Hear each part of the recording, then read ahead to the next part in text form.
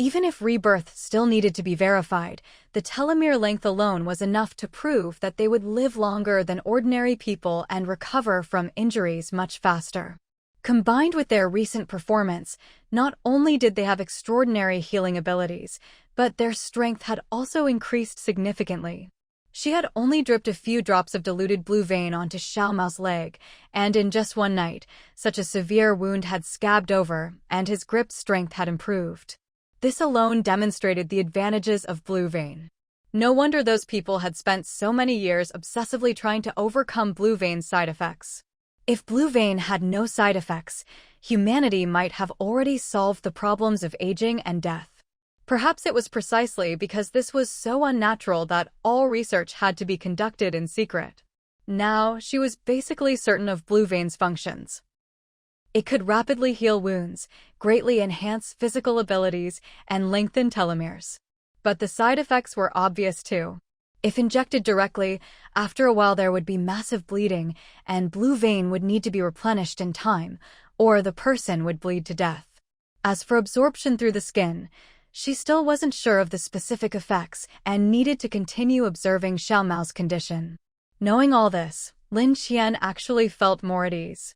Although blue vein was highly unnatural, she now controlled all of Lin Pharmaceuticals' blue vein stock, so for the time being, there was no need to worry. The typhoon had come so suddenly, hardly anyone could have prepared as well as she had. She believed that even if there were other places with blue veins, they would surely be affected by the natural disasters as well. Perhaps the blue vein she held was the last one left in the world. With that thought, she couldn't help but go check on the blue vein again. She wasn't sure if it was just her imagination, but she felt that the blue vein's color seemed a bit lighter than when she first collected it. Could it be because she had drawn from it a few times? But she hadn't taken much at all. Forget it, this wasn't something she could figure out in a short time, so she decided not to dwell on it. Seeing that the plants in the black soil had matured again, she went on another picking spree, putting most of the harvest into her space. The fruits and vegetables were ripening so quickly now that she was starting to get tired of harvesting them. But then she remembered that these were life-saving resources. Even if rebirth still needed to be verified, the telomere length alone was enough to prove that they would live longer than ordinary people and recover from injuries much faster. Combined with their recent performance, not only did they have extraordinary healing abilities, but their strength had also increased significantly. She had only dripped a few drops of diluted blue vein onto Xiaomau's leg, and in just one night, such a severe wound had scabbed over, and his grip strength had improved. This alone demonstrated the advantages of blue vein. No wonder those people had spent so many years obsessively trying to overcome blue vein's side effects. If blue vein had no side effects, humanity might have already solved the problems of aging and death.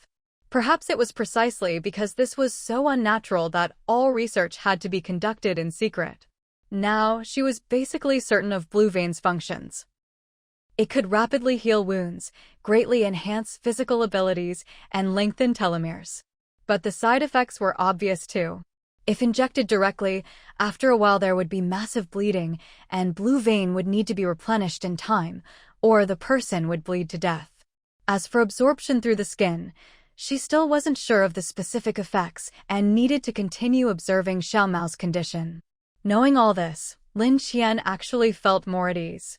Although blue vein was highly unnatural, she now controlled all of Lin Pharmaceuticals' blue vein stock, so for the time being, there was no need to worry. The typhoon had come so suddenly, hardly anyone could have prepared as well as she had. She believed that even if there were other places with blue veins, they would surely be affected by the natural disasters as well. Perhaps the blue vein she held was the last one left in the world. With that thought, she couldn't help but go check on the blue vein again. She wasn't sure if it was just her imagination, but she felt that the blue vein's color seemed a bit lighter than when she first collected it. Could it be because she had drawn from it a few times? But she hadn't taken much at all. Forget it, this wasn't something she could figure out in a short time, so she decided not to dwell on it. Seeing that the plants in the black soil had matured again, she went on another picking spree, putting most of the harvest into her space. The fruits and vegetables were ripening so quickly now that she was starting to get tired of harvesting them. But then she remembered that these were life-saving resources, and she couldn't bear to let them go to waste hanging on the plants. Even though the ripe fruits and vegetables wouldn't rot if left unpicked, once harvested, the plants would continue to bear new fruit.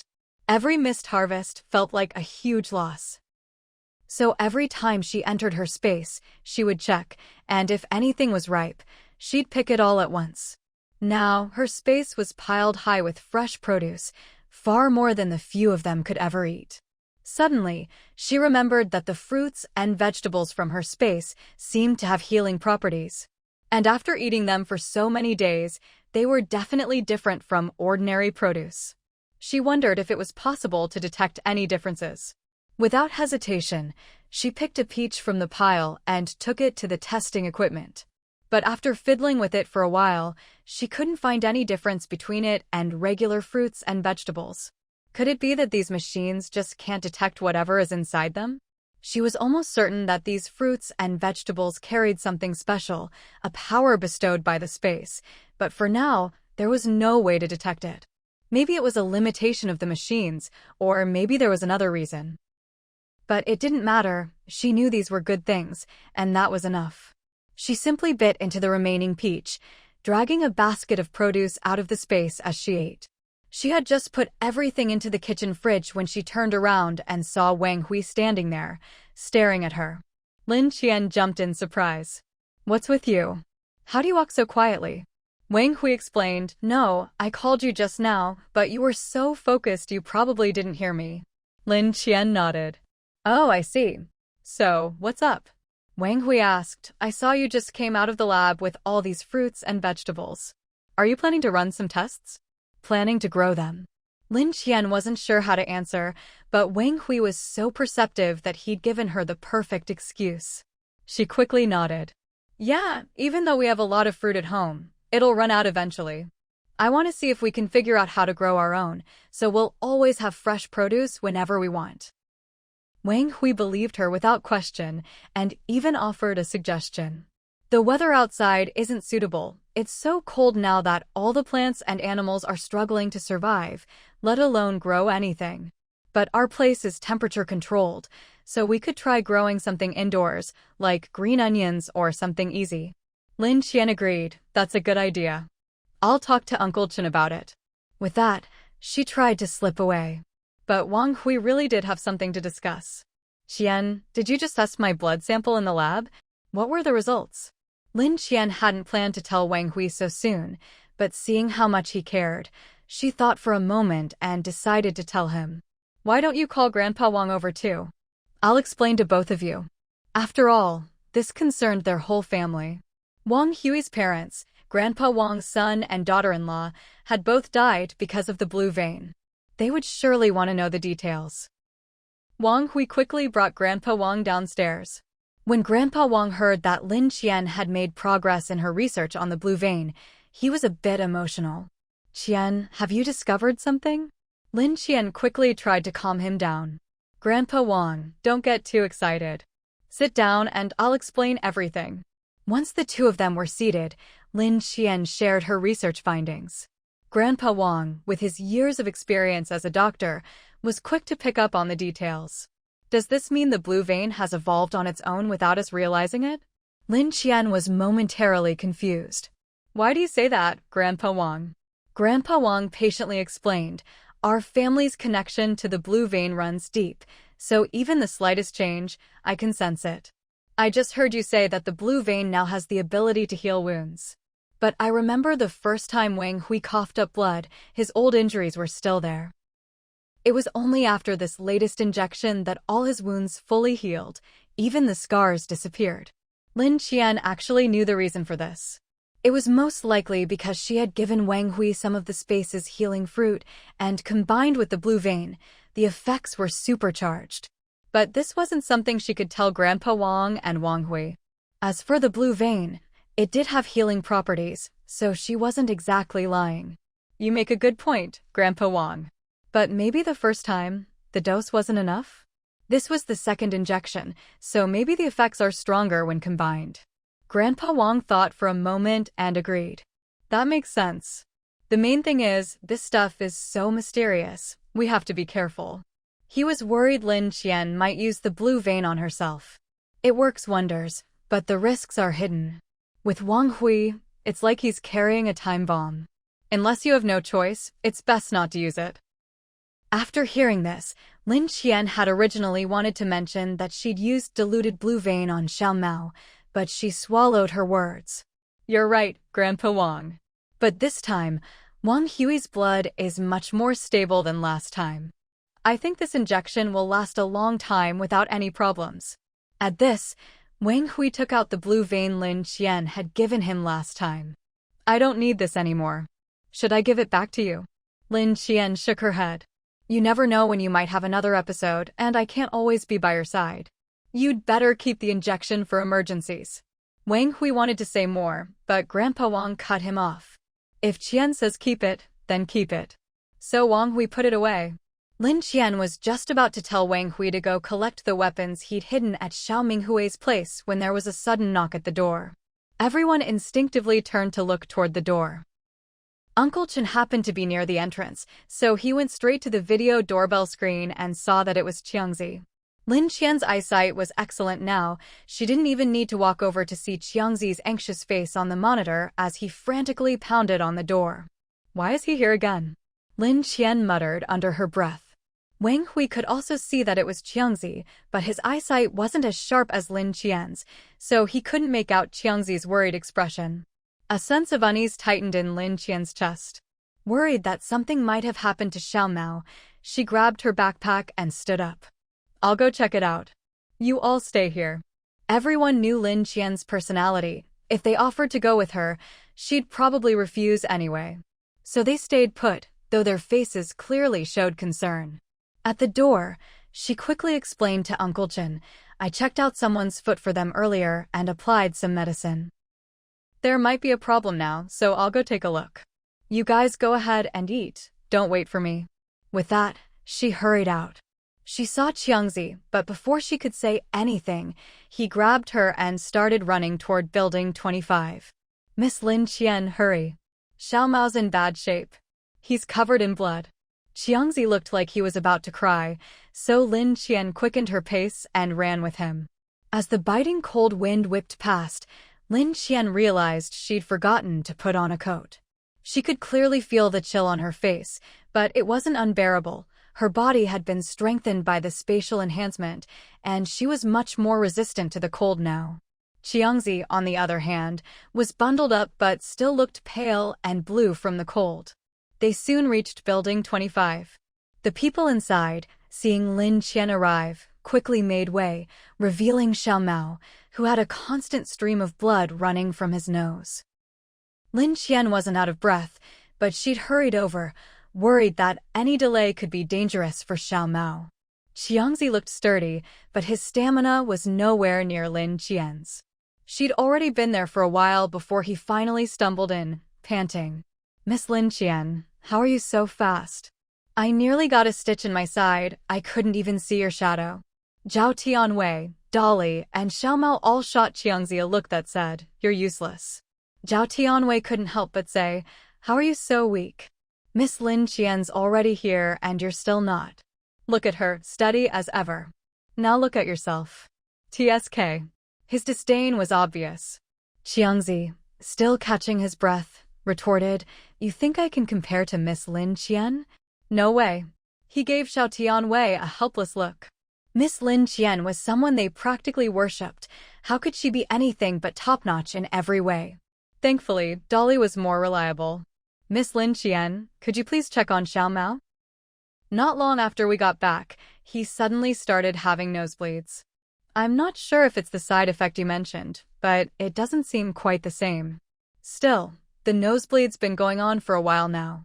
At first, Lin Qian thought Xiaomau might be in as bad a shape as Wang Hui had been, but since it was just a nosebleed, it probably wasn't serious. Did you use the medicine I gave you? No, we weren't sure what was going on, and the medicine you gave us is really precious. We didn't dare use it recklessly. So we had Qiangzi get you to come check first, Dolly explained. Lin Qian took out a simple diagnostic kit from her bag and gave Xiaomau a quick check.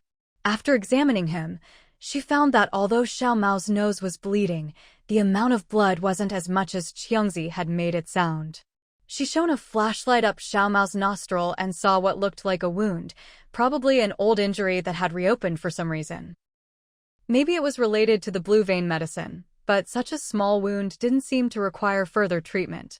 She decided to try a traditional remedy and told Xiangzi, "Go outside and get a piece of ice."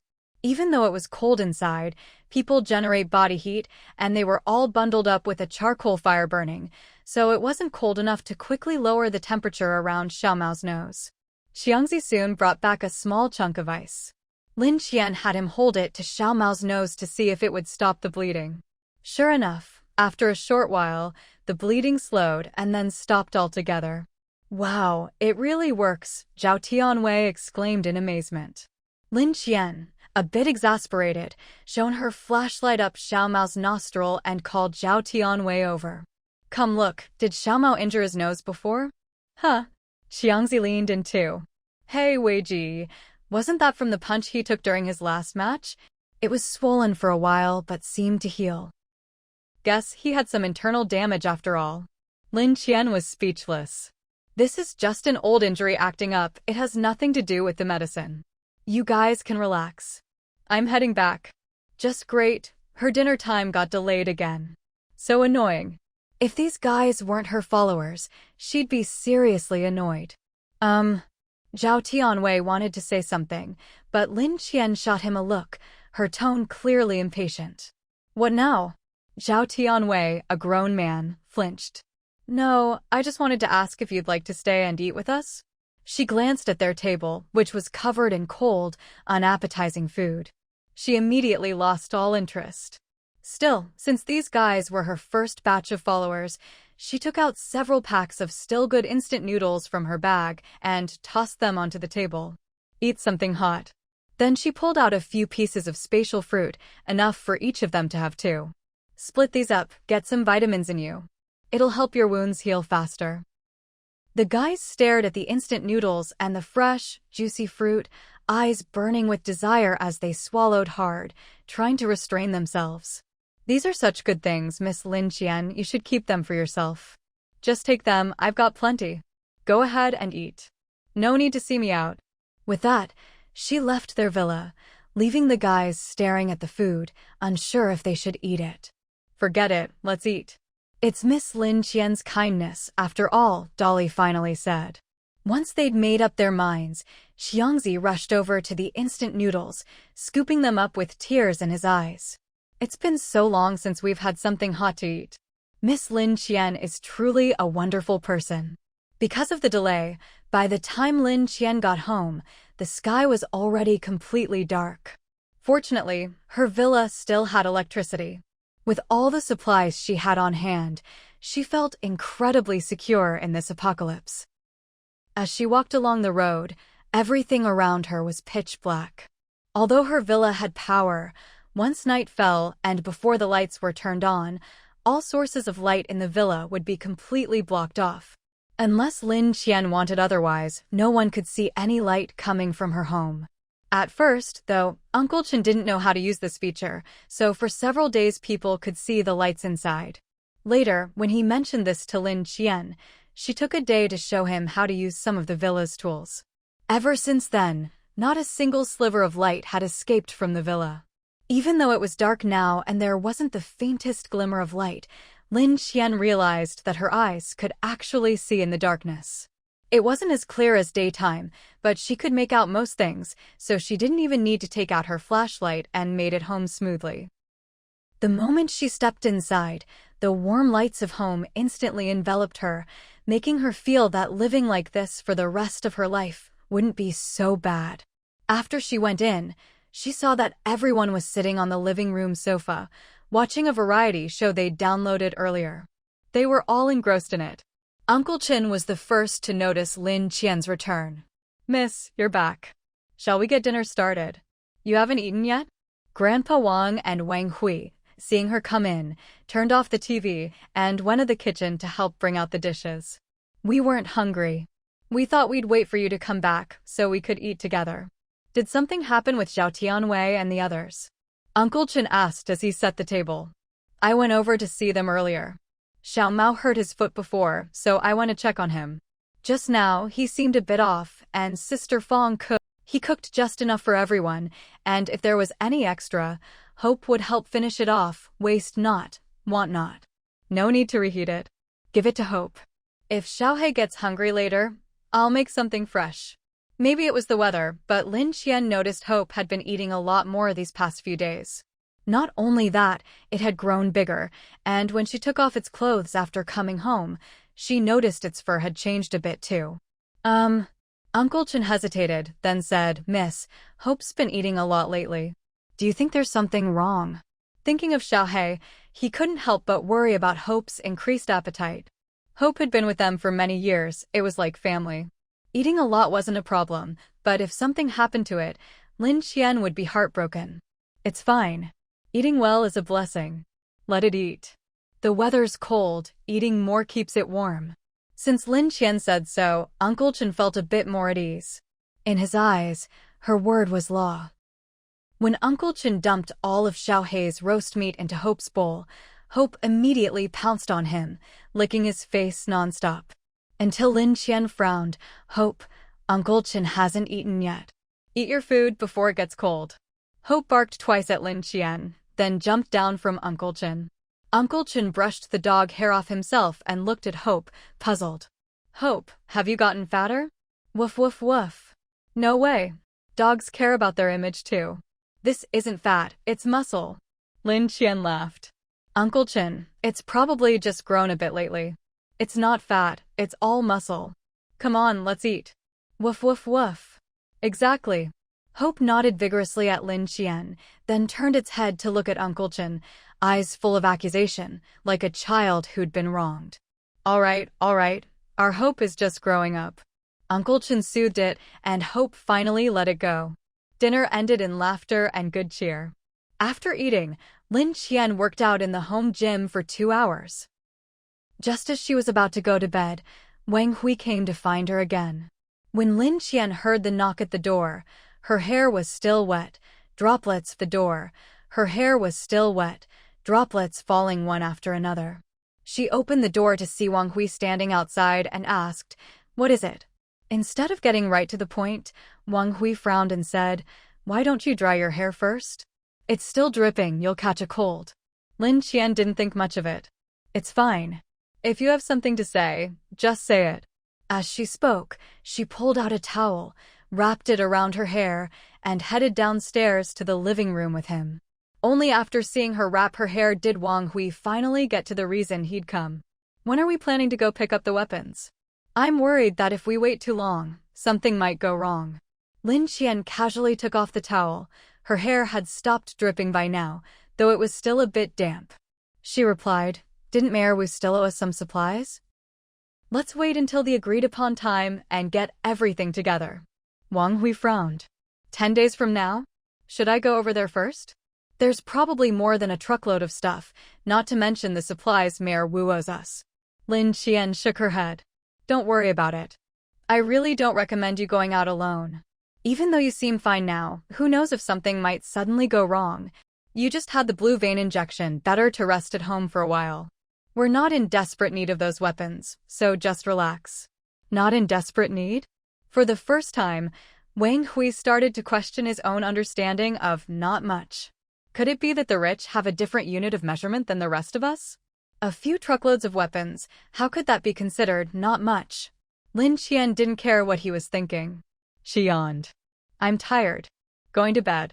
With that, she went straight to her room, leaving Wang Hui standing there, bewildered. Still, he trusted that Lin Qian had her own plans, so he just shook his head and went upstairs. Wang Hui thought Lin Qian would really wait until the agreed time with Mayor Wu to go collect everything, so he stayed home at ease for the next few days. However, Lin Qian picked a day with good weather, and when everyone was distracted, she quietly slipped out. She really didn't want to bring Wang Hui along, he'd just slow her down. It was a dark, windy night, the cold wind biting at her face. Fortunately, she was well prepared this time, wearing all the military-grade winter gear she'd bought earlier. She planned to sneak out quietly, but Hope was especially alert. The moment she crept downstairs, Hope woke up, fixing her with those bright, unblinking eyes. She nearly had a heart attack. Shoo! Lin Qian hurried over and covered Hope's mouth, afraid he'd bark and ruin her early start. I'm going out to collect some things. If you want to come, don't make a sound. She tossed Hope a jacket. Put this on. Hope nodded and slipped into the jacket in no time. Just as they stepped out the door, the lights inside flicked on with a snap. Where are you two going? It was Wang Hui's voice. Lin Qian turned around to see the 3 men of the house standing on the stairs, staring at her and Hope. Her heart nearly jumped out of her chest at the sudden scene, but by the time she turned back, her expression was perfectly composed. No one could tell she'd been startled. She put on a smile. Why are you all up so early? Uncle Chen hurried over. Miss, why are you heading out so early? Aren't you going to have breakfast first? Don't worry about me, Uncle Chen. I've packed food to eat on the road, Lin Qian said. Wang Hui eyed her suspiciously. You're up this early. Are you planning something dangerous you don't want us to know about? Oh, come on. What dangerous thing could we possibly be doing? Wang Hui thought about it. With Lin Qian's skills, plus the dog as fierce as Hope, and that strange little black snake wrapped around her wrist, it seemed more likely that anyone who ran into her would be in danger. Still, letting her go out without knowing anything made him uneasy. So, where are you going so early? I took some things to Grandmolly last time, remember? She said she still had some antiques at home and asked me to come by quietly in a few days. I figured if I went early, no one would notice and it wouldn't cause any trouble. That sounded reasonable. Wang Hui thought about grabbing his jacket to go with her, but seeing her like this, he hesitated and asked, Want me to come with you? No need. Hope can go with me. You all just stay home and watch the house. They all knew Lin Qian's personality. There was no point arguing. Just be careful and contact us if anything happens. Wang Hui picked up the walkie-talkie she'd left at home and waved it at her. I know, I've got it with me. Though they were worried, there was nothing they could do but watch Lin Qian and Hope head out. Uncle Chen watched them go, his gaze lingering on Hope, full of emotion. Hope really is lucky. He gets to go everywhere with Mississippi. Suddenly, he slapped his forehead.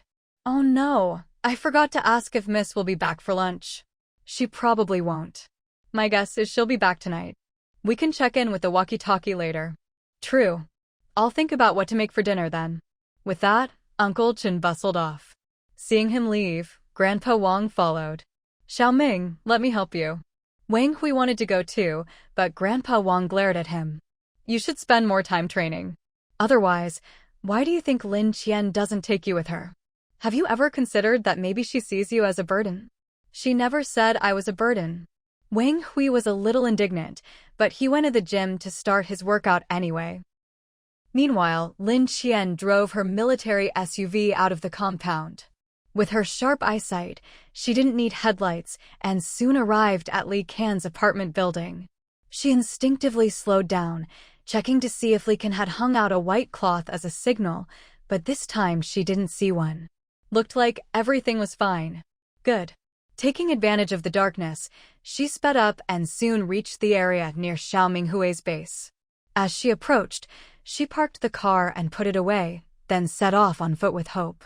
Even without headlights, driving still made some noise. Ordinary residents might not notice, but Xiaoming Hui's crew were all hardened types who lived on the edge. She didn't want to risk alerting them. It wasn't that she was afraid of them. After all, she still had grenades in her hand. She just found it troublesome. If she got discovered, wouldn't that be a pointless waste of time? She still preferred to sneak in quietly, collect the goods, and then slip away just as quietly. She had just put away her car when the patrol on Xiaoming Hui's side sensed that something was off. That's odd. Didn't it just feel like a car drove by? One of them said. The other guy smacked him. You must be dreaming from lack of sleep. In this godforsaken place, where would a car come from? True enough. But it's almost dawn now. Can we swap shifts and get some rest? I've been on night watch for days. I really can't take it anymore, he complained. You think you're the only one who wants to rest? Last time, not only did Brother Xiao lose those kids, he also lost a whole warehouse of weapons. He's still fuming. I'd advise you not to get on his bad side, the other reminded him. I'm just venting, can't I complain a little? But you're right, Brother Zhao's luck really hasn't been great lately. Nothing's gone smoothly for him these days, he muttered under his breath.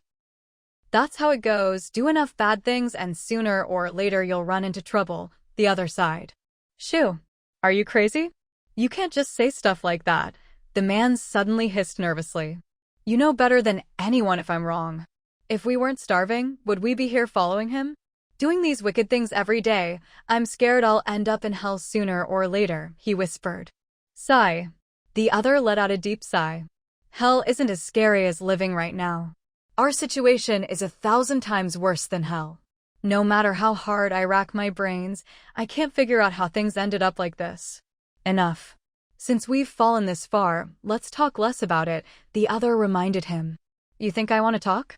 Following Xiaomau, all the hard and dirty work falls to us too, while the others just cozy up to him and get all the perks. That day, I was right behind them moving stuff and saw how much was stashed in that warehouse, but they didn't give us any extra. We're stuck gnawing on these rock-hard buns every day. If I don't starve to death, I'll die of stomach cancer, he grumbled. If you died of stomach cancer, that'd almost be a mercy, wouldn't it? Enough talk, it's freezing. Save your breath so you don't freeze to death, the other said. By now, Lin Qian had already snuck close to them and discovered that Xiaomau had only assigned these two to stand night watch. Hearing them mention that Xiaomau was still hiding a lot of food, she was tempted. Originally, she'd planned to head straight home after collecting the weapons today, but now she'd changed her mind. If there were supplies left, there was no way she, Lin Qian, would leave them behind. Besides, taking stuff from a scumbag like Xiaomau didn't bother her conscience one bit. But since dawn was almost here, she decided to go to the place where Wang Hui had hidden the weapons first and collect those before anything else. After much effort, she reached the building next door and went up to apartment 802, just as Wang Hui had said, only to find the door locked. The floor and the doorknob were thick with dust, as if no one had been here in ages, just what you'd expect from an abandoned building at a time like this. Wang Hui had this kind of skill? She'd never seen him show it before, she'd have to ask him about it later. Ever since she found out Xiaoqing could pick locks, Lin Qian rarely bothered to do it herself when no one was around. Xiaoqing, open the door, she whispered. Obediently, Xiaoqing extended a vine into the keyhole and quickly unlocked the door. As soon as the door opened, Lin Qian, with her excellent eyesight, took in the scene inside. Unlike other unfinished buildings, this one actually had furniture, though all of it was covered with white sheets. On a whim, Lin Qian lifted one of the sheets and found it was hiding a pile of weapons. Wang Hui had actually stacked the weapons into the shapes of furniture. What a genius. She couldn't imagine what he'd been thinking. And in this environment, he'd even managed to find so many white sheets, she had to hand it to him. But to Lin Qian, this was just self-deception. He was just lucky Xiaomau hadn't suspected this place or searched it, otherwise, anyone walking in would know something was up. Still, this made things easier for Lin Qian. She quickly swept up all the weapons Wang Hui had stashed here. Once she was done, the whole apartment felt empty and desolate, the bleakness instantly apparent. Remembering she still needed to collect the supplies from the warehouse, Lin Qian simply slipped into her space with hope and decided to take a nap. No need to worry about being discovered. By now, she'd accumulated plenty of time in her space, so staying inside for half a day or so didn't bother her anymore. She'd just been freezing outside, so first she took a hot shower, then went to the master bedroom on the second floor to lie down. She had to admit, the space's taste was impeccable. The canopy bed was exquisitely beautiful. Fresh from her shower and not especially sleepy, Lin Qian stood by the window for a while, admiring the view. Once she'd had her fill, she lay down and closed her eyes to sleep. Maybe it was the effect of being in her space, but she felt completely relaxed and fell asleep much faster than she did outside. The strangest thing was, as soon as she lay down and closed her eyes, The room gradually darkened until it was pitch black, so dark she couldn't see her hand in front of her face. Lin Qian slept until late afternoon. When she woke up, everything was still pitch black, and she thought it was already night. Startled, she quickly got up to get dressed and go out. But as soon as she sat up, the room gradually brightened, and before long it was filled with light. "So smart," Lin Qian said in surprise. She checked her watch and saw it was only a little after 5 in the afternoon. She searched the room for a while but couldn't find any source of light. It really seemed like the space itself provided it. Since she couldn't figure it out, she didn't push it. Remembering she wouldn't be going back tonight, she decided to let Uncle Qin and the others know, and picked up her walkie-talkie to switch to their channel. But when she pressed the talk button, she couldn't connect to Uncle Qin and the others. "Does it not work inside the space?" she muttered. After tidying up, she left the space and pressed the talk button again. This time, she finally got through. As soon as Uncle Qin heard Lin Qian's voice, he got excited. "Miss, you finally answered. I thought something had happened to you." Old Grandpa Wang's voice came from the side. "I told you not to worry. Xiao Qian must be busy." Right. Uncle Qin agreed, then asked, "Miss, will you be back for dinner tonight? I'll make your favorite braised prawns." "Uncle Qin, I just wanted to let you know I still have things to do here. I probably won't be back tonight, so don't save dinner for me."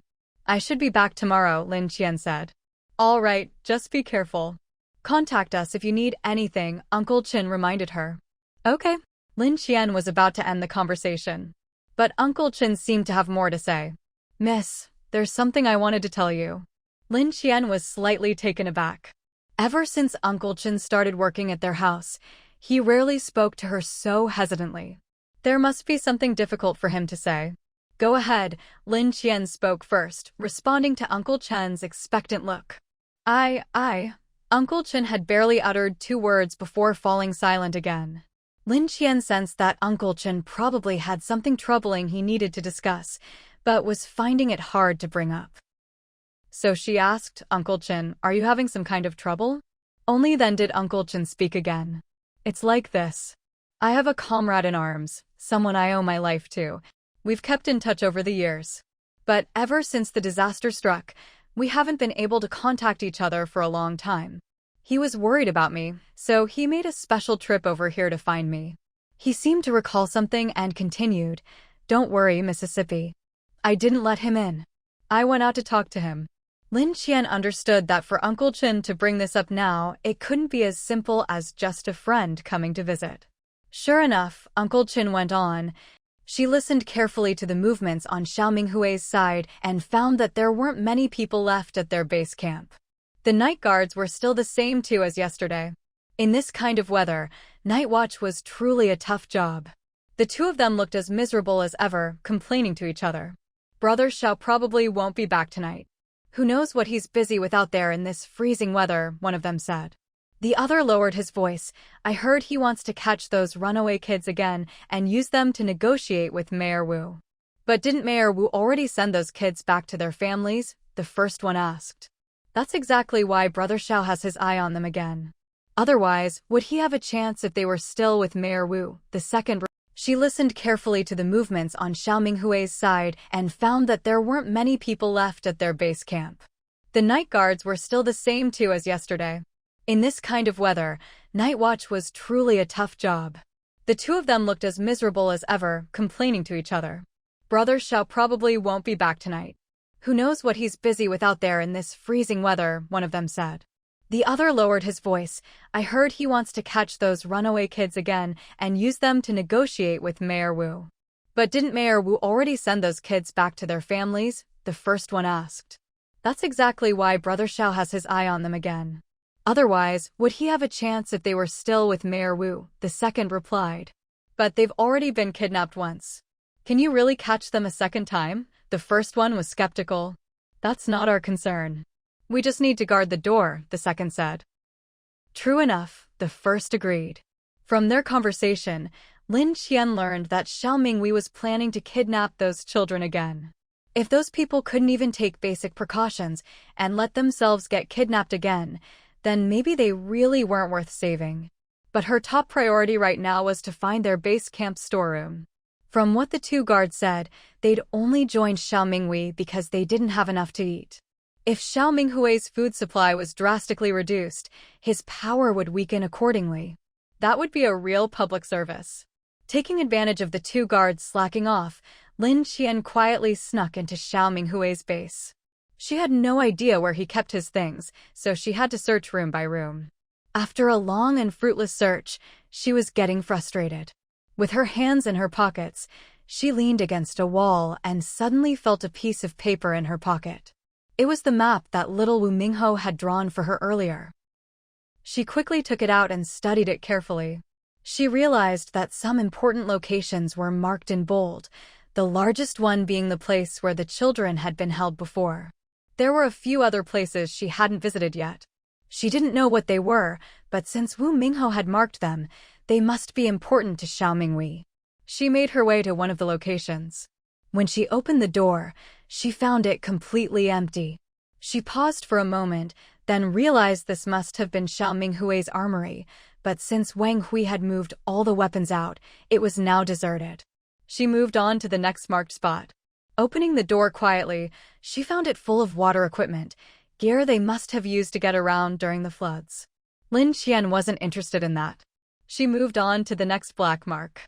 Just as she thought none of these places were guarded, she found two people standing watch at her next destination. So, going in through the front door was out of the question. She checked the floor plan. This was the third floor above the ice. Climbing up from below wouldn't be easy. Finally, she came up with an idea. She went up to the corresponding room on the fourth floor, opened the window, tied a rope, and slid down from the fourth floor window. Even though the windows of that room were tightly shut, that was no obstacle for little Qing.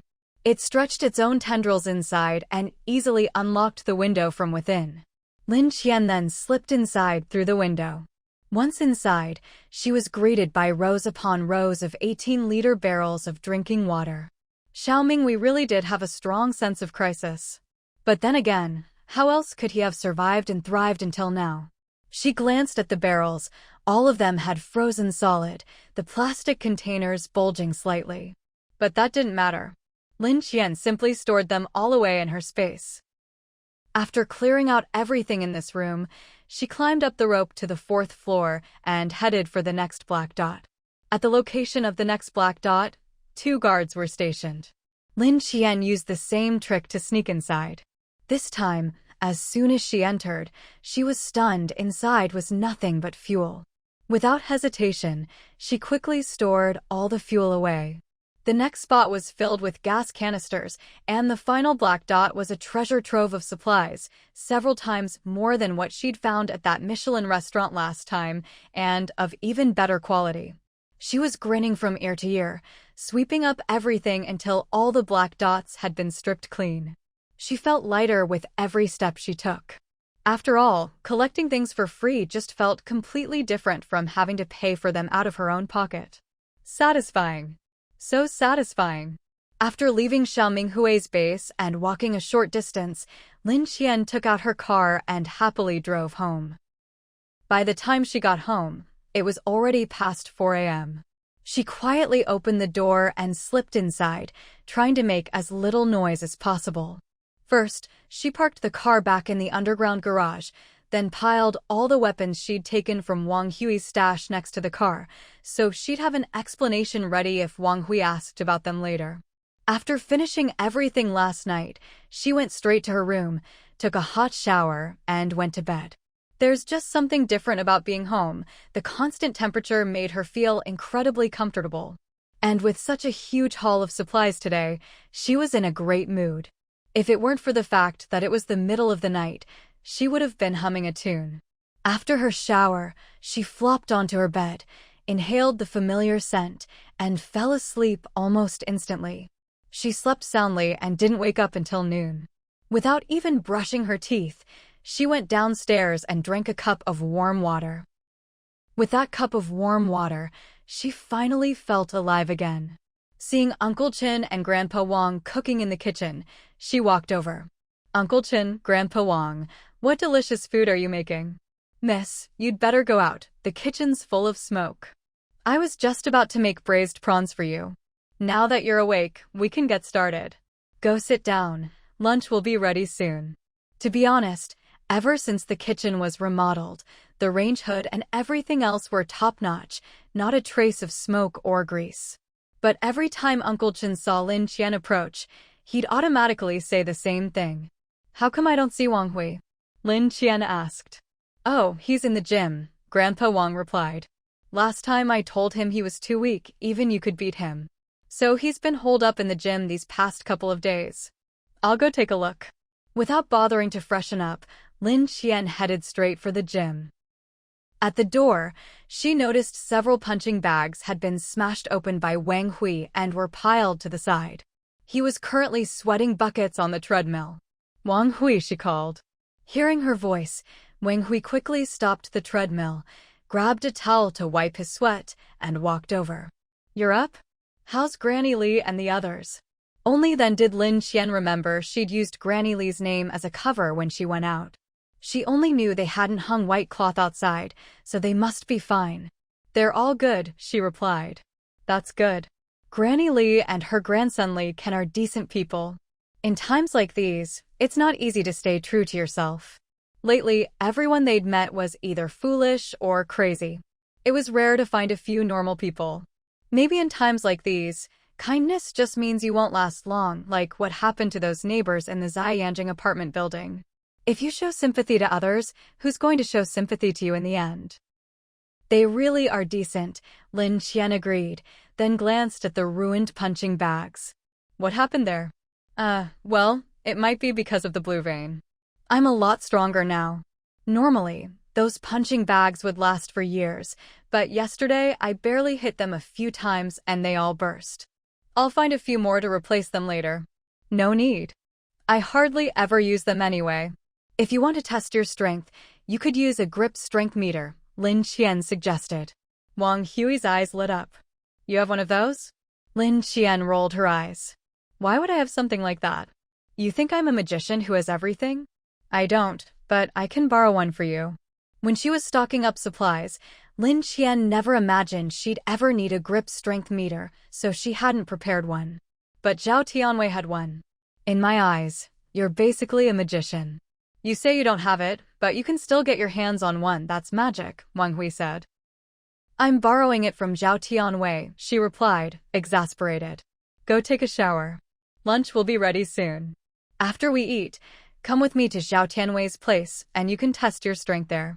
Sounds good, Wang Hui agreed.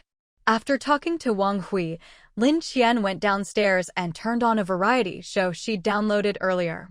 She'd originally planned to hack into the official network to check the current situation, but all the networks seemed to be down. There was nothing she could do, so she watched the variety show instead. It made for good mealtime entertainment. Uncle Chen's braised prawns were as delicious as ever. Not only did the humans love them, even Hope and Little Black couldn't resist, staring at the prawns with puppy dog eyes. Seeing this, Uncle Chen relented and tossed them each a prawn to try. When they wanted more, he refused. If you two like them, I'll make more next time. Today's batch is for Miss Lin. You two eat so much, if you finish them, she won't have any left. Woof woof woof. You better remember, Little Black and I want prawns next time too. Seeing this, Lin Qian divided the prawns into 6 portions, giving Hope and Little Black one each. Only then did the 2 pets look satisfied. After the meal, Lin Qian tidied up and called Wang Hui. She wasn't sure if the blue vein would keep him from feeling cold, so she reminded him, wear something warm. It's not just cold outside, it's windy too. Wang Hui put on the clothes she'd given him earlier. Once he was ready, the 2 of them headed out. Just as they stepped out the door, they saw a man in his 50s walking toward their villa. When he saw Lin Qian and Wang Hui, he paused, then realized who they were. Looking at Lin Qian, he said, You must be Miss Lin Qian, right? In Lin Qian's memory, she didn't seem to know this person. She looked at the down jacket he was wearing, the same one she'd given to Uncle Chen before, and studied him for a while before tentatively asking, Are you Uncle Chen's comrade? Oh yes, hello Miss Lin. I'm Zhao Lei, Qinming's old comrade, the man replied. So it really was him. Lin Qian let out a small sigh of relief, but she still remained on guard. Are you here to see Uncle Qin? She continued. Yes, I have something to discuss with him. He's out running an errand. Do you want me to call him out for you? Lin Qian offered, but she had no intention of inviting a stranger into her home, even if he was Uncle Chen's comrade in arms. For Uncle Qin, this was someone he could trust. But for her, he was still a complete stranger. She had to nip any potential danger in the bud. No need, no need. I already arranged with Aiming to come by at this time. Zhao Lei quickly waved his hands. All right then, I've got something to do, so I'll be off, Lin Qian said, turning to leave. Go ahead, go ahead. Zhao Lei had benefited from Lin Qian's kindness before, so he was very polite to her. Lin Qian took Wang Hui and headed to Zhao Tianwei's house. As soon as she knocked, Xiangzi came over, grumbling, to open the door. When he saw it was Lin Qian, his expression changed. What's up? Lin Qian had already heard the group inside cursing and carrying on. Oh, it's nothing important. Miss Lin, Mr. Wang, please come in, it's freezing out there, Xiangzi said, ushering them inside. Once inside, Lin Qian noticed that Xiaomau could now walk slowly with a crutch. The people inside were a bit surprised to see Lin Qian and Wang Hui, but quickly came over to greet them. Miss Lin, if you need something, just send someone to call us over. Why come out yourself in this cold? Zhao Tianwei said respectfully. I wanted to borrow your hand grip strengthener and also check on Xiaomau's recovery, Lin Qian explained, turning her gaze to Xiaomau, who was leaning on his crutch. Looks like you're recovering well these past few days. Yeah, my leg feels better every day. I think I'll be fully recovered in a couple more days, Xiaomau replied, squatting down and rolling up his pant leg to show Lin Qian his wound. Look, Miss Lin, the wound's healing really well. Lin Qian leaned in for a look and saw that it had indeed healed nicely, leaving only a faint pink mark. If you didn't look closely, you'd never know he'd been injured. Sit down, let me check, Lin Qian said, having Xiaomau sit before reaching out to feel his leg. She found that the bone inside seemed to have healed too. It shouldn't be long before he was back to normal. Lin Qian withdrew her hand. You really are recovering well. Xiaomau's eyes lit up with joy. He'd felt it himself, his leg hadn't hurt for the past 2 days, and when he tried walking with the crutch, he could go a fair distance. Each day, he could walk farther than before. But since no professional had checked him yet, he'd been a bit anxious. Now that Lin Qian said this, he finally relaxed, grinning at his friends. Weiji, Dolly, Xiangzi, did you hear that? Miss Lin says I'm recovering well. I should be back to normal soon. Dolly wasn't as optimistic as Xiaomau. He was happy, but the injury had been so serious that he couldn't help but be cautious. Miss Lin, will Xiaomau's leg really be as good as before? He asked, a hint of hope in his eyes. There shouldn't be any major issues, it should be fine. Besides, he's already walking well, and the wound has healed nicely. Has Xiaomau had any unusual symptoms these past few days? Lin Qian asked. Dolly thought for a moment. Nothing out of the ordinary. After that nosebleed the other day, he's been normal. If anything, he's recovering too fast. Miss Lin, your medicine is amazing. He took out the medicine he'd been keeping and handed it to Lin Qian. We probably won't need this anymore, so we'll return it to you. This was already the second time they'd tried to give the medicine back, but Lin Qian still didn't take it. Don't be too relieved. The side effects of this stuff can be strange, and you never know when they might appear. Just because nothing's happened yet doesn't mean we shouldn't be careful. Since I gave you the medicine, keep it and stay observant. If something urgent happens, you'll have it on hand. Dolly hesitated, but since Lin Qian always said this, he figured she meant it and quietly put the medicine away again. Miss Lin, Xiaomau suddenly called out. Lin Qian looked at him, and he seemed a bit embarrassed. It's like this. After I took the medicine, remember how I tested my grip strength and it went up? He scratched his head awkwardly. Lin Qian recalled that last time, Xiaomau's grip strength had increased by 70 kilograms or so. Could there have been another change? What Xiaomau said next made her question the effects of the blue vein serum again. After I realized my strength had increased, I was really happy, so I tested it every day. The second day, it went up a little more, but then it started to slowly go down. Today, when I tested it, it had dropped to 200 kilograms. When he finished, everyone looked at him. "Why didn't you tell us?" Zhao Tianwei asked, worried. The others didn't speak, but their concern was obvious. Xiaomau grinned sheepishly. "I figured maybe the medicine was wearing off, so I didn't say anything. Anyway, my legs almost healed, so it's no big deal. I only remembered to tell Miss Lin because she asked. I don't know if this is normal or not." A look of puzzlement crossed Lin Qian's face.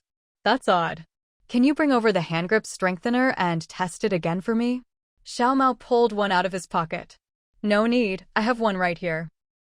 Ever since he noticed his strength increase, he'd carried the grip strengthener everywhere, testing himself whenever he could. That's how he knew his strength was slowly dropping. He tested it right in front of Lin Qian. Everyone watched closely as the number climbed from 0, finally stopping at 198. "Down another 2 kilos, Xiaomau said, showing the result to everyone. "If that's the case, I suspect the effects of the medicine are gradually wearing off." "I'll need to draw some blood for testing," Lin Qian said. Xiaomau was very cooperative, immediately rolling up his sleeve and offering his arm to Lin Qian. Taking advantage of her backpack to shield her actions, Lin Qian once again pulled out her blood-drawing equipment from her space and drew 2 vials of blood from Xiaomau. After collecting the blood, she casually slipped the samples into her space, hidden by her backpack. "Can I borrow that hand grip strengthener for a moment?" Lin Qian reached out her hand to Xiaomau. Xiaomau hurriedly handed the grip strengthener over. After taking it, Lin Qian passed it to Wang Hui. "Give it a try." Wang Hui looked at the grip strengthener in front of him, which only went up to 500 kilograms, and frowned slightly. "Is this the highest range grip strengthener you have?" Zhao Tianwei nodded. "Yes, none of us have ever exceeded 300 kilograms in grip strength, so this is more than enough for us. Actually, my 230-kilogram grip is already about the limit for a professional boxer, so we don't really need anything higher. Plus, those higher range ones have to be custom-made, there's no need." Only then did Wang Hui look at the grip strengthener in his hand again. He squeezed, and the numbers on the dial started climbing. It quickly surpassed 300 kilograms, but the numbers kept rising at an alarming speed. Finally, with a crack, the grip strengthener broke in Wang Hui's hand. "What the hell?" Several expletives burst out in succession. Zhao Tianwei and the others knew exactly what this meant, but none of them wanted to believe it. Wang Hui, who looked like a delicate pretty boy, actually had a stronger grip than Xiaomau even after his enhancement. "I remember we only bought this grip strengthener recently. How did it break already?" Xiangzi was the first to speak up. "Wait a moment, I'll get Mr. Wang a new one. If there's anything we have plenty of here, it's this kind of equipment." "Miss Lin Qian, please wait a moment. We'd like to update you on our progress finding followers," Dolly said, trying to keep her a little longer. Wang Hui was surprised at the word followers. "Followers? Are you starting a church?" he asked. "That's not an inaccurate way to put it. You could say that." "The other day, I found these guys worshipping me," Lin Qian said, pointing to the spot where a statue of Lord Guan was placed. "Over there." Wang Hui followed her finger and saw that they'd actually put up a photo of Lin Qian next to Lord Guan, worshipping them together. And Lin Qian didn't seem angry at all. In fact, she looked like she wanted to expand this. "Is she starting a cult?" He turned to Lin Qian. "What's this about?" Lin Qian seemed to know what he was thinking. "No need to be surprised. I have my reasons. I'm not trying to start some evil cult. On the contrary, as long as people sincerely worship me, I can provide some supplies." It was hard for Lin Qian to explain the indescribable benefits brought by the power of faith from these offerings, so this was all she could say to Wang Hui. Wang Hui was tactful enough not to press further, though his eyes still held confusion and surprise, as if he couldn't quite figure it out. That was fine. Lin Qian never expected others to understand her actions. But Wang Hui's next words completely upended Lin Qian's expectations. "How about we set up a shrine for you at home too? I wonder if worshipping you at home would work for you." Lin Qian was stunned. She'd never thought about setting up a shrine to herself in her own home. But now that he mentioned it, maybe it was worth a try? It seemed the power of faith required people to sincerely offer incense and worship, because she'd noticed that the power from offerings wasn't constant. Like now, when no one was burning incense, she couldn't sense any movement in her space, and Xiaoqing was quiet too. Thinking this, she couldn't wait to go home and set up her own altar. But she still kept her composure and asked, "So, how far have you gotten?" "We've told all the remaining families in the villa area about this, but not many are really willing to do it. Of course, if we offer food first, they get a lot more enthusiastic. But I don't think they're truly sincere about it. If they're not genuine, maybe it won't work as well. So I wanted to ask your opinion," Dolly explained. "So you guys were arguing at home about this just now?" "Miss Lin Qian, please wait a moment. We'd like to update you on our progress finding followers," Dolly said, trying to keep her a little longer. Wang Hui was surprised at the word followers. "Followers? Are you starting a church?" he asked. "That's not an inaccurate way to put it. You could say that." "The other day, I found these guys worshipping me," Lin Qian said, pointing to the spot where a statue of Lord Guan was placed. "Over there." Wang Hui followed her finger and saw that they'd actually put up a photo of Lin Qian next to Lord Guan, worshipping them together. And Lin Qian didn't seem angry at all. In fact, she looked like she wanted to expand this. "Is she starting a cult?" He turned to Lin Qian. "What's this about?" Lin Qian seemed to know what he was thinking.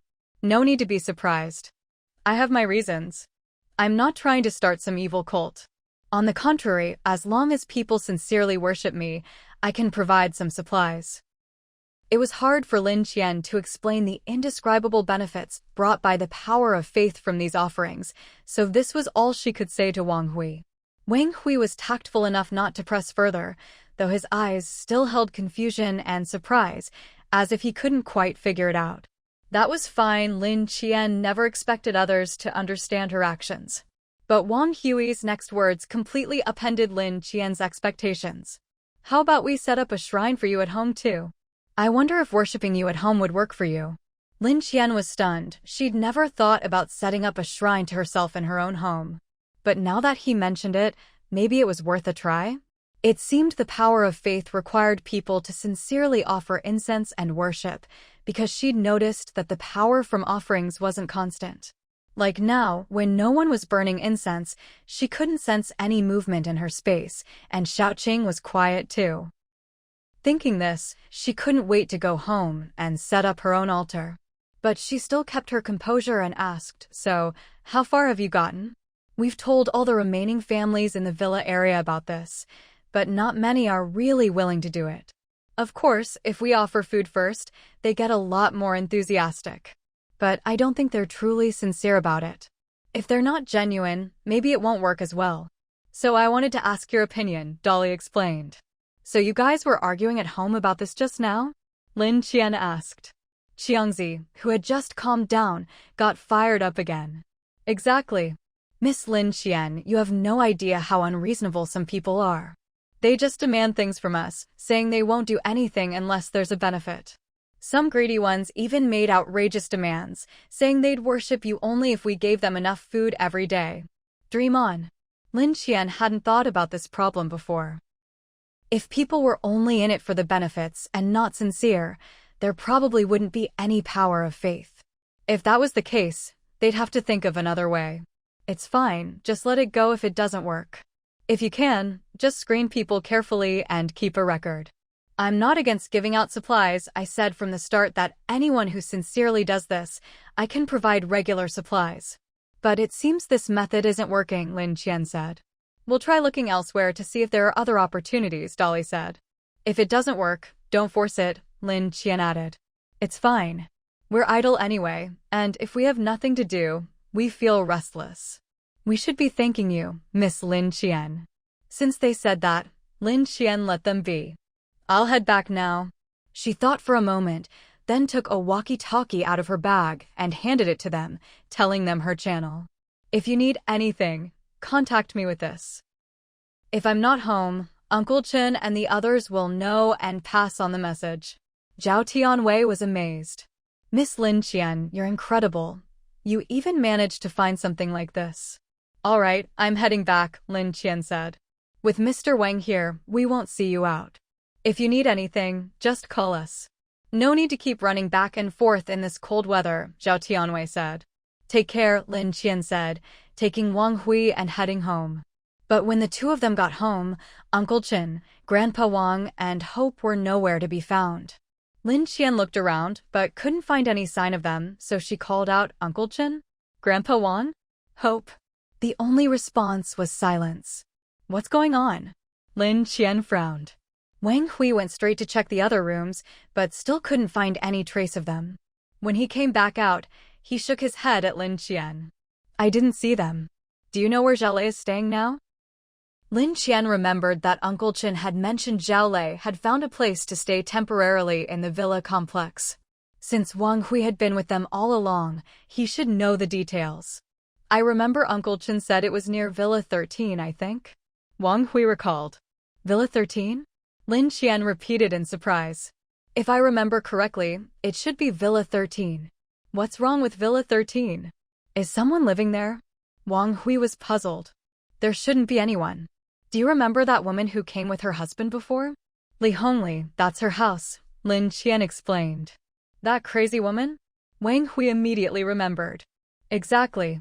Her husband had died, yet she still came over making a huge scene. But I never heard Uncle Chen say there was any problem with Uncle Zhao staying there. The place should be empty, right? Last time that crazy woman said she was taking her husband to see a doctor. In this weather, it shouldn't be easy for her to come back. Although Wang Hui tried to reassure himself, he still felt uneasy. Let's go take a look. As soon as Lin Qian spoke, Wang Hui agreed. All right, let's go now. The two of them hurried toward Li Hongli's villa. Uncle Chen probably chose Li Hongli's villa for Yale because it was close by. But what could have happened that made all of them leave and not come back yet? Since it wasn't far, they quickly arrived at the villa. At that moment, the front door was wide open. Seeing this, Lin Qian went straight inside. Her senses had become extremely sharp lately, and even at the door she could already smell a faint scent of blood. The closer she got, the stronger it became. Her heart skipped a beat, and she quickened her pace, only to be met with a scene in the living room that made her eyes widen in shock. Uncle Chen was lying in a pool of blood, his fate uncertain. Grandpa Wang was anxiously performing acupuncture on him, trying to stop the bleeding. But it didn't seem to be working. Lin Qian could see blood still pouring from Uncle Chen's chest, while Hope was frantically running around beside them. When they saw Lin Qian arrive, both Grandpa Wang and Hope seemed to regain a glimmer of hope. Hope barked at her, woof woof woof. Come quickly. Uncle Chen is hurt. Grandpa Wang's hands didn't stop moving, continuing to insert needles into Uncle Chen in an attempt to staunch the bleeding. Lin Qian hurried to their side and saw that Uncle Chen had already lost consciousness. She didn't have time to figure out what had happened. She immediately pulled out 2 peaches, but as soon as she did, she realized there was no way for Uncle Chen to eat them in his current state. She turned to Wang Hui. Juice these peaches for me. But the peaches had already frozen solid not long after she took them out. Wang Hui held the rock-hard peaches, looking troubled. He was anxious too, but had no idea what to do. Seeing him frozen in place, Lin Qian shouted, "What are you standing there for? Hurry up!" Wang Hui didn't understand why Lin Qian wanted him to juice peaches at such a critical moment, but there was no time to think. He grabbed the peaches and rushed to the kitchen, turning on the gas stove. Luckily, the stove still worked. He quickly put the peaches in a pot, roasted them over high heat for a while, then used a spoon to squeeze out the juice. After a bit of roasting, the peaches visibly softened. Wang Hui quickly brought them to Lin Qian. Afraid the juice would freeze again, Lin Qian kept her hand on the bottom of the pot to keep it warm, then poured the peach juice into Uncle Chen's mouth. But Uncle Chen's lips were tightly shut, making it hard to get the juice in. This time, Wang Hui caught on quickly and pried Uncle Chen's mouth open. Finally, they managed to get some juice in. Seeing that Uncle Chen could still swallow on his own, Lin Qian breathed a small sigh of relief. As long as he could swallow, it was fine. She watched as the bleeding from Uncle Chen's chest gradually slowed.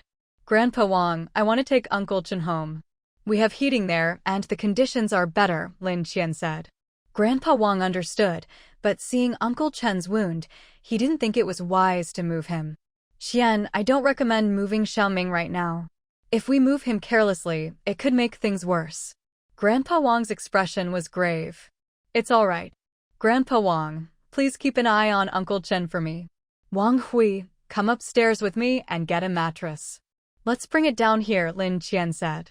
As soon as she said that, Wang Hui understood what she wanted to do. Given their current strength, carrying a mattress back wasn't difficult, especially since the two villas weren't far apart.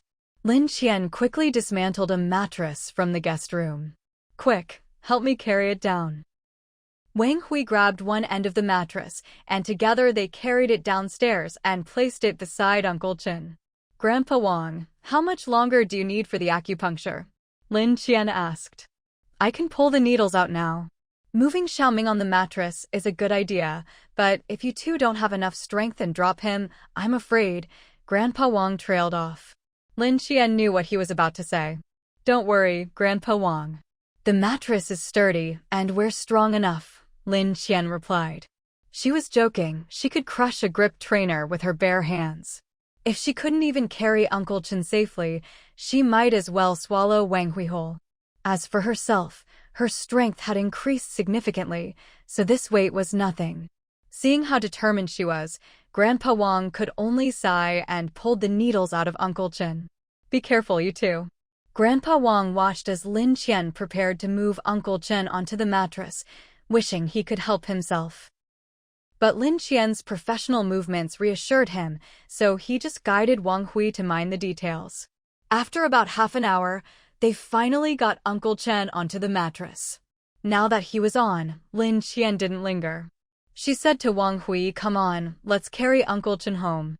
And so, they placed Uncle Chen on the mattress and carried him all the way back to the Lin family villa.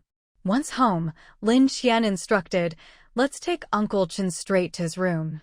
This mattress is about the same size as his bed, so we can just put it on top. Grandpa Wang followed closely behind, afraid that any mishap might worsen Uncle Chen's injuries. It wasn't until he saw them place the mattress on Uncle Chen's old bed, and none of the things he'd been worried about had happened, that he finally let go of the anxiety that had been stuck in his throat. Lin Qian looked at Uncle Chen lying on the bed. His face was still deathly pale, he'd clearly lost a lot of blood. She asked Grandpa Wang and Wang Hui to step outside for a moment. She needed to perform a minor surgery on Uncle Chen, and the room had to be thoroughly disinfected. The two of them knew, more or less, that Lin Qian had secrets they weren't privy to. Everyone could see how important Uncle Chen was to her. Since she was asking them to leave, it meant she was confident she could save Uncle Chen. Although they were both worried, they still did as she asked and left the room, even thoughtfully closing the door behind them. Once the door was shut, Lin Qian quickly walked over and locked it from the inside. She took a suitable blood bag for Uncle Chen out of her space and started a transfusion. It wasn't that she didn't want to use blue vein, but that thing was just too strange. Even the slightest uncertainty, and she wouldn't dare use it on Uncle Chen. She'd already examined Uncle Chen's wound.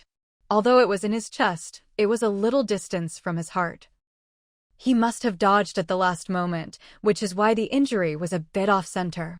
She really couldn't be sure whether his heart had been injured. If it had, with the current conditions, she couldn't guarantee she'd be able to save him. The dagger was still lodged in Uncle Chen's body.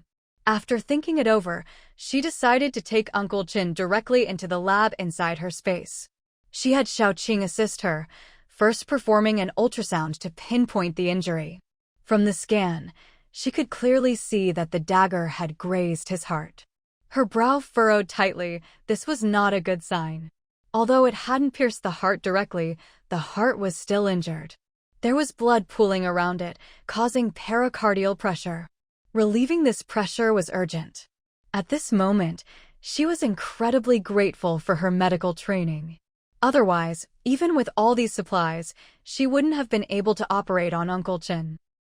She first maintained Uncle Chen's blood volume and blood pressure with transfusions and 4 fluids, and to be extra safe, she set up an extracorporeal circulation.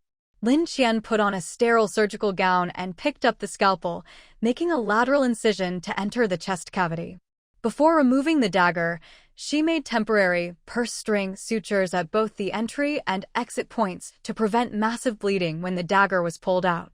Xiaoqing was a great help, assisting her throughout. Knowing how urgent things were, he didn't follow her in, but waited quietly outside the lab door.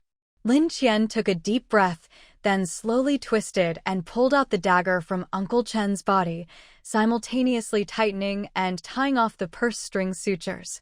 After removing the dagger, she carefully examined the heart wound and used the appropriate tools to precisely suture and repair it.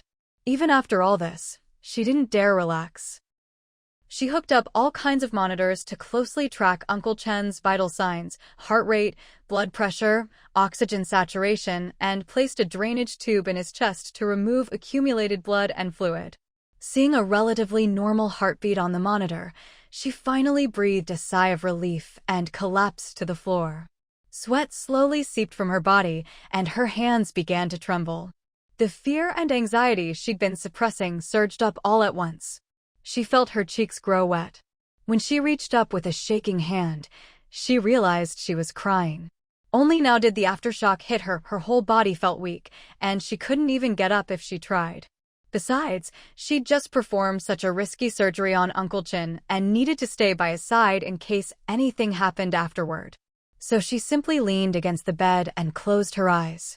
Just as she thought she wouldn't be able to sleep, a wave of exhaustion swept over her, and she drifted off. When she woke up, it was already noon the next day. Lin Qian checked Uncle Chen's vitals. Everything looked normal, so she moved him out of her space and back onto his original bed. She was about to open the door and find something to eat to regain her strength when, as soon as she opened it, she saw Grandpa Wang and Wang Hui standing outside. The moment they saw her, they rushed over. "How is he?" She noticed the identical dark circles under both their eyes and realized they hadn't rested at all, waiting outside the bedroom door all night. A pang of guilt rose in her heart. If she'd known, she should have come out and told them when the surgery was over. "He looks stable for now. The dagger's out too. Have you two eaten yet? We've been so worried about Uncle Chen, we couldn't eat. Can we go in and see him?" Lin Qian nodded and led them inside. They noticed the medical monitors by Uncle Chen's bedside and exchanged a puzzled glance, but didn't ask any questions. Seeing Uncle Chen's complexion much improved and the dagger gone, they finally relaxed a little. "Uncle Chen is out of danger. He just needs to rest and recover now. There's only a few of us in the house. We can't all get sick. Let's go eat something first." "You're right, Xiaoqian. You're the most important to him. If anything happened to you because of him, he wouldn't be able to rest easy either." Grandpa Wang went downstairs first and made everyone a bowl of noodles. Even though Lin Qian had napped last night, she still felt exhausted. While Grandpa Wang was cooking, she dozed off on the sofa again. When the noodles were ready, Wang Hui wanted to wake her, but Grandpa Wang stopped him. "Shoo. She's been caring for Uncle Chen day and night. Woof woof woof. I just knew." Seeing that she couldn't get anything out of him, Lin Qian gave up asking. Right now, the most important thing was Uncle Chen. As long as he woke up, the truth would come out. After everything that had happened, she was both physically and mentally exhausted. After finishing her noodles, she casually asked Grandpa Wang to keep an eye on Uncle Chen, then put Xiaoqing by his side to watch over him and let her know immediately if anything happened. Then she went back to her room and lay down. Maybe because she'd slept too much earlier, she tossed and turned in bed, unable to fall asleep, her mind full of images of the injured Uncle Chen.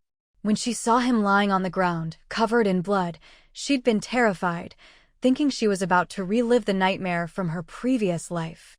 Thank goodness she'd made it in time this time. She still had her space. As long as she kept giving Uncle Chen some of the juice from her space, his wounds would heal quickly. As for the person who hurt Uncle Chen, she wouldn't let them off.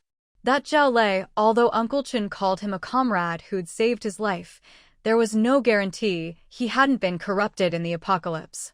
At times like this, people who could stick to their principles were few and far between. She'd been too careless. The more she thought about it, the more guilty she felt. Why, even after living a second life, had she still failed to protect Uncle Chen? The more she thought, the more restless she became. In the end, she got up and went to Uncle Chen's room, where she saw Wang Hui keeping watch. "You should go rest. I'll stay here." Wang Hui hadn't rested in a long time either. Even though he'd strengthened his body, he couldn't keep going like this. "It's fine, I can hold on. But if you don't get some rest, Uncle Chen will worry when he wakes up. I already got some sleep here after the surgery. You and Grandpa Wang waited outside all night and haven't rested at all. Go get some sleep." "I can't sleep anyway. If anything happens, I'll call you." Since Lin Qian insisted, Wang Hui had no choice but to leave. "Then I'll come back later to take over."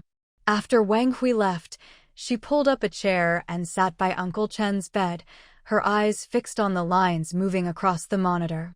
Only then did she feel at ease. Unknowingly, she fell asleep at Uncle Chen's bedside. When she opened her eyes, she found Uncle Chen looking at her with a gentle, loving expression. "Uncle Chen, you're awake? Don't worry, I'm fine." Uncle Chen knew how much Lin Qian cared about him, so he immediately tried to comfort her. Lin Qian's nose turned red, but she didn't miss the hoarseness in his voice. "Are you thirsty? I'll get you some water." She poured him a cup of peach juice and held it to his lips so he could sip. Peach juice. As soon as the cup got close, he smelled the sweet aroma. The taste was even better than eating a fresh peach. "And I added something to help your body recover. Drink more and you'll get better faster." Uncle Chen trusted Lin Qian completely and quickly finished the juice. Of course, it helped that the juice was delicious. After drinking it, he felt even his wounds didn't hurt as much. "Miss, what did you put in this?"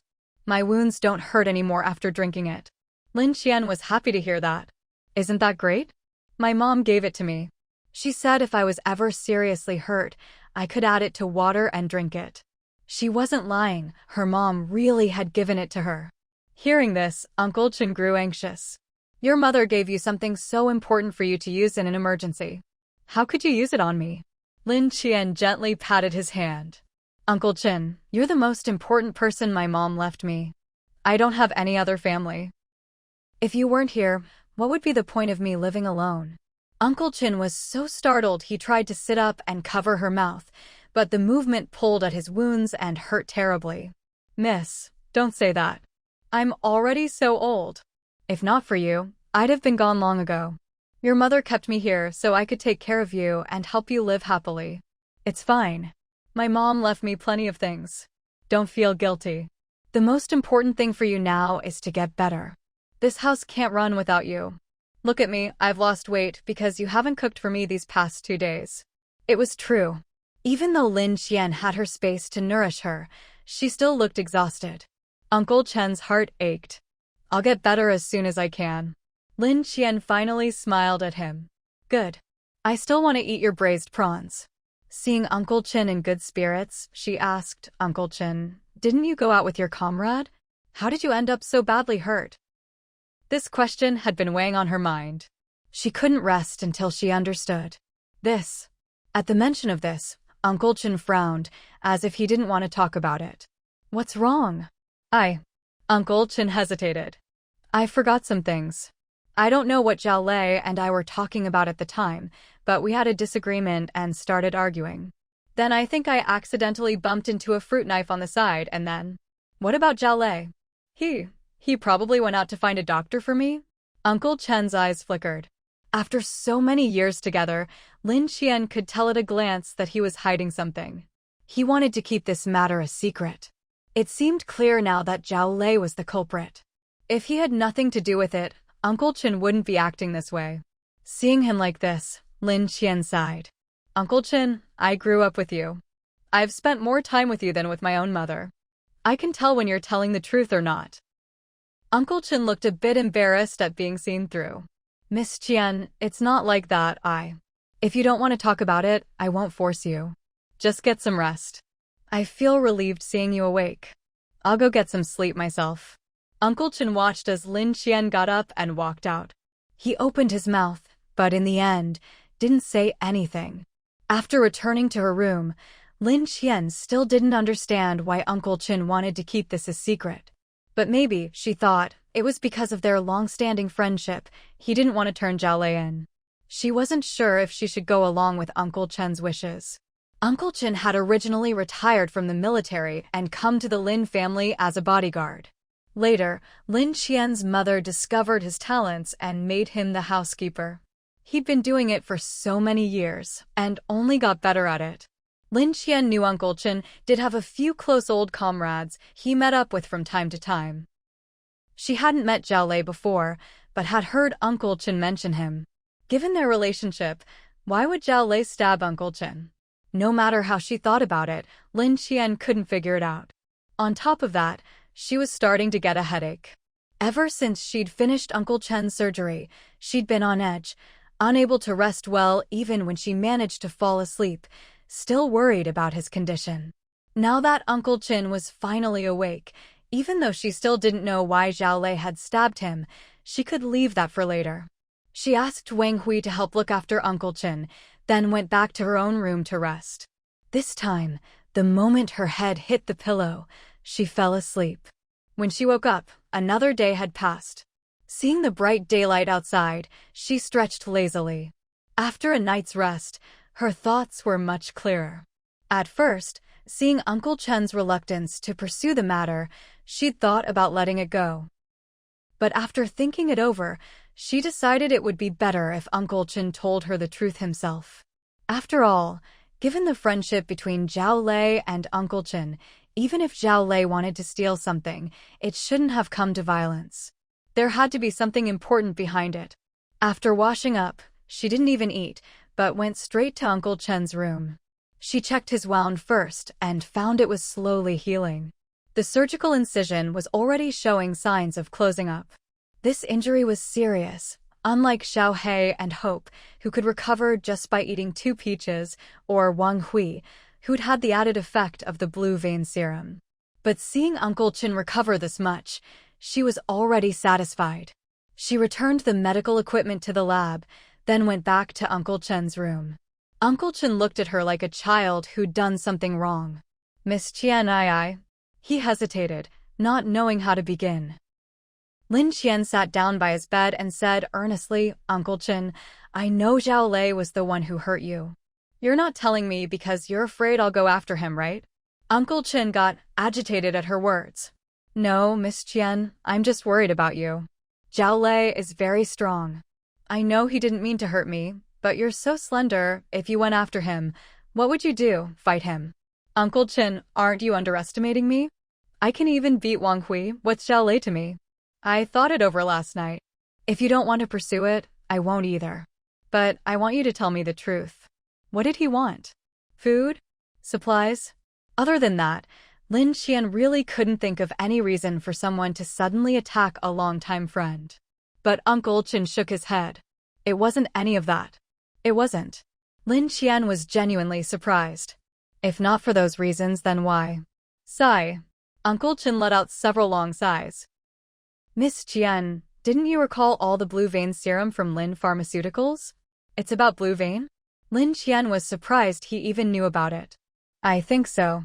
Somehow, he heard that our Lin family had information on blue vein, and he wanted to get it out of me, where you'd put the blue vein data."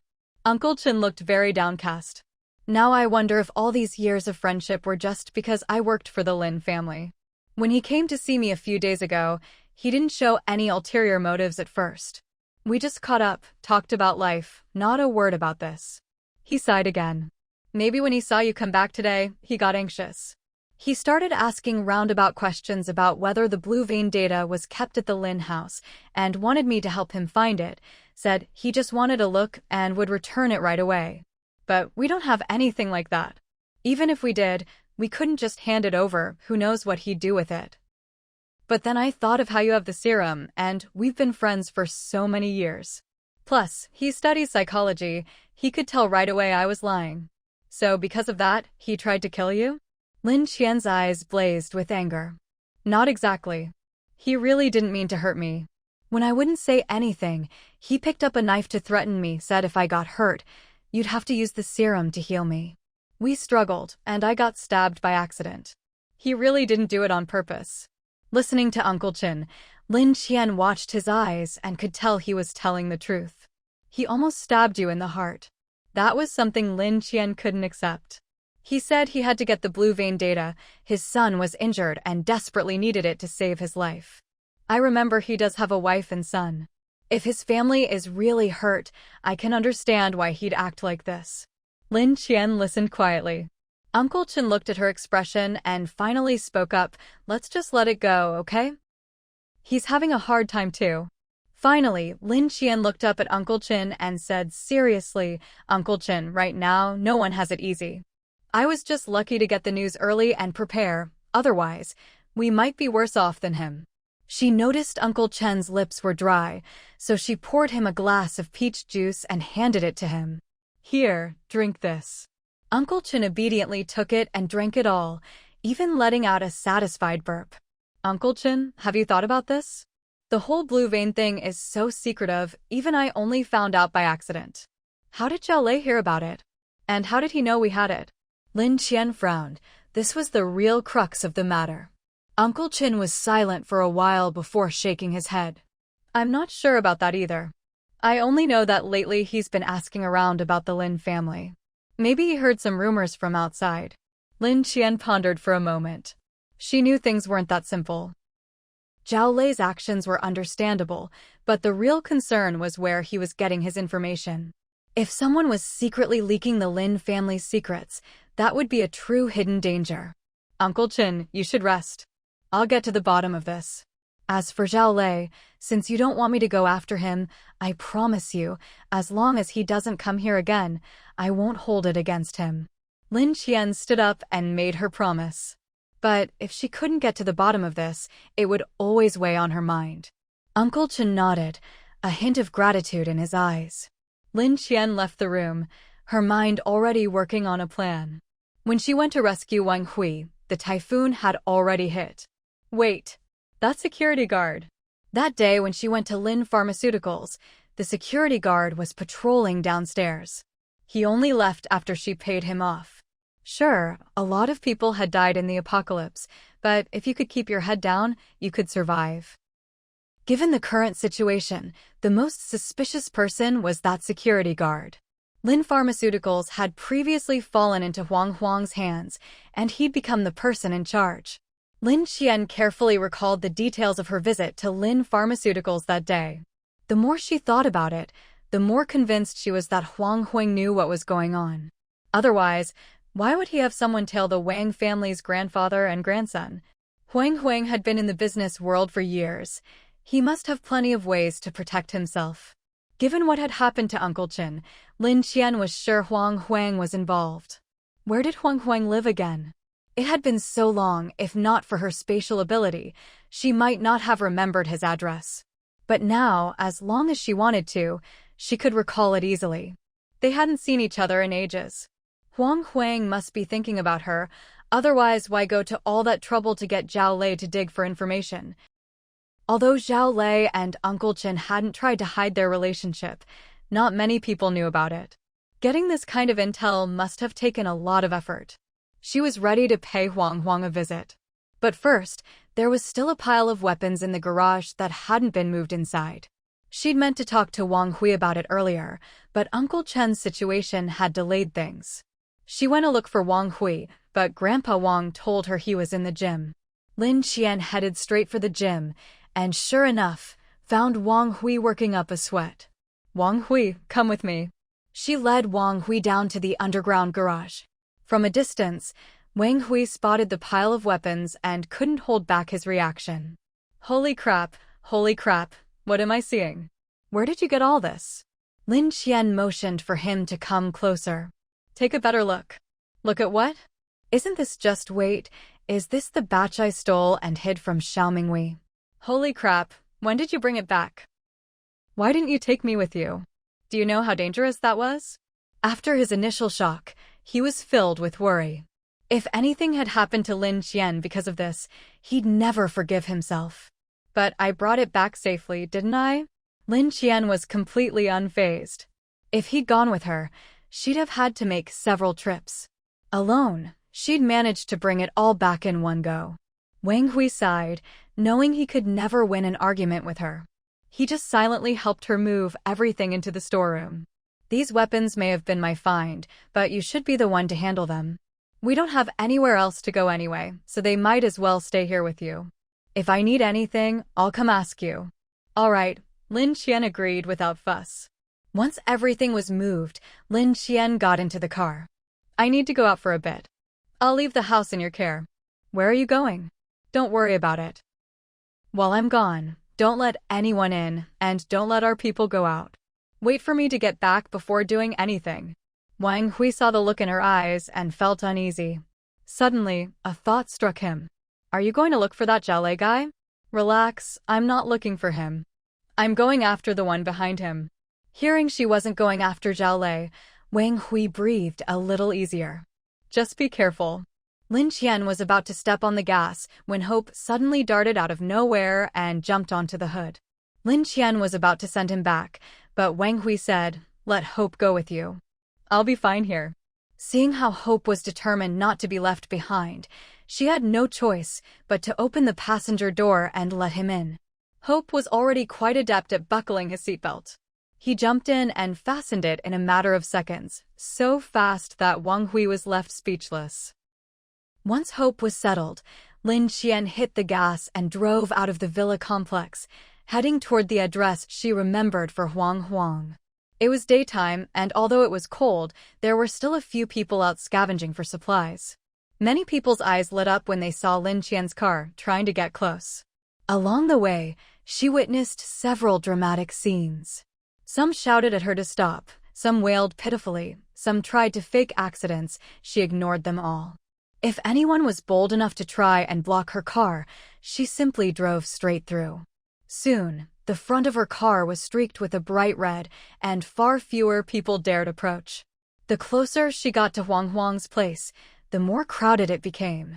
Realizing this wouldn't work, she pulled into a secluded spot and stowed the car in her spatial storage. She changed into less conspicuous clothes from her space. Even so, plenty of people still gravitated toward her. She looked too healthy and energetic, and with a big, well-fed dog at her side, she was nothing like the haggard survivors around her. In the apocalypse, people could barely feed themselves, yet she'd managed to keep her dog's coat shiny. She must have plenty of supplies. As more and more people tried to strike up a conversation or fish for information, Lin Qian grew impatient. She put Hope back into her space. Finally, she took out a windproof mask and put it on. Now, even people who knew her might not recognize her right away. She quietly made her way toward the busiest area and soon realized everyone seemed to be heading in the same direction. Where were they all going? Despite the cold, many people wore thin clothes and shivered as they walked. She approached an old man who seemed kind enough and asked, "Uncle, where are you all going?" "You don't know? We're going to apply for jobs at the Huang family base. I heard that once you get in, you'll never have to worry about food or drink again." Huang family base? The old man saw that Lin Qian was clearly clueless, but he didn't mind explaining a bit more. It's the base set up by the Huang family. They take in people like us who are suffering from the disasters, bring us together, and arrange places for us to live. So it was the Huang family base. Looks like this place is connected to Huang. She'd figured he might be doing well, but she hadn't expected him to establish a base so quickly. His abilities really couldn't be underestimated. The old man sighed and continued, "But you have to pay 100 gene of grain to get in. Where am I supposed to find that much food? But they do have regular recruitment. As long as you get hired, you can go in for free." "Miss, I can't chat anymore. Those spots are rare. I have to hurry or they'll all be gone." With that, the old man quickened his pace and hurried off with the crowd. The closer Lin Qian got, the more people there seemed to be. Up ahead, it was a sea of people. She couldn't see what was happening at the front at all. She could just make out that the entrance to the residential complex was surrounded by layers of barbed wire, and the walls had been raised higher. Security looked pretty tight. Suddenly, an argument broke out up ahead. "You clearly cut in line." Mr. Huang said only people with manners are allowed in. "You shoved my mom, knocked her down, and people stepped on her. And you think you're in the right." After much effort, Lin Qian managed to reach the edge of the commotion and saw an old lady lying on the ground, her condition unknown, while her son was loudly arguing with someone. "When did I cut in line? I've been standing here the whole time. Ask the people in front and behind me if you don't believe it. And your mom fell because she couldn't stand properly. Don't blame everything on me," retorted the man in gray. The son immediately looked to the people in line, but everyone stayed silent, clearly wary of the man in gray. "Say something. Even in the apocalypse, we should care about human rights, right? If you all keep quiet like this, one day he'll bully you too." The son's face turned red with anger, but there was nothing he could do. The more he spoke, the more the others lowered their heads, not daring to say a word. Finally, a woman couldn't stand it anymore. "Xiaomau, I think your mom fainted. Maybe you should help her back first." Instead of helping his mother, the man called Xiaomau seized on her words like a lifeline and questioned her. "Aunt Hong, we're neighbors, just tell me honestly, did you see him push my mom?" Aunt Hong hesitated, about to speak, but another old lady quickly pulled her back. "Xiaomau, it's not that we don't want to help, but we got here late and didn't see anything." With that, she dragged Aunt Hong back into the line and said nothing more. "You're all cowards, bullying the weak and fearing the strong. With that attitude, don't be surprised if something like this happens to you one day." Seeing that no one would speak up for him, Xiaomau finally picked up his unconscious, pale-faced mother and returned to the line, fuming. After that, no one wanted to talk to him anymore. Lin Qian watched him. His mother was in such bad shape, yet he still had the energy to argue. Even after losing the argument, he didn't help her first, but insisted on staying in line. Aunt Hong seemed like she wanted to say something, but the old lady beside her shot her a glare. "Don't stick your nose in." Sure enough, the young man soon carried his mother over to the security window. "Sir, can you let us in first? My mom's fainted." The security guard looked up coldly. "Everyone has to queue. There are still so many people behind you. If everyone brought in someone half dead to cut the line, how would anyone else get in?" Xiaomau grew anxious, but didn't dare argue with the guard. "My mom's not dead yet. She's still breathing. Just let me see the manager. Maybe she'll get better. If you want to skip the line, fine 500 gene of grain." Xiaomau was speechless. "If I had 500 gene of grain, would I still be waiting here? Please do me a favor. I'll owe you big time. Don't bother. Even if my own father came, he'd have to queue." Just then, 2 more security guards came over and drove him away. As he left, Xiaomau cursed, "Calling yourselves do-gooders. What a joke. You're just picking our bones clean." Lin Qian stepped forward to check things out. The guard in the booth pointed and said, "Left line is for job seekers. Right line is for those paying grain to enter." Then he looked at the line. "Next." "Hey, it's finally my turn," someone said, handing over a piece of paper. "I want to apply for a job. Fill out the form. Right now, we're only hiring security guards and cooks." "That's perfect. I can cook." "I can cook." Being a cook was a good job. You wouldn't starve, and if you were lucky, you might even be able to sneak some food home for your family. The staff reminded him, "After you fill out the form, we'll have someone test you. If you ruin our food, you'll get a beating and be thrown out." I won't, the man promised. "There are a lot of people applying for cook today. We'll pick the best. If you get hired, you don't have to pay the 100 gene of grain. If not, you can choose to stay or leave. If you stay, you'll have to pay the grain. Is that okay?" No problem. Then fill out the form." Next. Lin Qian had wanted to go in to check things out, but in 2 days she was supposed to meet with Mayor Wu. If she went in now, she might not be able to find any leads in time. Should she stay? Forget it. Maybe she could find a way to sneak in. If she registered like everyone else, she'd likely be watched closely, making it hard to do anything. With that in mind, she decided to wait for nightfall.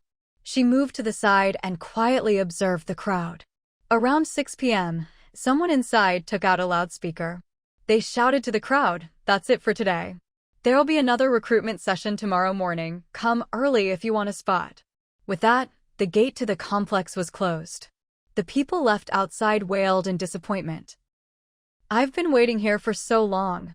"Yeah, don't even mention it." "I waited even longer. There were only 3 people ahead of me." Someone nodded. "Bro, you really are worse off than us." Lin Qian was about to leave when the old lady who'd been with Aunt Hong suddenly called out to her. "Miss, you've been standing here for a long time. Why aren't you in line?" Lin Qian didn't know when this old lady had started paying attention to her, but judging by her actions just now, the old woman seemed like a cautious person.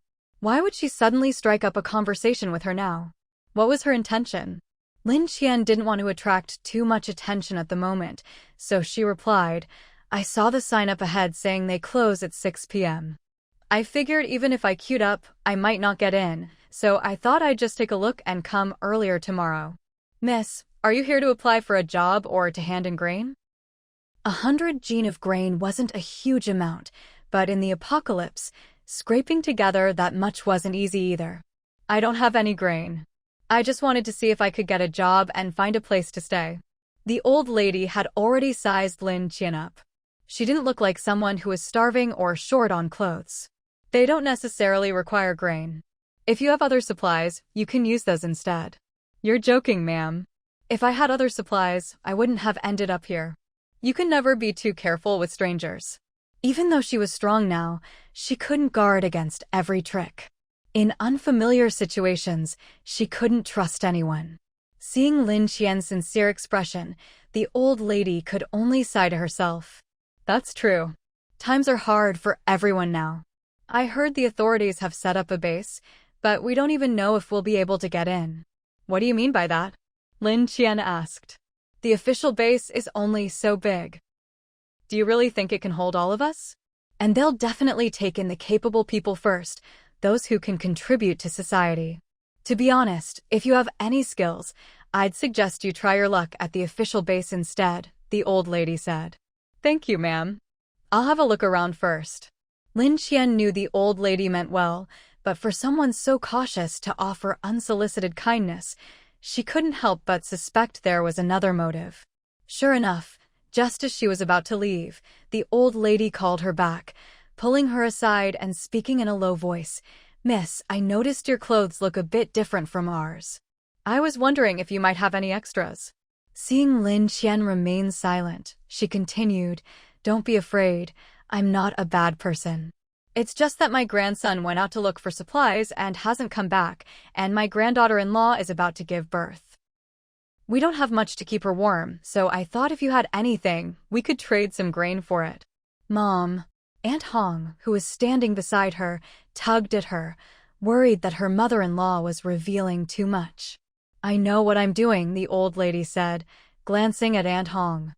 Seeing Lin Qian still silent, she suddenly thought of something. "Are you worried I'm trying to trick you? Why don't you come home with me and see for yourself? My granddaughter-in-law is at home." That made Lin Qian even more cautious. "Ma'am, I really don't have any extra supplies. I'm not lying to you." With that, she turned and left. The old lady could only sigh helplessly as she pulled Aunt Hong away, shaking her head as she walked. This world really has become hard to live in.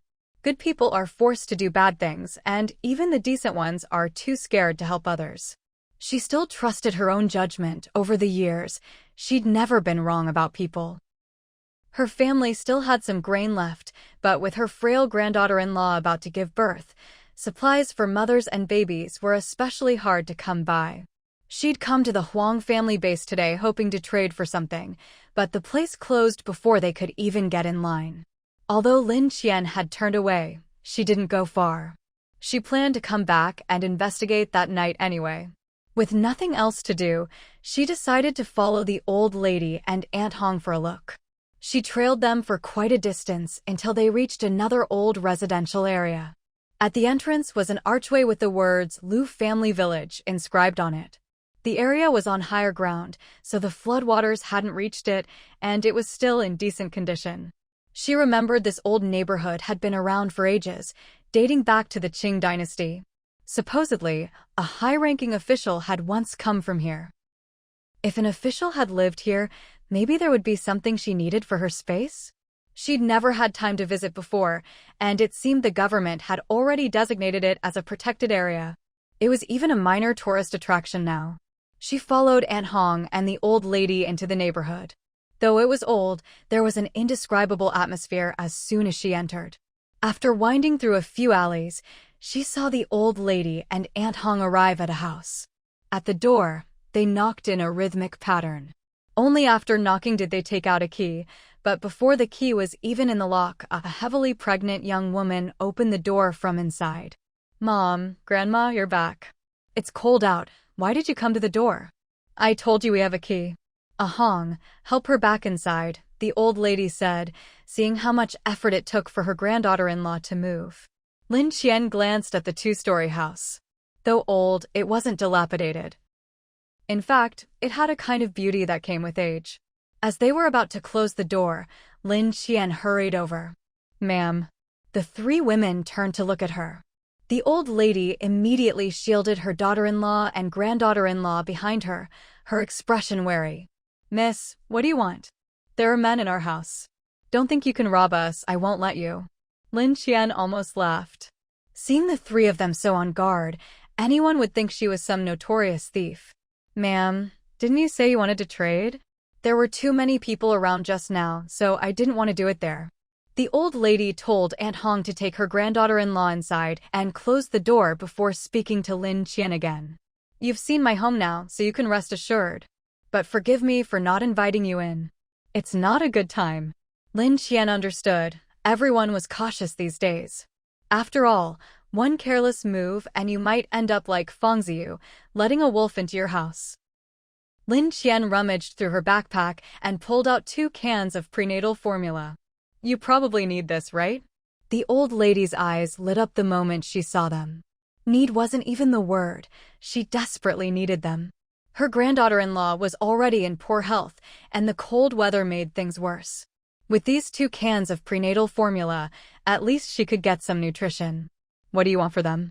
The old lady knew how precious these were, far more valuable than ordinary grain.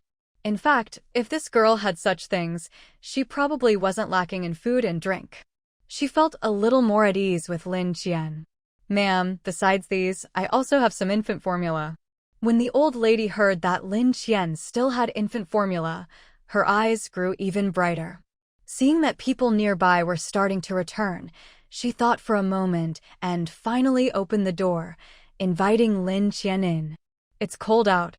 Come in, we can talk inside." She had thought it through. Since Lin Qian had such precious supplies, the things in her own house probably wouldn't even catch her eye. Lin Qian followed the old lady inside. Off to the side of the courtyard, she spotted a pile of wood. She noticed that her spatial ability actually reacted to this seemingly worthless pile. That was strange. Ignoring the old lady for a moment, she walked over to examine the pile more closely and realized it wasn't ordinary wood. Even in this cold weather, it faintly emitted a unique fragrance. This was good stuff.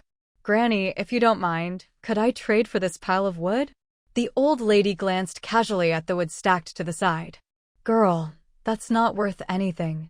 Come inside first, let's talk."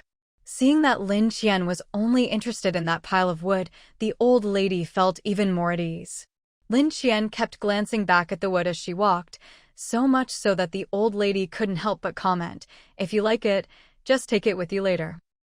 That pile was only treasured by my late husband. After he passed, it's just been sitting there. It's been so cold lately, my son has to go out every day to chop firewood and look for supplies. We figured it was useless just sitting there, so we were planning to burn it for heat." Looking at the pile, Lin Qian felt lucky she'd come along with them any later, and it might have ended up as ashes. She followed the old lady inside. In the center of the main room was a brazier, with wood burning on top, so the temperature inside wasn't too bad. Aunt Hong saw them come in and hurried to boil water for tea. Truly a refined household. Lin Qian didn't sit down right away. Instead, she asked the old lady, "Granny, do you mind if I look around?" The moment she entered, she felt her spatial ability stirring. There were several paintings hanging on the walls whose names she didn't recognize, and some old items casually placed in the living room. She'd definitely come to the right place. After looking around, she finally sat down on the stool the old lady had indicated. "Granny, I'll be honest, I really like the things in your house. Name your price." This time, the old lady was genuinely surprised. "You've taken a liking to this old junk? Granny, you must be joking. My family just loves these kinds of things. Even when we had money before, we couldn't collect them. If you're willing, I can trade you one can of formula for one antique." Aunt Hong was pouring tea and, upon hearing this, was overjoyed. Her eyes practically sparkled as she looked at the old lady. "Mom." The old lady shot her a look, signaling her to calm down. Aunt Hong realized she'd lost her composure. "Sorry, I just got too excited." The old lady looked seriously at Lin Qian, realizing she wasn't joking. "Miss, you must know how valuable a can of formula is right now. Our family does need these things, but we can't take advantage of you." She found this girl very odd. She didn't want anything but these antiques. If it were peacetime, that would be one thing, but right now, everything in this house together wasn't worth as much as a bag of rice. Normally, she might have refused, but her family was in desperate need of what Lin Qian had. "I understand. I don't just have formula. If you need other baby supplies, I can get them for you too." The old lady's granddaughter-in-law stood up excitedly and walked over to Lin Qian. "Are you serious?" "Of course." The old lady looked at her daughter-in-law and granddaughter-in-law's eager faces and sighed. "Honestly, we're the ones getting the better end of this deal. At a time like this, anyone with food or supplies would hold on to them for dear life." This was the first time she'd met someone willing to trade formula for antiques. Even after all her years, she couldn't quite figure Lin Qian out. Aunt Hong handed Lin Qian a cup of freshly brewed tea. The aroma told Lin Qian it was high quality. This family had deep roots. Looking at the teacup, she realized it too was an antique. She couldn't help but marvel inwardly, what kind of family was this? But it made sense. With so many antiques lying around and no sign of nouveau riche ostentation, and everyone in the family so polite and kind, it was clear they were a family of scholars and tradition. But in times like these, kindness could be dangerous. If it weren't for the old lady holding the household together, things might be very different. "I only have these 2 cans of formula with me right now. I'll trade them for the pile of wood by your door. As for the antiques in your house, I'll wait until I bring you the other things you need before taking any." Seeing Lin Qian's sincerity, the old lady pushed the tray and tea set on the table toward her. "We can't take advantage of you. I said the wood is yours, so it's yours. Take these 2 items as payment for the formula." Only then did Lin Qian notice. The tray was also an antique. A little embarrassed, she rummaged in her backpack and took out 2 sets of baby supplies she'd scavenged from a supermarket, handing them to the old lady. "These are supplies I found before. I don't need them, so please take them." The old lady finally understood Lin Qian just didn't want to take the wood for free and was finding ways to give them things. She eyed Lin Qian's small backpack skeptically. Could it really hold so much stuff? Though curious, she only glanced twice before looking away. After the old lady accepted the items, Lin Qian continued, "Actually, I came here because I have a missing family member. I heard someone saw him come to the Huang family base, so I wanted to see if you'd heard anything. What does your family member look like? We've been out and about these days. If he really came to the Huang family base, we might have seen him." Aunt Hong, moved by Lin Qian's generosity and reminded of her own missing son, felt a surge of empathy and wanted to help if she could. Lin Qian thought for a moment and described Zhao Lei's appearance to them. After hearing the description, the women fell into thought. Just as Lin Qian was about to give up hope, Aunt Hong suddenly stood up. "That person, I think I remember him." "You remember?" The old lady looked at her skeptically. This daughter-in-law had always been by her side. How could she remember someone she herself didn't? When read and saw her mother-in-law asking, she explained, That day, we wanted to go out and try our luck, maybe gather some news. But at the Huang family base, even if you just want information, you have to line up and hand over supplies. I was about to argue with them, when suddenly a couple carrying a child hurried over. The child looked seriously ill. When the guards at the gate tried to stop them, the man started fighting. He was really skilled, he took down the guards in no time. Hearing this, the old lady remembered. Something like that had indeed happened that day, but she hadn't seen the man clearly because she was too far away. Are you sure? I remember that man had his face covered. Red Ant shook her head. I just think he sounds a lot like the man this young lady described, but I can't be certain, especially those eyes. When Lin Qian heard about a man who could fight so well, traveling with a wife and child, and the child was sick, it matched Zhao Lei's family perfectly. What happened after that? Did they let him in? Yes. Someone from the Huang family base came out quickly. When they saw how skilled he was, not only did they not punish him, they actually invited him in. A lot of people complained it was unfair, but the security guards said if any of us were as good as him, we could go in too. The old lady nodded. That's right, that did happen. Judging by his build, he does sound like the man you described. I always thought he was alone though. I never considered he might be with his family. When was this? About a week ago. The timeline matched. Huang must have been impressed by Zhao Lei's skills and somehow found out Zhao Lei knew Uncle Chen. He probably sent Zhao Lei over to get information or blue veins from her. Thank you, I understand now.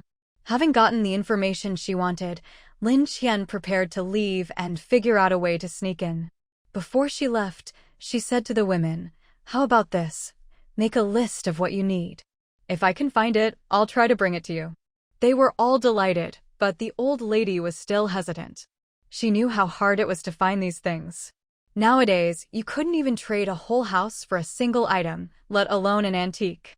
Mom, let's make the list for this young lady. Red Ant glanced at her daughter-in-law and looked at the old lady expectantly. The old lady finally sighed. All right, get some paper and a pen. Red Ant hurried into the study and brought out paper and a pen. The old lady wrote down some essential items for pregnant women and infants, then handed the list to Lin Qian. Lin Qian glanced at it. There weren't many items, and they were all necessities. Clearly, this was a family that knew their limits. Miss, I know these things are hard to find. If you can get them, great, but if not, we won't blame you. Lin Qian tucked the list into her pocket. She had to admit, these items were indeed hard to come by now, but she had a whole stash of them in her space. Of course, she couldn't just take everything out and trade it all at once. No problem. If I find anything, I'll come straight here to find you. Thank you so much. Red Ant looked at Lin Qian as if she were a savior, pinning all her hopes on her. The old lady gave her a look. This young lady doesn't owe us anything. Don't rely on her for everything. We should still go to the Huang family base and see if we can trade for anything. Trust the old lady to have her head on straight. With everything settled, Lin Qian picked up the tea tray and tea set and left. Her backpack looked small, but it was just the right size to fit them. The pile of firewood at the door, you. The old lady was about to ask how she was going to carry it, when Lin Qian pulled out a coil of rope, quickly bundled up all the wood, and slung it easily over her shoulder. Well, take care. The old lady was so surprised she could barely speak, and had to force herself to see Lin Qian out. After Lin Qian left, Red Ant stared after her for a long time. Mom, you're amazing. How did you know this young lady had what we needed? The old lady closed the door behind Lin Qian. I didn't know. I just saw that she looked healthy and energetic, so I thought I'd take a chance. Who would have thought we'd be so lucky? Thankfully, she's not a bad person. With her abilities, if she wanted to rob us, even 10 of us couldn't stop her. Mom, why do you think she's interested in our antiques? That's her business, not ours. We should just focus on living our own lives. She looked at the 2 cans of formula on the table. Hong, open one and make some milk for Xiaomau. With 2 cans of formula and the hope of getting more much-needed supplies, the women were all in high spirits. Red Ant made 2 bowls of milk, handing one to her daughter-in-law and one to her mother-in-law. When the old lady saw Red and had made a bowl for her too, her face fell. This stuff is so precious. Save it for Xiaoyu. I'm an old woman, I don't need it. Mom, please drink it. You're the pillar of our family. If you're not well, who will support us? Red Ant insisted, pushing the bowl toward her. Grandma, listen to Mom. We'll only feel at ease if you're healthy. Otherwise, I won't be able to relax even when I have the baby. If you don't drink it, I won't either. Pregnant Xiaoyu put her bowl on the table, making it clear she wouldn't drink unless her grandmother did. The old lady had no choice but to take the bowl. All right, Xiaoyu, I'll drink it, okay? You drink yours too, or it'll get cold soon. Only then did Xiaoyu smile and pick up her bowl to drink the milk. Meanwhile, after collecting her things, Lin Qian carried the firewood to a secluded spot and stored it in her space. Her space seemed to have an ever-growing appetite. This little bit of stuff barely made a dent. When she checked inside, nothing seemed to have changed. At this rate, when would she ever fill it up? But now wasn't the time to worry about that. Seeing that it was getting dark, she headed toward the Huang family base. She needed to find Zhao Lei and figure out what was really going on. Although she was sure this had something to do with Huang, she still needed to confirm it. She didn't know whether Huang had sent Zhao Lei after her because he was sure she had something, or if he was just testing her. Lin Qian figured it was probably more of a test than anything else.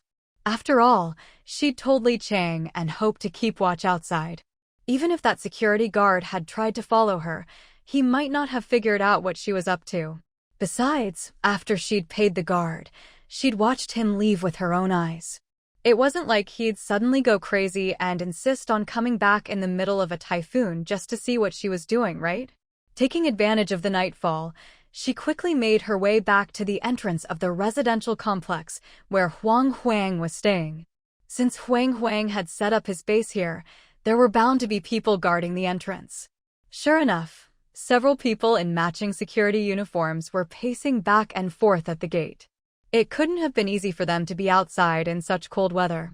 Clearly, Huang was paying them well, or maybe he just managed things better than most.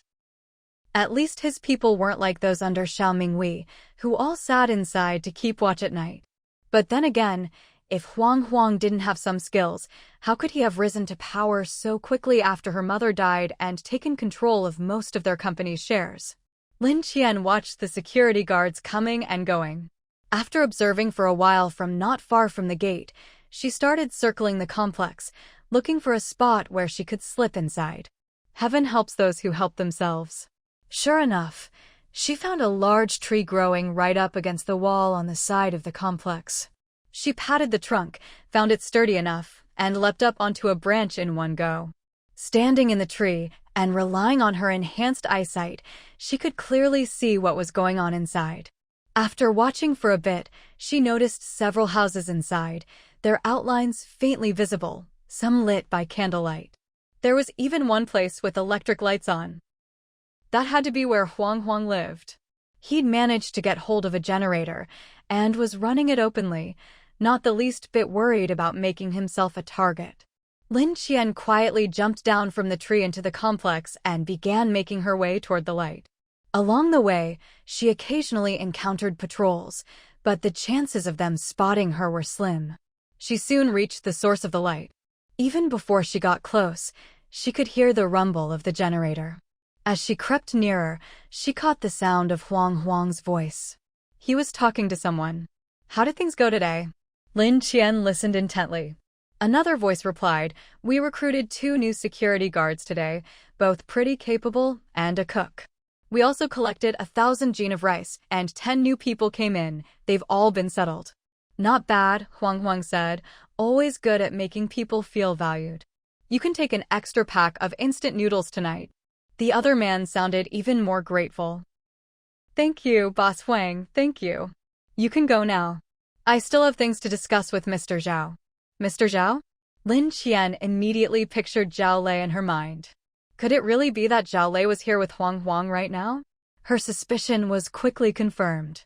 Boss Huang, you said before that if I helped you gather information, you'd give me medicine for my little Bao. My kid's condition is getting worse. Can you give me some medicine first? Once he's better, I'll go get you more information. Xiao, it's not that I don't want to give you medicine. I already gave you some before, and we're running really low ourselves. Didn't I tell you? That girl Lin Qian took most of our company's medicine before. What I have now is just some samples I'd set aside for business partners. If you want more, I really don't have any. Lin Qian heard the trouble in Huang's voice. Besides, you promised to get me information, but it's been days and you haven't found out anything. And you accidentally stabbed Uncle Chen. If you hadn't hurt him, I might have been able to go and beg for medicine for you, but now it's really difficult. I really didn't mean to. I just wanted to threaten him with a knife, but who knew he'd rush at me like that? I couldn't dodge in time. Doesn't matter if it was on purpose or not. I know Lin Qian best. She might seem obedient, but if you cross her bottom line, she'll never let it go. She probably hates you to death right now. That can't be. Would that little girl really refuse you just for a servant? Zhao Lei sounded skeptical, as if he thought Huang was just making excuses. Huang suddenly laughed. You must be joking. Haven't you and Qinming been friends for years? Didn't he ever tell you how Lin Qian feels about him? In the Lin family, Qinming is basically family. I just said a couple of harsh words to them once, and those two women gave me the cold shoulder for a whole month. He sighed after laughing. It's not that I don't want to help you. If you'd only lightly injured Qinming, I could still swallow my pride and ask for medicine for you. But from what you said, Qinming might already be dead. Actually, Huang did appreciate Zhao Lei's abilities, but now he'd crossed someone's line. If Lin Qian found out he'd sent someone to kill the person she cared about most, even if she had the blue vein or its data, she'd never hand it over to him. But this was something he had to get, no matter how troublesome it was. No way. He lost a lot of blood, but if that girl from the Lin family really has the medicine you mentioned, he should be able to recover. Zhao Lei suddenly remembered what Huang had told him before, that even the worst injuries could be healed with blue vein. Even if his own son didn't have medicine, maybe he could try to get that serum. He continued, if they're willing to hand over the serum, my little Bao could be saved. But do you really think they'd give it to you, even if they have it?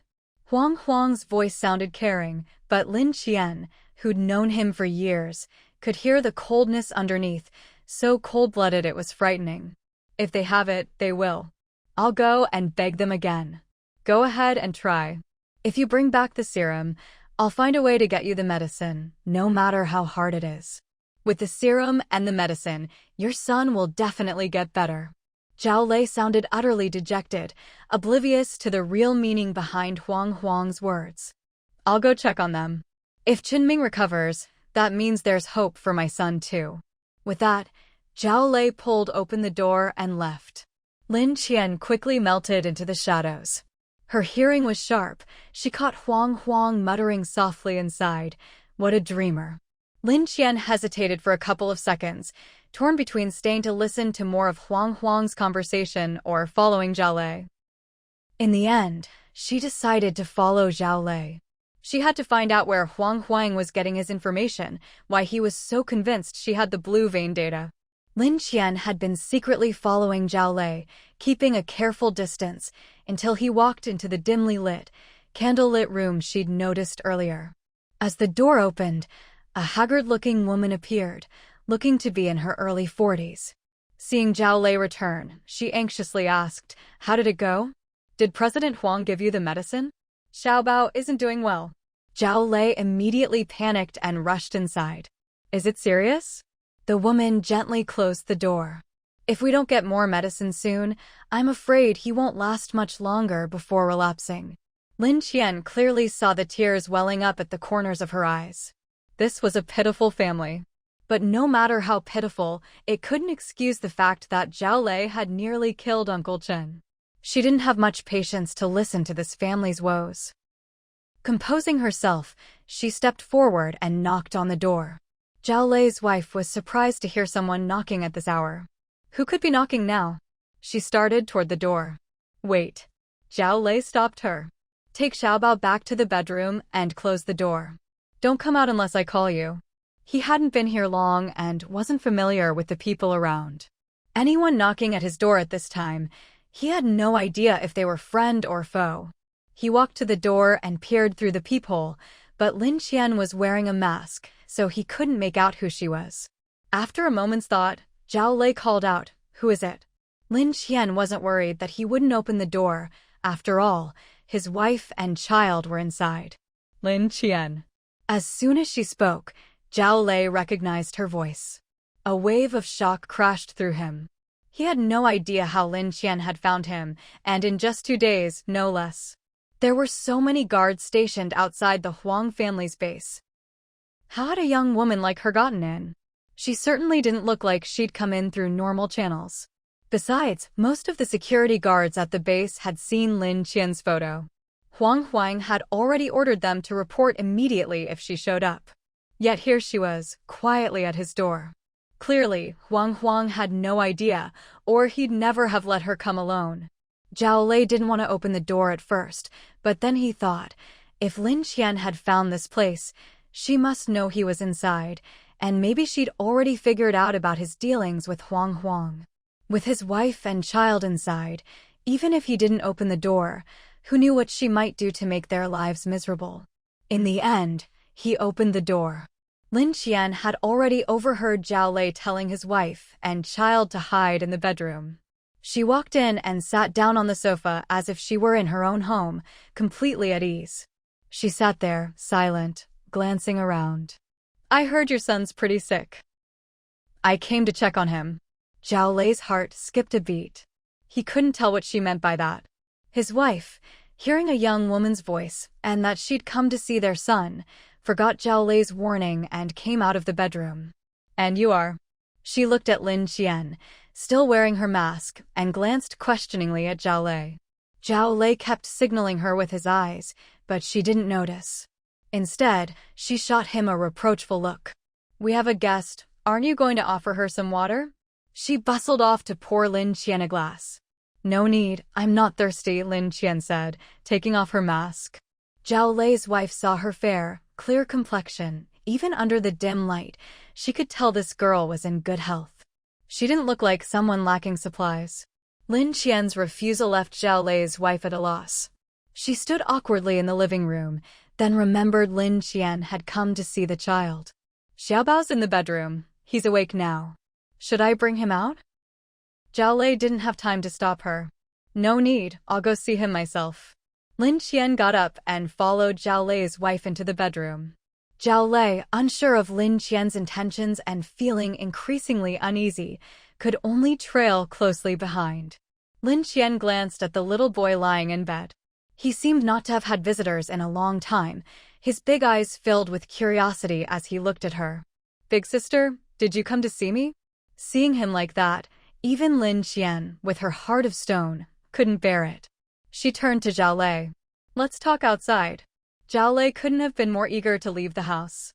Now that Lin Qian had suggested it, he felt a wave of relief. He looked at her with a hint of gratitude. He told his wife, "Stay here with Xiaomau. I'll be right back." Lin Qian led him straight up to the rooftop. No one would be up there at this hour. As soon as they reached the rooftop, Zhao Lei dropped to his knees in front of her. "Miss Lin, it's all my fault. Please, I beg you, spare my family." Lin Qian ignored his plea, instead walking to the edge of the rooftop and gazing into the distance, lost in thought.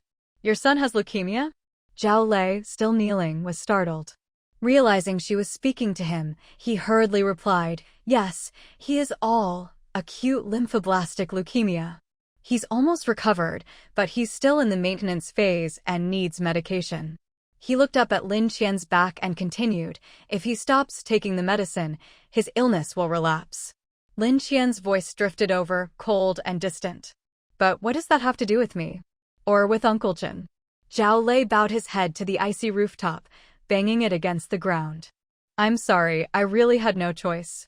President Huang said if I could get the formula for your medicine, he'd give me what I needed. I didn't know it would turn out like this. I swear I didn't mean to hurt anyone. How is Chenming now?" By the end, his voice was trembling. Lin Qian's figure quickly appeared beside him, a knife in her hand. She pressed the knife in, just enough for him to feel it, but not to break the skin. If Uncle Qian hadn't dodged at the last second, would you have stabbed this knife into his heart? Do you realize that would have killed him? And Miss Lin, if your son can't be saved, does that mean you have to take my family from me too? For a moment, Lin Qian truly wanted to drive the knife into his body. Suddenly, Zhao Lei grabbed the blade with both hands, tears streaming down his face. My life doesn't matter, I'll pay with it for Qinming. But President Huang said you have a lot of medicine, and even a special drug that could save my son. Please, can you save him? You saw him just now, he's still so little. My wife and I waited so many years for this child. I can't bear to watch him die before me. He's so close to being cured. Lin Qian saw blood dripping from the knife, freezing into ice as soon as it hit the ground. She frowned slightly and pulled the dagger out of Zhao Lei's hand. Blood gushed even more fiercely from Zhao Lei's wound. Lin Qian seemed not to notice at all. She just looked at the dagger in her hand, wrinkling her nose in distaste. Seriously, you've gotten it all dirty. She silently took out a tissue, wiped the blade clean, and put it away. Only then did she turn to Zhao Lei and say, I was originally planning to let you die, but I promised Uncle Qian to spare your life. Consider yourself lucky. For a moment, Zhao Lei had truly felt the murderous intent radiating from Lin Qian, but she quickly withdrew it. Qinming isn't dead. Zhao Lei was stunned. What, are you disappointed? No, I'm happy.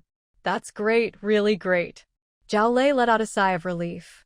So you really have that drug Huang mentioned, right? You used it to save him, didn't you? I'm the only one left in my family, everyone else is dead. Where do you think I'd get that kind of drug? Uncle Qian already told you we don't have it. Why won't you believe him? Huang told me your mother used to be in charge of that project, so there must be some information at your house. And you even went to the company during the typhoon. Maybe you got your hands on the drug, too. Even if you didn't, as long as we could get the research data from you, he could redevelop it. Then my Xiaomau would be saved. You sure have it all planned out. How do you know Huang isn't lying to you? Look, now you've hurt Uncle Qian. In his eyes, you're just a pawn to be discarded. Don't be fooled by his sweet talk. Next time you go out, he'll probably have someone kill you to make it up to me. How could that be? Lin Qian suddenly smiled. You think it's impossible? Did he tell you that no matter what happened, he'd get medicine for your son? Has he given you any? He doesn't have any medicine now either. He said he'd plead with you on my behalf to get you to give us the drug. Zhao Lei trailed off, seeming to realize something. He stared wide-eyed at Lin Qian, who looked like a god of death in the dim light. So, he's been lying to me all along? That I don't know. Lin Qian had already learned what she wanted to know. She turned to leave the rooftop. As she reached the edge, she suddenly asked, Is your son taking 6-MP 6-mercaptopurine, or MTX, methotrexate? Zhao Lei was confused by the question. MTX. He only needs to take it once a week. He's been on it for 2 years. If I can just get enough for another year, he'll be completely cured. After speaking, he turned around, only to find Lin Qian had already disappeared. Dragging his weary, heavy body home, Zhao Lei was greeted by his wife's joyful voice. Zhao Lei, Xiaomau is saved. That girl is such a kind angel. How did you meet someone like her? Is she from President Huang's side? Zhao Lei didn't understand why his wife was saying this, but the next moment, she handed him a bag. Look, this is enough medicine for Xiaomau for 2 years. He couldn't believe it. Trembling with excitement, he grabbed the bag and pulled out a box of medicine. The label read, methotrexate. It's MDX. It's really MDX. His wife looked at him in confusion. Why do you look like you didn't know? Zhao Lei quickly sealed the bag and put it away somewhere safe. Don't tell anyone about this. While it's still dark, let's leave right away. Why? Xiaomau can't handle any more stress, she said, bewildered. Don't ask, just pack up. I'll explain later. Before Huang realizes what's happened, we need to find a place to hide. Zhao Lei recalled what Lin Qian had just said. Maybe Huang really would sacrifice him to win her trust. Now that they had the medicine, there was no reason for his family to stay here any longer. They didn't have much to pack anyway. You take the medicine and Xiaomau and go out first. Say Xiaobao's having a relapse, and you remembered there's a box of medicine at your old office, so you're taking him to get it. Zhao Lei paused, realizing that wasn't safe. Forget it, we'll climb over the wall. If Huang finds out we're leaving now, he'll definitely get suspicious. Though his wife didn't really understand, she trusted him as the head of the family and followed his instructions. She put the medicine in a backpack and slung it over her shoulder, then handed their son to Zhao Lei to carry. The child, unaware of what was happening, asked, "Mom, Dad, where are we going?" Zhao Lei smiled at him. "We're going back to our hometown for a while." To the child, it didn't matter where they went as long as he was with his parents. He obediently let Zhao Lei carry him. Under cover of night, the family slipped out of their house and found a low wall. They placed a trash bin next to it. Zhao Lei helped his wife over first, then climbed over with his son. By moonlight, the three of them hurried away from the Huang family's compound. The next day, when Huang went looking for Zhao Lei, he discovered the family had vanished. Pretty clever, but it's a shame. That kid was doomed anyway. I was planning to let them all die together. What a waste of effort. He still didn't know Lin Qian had given them the medicine. As for Lin Qian, looks like I'll have to find another way to get close to her. President Huang, are you sure there's really research data on the drug at Miss Lin's house? His assistant asked. Of course. That woman wouldn't let me near it while she was alive, but in the end, it all fell into my hands. She worked on that project for so long, I don't believe there's nothing at her house. But Miss Lin is so young, still in school. When her mother was researching the project, didn't she keep Lin Qian away from it? Huang glanced at his assistant, who immediately corrected himself. Lin Wanqing never wanted Lin Qian involved in any of this, right? Huang's expression softened a little. But what if she's just putting on a show for us? Didn't the security guard say Lin Qian went back to the company during the typhoon?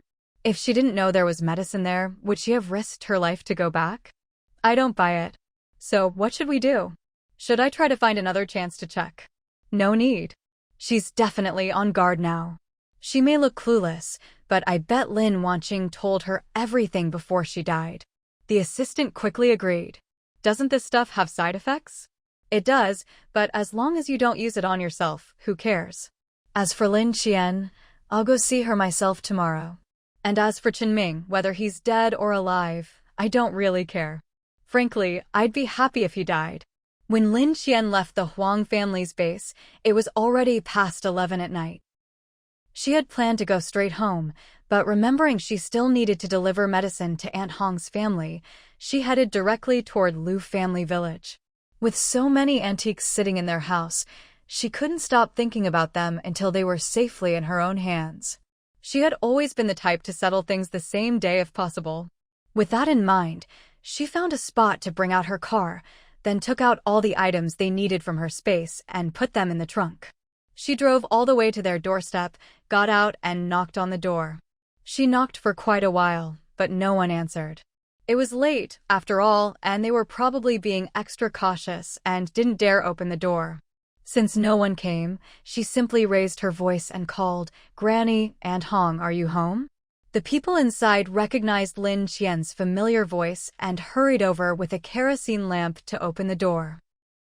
Aunt Hong was startled when she saw Lin Qian standing there, with a car behind her, the kind she'd only ever seen on TV. "Why are you here at this hour?" "I found everything you asked for. It's all in the car. Since I was passing by, I thought I'd deliver it now, so I won't have to make another trip next time." Aunt Hong was delighted. "You found everything?" She looked around nervously and quickly waved Lin Qian in. "Bring the car inside first. It's not safe if someone sees it out there." Lin Qian had been thinking the same thing and drove the car through the gate Aunt Hong had opened. At that moment, the pregnant Xiaomau came out with the old lady, just in time to see Lin Qian getting out of the car. Aunt Hong beamed at them. "Mom, Xiaomau, this young lady found everything we needed." "Really?" Xiaomau was still young, and her emotions showed clearly on her face. But you couldn't blame her. Lin Qian's abilities were simply unbelievable. The things they'd searched for in vain, she had managed to gather in just a short while. The old lady was surprised too, though she was much calmer than Xiaomau. Young lady, you're not just saying that to make an old woman happy, are you? You couldn't blame her for doubting, it was all a bit too incredible. Lin Qian didn't answer directly. Instead, she opened the trunk. Please take a look, Granny. The three women craned their necks to look into the trunk. Even in the dim light, they could see it was packed full of supplies for the pregnant woman and baby. They were overjoyed. Quick, help carry it all inside. This is wonderful, just wonderful. Even the old lady couldn't hide her delight, her face breaking into a broad smile. Once everything was moved inside, their happiness only grew. Lin Qian handed them the list they'd given her earlier. Take a look. Besides the items on your list, I also brought a few things I thought you might find useful. If you need them, keep them. If not, I'll take them back. When the old lady had written the list, she'd only included the most urgent necessities. There were other things they needed, but she hadn't known if Lin Qian could find them, and she'd felt embarrassed to ask for too much at once. But Lin Qian had completely exceeded their expectations. She'd prepared almost everything a mother and baby could need. The old lady glanced at the items on the table, then at the antiques in her living room. She couldn't help but wonder if it was just her imagination, or if Lin Qian had prepared supplies based on the number of antiques in the room. Actually, besides the antiques here in the living room, we have others as well. If we have more needs in the future, could we trouble you to help us find things again? Hearing there were more antiques, Lin Qian agreed without hesitation. Of course. But for now, these are what I have on hand. Please check them, and if everything's in order, could you give me the items? No problem. Ahang, do a count, the old lady said. Mom, I already counted. There are 43 sets. The things in the living room aren't quite enough. I'll go get a couple more for my room. Aunt Hong paused, then added, by the way, do you want Jade? Before Lin Qian could answer, Xiaoqing in her mind started clamoring, yes, yes, yes. Almost thrown off by Xiaoqing's excitement, Lin Qian nodded to Aunt Hong. Yes, please. No problem. I have plenty of jade. I'll bring some down for you. Aunt Hong went upstairs with the kerosene lamp and soon returned with several boxes. These are some pieces of jade I bought before. Take a look. She opened the boxes for Lin Qian to inspect. But only 2 pieces were recognized by her space. Lin Qian pointed to those 2. I'll just take these. I don't need the others.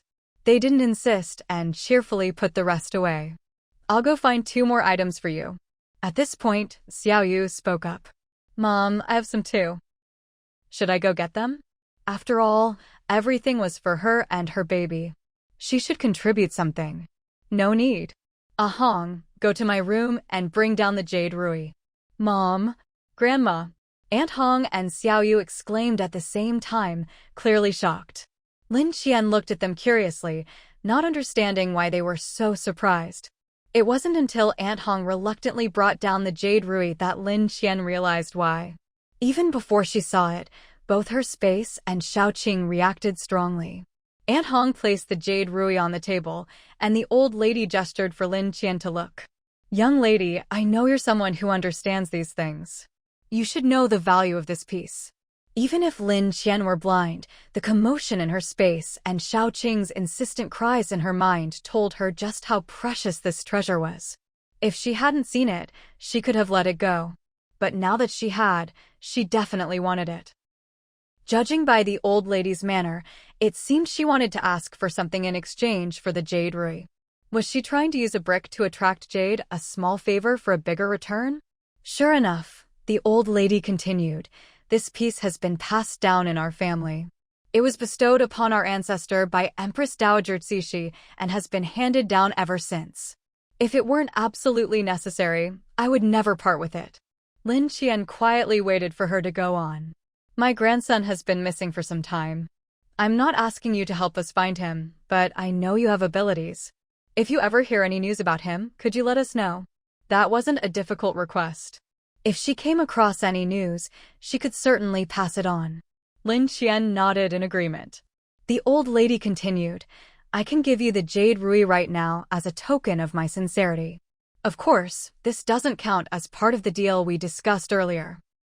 For your items, we'll still trade 1 antique for each item as agreed. This Jade Rui is for you, in exchange for some information, and I also hope you can help us find a doctor as soon as possible. Lin Qian raised her eyebrows. To be honest, exchanging the Jade Rui for just these 2 requests didn't seem like much. As for an OB-GYN, although her family used to be in the pharmaceutical business and knew quite a few doctors, those were all her mother's contacts. Lin Qian herself wasn't close to many doctors, let alone any obstetricians. She glanced at Xiaoyu's belly. When is her due date? The old lady frowned. Any day now. That's why we're in such a hurry. Otherwise, I wouldn't have taken out our family heirloom. Since you were able to get so much medicine and formula so easily, I figured you must have some way to find a doctor too. Madam, to be honest, I'm very interested in your Jade Rui, but with your granddaughter-in-law about to give birth any day, I can't guarantee I'll be able to find you an OB-GYN. It would be best if you could find an OB-GYN, but honestly, we're not insisting on that. Even if you can just find us any doctor, we'd be grateful. Hong and I have been lining up outside the Huang family base these past few days, not just to trade for supplies, but mostly to find a doctor for Xiaoyu. She's always been healthy, but we can't afford to take any chances. At a time like this, if something goes wrong, it could cost 2 lives. My grandson is already missing, so we have to protect his wife and child no matter what. The old lady poured out her worries in one breath. After she finished, she placed the Jade Rui directly into Lin Qian's hand. I won't force you, but I hope you'll do your best. Lin Qian really couldn't refuse such a treasure. The moment she touched it, Xiaoqing had already poked out from within her body. Fortunately, she reacted quickly and scolded Xiaoqing in her mind, making her retreat. Since it was dark, the family didn't notice anything. If it's a medical student, would that be acceptable? Even if she couldn't refuse, Lin Qian didn't want to go looking for someone aimlessly. Of course, she could also go to the official base and ask Vanka for help, but it hardly seemed worth it just for a Jade Rui. The old lady thought for a moment. That could work. But let me ask, is this student specialized in surgery?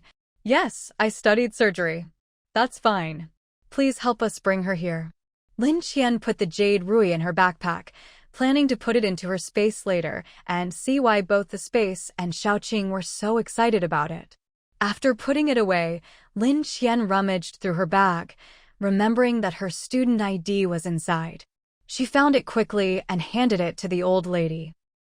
Seeing that the oil lamp was too dim, she kindly took out 2 flashlights.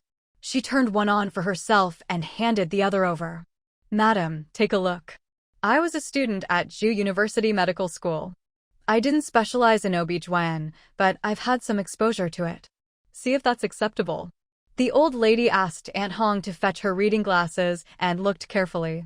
It was indeed a Zhu University Medical School student ID. She returned it to Lin Qian.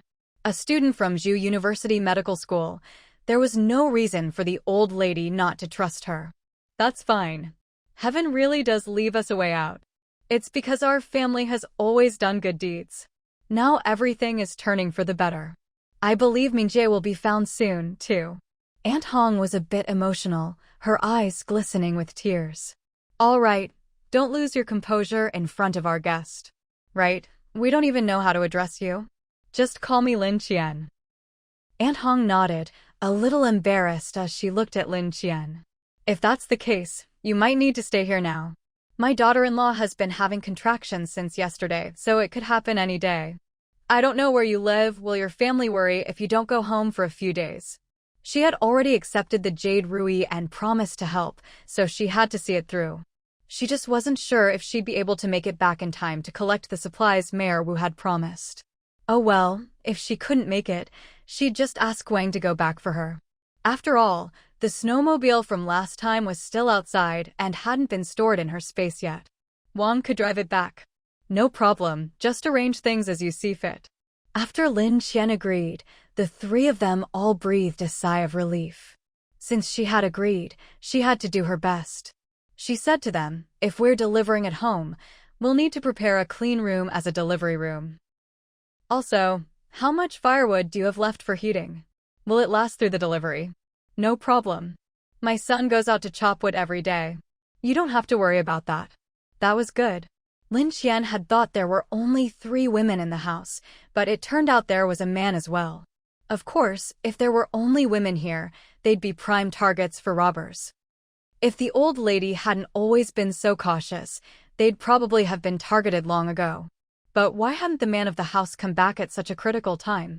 Just as she was thinking this, the same rhythmic knocking they'd heard earlier sounded at the door.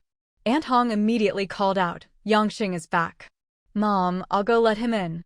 The old lady didn't say anything and just let her go. "Xiao Qian, is it all right if I call you that?" Seeing Lin Qian nod, she continued, "We've already prepared some things for Xiaoyu's delivery, but we're not professional doctors. It's all knowledge passed down from the older generation. Could you check if there's anything else we need?" She led Lin Qian to a room on the first floor. Even though it was dark, Lin Qian could see it was very clean inside.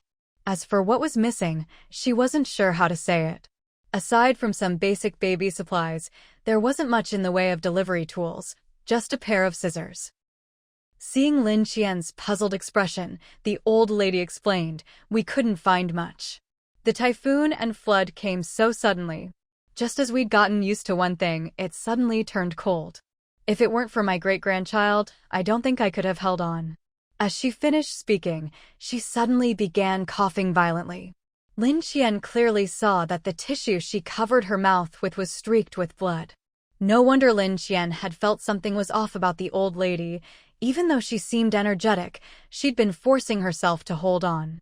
Lin Qian was about to say something when a weak voice came from outside. "Dad, Mom, Grandma, I think my water just broke." As soon as the old lady heard Xiaoyu's voice, she quickly crumpled up the blood-stained tissue and tossed it into the trash can. For some reason, she had a feeling that Lin Qian had seen what happened just now. "Qian, I'll have to trouble you to look after Xiaoyu. And about what just happened. No one else knows, so please keep it a secret for me for now." The old lady gripped Lin Qian's hand tightly, leaving her no choice but to go along. "I understand. Let's go check on Xiaoyu first."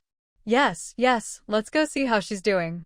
Lin Qian saw Aunt Hong and her husband each carrying a log, both looking flustered as they glanced at Xiaoyu. She didn't have time to greet them and hurried over to check on Xiaoyu's condition. She first checked the amniotic fluid and found it clear. There was still some time before the baby would be born. "Aunt Hong, go boil some water and make something to eat. It's not going to happen right away, so let her eat something to keep up her strength." Given the situation, taking a bath was out of the question. "Uncle, go to the delivery room and light the stove. We need to keep the room warm for when Xiaoyu gives birth.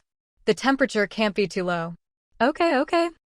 The couple, who had been panicking just moments before, immediately sprang into action at Lin Qian's instructions, as if they'd finally found someone to rely on. Considering the old lady's poor health, Lin Qian didn't ask her to help. "Grandma, why don't you go rest for a bit?" She walked over to Xiaoyu and gently helped her onto the bed they'd prepared in advance. "How are you feeling now?" My stomach hurts so much." While comforting her, Lin Qian placed a pillow under her hips and took out a fetal heart monitor. Xiaoyu was in so much pain she couldn't even wonder why Lin Qian had a fetal heart monitor. As soon as Lin Qian finished checking, she anxiously asked, "How's the baby?" "Don't worry, everything's fine. Just lie down and relax. You'll need your strength soon." The old lady Lin Qian had told to rest didn't actually leave, but instead stood quietly at the doorway, watching. When she saw Lin Qian take out the fetal heart monitor, a flicker of surprise crossed her eyes. Other things might be easy to explain, but even having a fetal heart monitor? That was impressive. "How many weeks along is she?" Just then, Aunt Hong brought in a bowl of noodles. Lin Qian took the chance to ask her. 38 weeks. She's full term." Lin Qian visibly relaxed at that. Aunt Hong's husband, since it was his own daughter-in-law giving birth, was worried but didn't come over to watch. He just quietly tended the fire and boiled water in the living room. "She should be able to deliver naturally." She turned to Xiaoyu. "Don't be nervous. Let me check how dilated you are." After checking, Lin Qian said, "You're only at 2 centimeters. It'll be a while yet. The contractions will get stronger, so try to prepare yourself mentally." Lin Qian could see Xiaoyu was already in a lot of pain, sweating all over, but she gritted her teeth and didn't make a sound. Time ticked by. Eventually, Xiaoyu was so exhausted by the pain that she started to drift in and out of consciousness. Mom, is Mingjie back? I think I heard his voice just now. Aunt Hong's heart ached for her daughter-in-law. Xiaoyu, hang in there. Mingjie will be back soon. Once you deliver the baby, he'll be here. He's a father now, of course he'll come see you. Hearing this, Xiaoyu seemed to gather her strength and focused all her attention on her belly. With Lin Qian's gentle encouragement, a baby's cry pierced the night, breaking through the darkness. Dawn was just beginning to break on the horizon. Lin Qian placed the baby next to Xiaoyu. It's a beautiful baby girl. Aunt Hong burst into tears at the sight of the little girl. She covered Xiaoyu's lower body with a blanket and called over the old lady and her husband. Mom, Yangxing, come look. Xiaoyu gave our family a beautiful baby girl. Only then did Lin Qian notice the old lady was still waiting at the door, holding an oil lamp. The soft yellow light, mingling with the first rays of dawn, glimmered in the corner of her eye. Lu Yangxing, seeing his granddaughter born safe and sound, wept even harder than Aunt Hong. Good, good, good. Lin Qian had already tried to persuade the old lady earlier, but now that the baby was born, she could only let her come over. Grandma, would one of you like to cut the umbilical cord? They looked at each other, and finally the old lady turned to Xiaoyu, who was still awake, and gently asked, Xiaoyu, how are you feeling? Do you have the strength to cut the cord? Xiaoyu hadn't expected they'd let her cut her own baby's cord. She looked surprised, but even more delighted. You brought this child into the world with your own life. Cutting the cord is nothing. Qian, give her the scissors. Lin Qian handed the scissors to Xiaoyu. Her face softened, and it seemed as if she'd grown up overnight. With a determined look, she cut the cord. Lin Qian picked up the baby. Is the hot water ready? It's ready. It's been ready, Lu Yangxing replied, his voice trembling. Good. Bring the hot water over in a basin. I'll clean up both the baby and the mother. Lin Qian then took out a suction device to clear the baby's mouth and nose, preventing any leftover amniotic fluid from causing suffocation. The old lady watched in awe as Lin Qian produced one professional tool after another. She didn't care if it made sense or not, she just wanted her family to be safe and healthy. Lu Yangxing quickly brought over the hot water, then went back to boil more. In front of the old lady and Aunt Hong, Lin Qian quickly cleaned up Xiaoyu and the baby. She's a good baby. Xiaoyu needs to rest now. Aunt Hong, you hold the baby and clean her belly button. I still need to finish up with Xiaoyu. She handed over a few bottles of iodine and some medical cotton swabs. Use iodine to clean the baby's belly button every day. Aunt Hong quickly agreed, but she didn't leave. She just started cleaning the baby right there. Once the baby was taken care of, she asked, Qian, should we feed her now? Wait an hour before Xiaoyu nurses her. I checked, she has milk. That's good, that's good. By the way, what should we do for Xiaoyu's postpartum care? Before the disaster, they'd always gone to a postpartum care center. They'd already booked one before the calamity struck. Who could have known things would turn out like this? Lin Qian didn't have time to explain. She simply handed them 2 books, one on postpartum care, one on infant care. If you have any questions, just check these books. Xiaoyu and the baby are both fine now, so I'll head back. She had already been delayed here for quite a while. Because Xiaoyu went into labor so suddenly, she hadn't even had time to let her family know, and they were probably worried sick by now. But actually, this was for the best, better than having to stay here for a few days. At least it hadn't really held up her own plans. Because Lin Qian had given them so much confidence, Aunt Hong wanted to ask her to stay a little longer. But when she opened her mouth, she found she just couldn't say the words. The old lady sat quietly to the side, eyes lowered, calm and composed. After spending so much time with her, how could she not know what Aunt Hong was thinking? Before Aunt Hong could speak, she turned to Lin Qian and said, You've really worked hard. It wasn't hard.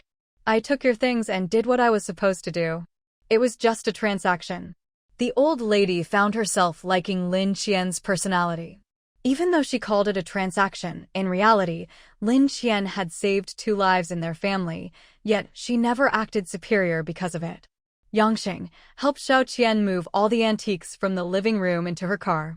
Lu Yangxing hadn't realized that while he was away, the old lady had already sold all the antiques from the living room. Huh? What? Hurry up and go. But, Mom, what's going on? As you can see, I traded the family's antiques with Xiaoqian for supplies. Otherwise, how could your granddaughter have been born so smoothly? If it weren't for the things Xiaoqian brought, she probably wouldn't have survived even if she made it here. With that, Lu Yangxing understood. He wasn't the type to forget a kindness. Hearing the old lady's explanation, he immediately guessed the gist of what had happened, and without another word, started helping move all the antiques from the living room into the trunk of Lin Qian's car. For the items that weren't packed, he even found packaging materials to wrap them up before putting them in. Lin Qian opened her mouth, wanting to say it wasn't necessary. After all, she was just going to drive the car somewhere secluded and put everything into her storage space, so there was no risk of anything getting damaged. But she didn't know how to explain that, so she just let them be. Xiaoqian, if we need anything in the future, would you be able to get it for us again? In Aunt Hong's eyes, Lin Qian was practically a living bodhisattva. She hadn't just saved Xiaoyu and her mother, but their whole family. If anything had happened to Xiaoyu and her baby, Aunt Hong wouldn't have wanted to go on living. If the old lady hadn't used the excuse that Xiaoyu and her child needed care to persuade her when her son went missing, she might have gone out searching for him herself, and in this environment, she surely wouldn't have survived. I'll probably be back again. The supplies I've given you this time should last them half a year. If I don't come back, that should be enough time for you to find another source. You were able to get medicine for the new mother. Do you think you could get some other medicines too? Just as Lin Qian was about to leave, she heard this and remembered the old lady had just coughed up blood. What kind of medicine? Aunt Hong named a few, and Lin Qian immediately recognized them as treatments for kidney failure. Judging by the old lady's condition, it must have gotten pretty serious. How long has she been off her meds? She wasn't in a rush anyway, so she might as well take a look. Besides, getting a few more antiques wouldn't hurt. It's been a while. When Lu Hongxing heard his mother had stopped taking her medicine, he jumped up and glared at Aunt Hong as if he'd just found out. Why didn't you tell us Mom was out of medicine? Aunt Hong wanted to explain, but the old lady cut her off. Why are you yelling at her? I told her not to tell you. At my age, I've lived long enough. If I have the energy to go looking for medicine, I'd rather spend it finding food to keep myself alive. Mom, how can you say that? Lu Hongxing felt a wave of sadness and helplessness. Thinking back to his wife's earlier question to Lin Qian, could this young woman really have a way? He immediately looked at Lin Qian with hope in his eyes. The old lady couldn't stand to see them like this. She waved them away and said to Lin Qian, "Xiaoqian, you don't have to listen to them. I know my own body." As she spoke, she gave Lin Qian a look, hoping she would leave quickly. But Lin Qian wasn't in a hurry. "It's fine, Granny. Let me take a look. Please sit down." Lu Hongxing quickly helped the old lady sit. Lin Qian rolled up her pant leg to check her feet and saw the swelling was severe. She pressed down gently and heard the old lady suck in a breath. "Does it hurt?" Lin Qian looked up at her. The old lady tried to act tough. No, it doesn't hurt. It just tickled a little when you pressed." Lin Qian didn't believe her for a second. Her whole leg was swollen and bruised. "Granny, you need to be honest, or I won't be able to judge how serious it is." "It really doesn't hurt," the old lady insisted. Aunt Hong, being more attentive, said her feet weren't this bad before. It only got like this after she stopped taking her medicine. She still needs to take her meds.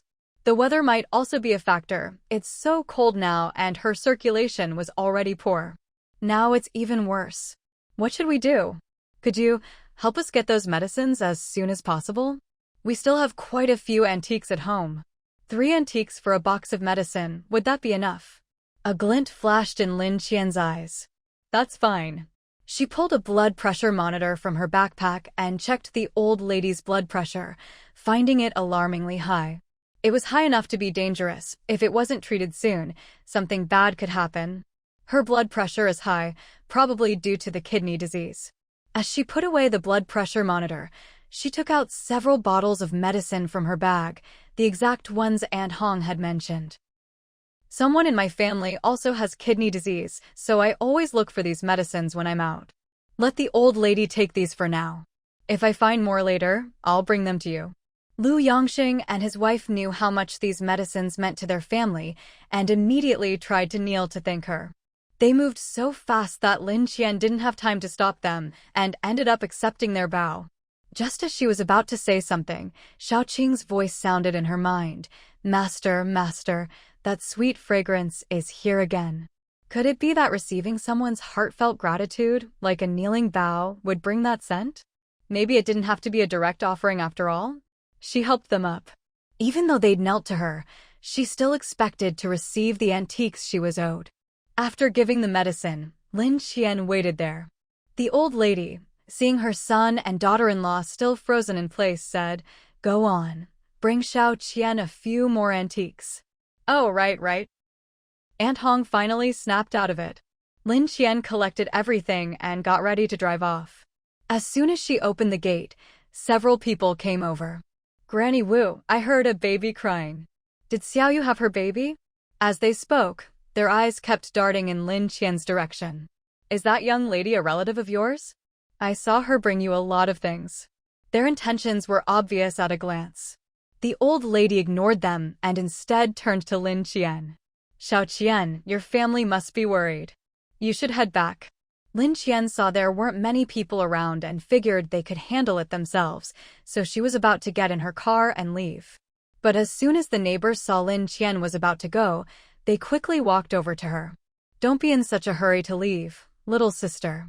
One of them even tried to grab her arm, but she dodged deftly. The other two didn't say anything, but their eyes were glued to Lin Qian's car. The old lady stepped in front of Lin Qian, blocking their view. "She's the doctor we invited to help with Xiaoyu's delivery. She didn't bring us anything, just came to help deliver the baby." But no matter what the old lady said, these people didn't believe her. Her caution was well known on this street. "Granny Wu, don't joke with us. Everyone knows your family has its ways. We haven't had rice in days, at least share a little with us, won't you?" Seeing the old lady wouldn't budge, they just came right out and asked for handouts. The old lady ignored them and turned to Lin Qian. "You go ahead, don't worry about us." Lin Qian didn't take these people seriously, but considering all the antiques in the house, she felt she should at least say something. If these people got desperate and broke in, it would be a shame if any antiques were damaged. "Granny Wu, it's fine." She helped Granny Wu aside. "Aunt Hong, take Granny back inside first." Aunt Hong had already been frightened by this group. Normally, everyone was just neighbors. She'd never seen them act so menacing. Before, Granny Wu always kept a low profile, so no one paid much attention to their family. But now, with Lin Qian driving such a nice car in, it was like stirring up a hornet's nest. Everyone came out to stare. These people were probably sent as the vanguard. If they backed off now, there'd be more trouble later. If they came after she'd already taken everything away, Lin Qian wouldn't care, but right now, she couldn't just leave. Aunt Hong led the old lady back inside. As she passed Lu Yongxing, she whispered, "Keep an eye out. Don't let anyone hurt Xiao Qian." "I know, don't worry." Lu Yongxing stepped up to the group. "We're all neighbors here. Our Xiaoyu is about to give birth, so we called a doctor." How did that turn into her bringing us things? They didn't care whether she was a doctor or not. Even if she didn't bring anything, that car was a prize in itself. The group exchanged glances, and the one who'd tried to grab Lin Qian spoke up. "That's a nice car you've got. Why don't you let us borrow it for a couple of days?" Lin Qian almost laughed out of anger. "What did you say?" They looked at each other again, and he repeated, "I said, your car." Before he could finish, Aunt Hong came out holding a gun, aiming it at him. "I was inside just now and didn't catch what you said. Care to repeat it?" Lin Qian had been about to pull out her whip, but who knew Aunt Hong would have a gun? Then again, with a family like this, it wasn't surprising. But Lu Yongxing looked shocked too, staring at Aunt Hong just like the others. He opened his mouth to ask what was going on, but seeing the tense situation, he just shot Aunt Hong a look. Aunt Hong, who'd been married to him for so many years, understood instantly and signaled for him to step aside. Lu Yongxing tried to pull Lin Qian back with him, but she stood her ground, making him anxious. "Girl, let Ah Hong handle this." At first glance, Lin Qian had thought the gun was real, but looking closer, she realized it was just a replica. If those people The group wasn't stupid. After their initial fear, they recovered and realized it was unlikely an ordinary family could get a real gun. "Brothers, that must be fake." "Yeah, don't be scared. Let's just take the car." "Wait."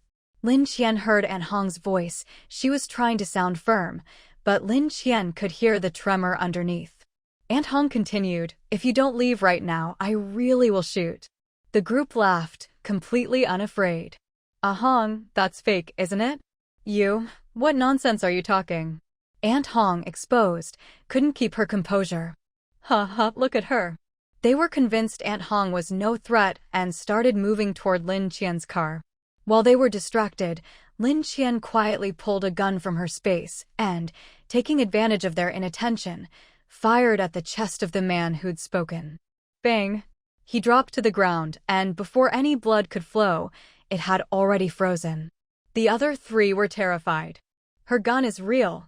Run, run." In just a moment, the unwelcome guests had all vanished, and even those lurking nearby hoping to profit scattered in a panic. Aunt Hong stared at the neighbor lying on the ground, stunned, looking back and forth between her own gun and the scene, completely baffled. What happened? Lu Yongxing was equally shocked. He rushed to Aunt Hong's side. "Ah Hong, are you okay? Where did you get a gun?" "I always thought that was just the toy Mingjia made." "It is. How did this?" Lu Yongxing took the gun from her and examined it. "This is just a toy." Then just now, the couple turned to look at Lin Qian. Aunt Hong went over first. "Xiao Qian, was that you who fired?" "Yep." Lin Qian showed them her gun. "I knew it. I thought Mingjia had somehow gotten a real gun. I didn't do anything, but suddenly he was shot dead. It scared me to death." Lu Yongxing came over too, his eyes lighting up at the sight of Lin Qian's gun. Xiao Qian, could you sell us that gun?" "Money, antiques, whatever you want, I'll get it for you." Granny Wu had already come out when she heard the gunshot. She knew exactly what a gun meant these days. Anything else, she might have let them ask for, but a gun was worth more than just a life. How could they be so reckless as to ask a young girl for it? "Xiao Qian, don't mind them. You should go home, your family must be worried." "Mom," Lu Yongxing called out to Grandma Wu. "If you really think of me as your mother, then come home. Don't do such shameless things." Aunt Hong hesitated, conflicted, but finally spoke to Grandma Wu. "Mom, we just want to ask one thing. Xiao Qian hasn't said anything yet. Yongxing is out running around every day. If he could have a gun, he'd be much safer. I don't want to lose my husband after already losing my child." "You too." Grandma Wu didn't even know what to say. Thinking of her missing grandson, her heart twisted with pain. "It's all right, Grandma Wu. I still have this gun, and I'm willing to trade with you. But if possible, could I take a look at the rest of your collection and pick something out myself?" Lu Yongxing and Aunt Hong were instantly overjoyed. "Mom, did you hear what Xiao Qian just said?" Grandma Wu sighed. "I heard. Take Xiao Qian to where we keep our collection and let her pick something." Since everything was settled, Grandma Wu didn't follow them. She turned to check on her great-granddaughter instead. An hour had already passed. It was time to take the baby to feed Xiaoyu. The couple led Lin Qian down to their basement, which, to her surprise, had been excavated into an entire floor for storing their collection. Even someone as knowledgeable as Lin Qian was stunned by the sight of the storeroom. She felt the surge of energy from her space as soon as she reached the door, and Xiaoqing's chattering voice echoed excitedly in her mind. "So many treasures. So many good things." Lin Qian quickly warned it, "It's broad daylight, don't you dare come out. If anyone sees you, neither of us will get away with it." Got it, got it." Xiaoqing was so excited it could barely speak coherently. There were so many items inside, dazzling to the eye, hundreds at least. Though it was a basement, somehow there was light filtering in. It wasn't as bright as outside, but it was soft enough that every item could be seen clearly. The design was truly remarkable. She didn't want everything, but if she suddenly took out her own items now, it would definitely arouse suspicion. She'd already taken out quite a few things yesterday because of Xiaoyu's delivery. If she kept producing more, who knew what they'd start thinking? Anyway, she'd have to come back to the Huang family base again, so she could bring more things next time and trade for all these antiques. In her heart, these things already belonged to her. Xiao Qian, take a look, see if there's anything you like. Actually, as soon as Lin Qian arrived, her eyes were immediately drawn to the bronze beast-faced Jew displayed in the center. She couldn't help but walk over. But her space and Xiaoqing seemed to be interested in something else, making her look in another direction. With just one glance, she couldn't look away. It was a robe as thin as gauze. If you didn't pay attention, it just looked gray and unremarkable. But once you really looked, it seemed to draw in all your attention. What's this? Even though her space was reacting strongly, Lin Qian couldn't tell what material it was made of. It looked a bit like a Han Dynasty straight-cut plain gauze robe. But on closer inspection, it was a little different from the typical plain gauze robe. Seeing Lin Qian's gaze fall on the gauze robe, Lu Yongxing hurried over. We don't know what it's made of either, but it's definitely old. My dad picked it up by chance when he was still alive. I think he only paid a few tens of thousands for it. A few tens of thousands? Lin Qian could hardly believe her ears. Even if it wasn't as valuable as a famous Han Dynasty robe, it should be worth more than that. Ahem, Lu Yongxing looked a bit embarrassed. Actually, it didn't come from the most legitimate source. When my dad got it, it was still caked in mud. He spent a lot of effort and found a bunch of experts to clean it up to what you see now.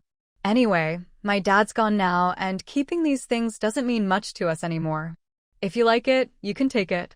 Of course Lin Qian wanted it. She didn't know exactly what it was, but with such a strong reaction from her space, it had to be something good. All right, then I'll take this. She pulled a box of bullets from her backpack. Here's a box of ammo. I also like that bronze beast-faced Jew in the center. If you're willing to trade. Before Lin Qian could finish, Lu Yongxing quickly took the box of bullets. Of course I'm willing. In peaceful times, these things would be priceless, but now they're not even worth a loaf of bread. He wasn't wrong. Lin Qian was delighted to get 2 items at once. The bronze Jew wasn't very big.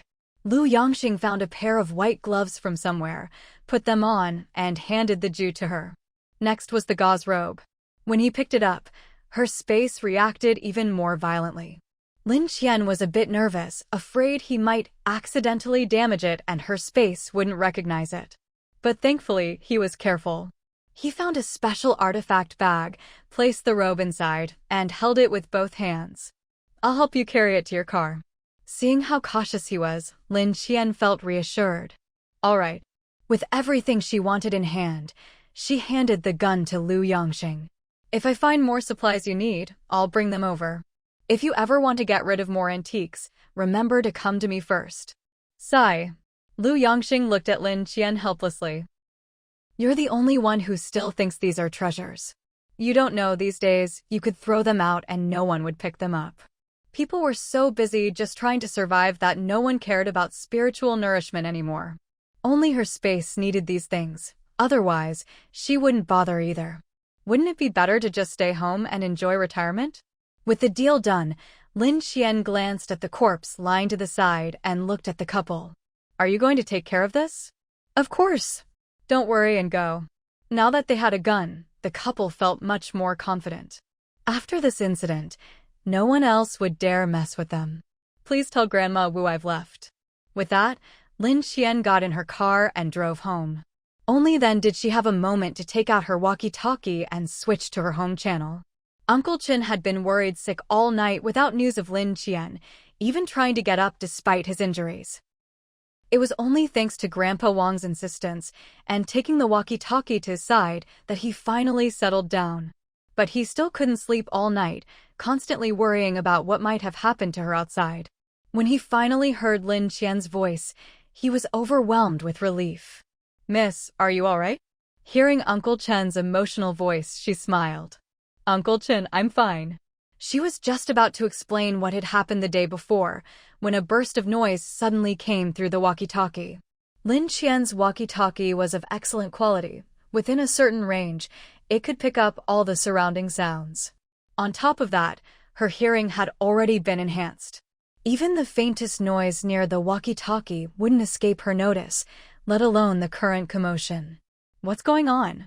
Uncle Chin was lying in bed, not sure exactly what had happened. He only heard a loud noise from outside the door and had no idea who had come to the house. "Someone's here. I've sent Wang Hui and the others to check it out. Are you done on your end? If so, come back early." "All right, I'm already on my way back. Don't worry, no one can break into the house.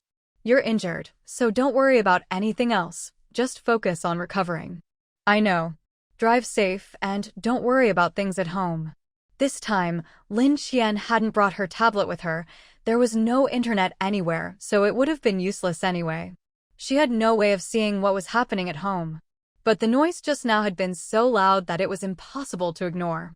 She couldn't help but wonder who had come knocking. Logically, after she'd taught those people at home a lesson last time, beating and killing as needed, there shouldn't be anyone else foolish enough to cause trouble. She was confident in the house's defenses, but if these people kept making such a racket, it would disturb Uncle Chen's rest. Thinking of this, she didn't bother putting the antiques away, but instead sped up, wanting to get home as soon as possible. After racing all the way, she finally arrived at her doorstep within 40 minutes. To her surprise, there was a crowd gathered outside her house. When they saw her car, their eyes lit up. Sitting in the car, Lin Qian saw that the leader was actually Huang. She smiled. She hadn't gone looking for him, but he'd come to her door instead. Did he really think they were easy to bully? Huang's eyes also lit up when he saw Lin Qian's car. He hadn't expected this orphan girl to get her hands on a car even better than his. As soon as Lin Qian parked, he walked right up with a big smile, knocked on her window, and waited for her to roll it down. Lin Qian thought for a moment, then rolled down the window. "Uncle Huang, you brought so many people here. What do you want?" "Oh, it's nothing. I just haven't seen my dear niece in so long, so I wanted to check in on you. Times are tough now, one wrong step, and you could lose your life. Your mother only had you, so I feel I should look out for you a bit." The smile on Huang's face was so sincere that, if she didn't already know what kind of person he was, she might have believed he was truly a kind and caring elder. "Well, Uncle Huang, you've seen me now. It's freezing out, so I won't invite you in. If there's nothing else, you should head back. There's no need to come by in the future. If I need your help, I'll let you know." Huang's smile almost froze on his face. He'd left his comfortable base to come here, and she wouldn't even let him in? But after so many years, he knew better than to give up before achieving his goal. He hadn't even gotten to the point yet. How could he just leave? "Actually, besides checking on you, I do have something I wanted to talk to you about." Lin Qian knew he was talking about the Blue Vein project, but she couldn't let him know she was aware of his intentions. "If you have something to say, Uncle Huang, just say it. I always said you take after your mother. Even the way you talk and handle things is just like her." Huang tried to play it coy. Lin Qian didn't want to waste time on pleasantries. "Uncle Huang, if there's nothing else, I'll head inside. Uncle Chin is injured, and I need to take care of him." When Huang heard that Uncle Chin was injured, he put on a look of shock, as if he'd just heard the news. "What? Uncle Chin is hurt? Then I really must go in and see him. After all, I've known him for years." "No need. Just get to the point, or don't blame me for being rude and sending you off." Lin Qian was already losing patience. Huang almost lost control of his expression for a moment, the corner of his mouth twitching. "Qian, I watched you grow up after all. Nothing else to say? Then please move aside, I'm going in." Seeing how stubborn she was, Huang could only grit his teeth and state his purpose.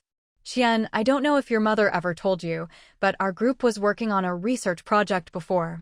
The experiment involved a mysterious drug, and just as we were reaching a critical stage, the typhoon and floods hit one after another. All the research data in the lab was lost. We went back to look, but there was nothing left. Of course there wasn't. Lin Qian had taken everything. Besides, that area had suffered the worst damage. The upper floors were blown down by the typhoon, and the floodwaters submerged the rest. What could possibly be left? Why are you telling me this, Uncle Huang? You know my mother never brought her work home. Besides, you always said I was too young to understand any of it. Otherwise, I wouldn't have sold my shares to you after she died, right? That's true, but there are always exceptions. Those documents are really important.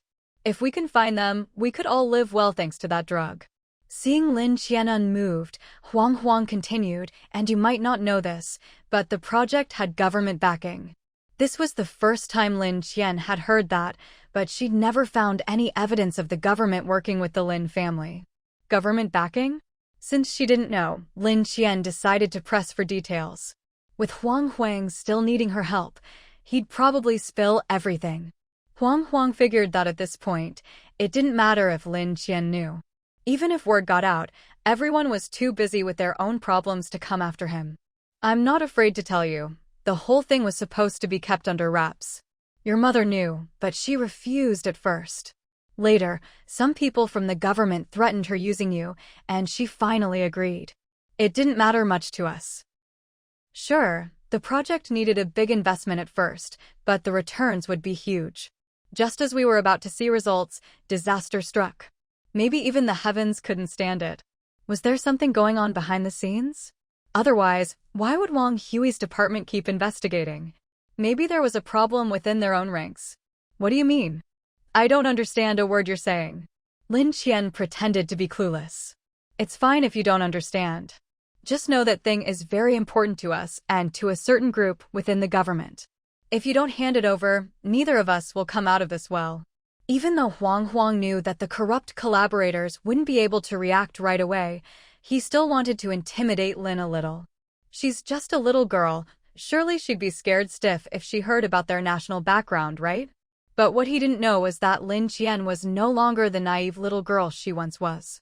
Oh, is that so? But my mom never told me anything about this.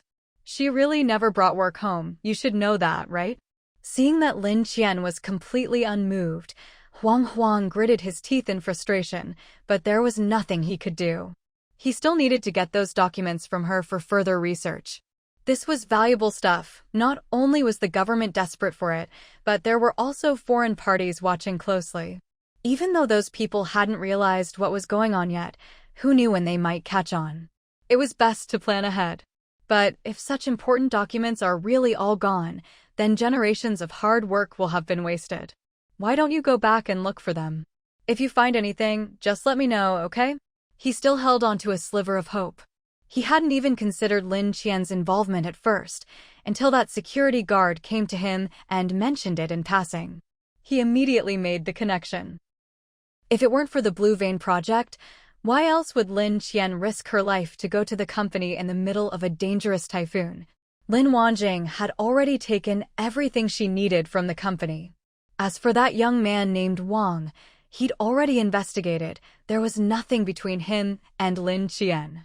Even if he went missing, there was no way she'd risk so much just for him. Thinking it over, only the Blue Vein project could have driven her to return to the company under such dangerous circumstances. Still, he wasn't entirely sure. Just then, Zhao Lei arrived at the Huang family base, so he asked Zhao Lei to go see Uncle Chen. Lin Qian didn't want to keep tangling with him here. All right, I'll go back and look. But as far as I remember, my mom really never brought any documents home. Fine, as long as you're willing to look. He knew Lin Qian was probably just brushing him off, but at least she didn't outright refuse. In his mind, Lin Qian was still that simple, innocent girl. Maybe she just didn't trust him enough, or maybe Uncle Chen kept warning her. But that was easy to fix. He'd just spend more time with her. Now that she'd lost her parents and only had Uncle Chen left, and according to Zhao Lei, Uncle Chen had been stabbed in the heart. Even if he wasn't dead yet, he probably wouldn't last much longer. Once Uncle Chen was gone, she'd have no one left. If he showed her some warmth, Wouldn't she rely on him completely? Even that idiot Li Xiaoqing had managed to gain her trust. He was way smarter than Li Xiaoqing. He was confident about this. By the way, Xiaoqian, isn't your house a bit too remote? Your Uncle Huang has set up a base in my neighborhood. There's food, water, even doctors. If Uncle Chen's condition is serious, why not bring him over? No need. Uncle Chen isn't fit to be moved right now, and we're fine living here. We won't trouble you. What a joke. Why would she leave her 5-star hotel to stay in his shabby guest house? Then how about this? I'll have a doctor come over and take a look. He's getting old, and if you're not careful, things could get serious. Uncle Chen has already seen a doctor. Lin Qian rolled up the window. Seeing Huang's men still blocking the villa's gate, she honked the horn. The men didn't know whether to keep blocking the way or let her in, so they all looked to Huang for instructions.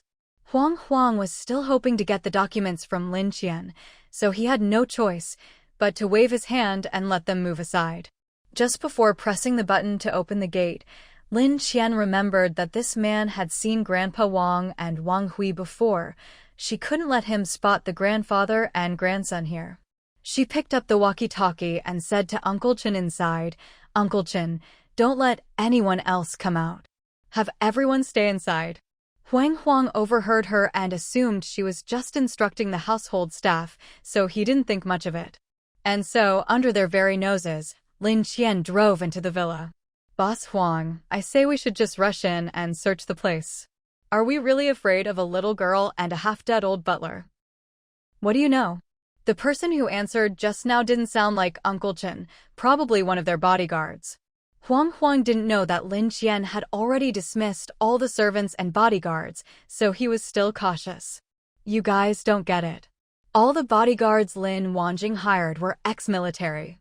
One of them could take on several of you. So, was today a wasted trip?" "Not exactly. At least we know Qinming is injured. If she really had the blue vein stuff and used it on Qinming, he'd be up and about by now. But what if she's lying to us?" Huang was confident. "Even if she is, it doesn't matter. That stuff has serious side effects. If she really used it on her own people, it won't be long before she comes begging us for help." Thinking of the terrifying side effects of the blue vein, he was practically giddy with anticipation. "But we're just guessing she has the stuff and the documents. What if she really doesn't?"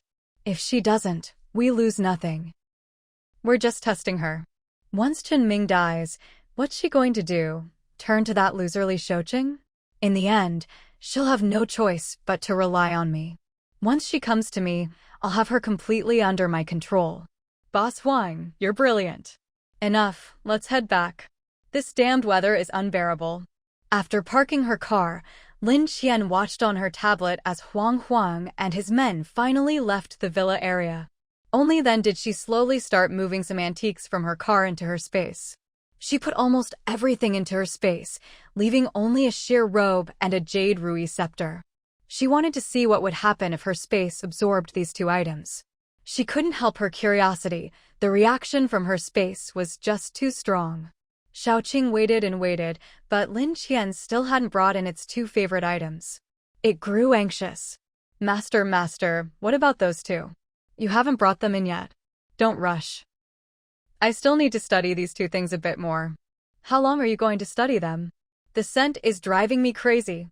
Xiaohe, coiled around her wrist, also lifted its head and started hissing, clearly drawn to the two items as well. "See? Xiaohe thinks they smell good too. All right, I haven't slept all night. Can you two let me rest for a bit?" "But Master, if you come into the space with us and absorb the energy here, you won't feel tired even without sleep. Plus, you'll be even stronger than before." Lin Qian let out a sigh. There was nothing she could do, so she picked up an antique and decided to take it back to her room for a closer look. As she passed through the living room, she saw Grandpa Wang and Wang Hui hurrying over, both looking anxious. "Why didn't you let us go out and help just now?"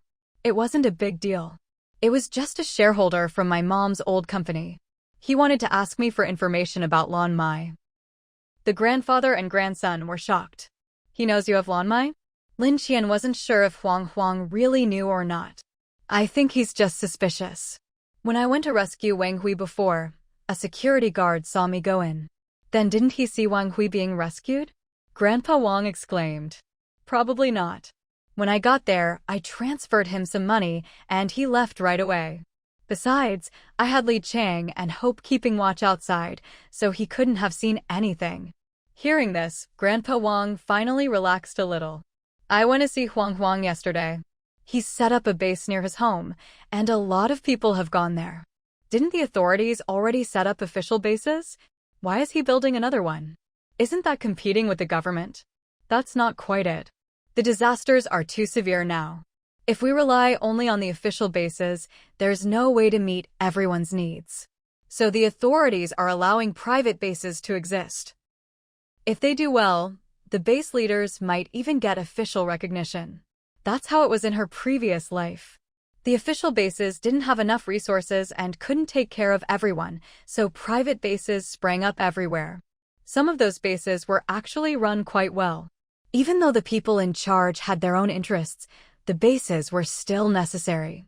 If it hadn't been for those bases, even more people in China would have died. It's just that in her previous life, she never heard of Huang setting up a base, or maybe she was just too inexperienced back then. All the resources were controlled by Li Qian. Maybe Huang had already made some kind of deal with him. Speaking of Li Qian, she didn't even know if he was dead or alive. Someone like him, if he died, that would be letting him off too easily. It would be better if he lived a long life, so he could keep suffering. When Lin Qian explained this, Grandpa Wang and Wang Hui immediately understood. I'll go check on Uncle Chen. How's he doing now? Even though she had used the space peaches to help his wounds, she was still worried about his condition. He's recovering really well. If I didn't know you wouldn't use Xiaomau on Uncle Chen, I'd have suspected you did. But how do you have such good medicine? Grandpa Wang was puzzled. He'd been keeping an eye on Uncle Chen's condition and noticed he was recovering at an unbelievable rate. In just one day, Uncle Chen told Grandpa Wang that his wound was starting to itch. At first, Grandpa Wang thought it was some kind of complication. He never imagined it meant the wound was healing. When he opened the bandage to change the dressing, he was shocked to find the wound looked like it had been healing for over 10 days, not like someone who'd just had a brush with death. It really surprised him. Our family has been developing a wound medicine, but it works differently for everyone. Uncle Chen just happens to be one of the lucky ones it works for. Grandpa Wang had no doubts about the Lin family's pharmaceutical abilities. That's good. At first, I thought you'd used Xiaomau on him and was really worried, but when I checked his pulse, it didn't feel like it. Besides, Xiaomau has serious side effects. You wouldn't use it on Xiaoming. As they talked, they walked into Uncle Chen's room. Uncle Chen had wanted to get up and check what was happening downstairs when he heard the noise, but he was afraid Lin Qian would scold him, so he held back. Now that Lin Qian had finally come, he asked, "Miss, what happened? Who were those people outside?" Huang. What was he doing here? Uncle Chen had almost forgotten about this man. He rarely showed up unless he wanted something from the Lin family, always putting on a fake show of concern. He never did anything unless there was something in it for him. Uncle Chen really couldn't stand him. He thinks I have information about Lan Mai. Uncle Chen instinctively objected. How could you have that kind of information? Miss never brings her work home. That's what I told him, but he didn't believe me. I just brushed him off and said I'd look for it, then sent him away. But he'll probably come back again, Uncle Chen said worriedly. Uncle Chen, don't worry about that right now. The most important thing is your health. You nearly died. If you don't focus on recovering, how are you going to get better? I feel almost fine already. As he spoke, he tried to undo his bandage to show Lin Qian his wound as proof. Lin Qian stopped his hand. I know, don't move. Let me take a look. She was curious about his condition too, so she gently unwrapped the bandage. Once it was off, she saw that the wound she'd stitched up had already closed, and new tissue was filling in. It looked like it would be fully healed soon. Still, she wasn't completely reassured. She took out a stethoscope and listened carefully. Uncle Chen's heartbeat was strong, not at all like someone who'd been injured. She pressed gently on the wound. How does it feel? Does it hurt? It doesn't hurt, just itches a little. That means it's healing. Itching is normal. Just bear with it for a few days. Lin Qian withdrew her hand. Can you get up now? I can. As soon as Lin Qian said this, Uncle Chen threw off his blanket and sat up. He knew his own body. He'd felt like he could get up yesterday, but Grandpa Wang and Wang Hui had been taking turns watching him, making him stay in bed for everything, even helping him go to the bathroom, which was so embarrassing. Just as he was about to get out of bed, Lin Qian rolled over a wheelchair. Come on, sit down. I'll take you to the medical room for an ultrasound to check your internal injuries. Uncle Chen, with one foot already on the floor. I can walk by myself. We'll do the checkup first. If everything's fine, you can walk however you want. But not until then. Uncle Chen immediately wilted like a beaten eggplant. Fine, fine, whatever you say. Miss, you're so young but already act like an old lady. Lin Qian shot him a look and reached out to help him. Uncle Chen immediately shut his mouth and obediently sat in the wheelchair. Lin Qian pushed him all the way to the medical room, helped him onto the ultrasound bed, and began the examination. From the scans, she saw that Uncle Chen's internal wounds had almost completely healed, and she finally let out a sigh of relief. Uncle Chen noticed Lin Qian's expression and knew he was out of danger. He immediately broke into a smile. Am I all better now? Lin Qian fixed him with a look. No. Huh? But I just saw you breathe a sigh of relief. That's because I realized you're not going to die. Not because you're fully recovered. Go back and rest for another couple of days. Although the scans showed he was indeed recovering well, she still couldn't let him move around as he pleased. After all, heart problems are no small matter. If there were any complications, she'd regret it for the rest of her life. But you haven't eaten my cooking in days. Just focus on getting better. Even if you have to stay in bed for 10 days or half a month, I won't starve. Besides, Grandpa Wang and Wang Hui are still here. Uncle Chen opened his mouth, wanting to argue, but before he could, Lin Qian gestured for him to get back in his wheelchair. I'm almost fully recovered. Do I really still need the wheelchair? He just sneaked a peek at the scans himself. He wasn't a professional doctor, but after so many years working for the Lin family, he understood a thing or two. Lin Qian didn't say anything, just looked at him quietly. In the end, Uncle Chen caved under her gaze. All right, I'll sit, okay? Now can you please smile? With that stern face, you're starting to look like one of those old ladies outside. If you behave, do you think I'd have to put on a stern face? Oh, my little miss, I'll behave, all right? Only then did Lin Qian let him off, pushing him back to his room. These next couple of days, just rest here and don't even think about getting up and moving around. But Uncle Chen seemed like he wanted to say something, but looked a bit embarrassed. After thinking it over, he finally spoke up. I need to use the bathroom. I can't have Grandpa Wang and his grandson waiting on me all the time. They've already been helping for 2 days. Lin Qian assessed his condition and figured a little walking shouldn't be a problem. After all, there was a bathroom on this floor, so he wouldn't need to go up or downstairs. All right, you can go to the bathroom and eat by yourself, but you can't leave your room otherwise. Even meals have to be eaten in your room. Got it. Now that you're back home, if I don't behave, you'll ignore me. That was the harshest punishment Uncle Chen could think of. Speaking of which, Lin Qian remembered she had to go into the city tomorrow. Not wanting Uncle Chen to worry, she decided to tell him in advance. Uncle Chen, I have to go out tomorrow. I made an appointment with Mayor Wu earlier. Wang Hui and I helped them rescue some people, and they'll be giving us another batch of supplies. Will you be back the same day? Lin Qian was about to say yes, but then remembered how every time she went out, something unexpected happened. She couldn't guarantee it. I'm not sure. If I can't make it back, I'll try to let you know over the walkie-talkie.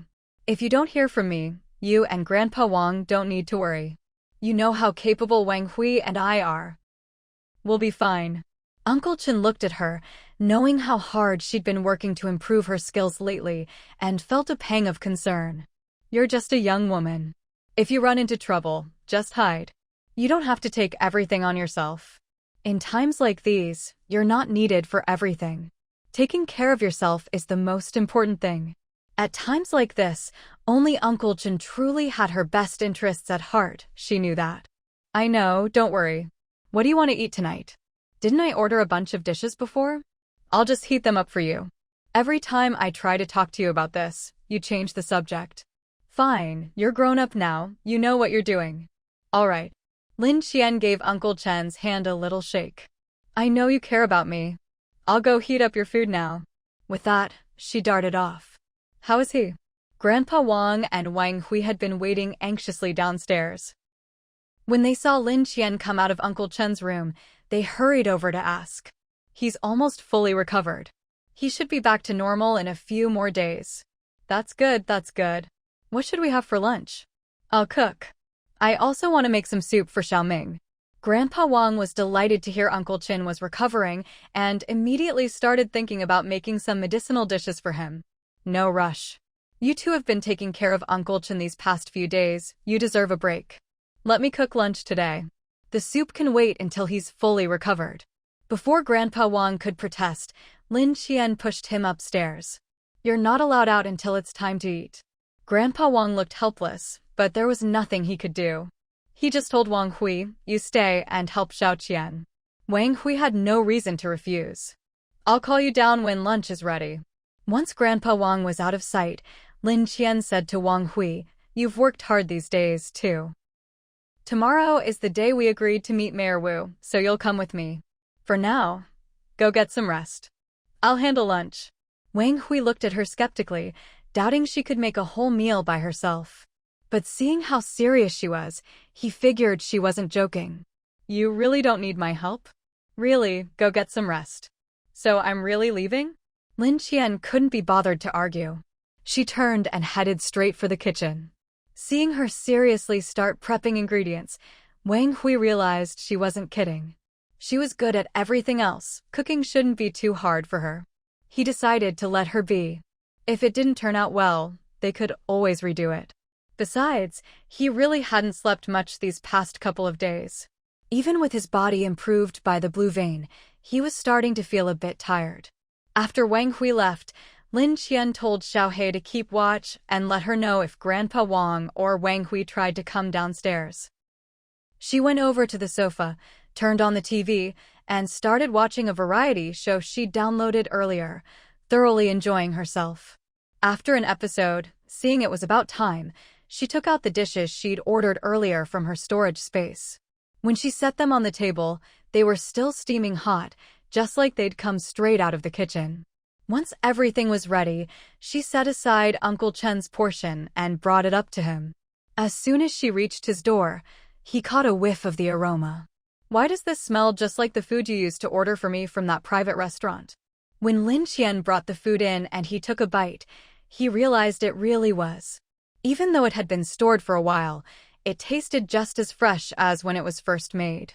She must have taken it out of the freezer. How did she keep it tasting so fresh? It was a mystery. Don't rush, Uncle Chen. Take your time eating. I'll come up later to clear the dishes. Oh, how can I let you do that? I'll just bring them down myself. Lin Qian shot him a look. All right, I'll leave them here for you to collect after I'm done. These days, Lin Qian and Uncle Chen had grown even closer. He'd even stopped using the formal you with her, switching to the more familiar form. Seeing Uncle Chen agree, Lin Qian went to call Grandpa Wang and Wang Hui down for lunch. But as she was about to find them, she suddenly paused, feeling like she'd forgotten something important.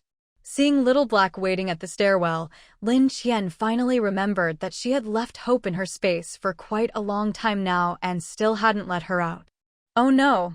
She didn't even bother calling for Grandpa Wang and Wang Hui and rushed downstairs to fill Hope's dog bowl with big chicken drumsticks before releasing Hope from the space. The moment Hope came out, she looked at Lin Qian with a wounded expression and started barking, woof woof woof. Sis, did you forget about me? She was both aggrieved and angry, but thinking Lin Qian might be busy with something important, she didn't dare call for her, so she'd stayed in the space for 2 whole days. Woof woof woof. I'm starving over here. Hope pitifully lifted her little paw towards Lin Qian, wanting her to see for herself. Lin Qian grabbed Hope's paw and pulled her into a big hug. I'm so sorry, Hope, it's my fault. I've just been so busy. But look, the moment I got home, I made sure to get you something delicious. See? She forcefully turned Hope's head towards the dog bowl overflowing with chicken drumsticks. Hope's eyes lit up at the sight, but she still felt angry and stubbornly tried to turn her head away, refusing to look at the food. She was afraid that if she looked any longer, she wouldn't be able to resist. But who knew Lin Qian was stronger than her? She was forced to stare at the fragrant chicken drumsticks in the bowl. For a dog who hadn't eaten in 2 days, this was pure torture. She couldn't help but drool. Woof woof woof. Let me go, I want to eat. Lin Qian knew how hungry she must be, so she finally let her go. Eat as much as you want. If it's not enough, I've got plenty more for you. By the time Hope's mouth touched the chicken drumsticks, she couldn't even hear Lin Qian anymore. She just buried her head and started gobbling up the food. Grandpa Wang and Wang Hui had already been woken up by Hope's barking upstairs, so they didn't need Lin Qian to call them. They came down on their own. Little Black had already dashed downstairs to inform Lin Qian as soon as they left their room, saving her the trouble. Seeing Hope eating so happily, Lin Qian didn't bother with her anymore and turned to the others. You're awake? Let's eat.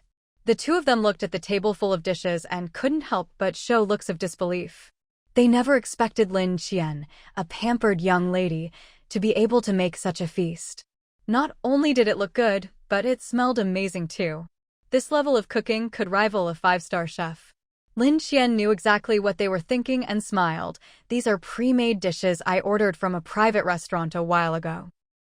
They've been stored for a bit, and since I didn't know what to cook today, I just heated them up. Try them. Hearing this, the grandfather and grandson weren't surprised at all. This was the Lin Qian they knew. If she really had made all these dishes herself, not only would they not believe it, Lin Qian herself probably wouldn't believe it either. After they sat down and saw Lin Qian start eating, they dug in too and were immediately amazed by the taste. These taste like they're freshly made. Which private restaurant is this? Wang Hui asked. Since the restaurant had already been destroyed by the disaster, Lin Qian wasn't worried about them knowing and told them the name directly. Wang Hui, who was often out on missions, didn't know, but Grandpa Wang was well aware of the restaurant's reputation among the upper class in Ju City. Many high-ranking officials and wealthy people would invite him there to thank him for curing their illnesses. In fact, he'd eaten many of the dishes on the table before, but it hadn't occurred to him that Lin Qian would have had the foresight to get pre-made dishes from the restaurant before the disaster. He knew what they tasted like. Honestly, these taste just like they do when you eat them at the restaurant. But I remember they don't usually make these kinds of dishes. Oh, Lin Qian lied without batting an eye. The owner owed our Lin Pharmaceuticals a favor, so when I asked them to make some dishes, they agreed. It's nothing big. Eat up. I see. Grandpa Wang didn't ask any more questions. Lin Qian quickly finished eating. Seeing Hope's chicken drumsticks rapidly disappearing, she refilled her bowl with more. Little Black was gnawing on some roast meat beside her, making for a harmonious scene. Grandpa Wang, you two take your time. I'm going to check if Uncle Chen has finished eating. Xiao Qian, just sit down. Wang Hui can go collect Uncle Chen's dishes. You were out all day yesterday and haven't rested since you got back. Why don't you take a break? Lin Qian remembered the antiques, the gauze robe, and the jade ruby she'd collected, and how Little Green and Little Black had been asking about them.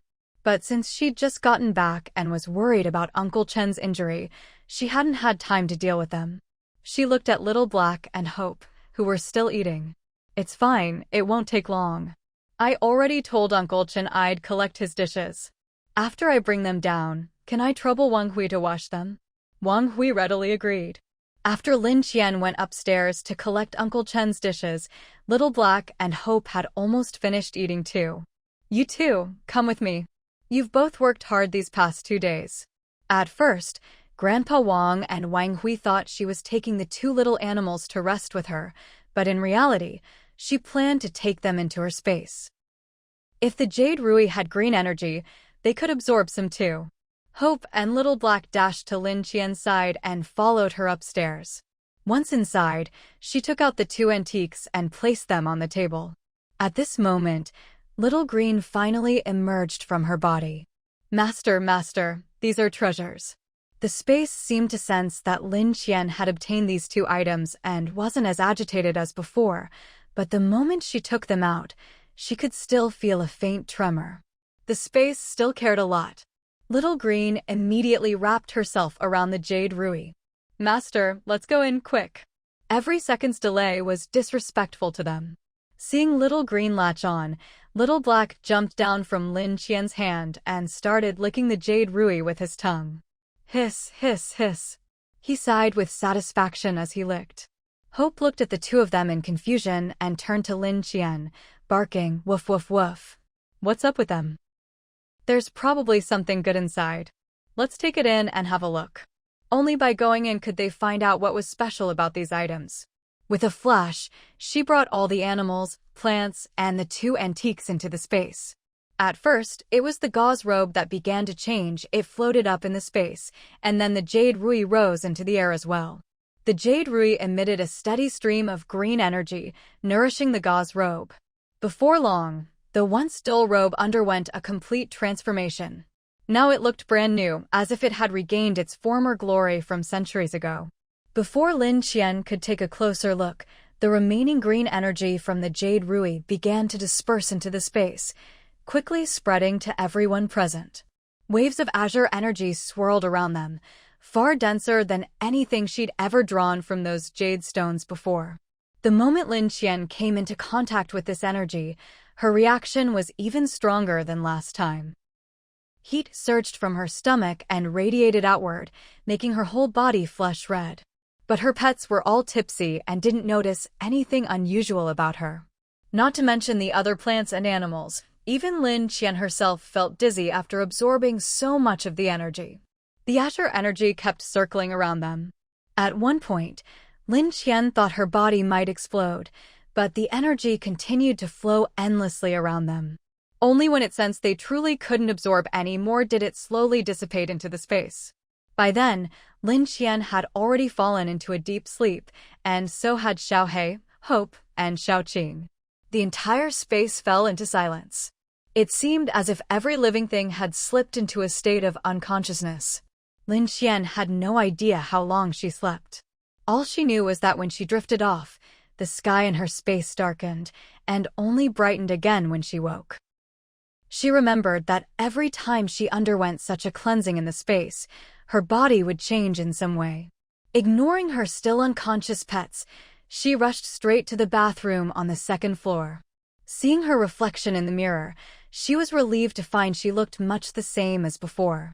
But although her appearance hadn't changed much, she couldn't shake the feeling that something was different about her, though she couldn't quite put her finger on it. Since she couldn't figure it out, she decided not to dwell on it. She had no idea how much time had passed while she was asleep in the space, so she flashed out, only to find that it was a bit dim outside. She couldn't tell if it was day or night. She checked the time, 17:58. But she wasn't sure if it was the same day or if a whole day had passed. Feeling a bit anxious, she hurried downstairs and saw Grandpa Wang and Wang Hui busy in the kitchen. They didn't react much when they saw her, just smiled and said, awake. Lin Qian tried to gauge their attitude. Did this mean she'd only taken a nap? Are you making dinner? Yeah, we can't let you cook every meal, Grandpa Wang replied. With that, Lin Qian was finally reassured. Don't worry about calling me for dinner. Could you also check in on Uncle Chen for me? I have something to take care of. It'll be ready soon. Why not eat first before you get busy? You need to eat well in this weather to keep your strength up, Grandpa Wang said with concern. Thinking of her 3 little pets still asleep in the space, Lin Qian nodded and stayed for dinner, but her mind kept drifting back to the space, watching for any sign of movement from her pets. But even after dinner was over and Uncle Chen had been fed, her little ones were still sleeping inside. Where are Hope and Xiaomau? Grandpa Wang asked casually. Oh, they've been following me around these past couple of days and must be exhausted. They're still sleeping. Don't worry about them. All right, I'll put their food in the fridge. Feed them when they wake up. Thank you. After saying this, Lin Qian was about to head upstairs when Wang Hui called out, What time are we leaving tomorrow? No need to go too early, 7 or 8 is fine. Last time, she'd left early to sneak out without them noticing, but now that she'd decided to go with Wang Hui, there was no need to hide it. Either way, someone would be watching them no matter when they left. Might as well be open about it from the start, instead of sneaking around and making things harder for herself. Okay. After making plans, Lin Qian returned to her room. She hadn't forgotten about the vial of Xiaomau's blood she still needed to test. Entering the space, she glanced at her still unconscious pets lying on the ground. She didn't want to leave them there. With a thought, her pets floated up and landed gently on the living room sofa. She snapped back to herself, stunned. This was a first. She'd never been able to control things like this before. At most, she could instantly retrieve stored items, but moving things around always required her to do it herself. Could this be her new ability from this evolution? She tried again with hope, and sure enough, wherever her mind directed, hope would float there. She began to examine the space more closely. The atmosphere felt subtly different. Before, she could sense vitality here, but after absorbing the Jade Rui, her connection to the space felt even more profound. The vitality in the space seemed to be available to her. That was huge. If she ever got hurt or ran into trouble outside, could the space provide her with life force? Her gaze fell on the sheer robe nearby. For some reason, the space hadn't devoured it this time. Did it think the robe was worthless? That couldn't be. If it was worthless, why had the azure energy enveloped it first? With a thought, the robe appeared in her hand. After being bathed in the azure energy, the sheer robe now glowed with an unusual radiance, shimmering in the space's light. As soon as it touched her hand, the robe seemed to come alive, wrapping itself around her. In moments, she was wearing it. What? Once the robe was on, it became invisible. No one could tell she was wearing anything extra. What's going on? She muttered in confusion. Everything was so far beyond what she'd known. Of course, the space didn't answer her, only a gentle breeze stirred her hair. Wind. Her space had only ever had wind once, when it was first activated. Since then, there'd been none.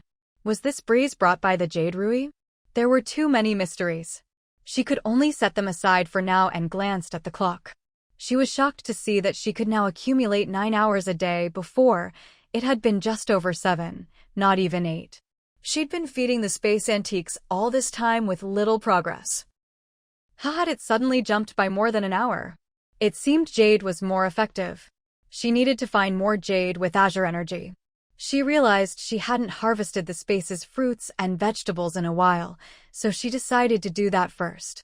The moment she thought about it, she could see the fields outside the house, heavy with ripe fruit. She was still inside, yet could see the scene outside, clearly a new function after the space's evolution. The outer area of the space seemed much larger too. The mist that used to shroud the distance had cleared a lot, revealing a small mountain in the distance. But beyond the mountain, it was still shrouded in fog. She couldn't see what lay within. She tried to use her mental power to pierce the mist, but the moment she reached its edge, a sharp pain shot through her mind. She had never been the type to back down from a challenge. Even now, with her head throbbing in pain, she still held on to a sliver of hope, wanting to see just how far her spiritual power could penetrate the fog. However, as soon as her spiritual power barely managed to push about a centimeter through the mist, it felt as if a heavy stone was mercilessly pounding her brain. The stabbing pain was so intense she nearly fainted. In the end, she simply couldn't bear it any longer and had no choice but to withdraw her spiritual power. It seemed that, with her current abilities, she still couldn't probe what lay beyond the fog. With that, she could only set aside those unrealistic thoughts for now and focus on steadily collecting antiques and Jade as planned. She let out a long sigh, then used her spiritual power to harvest the ripe fruits and vegetables from the black soil one by one. Now that she had this miraculous space, there was no need to do everything by hand anymore. It truly made things much more convenient. After she finished gathering the produce, she took out the 2 vials of Xiaomau's blood she'd stored earlier and walked over to where her lab equipment was set up. Because she had carefully preserved these samples in her space from the start, They hadn't been affected by the passage of time at all. They looked exactly as fresh as when they were first drawn. She skillfully ran a series of tests on the blood samples. As expected, the results all showed that the accelerated cell division and recombination caused by the blue vein had completely disappeared. This outcome was pretty much what she'd anticipated. As long as the dosage wasn't too high, blue vein could indeed rapidly heal wounds and injuries, and would gradually dissipate from the body on its own after a period of time. This was undoubtedly good news.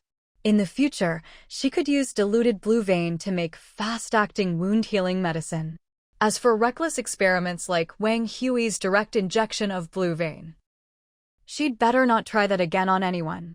After all, this stuff was, to some extent, inhumane. Besides, she only had a tiny bit of blue vein left. Even if she had more, it wouldn't make much difference, and she still had no idea how the stuff was actually made. Thinking of Huang coming to see her, she was filled with questions. Why was Huang so convinced that she had information on blue vein? Just because a security guard saw her at the company during the typhoon? That hardly seemed like a solid reason. Could it be that her mother really did leave some related documents at home before she died? But in both her lifetimes, she'd never seen any so-called documents. She glanced at the few little ones still sleeping soundly and decided to leave them be for now as she exited the space. Looking at the photo of her late mother by the bedside, she couldn't help but pick it up and murmur softly, "Mom, why did you research this project?" In Lin Qian's heart, Lin Wanqing wasn't exactly a saint, but she was a woman of strong principles. She not only refused to do anything that might harm others, but had also taught Lin Qian from a young age never to do such things either. That was why Lin Qian had grown up so kind-hearted. Lin Wanqing had raised her to be a good, obedient girl, but hadn't given her enough tools to protect herself. If she hadn't died once and come back with her memories, she'd probably have ended up the same way in this life. What kind of person was her mother? If she really had left behind any documents, where would she have put them? Since Lin Wanqing's death, Lin Qian had barely set foot in her mother's study. Even when renovating the house, she'd made a point to avoid both the study and the bedroom. Could her mother really have brought those documents home? Unable to sit still any longer, Lin Qian got up and went straight to the study. It was the first time she'd entered her mother's private domain since her passing. She'd never liked going into her mother's study before, but this time, the feeling was completely different. The light in Lin Wanqing's study was a warm yellow, and when she switched it on, the whole room was bathed in a soft, cozy glow. Seeing the chair in front of the desk, she couldn't help but sit down. The moment she sat, a strong sense of belonging and security washed over her. Although her days had been going well lately, she always felt a sense of unreality, as if she might wake up at any moment and find herself back in her previous life. But sitting in this chair, all those uneasy feelings faded away. There was indeed nothing related to the Lin group in her mother's study. Her mother had mostly used this room for reading and writing. After sitting for a while, Lin Qian began searching through the room. Not only did she not find any information about blue vein, she didn't even see anything related to the Lin group. In one of the desk drawers, she found a neatly wrapped gift with a card attached. Lin Qian opened it and saw it was a birthday card from her mother, with just a few simple words, "Happy birthday, my darling." There was a large blank space beneath those words, as if her mother had intended to write more but hadn't finished. She wondered what her mother had wanted to say. But her birthday had long since passed. Why hadn't her mother given her this gift then? With questions swirling in her mind, she placed the gift on the desk and slowly unwrapped it. Inside was a brocade box. At first, Lin Qian thought it might be jewelry, but when she opened it, she found a USB drive. She was stunned for a moment, unable to understand why her mother would leave her a USB drive. She plugged the drive into her mother's computer, only to find it password protected. Since it was a birthday gift, her first thought was to try her own birthday as the password, but it was incorrect. Frowning, Lin Qian reasoned that if her mother had given her a USB drive as a birthday present, there must be something important on it. But if the password wasn't her birthday, then what was it? She tried her mother's birthday, no luck. She tried every birthday she could think of, even those of Li Qian and his eccentric mother, but nothing worked. Since her mother had intended this as a birthday gift, there was no way it contained anything trivial. But why hadn't her mother given it to her before she died? Was it because she hadn't had the chance, or was there some other reason she couldn't explain? Lin Qian really couldn't figure it out. During that time, she'd spent nearly every day by her mother's side, and she hadn't yet fallen out with Li Qian. Wasn't her mother worried he might take it if she just left it in the study? With so many questions and no way to unlock the password, she sighed and put the USB drive away for now, planning to try again another day. Since it was so small and easy to lose, she tucked it safely into her space. Seeing that it was getting late and she had an appointment with Mayor Wu tomorrow, she left the study and returned to her room to rest. Early the next morning, Wang Hui was aura. The first thing Lin Qian did when she woke up was check on the 3 little ones in her space, and she found that they were already awake. Master, I feel full of energy all over. So comfortable. I haven't felt this good in years, Xiaomau chirped excitedly. Xiaohe also slithered over to her, hissing, and quickly climbed onto her wrist, showing off its newly changed body to Lin Qian. Previously, after being infused with the green energy, Xiaohe's whole body had turned pitch black with a metallic sheen. Now, its scales seemed to shimmer with a faint golden light, making it look inexplicably precious as it coiled around her wrist. Before Lin Qian could react, Xiaohe nudged her hand with its head. Only then did she notice that 2 tiny horns had sprouted on Xiaohe's head. This truly surprised her. Staring at the little bumps, she asked, "What's going on? You've grown horns? Are you turning into a dragon?" Xiaoqing and Hope were also puzzled by Xiaohe's appearance. At first, Hope thought Xiaohe was wearing a headband and tried to paw it off with his doggy claws, but when it wouldn't budge, he gave up. "Silly Hope, those are Xiaohe's own horns. They're just like your ears," Xiaoqing explained. "Woof woof woof. Ears?" Hope was even more confused, but he didn't dwell on it. After a couple more glances, he lost interest. Xiaohe, on the other hand, seemed to know exactly what was happening. Hiss hiss hiss. He says he's not turning into a dragon yet, he's transforming into a jiao. To become a dragon, he'll need to absorb a lot more green energy, Xiaoqing translated. Lin Qian immediately understood. This green energy could actually help animals evolve. Xiaohe was becoming a jiao. What about Hope? And Xiaoqing? And herself, had anything changed for her? "Do you two feel any different in your bodies?" she asked. Now that she knew about Xiaohe's transformation, she couldn't just ignore the other two. "Woof woof woof. I feel really hungry." Lin Qian examined Hope closely. Other than being a bit bigger and having shinier fur, there didn't seem to be any obvious changes. Hungry? Did that mean he could eat more? Was that some kind of evolution? Unable to figure it out, she let it go for now and turned to Xiaoqing. "What about you?" "I feel like I want to bloom," Xiaoqing said. "Bloom?" Lin Qian was puzzled. She remembered that last time, after absorbing the green energy, Xiaoqing had also said she wanted to bloom. Looking at Xiaoqing's vines now, there was still no sign of budding, let alone blooming. How was she supposed to bloom? "Yeah," Xiaoqing nodded. "I just feel a warmth spreading through my body, gathering at certain points." "Where exactly?" Xiaoqing extended one of her vines for Lin Qian to see and pointed to a spot with another vine. "Here. There are several spots like this." At first, they felt a bit itchy, but now they don't. Lin Qian looked more closely and saw that the spot Xiaoqing pointed to did look a little different, as if a tiny bud was about to emerge. Maybe she just hadn't absorbed enough energy yet, so the bud hadn't broken through. For now, it seemed that Xiaohe had undergone the biggest change. Perhaps it was because he had already absorbed green energy before, or maybe his constitution was just more adaptable. After all, he'd always been special. At this point, Lin Qian wouldn't even be surprised if he really did turn into a dragon. After this round of absorption and transformation, she felt her connection with these little ones and the space itself had grown much stronger. She could clearly sense the goodwill they radiated toward her. She also felt that her own growth was now somehow linked to theirs.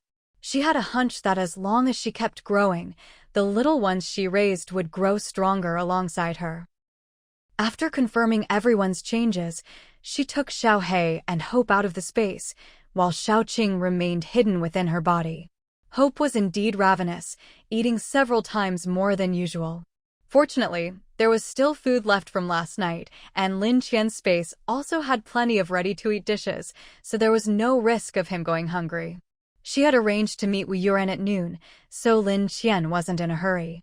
She leisurely ate breakfast, made herself a cup of coffee, and only set out when the clock hit 9. Last time, Lin Qian had confirmed that the frozen water could support weight, so she left the snowmobile at home and drove out in her military SUV instead. The SUV was bigger, could carry more supplies, and she wouldn't have to put things away just because Wang Hui was with her. Still, she felt that even with supplies, it wasn't much. She wondered if those people would try to repay her favor with antiques. She'd even mentioned to Wu Yuan last time that a child had given her an antique. By that count, she could end up with more than 30 antiques. The thought made her a little excited. Hope, as usual, immediately jumped into the front passenger seat, while Wang Hui, looking more like a chauffeur, quietly opened the back door and got in. He was already used to being treated as less important than a dog. At first, it had bothered him, but now he accepted it calmly. Not only that, he was now always attentive to Hope. If the dog was uncomfortable or needed help, he'd be ready to act at a moment's notice. That was one of the reasons Lin Qian was willing to have him around. He was observant and knew how to behave. Lin Qian drove out of the neighborhood. By now, there weren't many people left who dared to mess with her. After the last bloodbath in the Villa district, everyone saw Lin Qian as a killing god. At the mere sight of her, they automatically classified her as a demon with a fierce face and fangs. No one dared provoke her. But as soon as Lin Qian left, some people started getting ideas. Lin Qian might be scary, but Uncle Qin was easy to get along with. Maybe if they played the pity card, Uncle Qin would let them in out of sympathy. Once inside, Lin Qian couldn't just kick them out, right? They all forgot, though, that after several attempts, Uncle Qin had stopped answering the door altogether, leaving them to rant outside. This time, they got smarter. They had a few people watch Xiao Tianwei's group, and if they left, they'd immediately report back and everyone would retreat from Lin Qian's house. Even if Uncle Qin didn't open the door, they figured they could climb in or break it down. After all, Uncle Qin was just an old man. If there was a confrontation, they'd have the upper hand. They thought their plan was flawless, forgetting that they'd never managed to break into Lin Qian's house before. Meanwhile, Lin Qian drove all the way to the frozen lake, where she found a large four-legged canopy tent set up in an open area. In front of the tents, Auntie Zhang from the neighborhood committee was actually leading a group of people, shouting, "Everyone, line up. Don't push. As long as you have your ID, you can get your share." Lin Qian noticed the commotion over there. It seemed like all the survivors nearby had gathered, and her curiosity was piqued. She drove her car a little closer.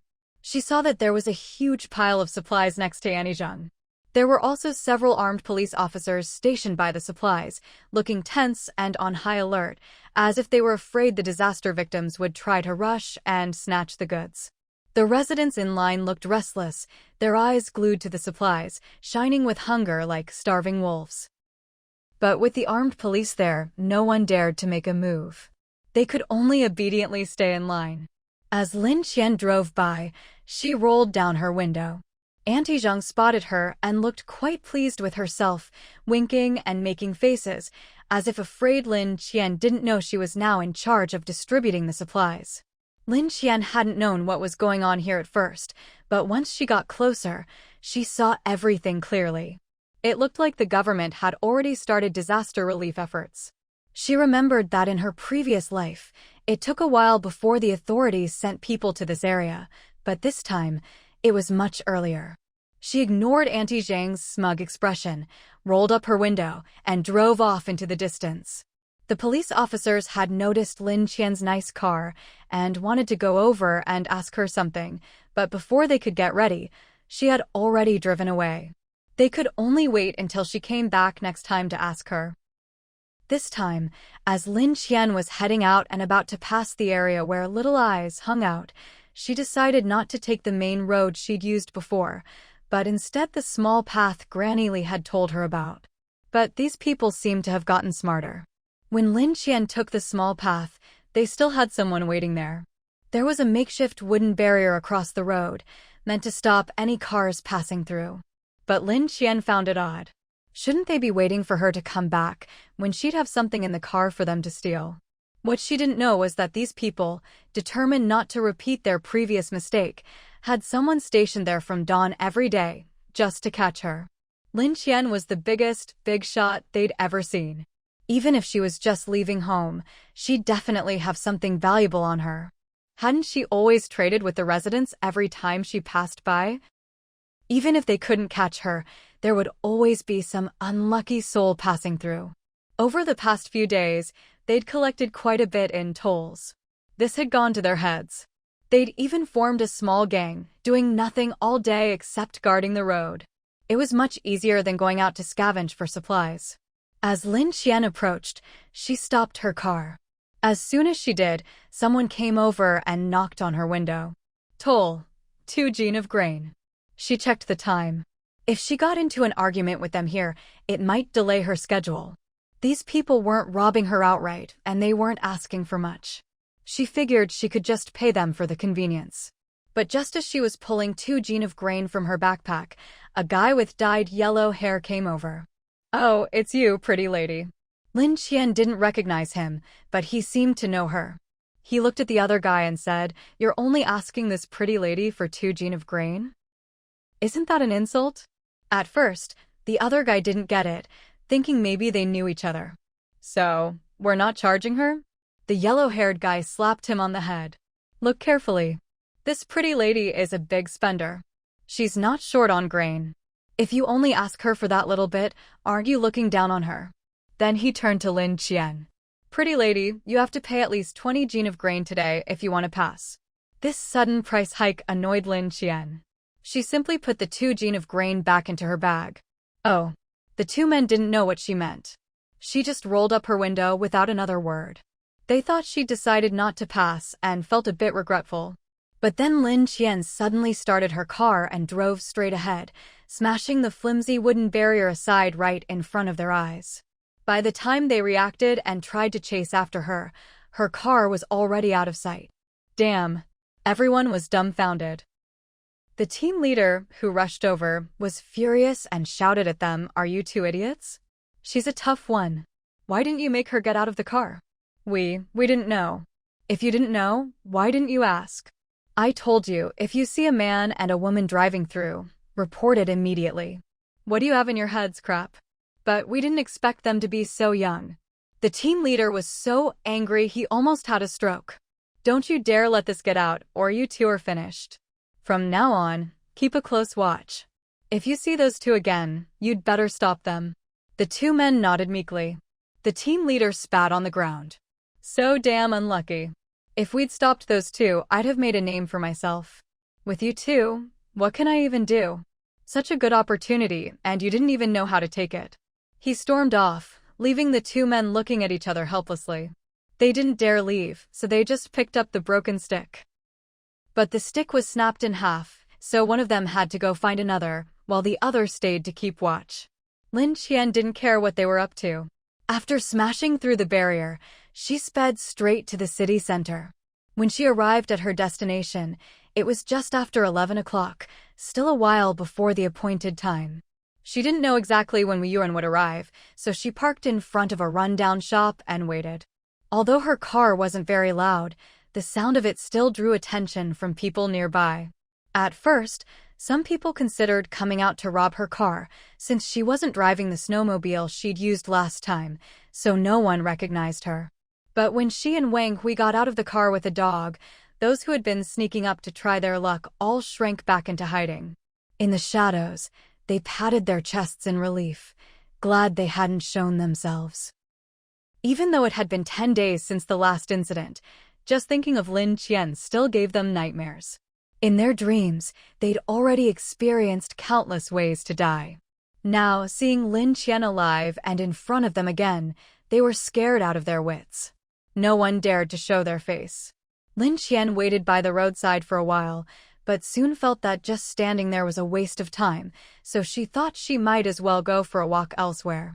She had just gotten into her car when the people hiding in the shadows finally breathed a sigh of relief, only to see Lin Qian get out of the car again, and their nerves tensed up once more. Damn, they thought this harbinger of trouble was finally leaving, but who would have thought she'd get out again? It wasn't that Lin Qian had changed her plans, but rather that she'd already heard the sound of a car approaching in the distance. Most likely Wu Yuran and his people had arrived. Sure enough, not long after, a military vehicle appeared in the distance and slowly drove toward them. To be honest, with Wu Yuran here, they shouldn't have been so afraid. But Wu Yuran was connected to Lin Qian, and he'd given her so many supplies, there must be some deal they didn't know about. Last time, they'd recklessly rushed forward and lost a man. Now, even if they had 10 times the courage, they wouldn't dare approach. So they shrank quietly into a corner and watched as Wu Yuran's car stopped in front of Lin Qian's, and Wu Yuran got out. When he saw Lin Qian, he broke into a smile. "Miss Lin, long time no see." Lin Qian wasn't one for small talk. As soon as the car stopped, she could feel her spatial ability reacting. It seemed they'd decided to use antiques as her payment after all. It's only been 10 days, not that long. "So, did you bring everything?" She glanced at the car. It wasn't very big, so she wondered how much it could actually hold. Her spatial ability was reacting, but not strongly. Wu Yuran was actually quite pleased. The other day, he'd told Mayor Wu that Lin Qian was willing to accept antiques as payment, and everyone was delighted. Mayor Wu immediately passed her request up the chain. When the higher-ups heard about it, they all sighed at how sensible this young woman was. After all, in a country struggling to feed its people, antiques were practically worthless. They figured that even if they gave the antiques to Lin Qian now, with how much she valued them, she'd take good care of them. As long as they didn't end up in foreign hands, it was fine. Wasn't it common knowledge that Lin Qian loved antiques?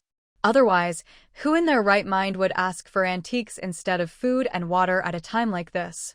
Once the disaster passed, whether it was money, merit, or any other terms, as long as they could offer it, they could always get the antiques back.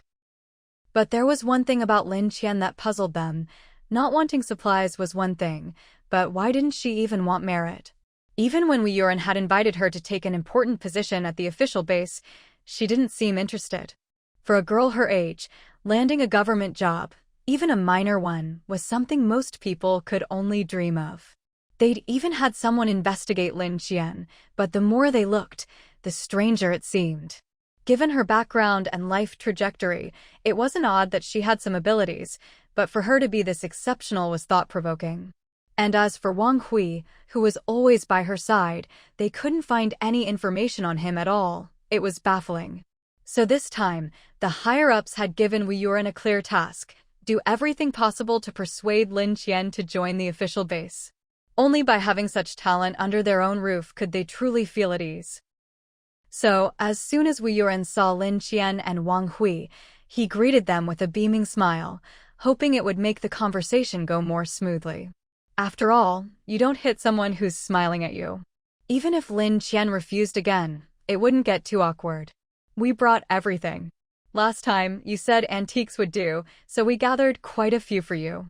Lin Qian wasn't sure what quite a few meant. It wasn't until Wu Yuran had his men unload everything from the back seat and trunk of the car that she saw there were several hundred items in total. There weren't many large pieces. Most were small, easy to carry, and not particularly valuable. Looking at the pile, Lin Qian couldn't help showing a trace of disdain in her eyes. Though they were all genuine, her spatial ability probably only reacted because of the sheer quantity. If there had only been a few, it likely wouldn't have cared at all. Still, picky as she was, with her space's appetite these days, even a fly's leg was still meat. She'd take whatever she could get. Wu Yuran was a shrewd man, especially after so many years in city government, working closely with the mayor.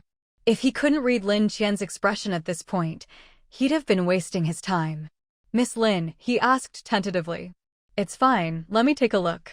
Even if they were from the government, she still had to check the goods. No matter how sharp someone's eye was, it didn't mean they could always spot a fake. She picked up the antiques one by one and examined them. The genuine ones she had Wang Hui load into her car. In the end, she picked out a dozen or so fakes. These are counterfeit, Lin Qian said to Wu Yuran, pointing at the fakes. You can take them back. Wu Yuran hadn't expected there to be any fakes among them. He looked closely at the ones Lin Qian had singled out, but couldn't see any difference.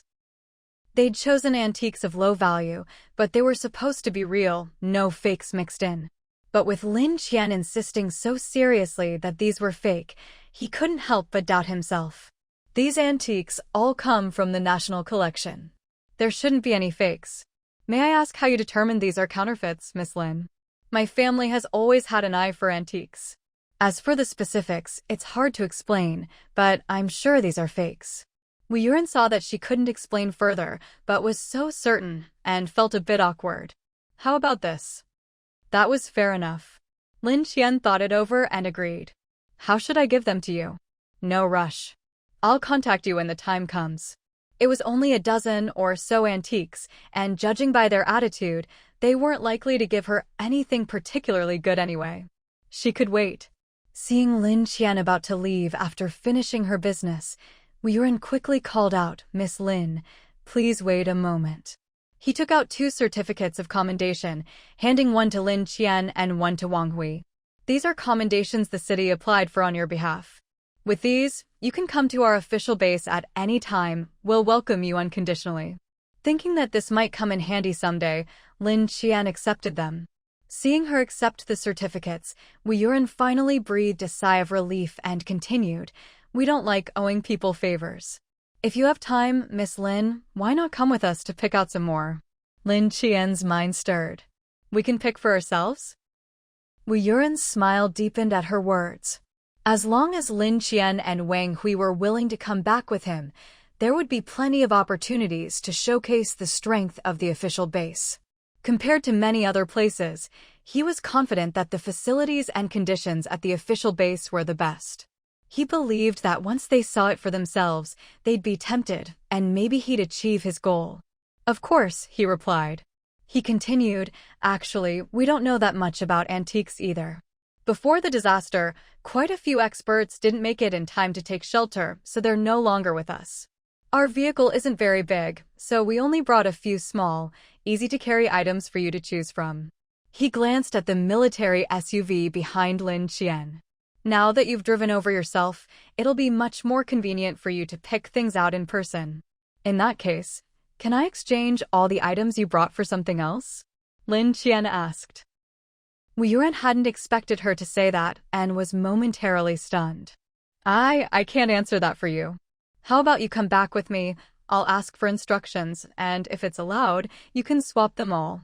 Lin Qian could tell he was just making excuses, but she didn't mind. Let's go take a look first. All right, just follow our car, I'll lead the way. Seeing how agreeable Lin Qian was, Wu Yuran got straight into his car and led them toward the official base. At first, Lin Qian thought their base would be set up in the city center, but to her surprise, it was right next to a military base. But that had its advantages: strong defenses, plenty of equipment, and lots of professionals. When they arrived at the entrance, the guards were all uniformed soldiers. They greeted Wu Yuran as he passed, and when they saw he'd brought 2 people with him, they weren't curious, just gave them a glance before dutifully returning to their posts. Wu Yuran led Lin Qian and Wang Hui to a lounge. You two wait here for a bit. I'll go let Mayor Wu know you've arrived. Lin Qian didn't mind and let him go. In fact, she'd been to this official base in her previous life, but back then, she didn't have the qualifications to get inside.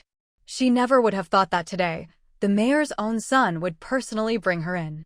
It was a lot to take in. Wu Yuran wasn't gone long before he returned. Mayor Wu would like to see you. Please come with me. Lin Qian understood.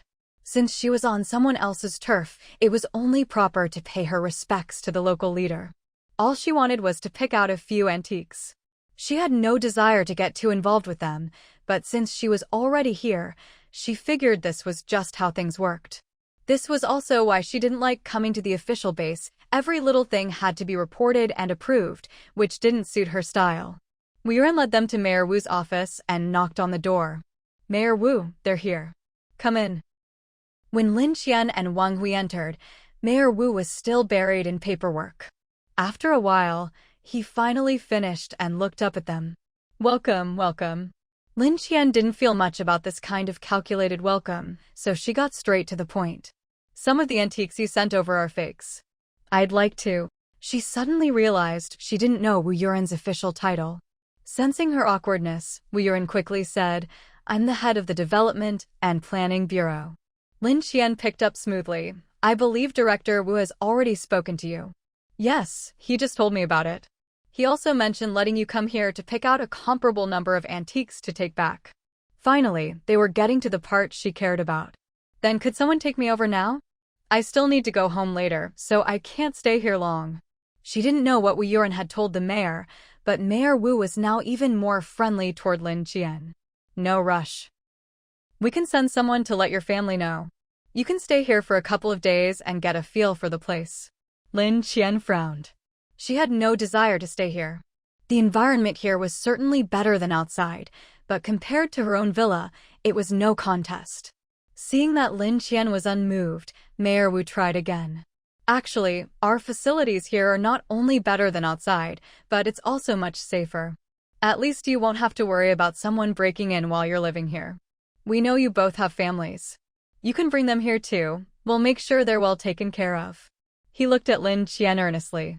"With your abilities, the country needs people like you right now. We hope you'll consider it seriously." Lin Qian glanced at Wu Yuan, wondering what exactly he'd told his father. The two of them were equally persistent. "Sorry, Mayor Wu. Everyone has their own aspirations, and mine don't lie here. If it's convenient, please have someone take me to pick out the antiques. You seem quite busy, and I don't want to take up any more of your time." To be honest, Lin Qian's first impression of the mayor and his son wasn't particularly good.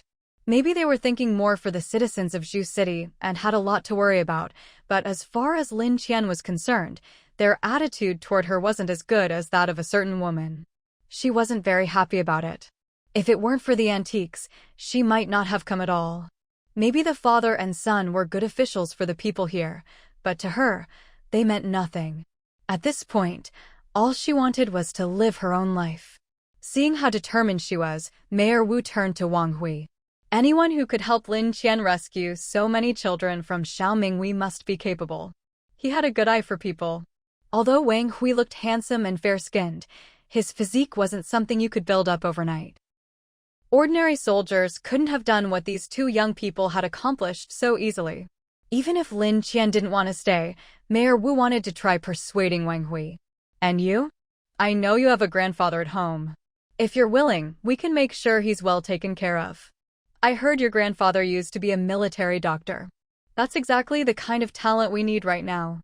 Of course, we wouldn't overwork him, just have him teach some students so we're not under so much medical pressure." These words really struck a chord with Wang Hui. He knew his grandfather well. Living at Lin Qian's house, he always felt uneasy and guilty for not contributing. If he knew he could put his skills to use here, he might really be willing to come. But Wang Hui couldn't decide for his grandfather, so he said, "I'll pass your message on to him. If he's willing to come, I won't stop him." Since Wang Hui had already said as much, Mayor Wu couldn't very well continue pressing the topic. His real intention was simply to get Lin Qian and Wang Hui to come over. If they could bring Grandpa Wang along too, that would be ideal. No matter how it turned out, there was nothing to lose. Mayor Wu was extremely confident in the conditions at the official base. After all, everyone he'd personally invited in the past had ended up coming, so he didn't think for a second that Lin Qian and the others would refuse. "In that case, you really must go back and ask your grandfather if he'd be willing to come. We're all looking forward to having you here," Mayor Wu said to Wang Hui with a smile. Lin Qian herself didn't really care whether Wang Hui came or not. The environment here wasn't as good as home, but it was still decent. If Grandpa Wang decided to come, she wouldn't stop him. At most, she'd just make more trips here in the future to look after him. As for Mayor Wu and his son, If they had enough antiques to trade with her, she wouldn't mind keeping in touch. Mayor Wu, could you please arrange for someone to take me to select the antiques? We still have other matters to attend to, Lin Qian said. Of course.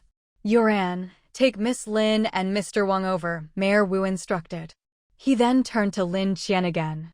Miss Lin, I do hope you'll seriously consider my suggestion. I will, Lin Qian replied quickly, not wanting him to go on and on. Right now, she just wanted to leave as soon as possible. Just as she was happily following Wu Yuran to pick out her antiques, someone suddenly rounded the corner and nearly bumped into her. Fortunately, Wu Yuran was leading the way and managed to shield Lin Qian. Otherwise, she would have been hit head-on. Although Lin Qian didn't see what the person looked like, she immediately had a bad feeling. Sometimes, a woman's intuition is spot on. After the man bumped into Wu Yuran, he quickly looked up and apologized. Director Wu, I'm so sorry, I didn't mean to. My sister has something urgent for Mayor Wu. The moment he looked up, Lin Qian felt a chill run down her spine. Sure enough, when it rains, it pours. It was none other than Fang Ziyu. Fang Ziyu was also shocked to see Lin Qian. Lin Qian. But he seemed to have more pressing matters. You have to wait for me here. I'll go find Mayor Wu and be right back. Don't leave. He looked like he wanted to drag Lin Qian in with him to find Mayor Wu, afraid she'd disappear if he took his eyes off her for a second. Lin Qian could only agree, a bit helpless. All right, go ahead. Promise you'll wait for me. He wouldn't give up until she said she'd wait. Fine, I'll wait. Go on. Once Fang Ziyu went in to find Mayor Wu, Lin Qian turned to Wu Yuran. As you can see, I know this person a little. If you're busy, just have someone else take me over. I'll wait for him to come out and have a quick word before I go. Who knew what crazy thing Fang Ziyu might do later? I don't have anything else urgent today. Your business comes first, Wu Yuran replied. He was joking, but the higher-ups had ordered them to do everything possible to keep her. Of course, he had to prioritize her. Since Wu Yuran insisted, Lin Qian didn't argue. She listened in on Fang Ziyu's conversation with Mayor Wu. Fang Ziyu seemed very anxious. At first, he couldn't explain things clearly, and only managed to get his point across with Mayor Wu's guidance. It turned out that a number of people here had developed hypothermia, but it was very different from ordinary cases. All the patients started freezing from their feet, slowly turning to ice, all while they were asleep. By the time they noticed, their lower bodies were already frozen solid and they couldn't move. At first, it was manageable, just raising the indoor temperature was enough. But starting this morning, the freezing process suddenly sped up dramatically, and even raising the room temperature didn't help. What's more, once these hypothermia patients were completely frozen, anyone who got close to them would start showing the same symptoms much faster. This type of hypothermia seemed to be contagious. Fortunately, Fang Can noticed something was wrong in time and had already isolated the affected people, now awaiting further instructions. Lin Qian suddenly remembered that something similar had happened in her previous life. The authorities were already exhausted trying to resettle refugees, and then this happened. The final solution was especially cruel. After a period of struggle, they ended up isolating everyone, and once someone died, their bodies were burned to contain the situation. Was it starting again? Wang Hui had also overheard the conversation. He glanced at Lin Qian, and when Fang Ziyu came out, he quickly pulled Lin Qian behind him. Wu Yuran didn't know what was going on, but when he saw Mayor Wu come out looking grim, he realized it was serious. Miss Lin, we have an urgent situation to handle. Yuran may not be able to accompany you to select antiques right now. If you don't mind, could you stay here for a couple of days? I'll have my assistant arrange accommodations for you, and as soon as I'm free, I'll make sure someone takes you to choose the antiques, Wu Yuan said. Can your assistant take us now? Lin Qian asked. The place where we keep the antiques isn't accessible to just anyone, and the people with clearance are all needed to deal with this emergency. I'm really sorry, Wu Yuan explained. Given how urgent things were, Mayor Wu hurriedly gave his assistant a couple of instructions and then rushed off with Fang Ziyu. Lin Qian's mind was racing. She turned to Wang Hui. Let's follow and take a look. But this is obviously contagious. Isn't it better to stay away? If something happens, how will I explain it to Uncle Chen? Wang Hui was worried. It's fine. Lin Qian knew that as long as they didn't get close to the hypothermia patients, they'd be safe. We'll just watch from a distance. You heard them, just don't get too close. She really wanted to find out what was causing this hypothermia. If someone close to her got infected, she needed to be prepared. Wang Hui had no choice but to follow, thinking that if anyone tried to approach Lin Qian, he could at least shield her. After all, his life was basically Lin Qian's anyway. Fang Ziyu was relieved to see Lin Qian following. He'd been worried that if he went off to handle things, he wouldn't be able to find her afterward. Lin Qian followed them to a certain building. Even without getting close, she could feel the heat radiating from inside. As they approached, they saw a roaring fire inside, and Fang Ke came out wearing a mask and gloves. She was briefly surprised to see Lin Qian behind Mayor Wu, but quickly recovered and nodded in greeting. Mayor Wu, things are getting out of control. Since this morning, the number of hypothermia cases has suddenly surged, she said gravely. Even from a distance, Lin Qian could see Fang Ke's tightly furrowed brows. From up there, her face looked terrible too. It was obvious this matter had hit her hard. We need more experienced doctors right now, Fang Ke said. She didn't directly tell Mayor Wu that Lin Qian was also a medical student at Zhu City Medical College, but when she looked at Lin Qian, her eyes were full of pleading. I'll go in and take a look, Mayor Wu said, lifting his foot to step into the room. Fang Ke had been keeping some distance from Mayor Wu, but when he tried to go in, she stopped him. Mayor Wu, you'd better not go in. You're indispensable to Zhu City, extremely important. We can't let you take that risk. Ren chimed in from the side, that's right. With things the way they are, if something happened to you, what would we do? After a moment's hesitation, Mayor Wu finally stopped, letting out a deep sigh. We've already called in everyone who knows medicine or even research. There's no one else we can find. The disaster had taken away so many talented people from all walks of life. It was a devastating blow. That's why, knowing Lin Qian had these abilities, they were so eager for her to join the official team. With her skills, she could better protect the country's assets and talent. But up until now, she still hadn't given them a definite answer. Meeting Fang Ke's gaze, Lin Qian said, I'll go in and have a look. Are you crazy? Wang Hui grabbed her, refusing to let go, and hissed, Are you out of your mind? Didn't you hear? Everyone who's had contact with the people inside has come down with hypothermia. And it's not even normal hypothermia. Lin Qian looked up at him, seeing the deep concern in his anxious eyes. Her tone softened a little. Don't worry, I'm just going to look, I won't touch anything. Besides, our home is warm. If anything happens, you can get me back in time. She couldn't tell him that, besides hope, she had a few helpers and even a special space. She could only try to reassure him like this. Normally easygoing, Wang Hui was now absolutely refusing to let her go. You know what you mean to Uncle Chen.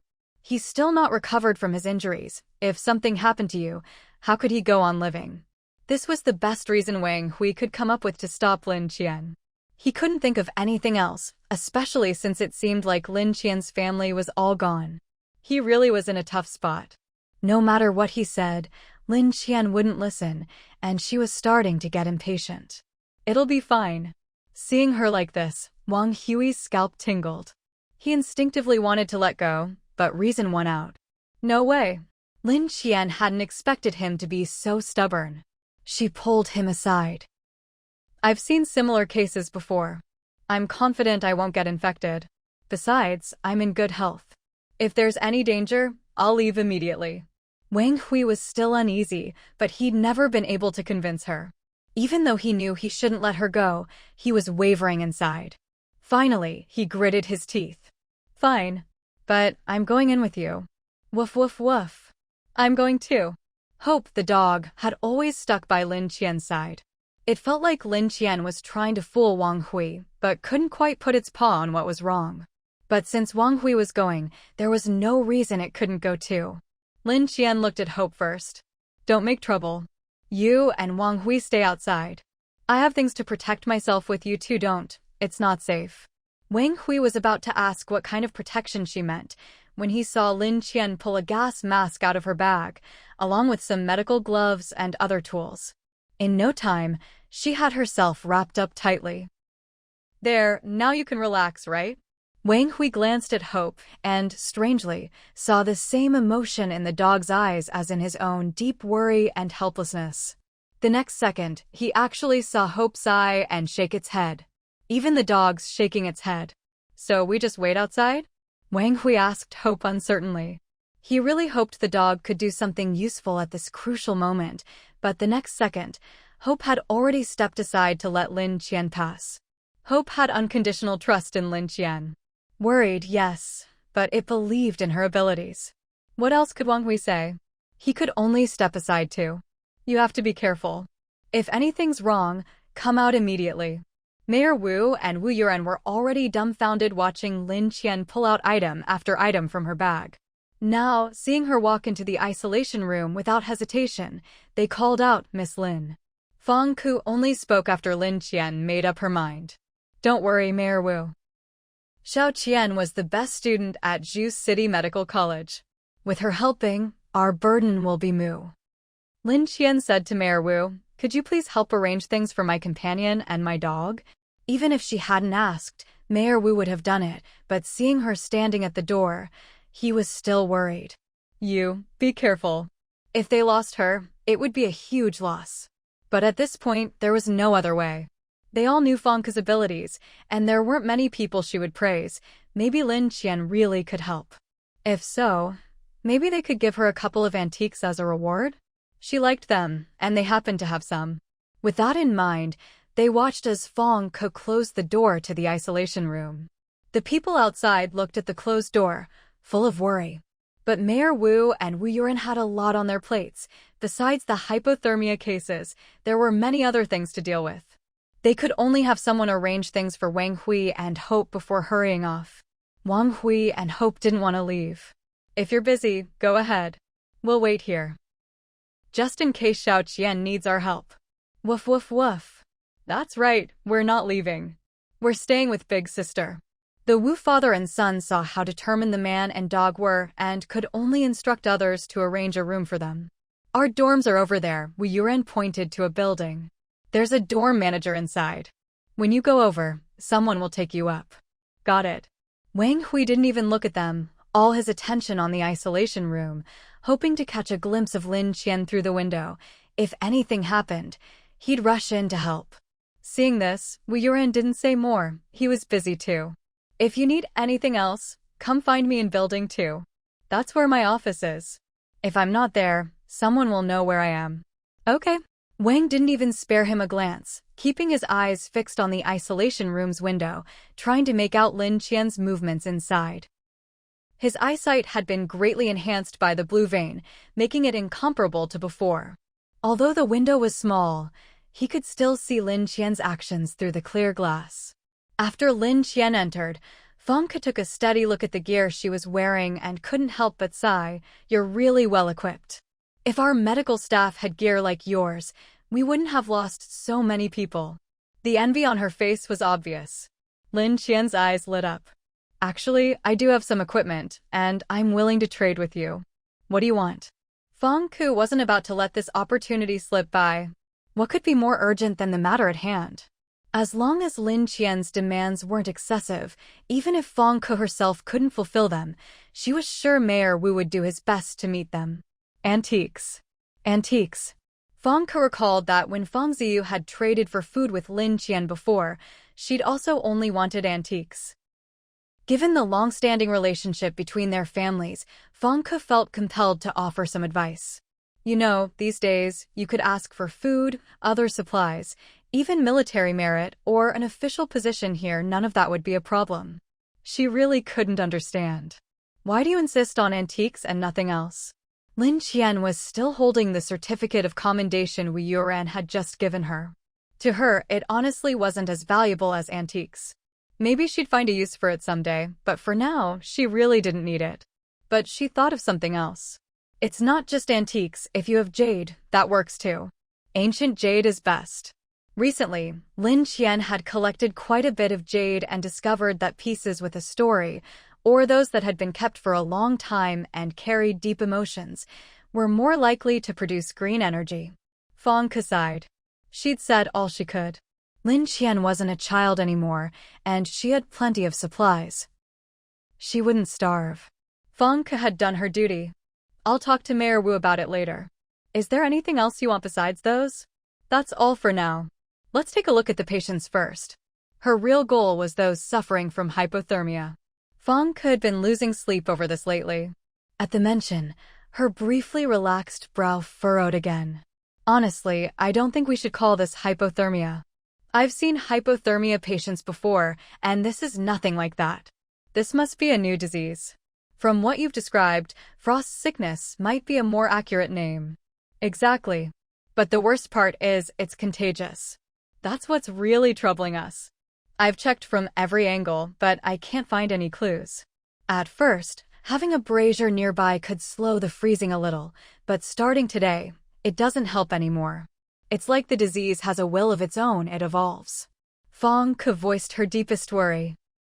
If we keep our distance and take precautions, we're okay. But anyone who didn't take any precautions got infected, and it spreads through the whole body in no time. What about those whose whole bodies have been affected? Where are they? We've placed them in another isolation area. I've arranged for regular incineration. At first, ordinary fire couldn't burn the bodies at all. We had to douse them in fuel just to barely get them to burn. Otherwise, things would be much worse by now. Can I take a look later? Well, Fong hesitated. It's not that I don't want to let you. Just coming here is already a huge risk for you. That place is full of frozen corpses and viruses. If you get infected, we have no way to treat you.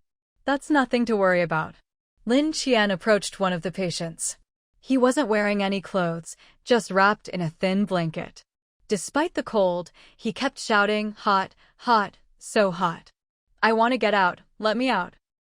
Sensing Lin Qian's presence, he reached out groggily, trying to grab her. "Are you a doctor? I have a fever, can you give me some water?"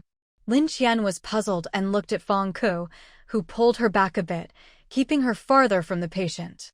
They're all like this. Every patient says they're burning up and desperately wants water. But we've found that if they drink, the freezing spreads even faster. Is there any way to relieve his symptoms, or at least ease them? Fong shook her head. All we can do is isolate them and try to slow their decline. I'm not much help here.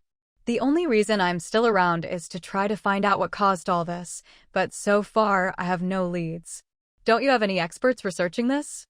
We did, but the research has been suspended. They were working with the corpses, but the virus in the body seems even stronger. Several people got infected in succession, so Mayor Wu had no choice but to call it off. If they couldn't find the source of the infection, the whole city of Zhu might soon be lost. Fong Ku, step back a bit. I'll go take a closer look. I'm well protected, it'll be fine.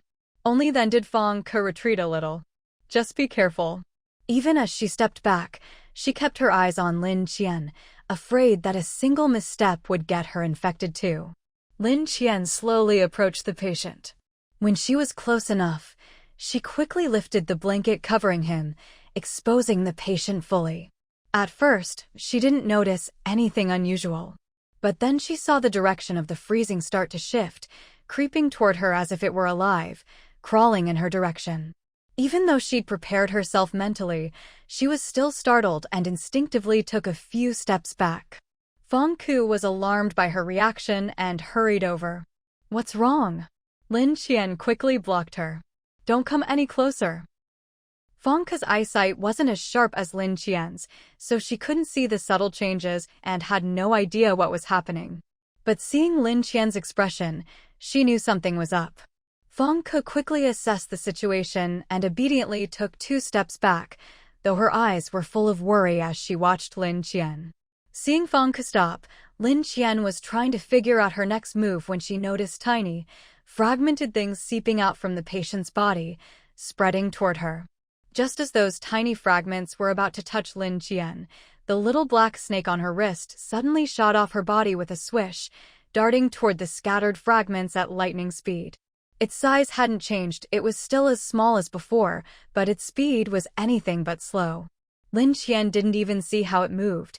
In the blink of an eye, it had already cleared away all the fragments in front of her. Because of this, there were still a few bits left on the patient's body that tried to spread outward, but when they saw the little black snake in front of them, they slowly retreated, almost as if they had developed intelligence. "Xiaohei," Lin Qian called out in confusion once the snake finally stopped. "Hiss hiss." At that moment, Xiaoqing's voice sounded in her mind. Master, Xiaohei says that person is covered in lots of little worms." Little worms? Lin Qian hadn't noticed at first, but Xiaoqing continued, "Yeah, Xiaohei even left a few on purpose for you to look at. Don't worry, they're all dead now." Lin Qian leaned in for a closer look at the bits of crushed ice under Xiaohei's head. If she hadn't looked carefully, she never would have realized these things were actually worms. Feng Ke, seeing Lin Qian staring intently at some half-white, half-transparent specks on the ground, asked in confusion, "Xiao Qian, what are you looking at?" That's when Lin Qian realized that even if Feng Ke came closer, she still couldn't see such tiny worms. She could only make out a vague outline. If Lin Qian hadn't leaned in, she would never have noticed anything strange. No wonder so many people had been infected. As long as you got close to the target patient, these worms would approach and then invade the next person. Strictly speaking, it wasn't that they were sick, they were infected by these worms. Lin Qian thought to herself, so these worms are the real culprits. She carefully observed the half-white, half-transparent little worms. As she watched, their translucent bodies slowly turned white. "Xiao Qian, what are those things?" Feng Ke asked, still puzzled. Now that the worms had turned completely white, she could finally make out their shapes. If they weren't already dead, she would never have noticed them. Even Lin Qian hadn't noticed them at first. It was only after Xiaohei killed and chased them away that she realized something was wrong. These worms, Lin Qian pointed at the half-white, half-transparent specks on the ground, they're the real cause of the illness, the true pathogens. She looked up at Feng Ke. "We always thought this was some new kind of hypothermia, but it's actually an infection caused by parasites." Feng Ke was stunned. She had never imagined parasites could be behind this. "But why couldn't I see them before?" she asked. "They're too small and half-transparent. Under normal light, they're almost impossible to spot." Lin Qian let Xiaohei return to her wrist. "Xiaohei, if they come back, help me deal with them again." "Hiss hiss." Xiaohei nodded at her. Lin Qian pointed to the parts of the patient's body that were already frozen. "I think these worms can sense temperature changes. When we get close to an infected person, they quickly spread to the next host. Once they touch human skin, they invade the body and cause the tissues to freeze. They seem to have some kind of sensory ability, actively seeking out warm, unprotected living beings." She took off her glove and reached out her hand. "Watch." As soon as Lin Qian's hand got close, the worms surged out again. This time, Feng Ke finally saw them clearly. She gasped and quickly pulled Lin Qian back. "They're coming right at you." "But I've been in contact with these patients all along, why am I okay?" "I'm not sure of the exact reason," Lin Qian replied. "But at first, we could slow down the freezing by applying heat. These worms reproduce inside the human body, causing the tissues to gradually freeze. At first, external heat could slow the process, but as time goes on and the worms multiply, the freezing speeds up," Lin Qian explained. Feng Ke shivered, realizing how serious the problem was. "We need to cremate the bodies as soon as possible." She immediately ordered someone to handle it. Lin Qian thought for a moment. "Right now, our top priority should be to find the source of these worms. They couldn't have just appeared out of nowhere. I'll report this to Mayor Wu right away." Feng Ke opened the door and saw Wang Hui and Hope standing outside, along with her silly younger cousin. "Feng Ziyu, come here." Feng Ke explained the situation to Feng Ziyu and told him to run an errand. Feng Ziyu froze. "Sis, this is dangerous. Why don't you and Xiao Qian come out first? What if you get infected by those worms too?" Lin Qian heard his voice from afar. Seeing him still rambling on, Oblivious to the seriousness of the situation, she grew impatient. Wang Hui, take Hope and go. She knew that both Wang Hui and Hope had heard what Fang Ke had just said to Fang Ziyu. As expected from a special forces background, the moment Lin Qian spoke, the man and dog disappeared without a trace. Fang Ziyu didn't even have time to react. Fang Ke looked at her clueless cousin, sighed, and closed the door again. She couldn't bear to look. All she could think about were the patients. These days, she'd been tormented enough by these worms. Xiao Qian, do you have any way to temporarily relieve the patient's symptoms? Fang Ke asked. Lin Qian showed her the little black snake on her wrist. If you find anyone else like this, keep your distance and isolate them to avoid further infection. If someone is infected, send them all here. My little snake can still suppress the worms for now. She didn't mention that Xiaohei actually seemed to enjoy eating the worms. Before returning to her wrist, it had gobbled up the ones on the floor and licked its lips with relish. When Fang Ke learned that Xiaohei could suppress the worms, she looked at Lin Qian's wrist eagerly. Xiao Qian, can you have your snake get rid of the worms inside the patients? Lin Qian looked at Xiaohei, who understood the question and immediately raised its head. Hiss hiss. Fang Ke was surprised that the little black snake could respond. It's like it understands what we're saying. It does, Lin Qian explained. Fang Ke was even more shocked. So, what did it say? Xiaoqing had already translated in Lin Qian's mind. Xiaohei can't kill the worms directly inside the body. It has to wait until they come out before it can deal with them. Lin Qian relayed the information she had received to Fang Ke. After hearing it, Fang Ke looked troubled. But how are we supposed to get them to come out on their own? These things seem really smart. Actually, there was still something Lin Qian couldn't figure out. Why were some people infected while others weren't? Logically, someone like Fang Ke, who interacted with patients every day, should have had a hard time avoiding infection. Sister Fang Ke, Lin Qian looked into Fang Ke's eyes. Take off your gloves and let me see your hands. Fang Ke didn't understand, but still took off her gloves. Lin Qian said to Xiaohei, come down. If those ice worms make any moves, kill them immediately, understand? Hiss hiss hiss. This time, Lin Qian didn't even need Xiaoqing to translate, she understood. Xiaohei quickly slithered down from her wrist again. But it didn't get too close, just stayed at a not too near, not too far distance, quietly waiting. Lin Qian put her gloves back on, then took Fang Ke's hand and slowly approached the patient. When she reached the previous distance, she kept a close eye on the ice worms, but they didn't react at all. That's strange. What's wrong? Fang Ke still had no idea what Lin Qian was trying to do. Xiaohei, move further away. Don't get too close. Xiaohei obediently moved back a bit, but the ice worms still didn't react, remaining on the patient as before. After waiting for a while with no change, Lin Qian could only let Fang Ke put her gloves back on. Among the medical staff here, besides you, is there anyone else who's been working here for a while and hasn't been infected? There is. Fang Ke called over an assistant who was dressed in full protective gear. Right now, only she and I haven't been infected. I don't dare let anyone else come over. Lin Qian glanced at the assistant. Take off your gloves too. The assistant was probably used to this kind of thing, so she quickly took off her gloves as soon as Lin Qian asked. Lin Qian did the same as before, taking the assistant's hand and moving it closer to the patient. The ice worms still didn't react or approach her. Even Fang Ke, slow as she was, realized something was off. It seems like the two of us can't attract these worms. Seeing this, Lin Qian had the assistant step back. She took off her own gloves again, had Xiaohei come to her side, and once more moved her hand toward the patient. Sure enough, the worms seemed to sense Lin Qian's approach again and slowly began to move toward her. This time, the worms seemed more cautious than before, moving much more slowly. Lin Qian took the opportunity to lure them a little closer to the fire source. When they were about a meter away from the fire, the worms stopped and didn't come any closer. She moved in another direction, and the worms followed her path. Soon, she had lured most of the ice worms off the patient. Xiaohei! Lin Qian suddenly called out. Xiaohei immediately pounced forward.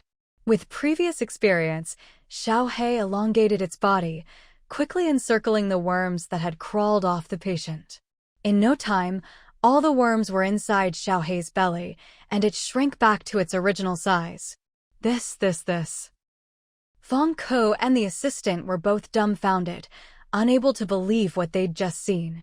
The assistant even rubbed her eyes and looked at Feng Ke. Director Feng, did I just imagine things? I think I saw that snake suddenly get bigger, then smaller again. Feng Ke swallowed nervously, her hand trembling as she held the assistant's. You didn't see wrong. She was even more frightened than when she'd seen the ice worms earlier. Honestly, who could watch a little black snake suddenly grow huge and then shrink back right in front of them and not be shaken? Lin Qian didn't notice their expressions. After seeing Xiaomau deal with the patient's ice worms, she approached the patient again. This time, no more worms emerged from the body. Hiss hiss. Just as she was about to get closer, Xiaomau suddenly called out to her twice. What's wrong? It says there's still something inside that person, on their toe, Xiaoqing explained. The toe.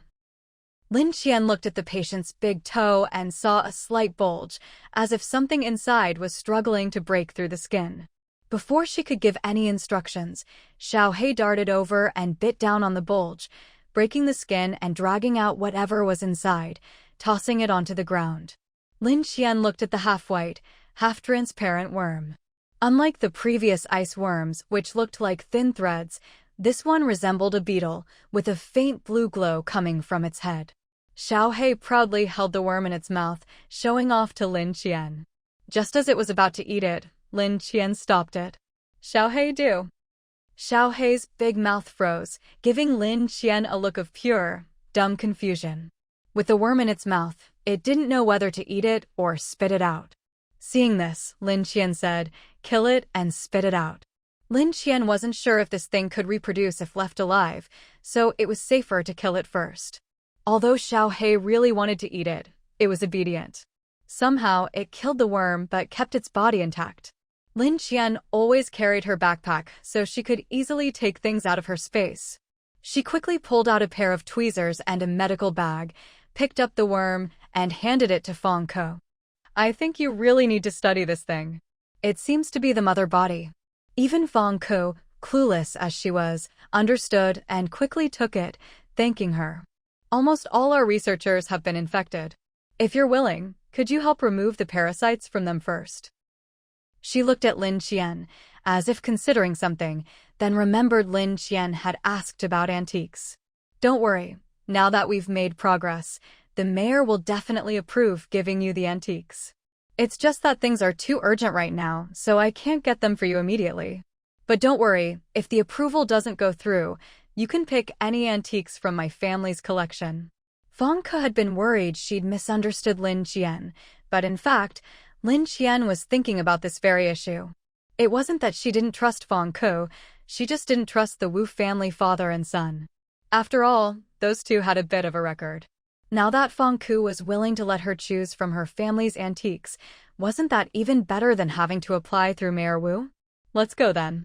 Once Lin Qian was sure of her reward, she agreed readily. Feng Ke's mouth twitched. But this was fine, at least it was better than dealing with people who wanted nothing at all. If Lin Qian didn't want anything, that would be the time to start worrying. After arriving here, Lin Qian immediately got in touch with her family and reported that Feng Ziyu had given the family's antiques to her. Everyone agreed that, at a time like this, antiques weren't all that important. As long as they could survive, everything else was trivial. So Feng Ke was very straightforward about it. The most important thing now was to solve the hypothermia problem. Once that was done, would the Feng family's position really be at risk? This was an achievement no amount of antiques could ever buy. Just as she was about to take Lin Qian to see the researchers, she noticed that the little ice bug in her hand was slowly turning from transparent to white. Qian. Feng Ke handed the bug to Lin Qian. Look at this. After it died, it turned white, just like those little thread-like worms earlier. The transparent part became white. Lin Qian wasn't sure what was going on either.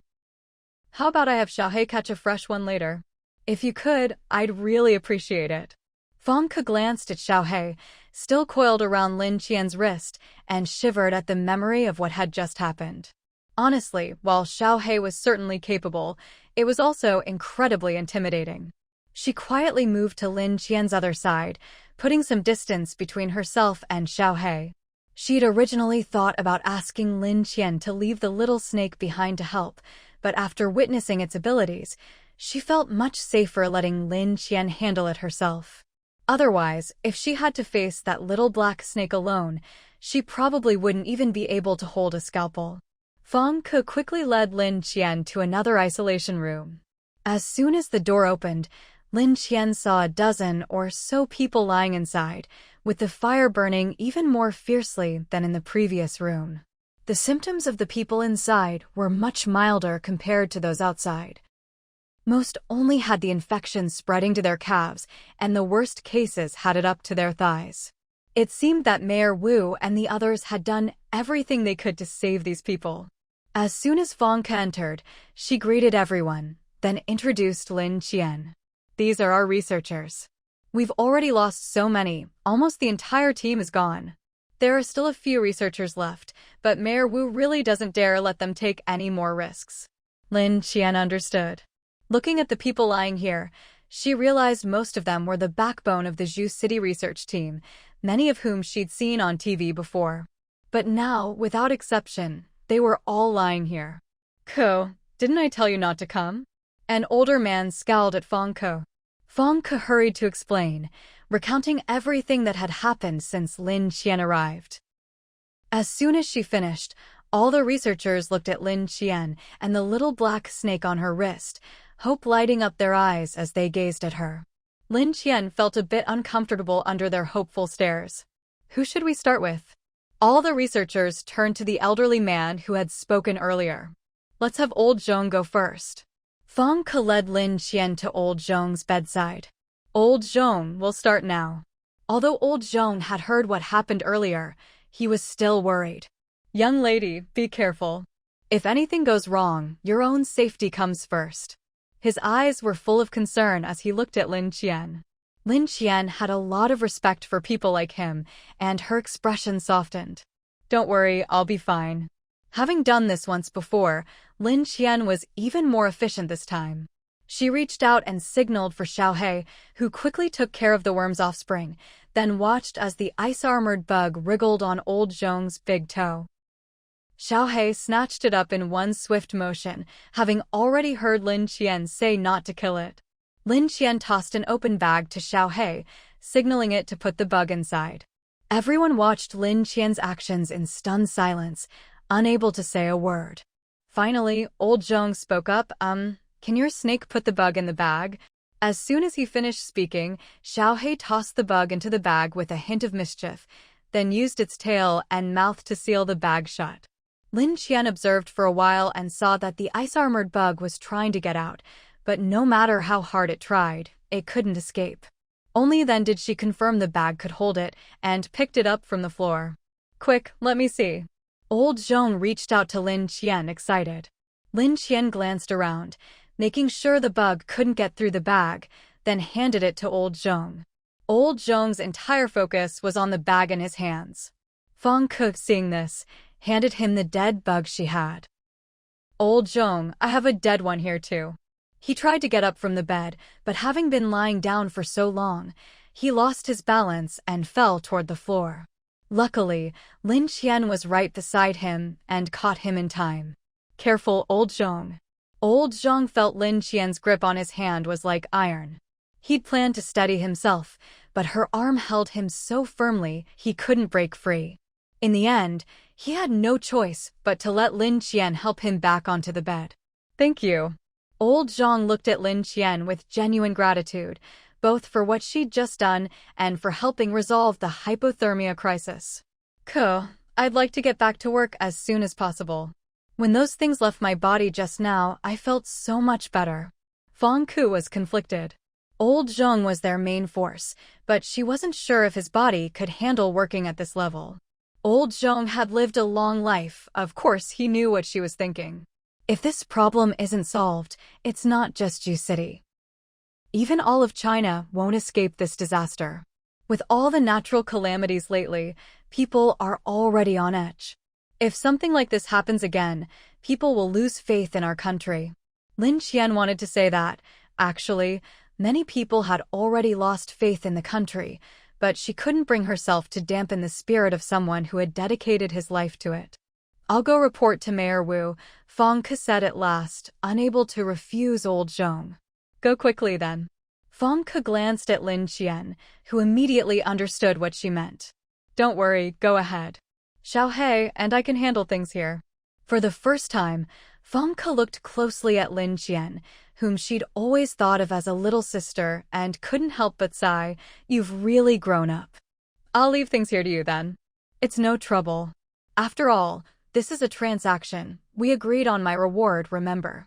Fang Ke choked up for a moment, then finally smiled. Looking at Lin Qian, she actually felt a bit closer to her. "Don't worry, I always keep my word." With urgent matters to attend to, Fang Ke hurried off to find Mayor Wu. Meanwhile, Lin Qian repeated the same procedure she'd just done on all the remaining researchers. By the time she finished, she'd spent more than 2 hours.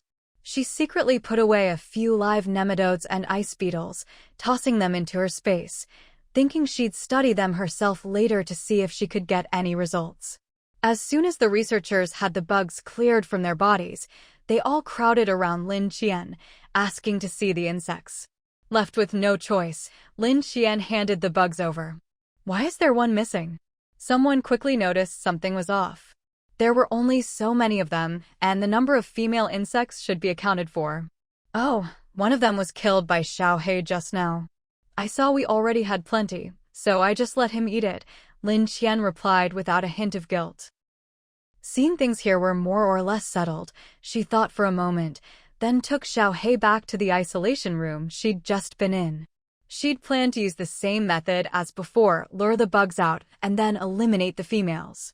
But thinking about how long it had taken her to clear the bugs from just a dozen researchers, and looking at this much larger isolation room with even more people inside. If she had to clear them all, who knew how much time it would take? At this thought, she hesitated. The antiques were tempting, but not enough to make her work herself to exhaustion. She hadn't decided what to do when she suddenly heard Xiao Qing's voice in her ear. Master, those little bugs have all lost their activity." Lost their activity? Lin Qian didn't quite understand what that meant. She sent her spiritual sense into her space and found that the bugs she'd just put in were all completely motionless, the female included. She couldn't tell if they were dead or alive. "When did this happen?" "Right after you put them in. They all turned like this. I even poked them with my body, but there was no reaction." Lin Qian noticed that the bugs still retained their original icy, translucent appearance in her space, so maybe they weren't dead yet? Or was it the preservation function of her space that made them like this? Her space could hold living things, so these bugs shouldn't die just from being put inside. So what exactly was their current state? She couldn't figure it out and made a mental note to find time to go into her space and check. Glancing at the people in the isolation room, she picked a few of the more severe patients and cleared the ice bugs from their bodies, then left. She needed to figure out why the ice bugs lost their activity in her space, and also come up with a better way to lure all the ice nematodes out of everyone's bodies for centralized disposal. Just as she stepped out of the isolation room, she realized Wang Hui and Hope had already returned from reporting to Mayor Wu and were waiting for her. When Lin Qian came out, Hope rushed over, barking, "Woof woof woof." "Sis, are you okay? Can we go home now?" Seeing Hope, Lin Qian couldn't help but feel better. She squatted down and patted his head. "Not yet. There are still some things I need to handle here. We'll have to stay for 2 days." Hope was very well behaved. Hearing they'd have to stay, he didn't show any displeasure. His tail just wagged even harder. "Woof woof woof. As long as I'm with you, anywhere is fine." What a good dog, his emotional support skills were top-notch. If Hope weren't a dog, would anyone else even have a chance? Lin Qian was in a good mood. Looking at the worried Wang Hui, she asked, "Have they arranged a place for us to stay?" They have. Are you tired? I'll take you there." "All right, let's go." She'd been here for a while now, and it was getting dark.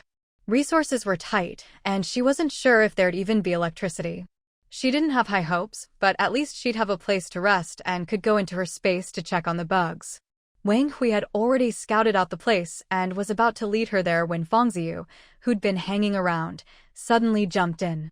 "Xiao Qian, I'll take you." Only then did Lin Qian notice he was still here. "Don't you have anything to do?" "Nope. You have no idea how bored I've been since I got here. At first, I wanted to help my sister, but she wouldn't let me, saying I'm the Feng family's only heir or whatever. But honestly, what's the point of that now? With this disaster, if we don't solve it quickly, no one will escape." Lin Qian couldn't help but look at him in a new light. She hadn't expected Feng Ziyu, such a typical rich kid, to say something so reasonable. "I just saw my sister come out.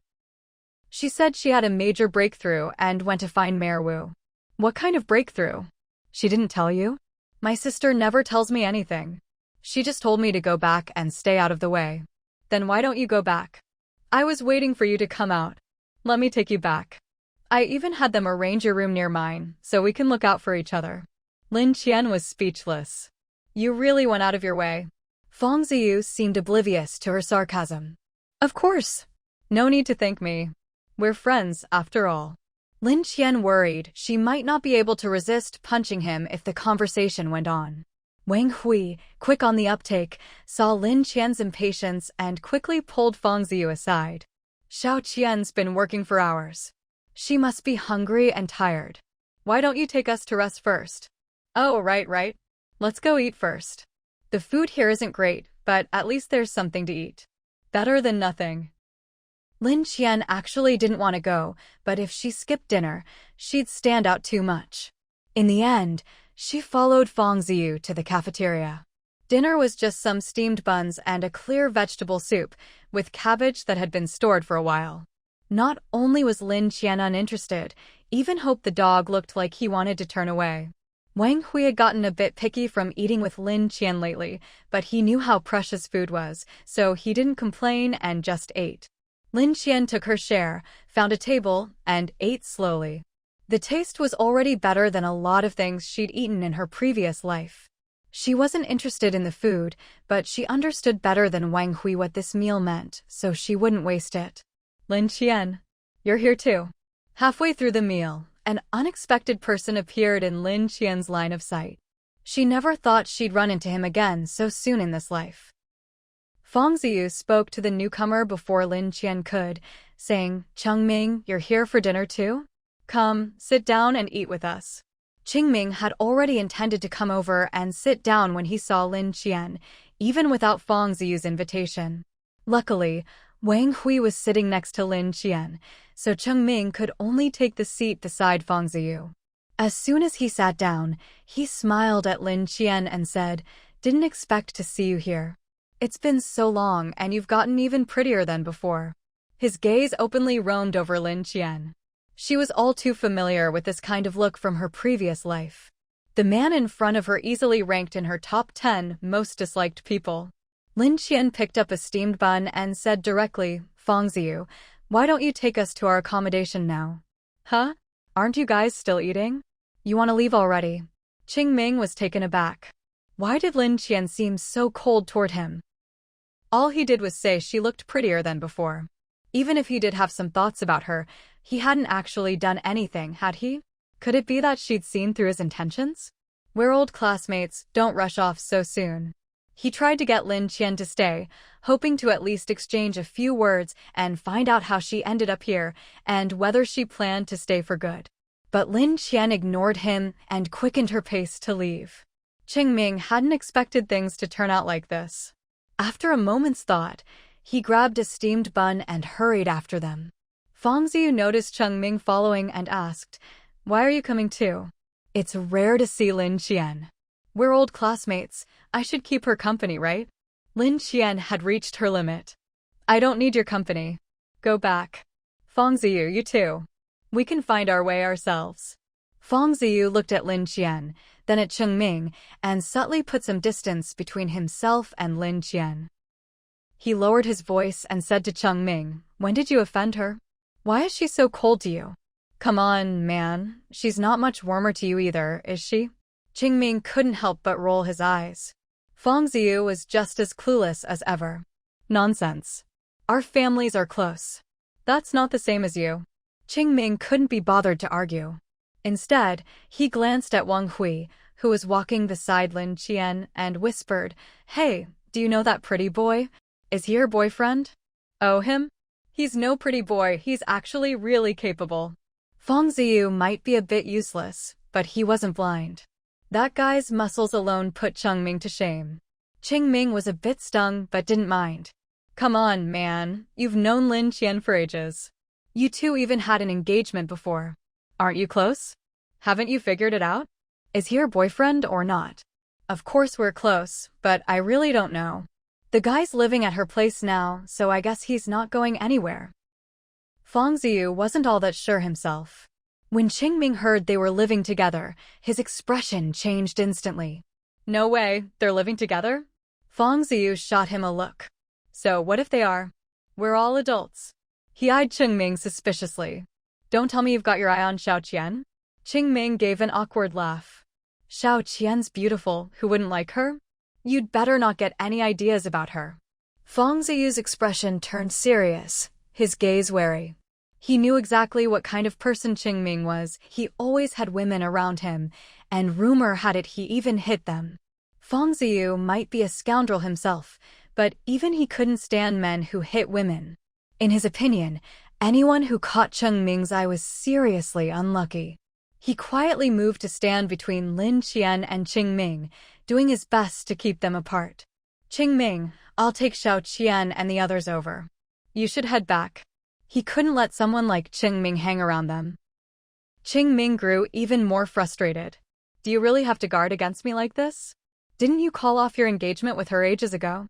"I did, but even so, she's still like a little sister to me.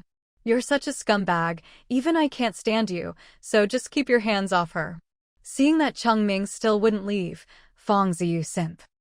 "Xiao Qian, just go to the building up ahead and find the manager. I've already told them you're coming. I've got something to discuss with Qingming, so we'll head off." Lin Qian didn't respond, just quickened her pace toward their new place. Wang Hui had already noticed something was off with Lin Qian. "Did that guy offend you before?" "Not exactly." Lin Qian didn't elaborate, and Wang Hui could tell she didn't want to talk about it, so he didn't press further. After getting the keys from the manager, Lin Qian led Hope into the room and nearly collapsed as soon as she stepped inside. She quickly grabbed a chair for support, steadying herself as she silently told herself not to be afraid. This wasn't her previous life anymore.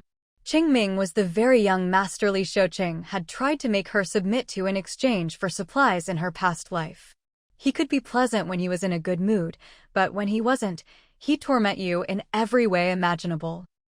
Even though Lin Qian felt she was much stronger now, seeing him still made her heart race with anxiety. She took a few deep breaths, pulled a bottle of hot water from her space, and drank it to calm herself. Hope, sensing Lin Qian's mood, cuddled up to her and gently nuzzled her. She reached out and stroked Hope's head. "This life is different now." "Woof. Don't be afraid, sis." "That's right.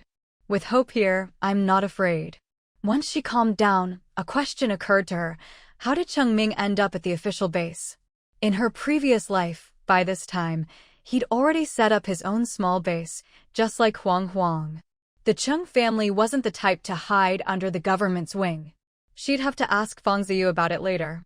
Now that she'd regained her composure, she realized her earlier reaction was just because she'd run into Qingming so unexpectedly. Now that she was mentally prepared, it wouldn't happen again. If worst came to worst, she could always find a way to get rid of him, though that wasn't her first choice. When Wang Hui asked earlier if Qingming had offended her, she said not exactly, and that was true. If you really wanted to lay blame, it was Li Shouqing's fault. And her own foolish self back then. As long as Qingming didn't cross the line in this life, she wouldn't go looking for trouble with him. After all, in her previous life, she'd survived for a long time thanks to him. When it came down to it, it was just a transaction. You eat salty fish, you have to drink more water. She had plenty of things to deal with in this life and didn't have the energy to dwell on people and events that were already in the past. Lin Qian set her water cup aside and, in a flash, entered her personal space, eyeing the ice worms she had just extracted from the patient's body. The worms were exactly as she had sensed with her spiritual power earlier, completely motionless.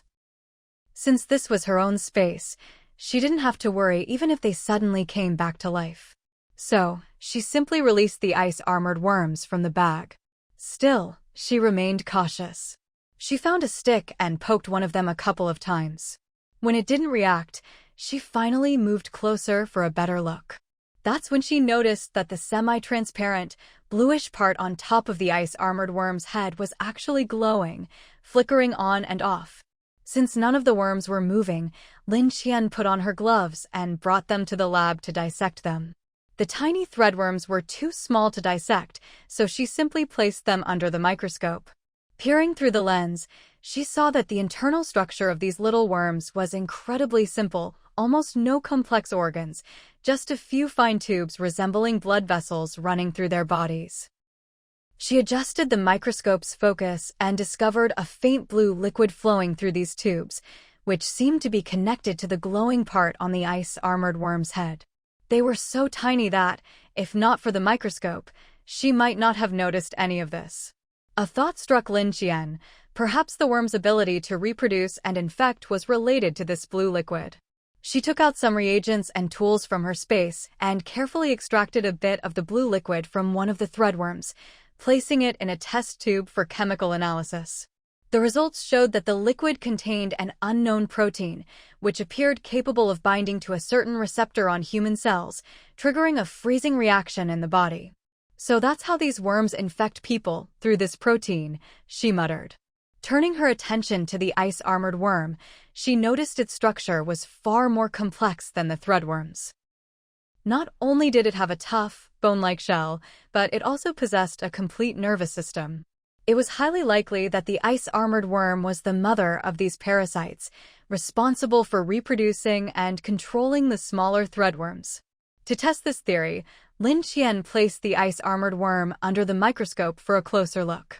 She found a structure in its abdomen resembling an egg sac, filled with larvae similar to the threadworms. These larvae seemed to be in a dormant state, waiting for the right moment to hatch. No wonder the infestation spread so quickly. Lin Qian quickly extracted some larvae from the ice-armored worm and placed them in a petri dish for observation. However, inside her space, the larvae didn't change much, so she took them outside. It didn't take long for her to notice that, in the cold environment, the larvae gradually woke up and began to move. Their bodies grew rapidly, eventually transforming into the same form as the threadworms she had observed earlier. They immediately started seeking warmth, instinctively heading toward the stove in Lin Qian's room. As soon as they touched the flames, they were scorched and retreated. But soon after, they started searching for other warm objects. After being burned by the fire, they seemed to get smarter. Sensing Lin Qian's body heat, they all began crawling toward her. But with Xiaomau around, there was no way they'd succeed. Without needing any instructions, Xiaomau slid down and swiftly dealt with all of them. Lin Qian now had her answer. Since the infection was related to the blue protein inside the ice worms, she needed to find a way to destroy the ice-armored worms and stop them from reproducing, cutting off the infection at its source. At the very least, she needed to find a substance that could destroy the blue protein and block the worm's ability to infect. Only then could this parasite outbreak be controlled. Lin Qian remembered she'd taken a lot of chemical reagents from the pharmaceutical company before, though she wasn't sure if any would work. Not bothering to check what each reagent was, she just started experimenting with whatever she had on hand. But after testing every single reagent, none of them worked. She even tried sulfuric acid, thinking these things liked warmth but were afraid of being burned, but it was completely ineffective. It seemed the only thing they feared was fire.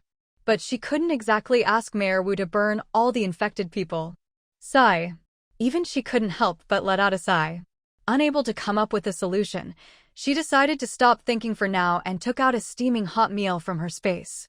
She hadn't picked anything special, just some leftovers she'd packed earlier. As soon as she opened the box, a mouth-watering aroma wafted out. Spicy chicken. Eating spicy chicken in this cold weather was pure bliss.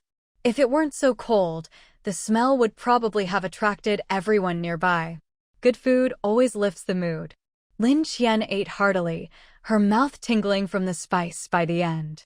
Fragrant, spicy, and piping hot. Suddenly, an idea struck her. Chili peppers? These worms liked heat and spice. Would chili peppers work on them? Without hesitation, she grabbed a few deactivated ice threadworms from her space and placed them near the leftover spicy chicken. Sure enough, the ice threadworms started moving soon after being taken out. Watching from a distance, Lin Qian saw them swarm toward the spicy chicken and burrow right in. In no time, one end of the spicy chicken turned into a small block of ice. Lin Qian didn't move, just kept observing. She noticed that although the spicy chicken was being frozen, the ice threadworm's movements slowed down after entering the chicken. She kept a close eye on the spicy chicken and saw the worms moving slower and slower until eventually they stopped altogether. In the end, only the tip of the chicken piece had turned into ice. The ice threadworms, which were previously invisible, gradually turned pure white at one end of the frozen chicken. Dead?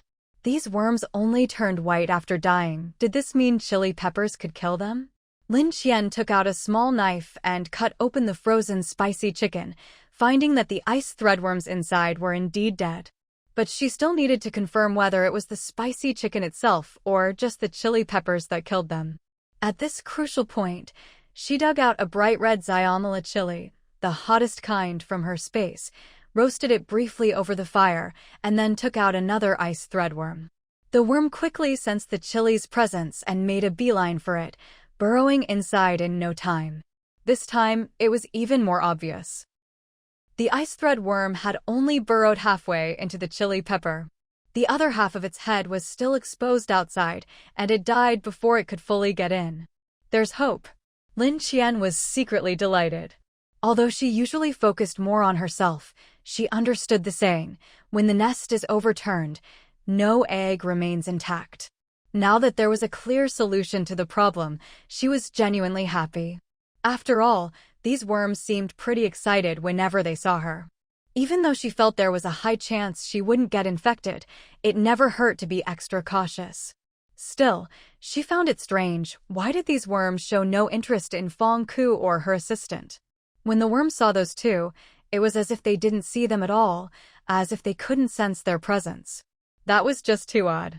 But since they'd already found a solution, these details didn't seem so important anymore. Time to sleep. I'll have to get up early tomorrow to tell them about this, Lin Qian thought. The dorm room wasn't big, but it was tidy enough. Lin Qian wasn't fussy. She lay down and went straight to sleep. Just as she was drifting off, there was a loud banging at the door.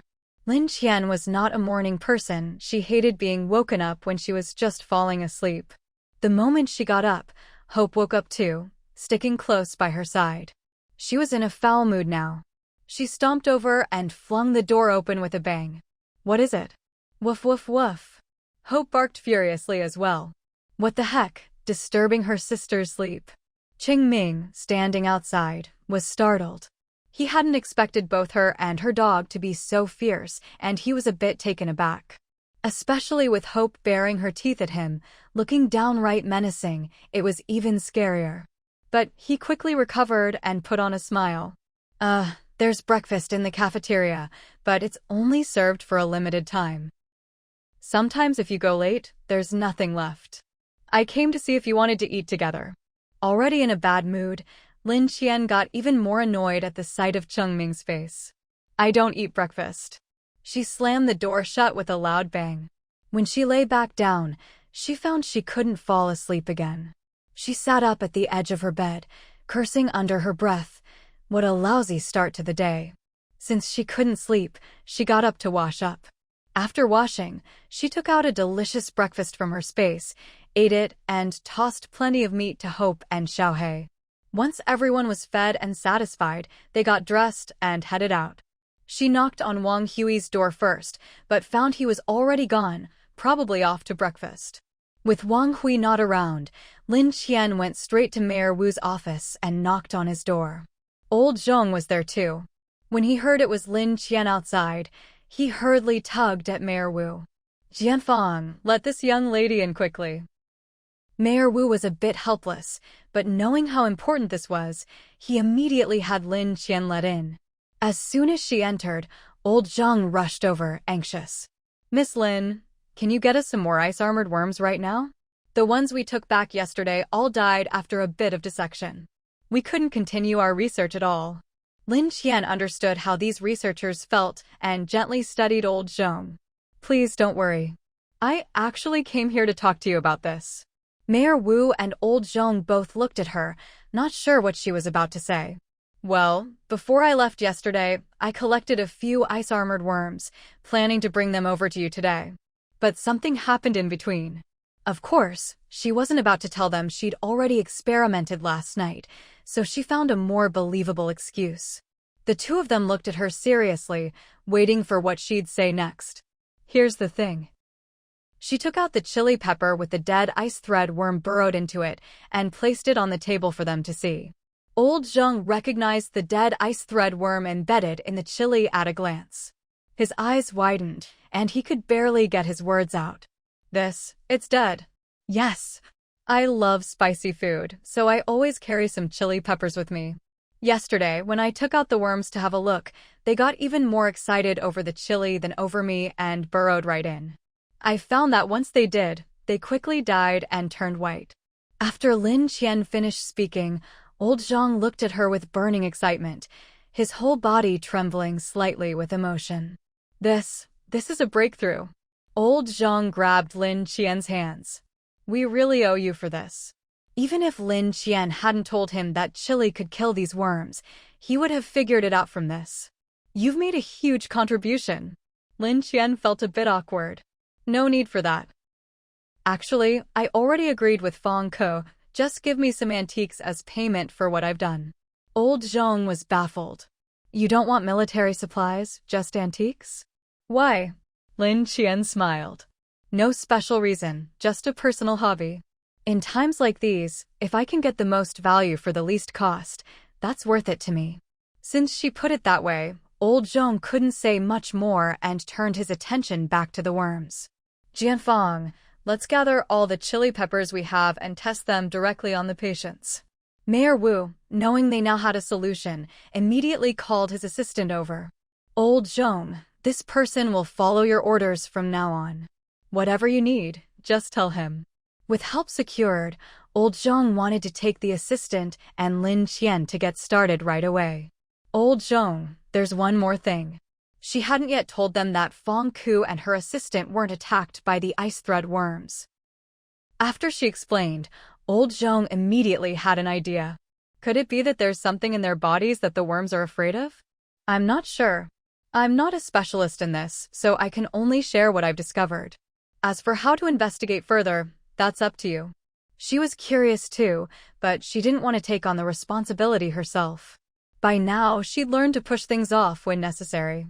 She knew all too well, if you take everything on yourself, some people won't be grateful. Instead, they'll take your efforts for granted and exploit you to the fullest. If you don't want to be treated like a tool, you have to stop taking on everything yourself. Finding the nemesis of the ice thread worms last night was already more than enough. Since Lin Qian had made her position clear, if old Zhang still didn't get it, he'd have wasted all his years of experience. Still, even if they wanted to test whether chili could truly kill the ice thread worms, they'd need to run experiments first. But right now, there was still a pile of patients waiting for deworming. He looked at Lin Qian, a bit embarrassed as he spoke. "Could you help us get the ice bugs out of the patients' bodies first?" Last night, Lin Qian had been thinking about how to quickly remove the ice silkworms and ice armor bugs from the patients. She'd already confirmed that the ice silkworms would die when exposed to chili, but she hadn't had a chance to test it on the ice armor bugs yet. Still, she figured it should work the same way. If it didn't kill them, she could just increase the concentration. Shouldn't be a big deal. After thinking for a moment, she said, "Besides chili peppers, I also have some chili spray with me. You can try using it. I think if we rely on me alone to lure out the ice silkworms and then have Xiaohei deal with them, it'll be way too inefficient. After she said this, old Zhang looked a little awkward. I've been so focused on the patients that I didn't realize this. I'm really sorry. Of course Lin Qian wouldn't hold it against an 80-something-year-old man who'd devoted his whole life to the country. It's not that I don't want to help. I just hope we can find a faster and better solution. If you agree, I'd like to try using the chili spray first. If it doesn't work, I'll go back to the original method. Then we'll trouble you with it. Now that she'd said this, if Mayor Wu and old Zhang still refused, that would just be ungrateful. Old Zhang, are you coming with me to try the chili spray, or do you want to run some tests first? I'll go with you. Are you kidding? Who'd want to struggle with experiments when they can see results right away? He'd spent his whole life doing research, but it wasn't because he liked making things complicated. If there's an easy way, who wouldn't take it? All right, take it. Lin Qian grabbed her backpack and headed to the quarantine room. Luckily, she liked spicy food and had stocked up on a ton of chili oil and chili powder before, all of which were finally coming in handy. When she got to the quarantine room, Feng Ku and her assistant were already inside. Seeing Lin Qian's outfit, Feng Ku asked, "Xiao Qian, where are you keeping all those protective suits?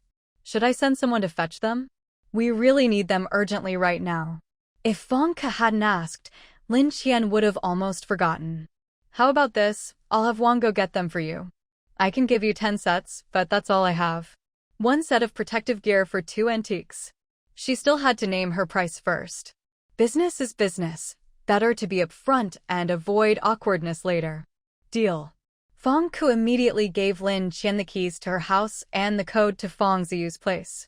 You're still living there, so just go get them when you're back. I already talked to my family about it yesterday. We all trust you. Those antiques are just sitting there anyway. If you like them, take them all. Lin Qian was stunned. She'd already taken all the antiques from Feng Ziyu's house. Didn't that mean she'd worked for nothing? She suddenly felt a bit deflated, but since Feng Ku had even given her the code, and she really had already taken their antiques, she sighed. Forget it, consider it paying off a debt. Now she could only hope Feng Ku's family had MO. Oh, and I talked to Mayor Wu too. He said the government still owes you about a dozen antiques. Once this is all over, you can go pick some out yourself. With that, Lin Qian felt a bit better. At least she wasn't working for free. Now, when she had to hand over her own supplies, it didn't feel as painful. She pulled out a set of protective gear identical to her own from her backpack. I only have this 1 set on me right now. Old Zhang should wear it first. Feng Ku was overjoyed. She hadn't expected Lin Qian to carry a set with her, and now she didn't have to worry about old Zhang getting infected again. At his age, another infection could leave him with lasting problems. Once everyone was suited up, Lin Qian took out several bottles of chili spray, chili oil, and various types of chili powder from her backpack. She handed them out in an orderly fashion. Watch me demonstrate first. We haven't tried this directly on people before, so I don't know if it'll work. If it does, you can use my method on the other patients. Feng Ku and the others looked to old Zhang for his opinion. They saw the 80-something-year-old man following Lin Qian around like a schoolboy, notebook in hand, nodding at every word she said. Okay. Well, no need to ask further. Whatever Lin Qian said, that's what they'd do.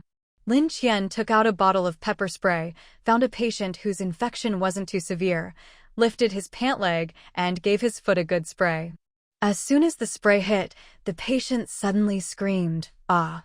The heart-wrenching cry startled everyone in the room, but what happened next was even more shocking. The ice silkworms all wriggled out of his foot, clustering on the surface. Densely packed, it was a horrifying sight. Even Lin Qian, who'd seen her share of gruesome things, got goosebumps. She forced herself to stay calm and watched the bugs' reactions. At first, they seemed extremely agitated, writhing rapidly on the foot. Old Zhang, whose eyesight wasn't great, had already put on his reading glasses and leaned in for a closer look. Feng Ku, alarmed, grabbed his collar. Old Zhang. Hey, I just want a better look. He scratched his head like a kid caught doing something wrong. Lin Qian knew what he was thinking and patiently said, "Don't worry, you'll be able to see clearly in a moment." She could already see the ice silkworms losing vitality. Though they were still moving, their speed was slowing. Sure enough, not long after she spoke, the ice silkworms on the patient's foot gradually became more visible.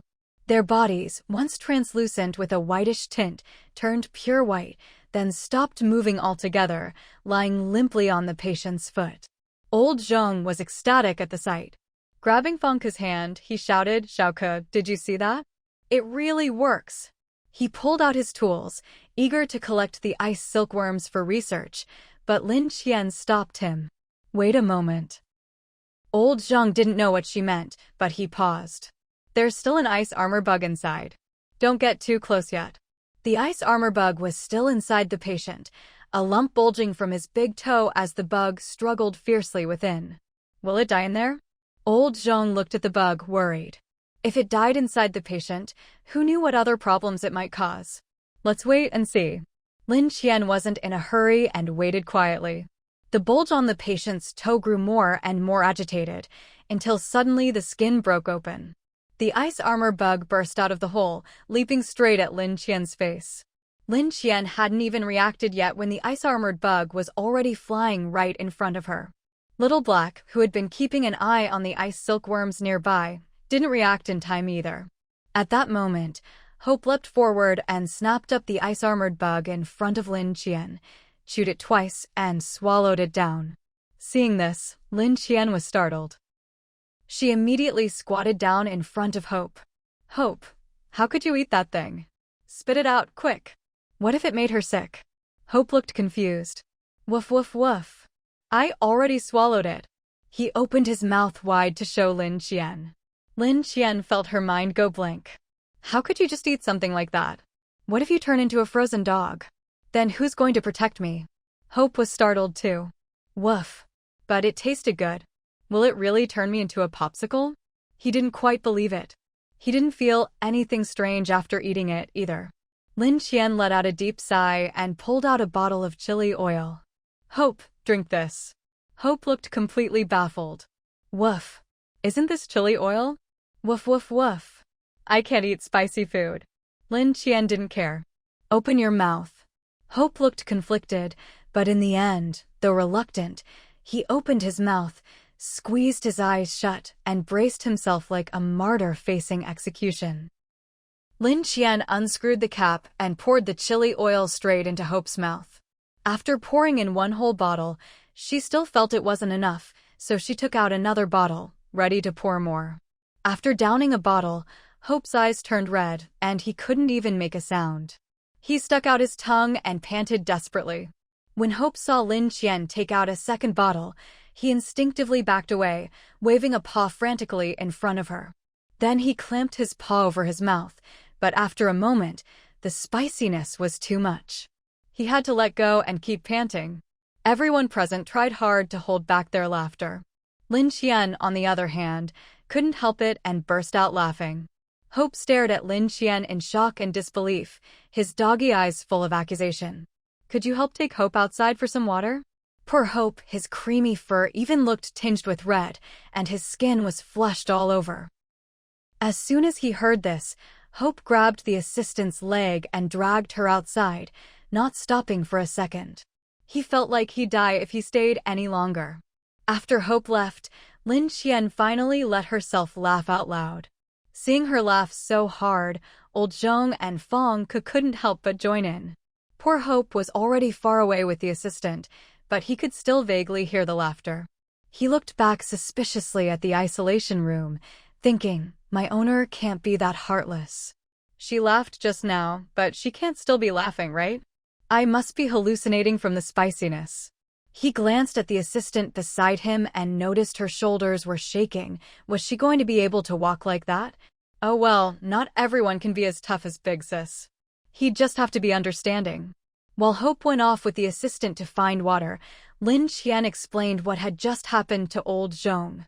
It looks like the ice-armored bugs are pretty resilient. If you use chili water, you'll need to be extra careful. Next, I want to try spraying chili water on the patient, then when the ice-armored bug forms a bump, I'll apply chili oil directly on it. Old Zhong and the others hadn't done this kind of experiment before, so they could only follow Lin Qian's lead. But thinking back to that thrilling moment just now, they still felt a lingering fear. Be careful, Fang Ke said worriedly. What if another ice-armored bug flies out next time? It's fine. I'll have Little Black keep watch. Just now, Little Black was busy with the ice silkworms, so I got distracted and gave the bug a chance. I'll be more careful next time. Fang Ke knew what Little Black was capable of, so with him on guard, she felt reassured.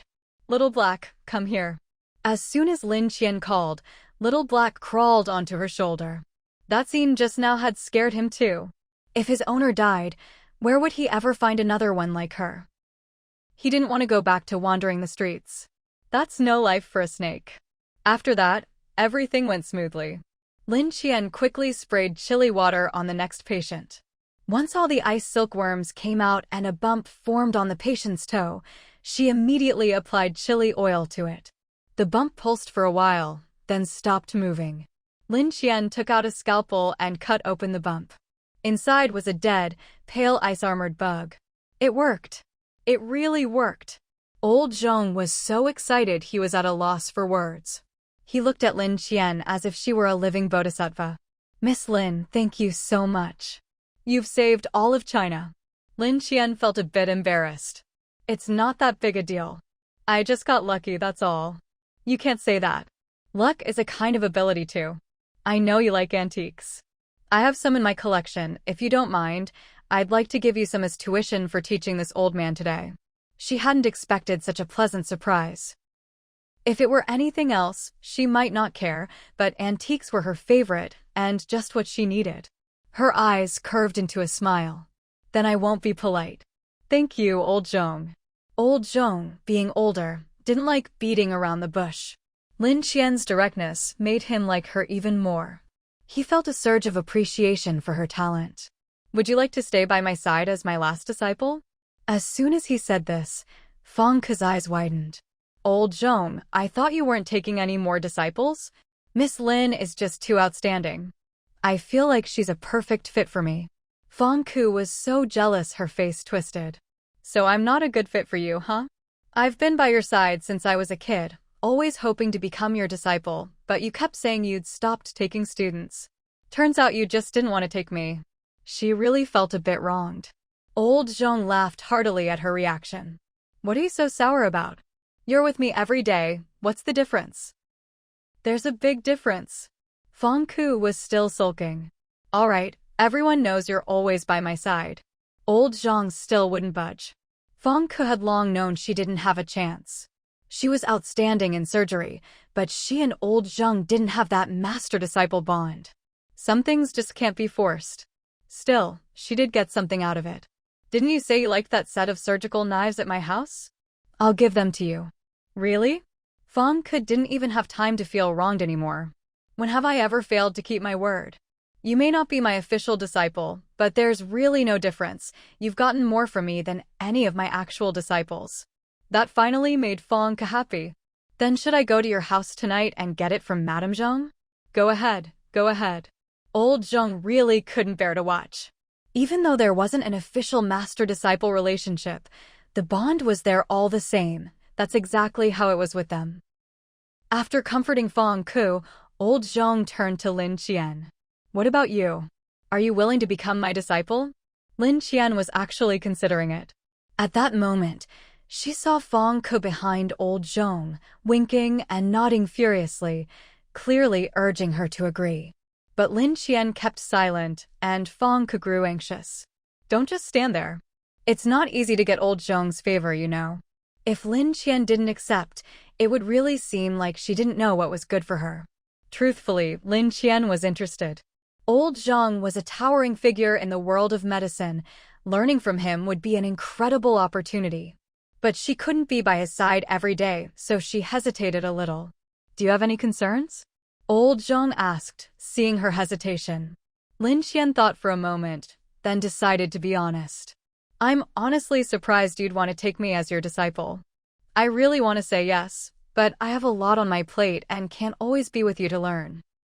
She voiced her concerns to Old Zhong. Old Zhong thought it was something serious, but then he smiled. That's fine.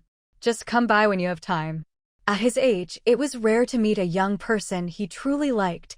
He wasn't about to let her slip away. If you agree, all the antiques at my house will be yours. My wife's family has a bunch of antiques too, and we don't know who to pass them on to since we have no children. Seeing Lin Qian still hesitating, he started to tempt her. The mention of antiques made Lin Qian's eyes light up.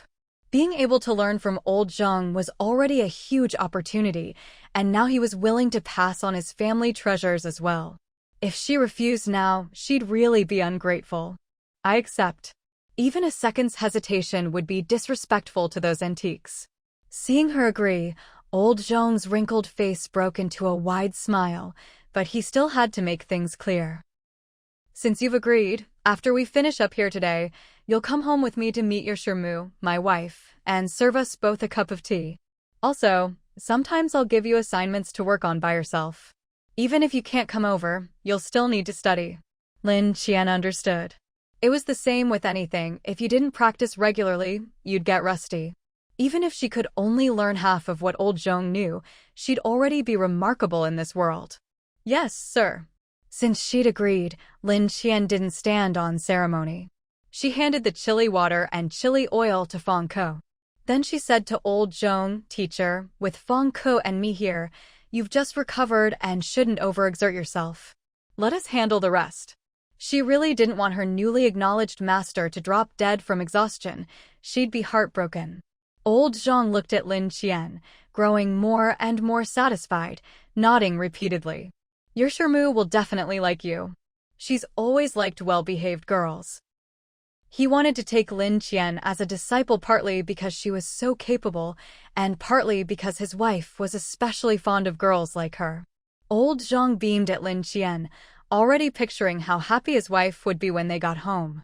Feng Ke, who knew old Zhong well, sidled up to Lin Qian and whispered, Madame Zhong has a total soft spot for girls who look like you. Get ready for a warm welcome tonight. Lin Qian wasn't sure what she meant, but it sounded like a compliment. Aren't you a girl too? Yeah, but I probably look a bit like Madame Zhong's love rival from her youth, so she's never taken to me. Ha ha. Old Zhong's face darkened as he overheard, glaring at Feng Ke. What nonsense. My wife isn't that petty. Yes, my mistake.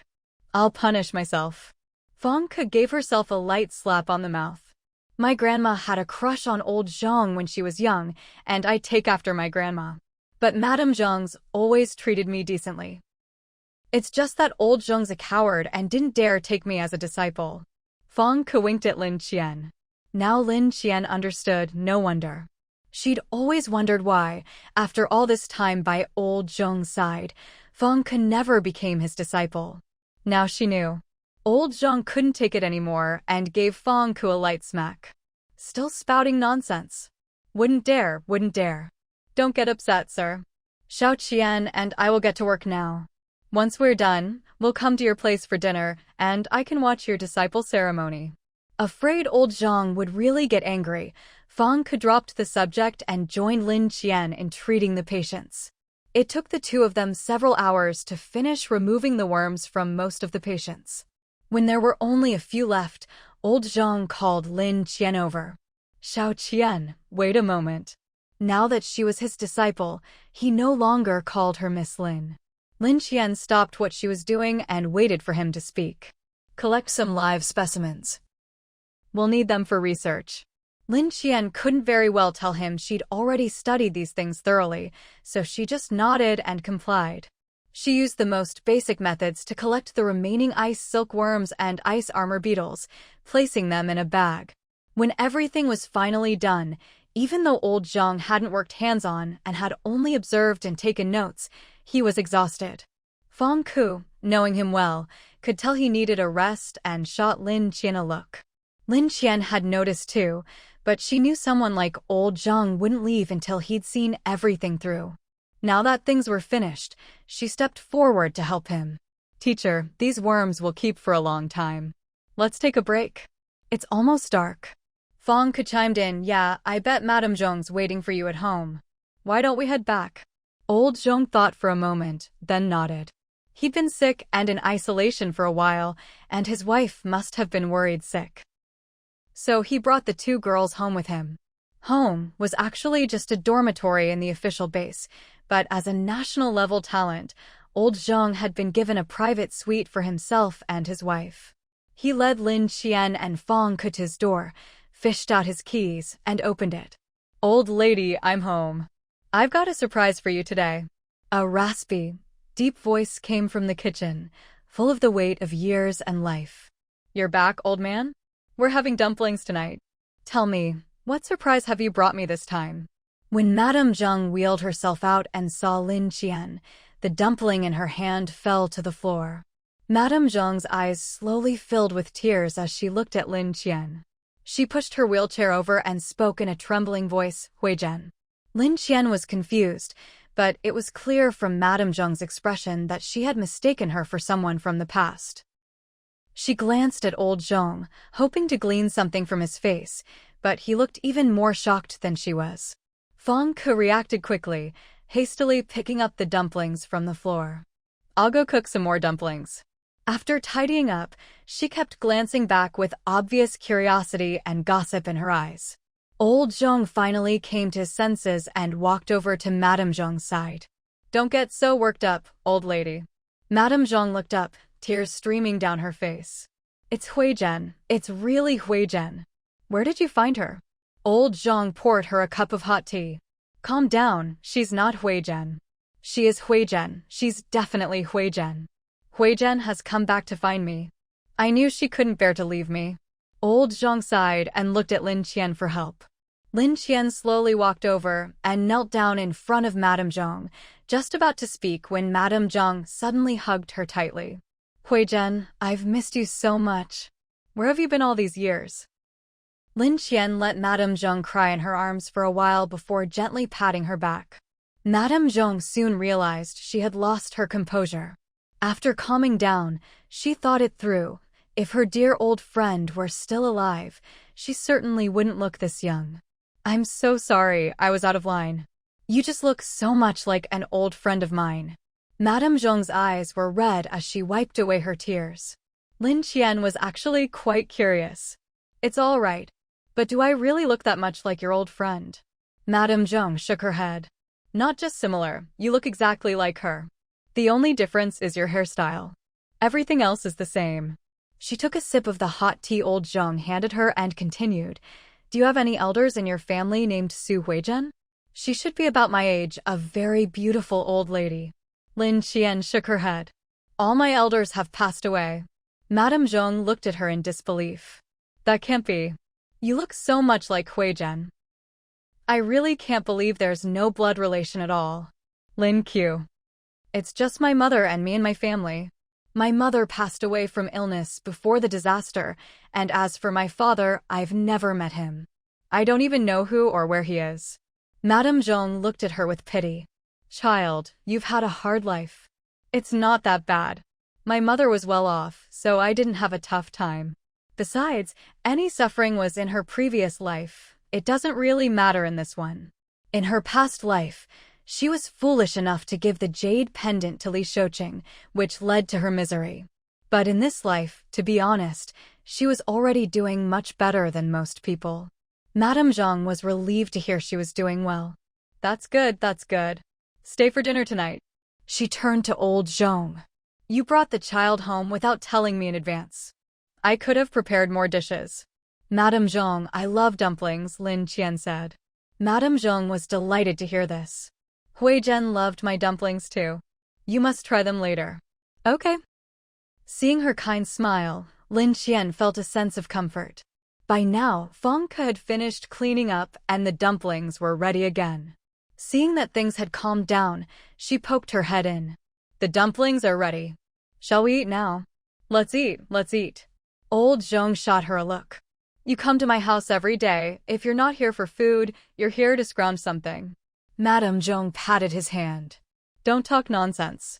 All right, as long as you're happy. I'll have to try your cooking today." Old Zhong pushed her over to the dining table. Lin Qian wasn't usually a big fan of dumplings, but when she tasted the ones Madame Zhang made, her whole face lit up, her eyes sparkling. Madame Zhang saw her reaction and didn't even need to ask. That look on your face, you're just like Hui Zhen. Well? Delicious, aren't they? They're delicious, really delicious. The best dumplings I've ever had. That's good. Eat as much as you like. If you ever want more, just come here. Lin Qian didn't stand on ceremony. After all, she was already their apprentice. Madame Zhang continued, "Where are you living now? Since you don't have any family, why not move in with us? We have 2 spare rooms, I can get one ready for you." Lin Qian quickly replied, "Thank you, Madame Zhang, but it's no trouble. I may not have family now, but there's an old housekeeper who's watched me grow up. He's like family to me, and I live with him now." "Oh, that's good, that's good. And don't call me Madame Zhang anymore. If you don't mind, why not call me Grandma?" Madame Zhang looked at Lin Qian and coaxed her gently. Lin Qian glanced at old Zhang, unsure how to respond. Madame Zhang noticed and turned to old Zhang too. "What, do I need your permission to take a granddaughter?" Old Zhang didn't dare disagree. "Old lady, it's not that I object, it's just that I already said I'd take her as my last disciple." "You have a whole bunch of disciples, but not a single granddaughter. Let me have a granddaughter, don't compete with me." Madame Zhang made the decision on the spot. Old Zhang looked at his wife with a bitter face. "Fine, fine, whatever makes you happy." With her husband's approval, Madame Zhang turned to Lin Qian. "What do you say, child? If you become our granddaughter, the old man will teach you everything he knows. That's much better than being just his disciple. If he ever mistreats you, just come to me, I'll sort him out." Faced with such a warm and loving Madame Zhang, how could Lin Qian refuse? She smiled with her eyes crinkling. "Thank you, Grandma." Hearing her call her Grandma, Madame Zhang's eyes crinkled with joy too. Old Zhang, listening from the side, felt a little jealous. "What about me?" "Hello, Grandpa," Lin Qian said. Old Zhang was pleased. At their age, with no children or grandchildren of their own, having Lin Qian as a granddaughter made them truly happy. He looked at his smiling wife and Lin Qian. "You two really do look like grandmother and granddaughter when you smile." Madame Zhang laughed. "Of course. When I was young, I looked just like Hui Zhen. I told you that before." Yes, you and Hui Zhen look alike, and so does Xiao Qian. You're all real family now, happy?" Madame Zhang ignored him, looking at Lin Qian with more and more affection, constantly putting dumplings into her bowl. "You're too thin, eat more. If you're ever free, come eat with us. We always have plenty of food, take some with you when you leave." Lin Qian hadn't felt this kind of warmth in a long time. She didn't have much herself, yet the elders insisted on giving everything to the younger generation. "Grandma, I have food. You don't need to prepare anything for me. You and Grandpa should keep your things for yourselves." Madame Zhang eyed her suspiciously, as if trying to spot any sign of insincerity on Lin Qian's face. But no matter how she looked, Lin Qian remained the same, her expression didn't even flicker. In the end, it was Madame Zhang who gave in. "You really are just like Hui Zhen." Lin Qian didn't quite understand what she meant by that. She was a little curious, but she never let herself dwell too much on such things. It was nice to have family, but she'd done just fine without them too. Honestly, it didn't make much difference. Sometimes, having family was even worse than not having any at all. After dinner, Lin Qian was about to leave when old Zhang stopped her. "Why don't you stay here tonight? You'll be staying here for a few more days anyway, and it's much nicer here than your dormitory." Lin Qian hesitated, but still declined. "I have a companion at the dorm. If I don't go back all day, he'll worry.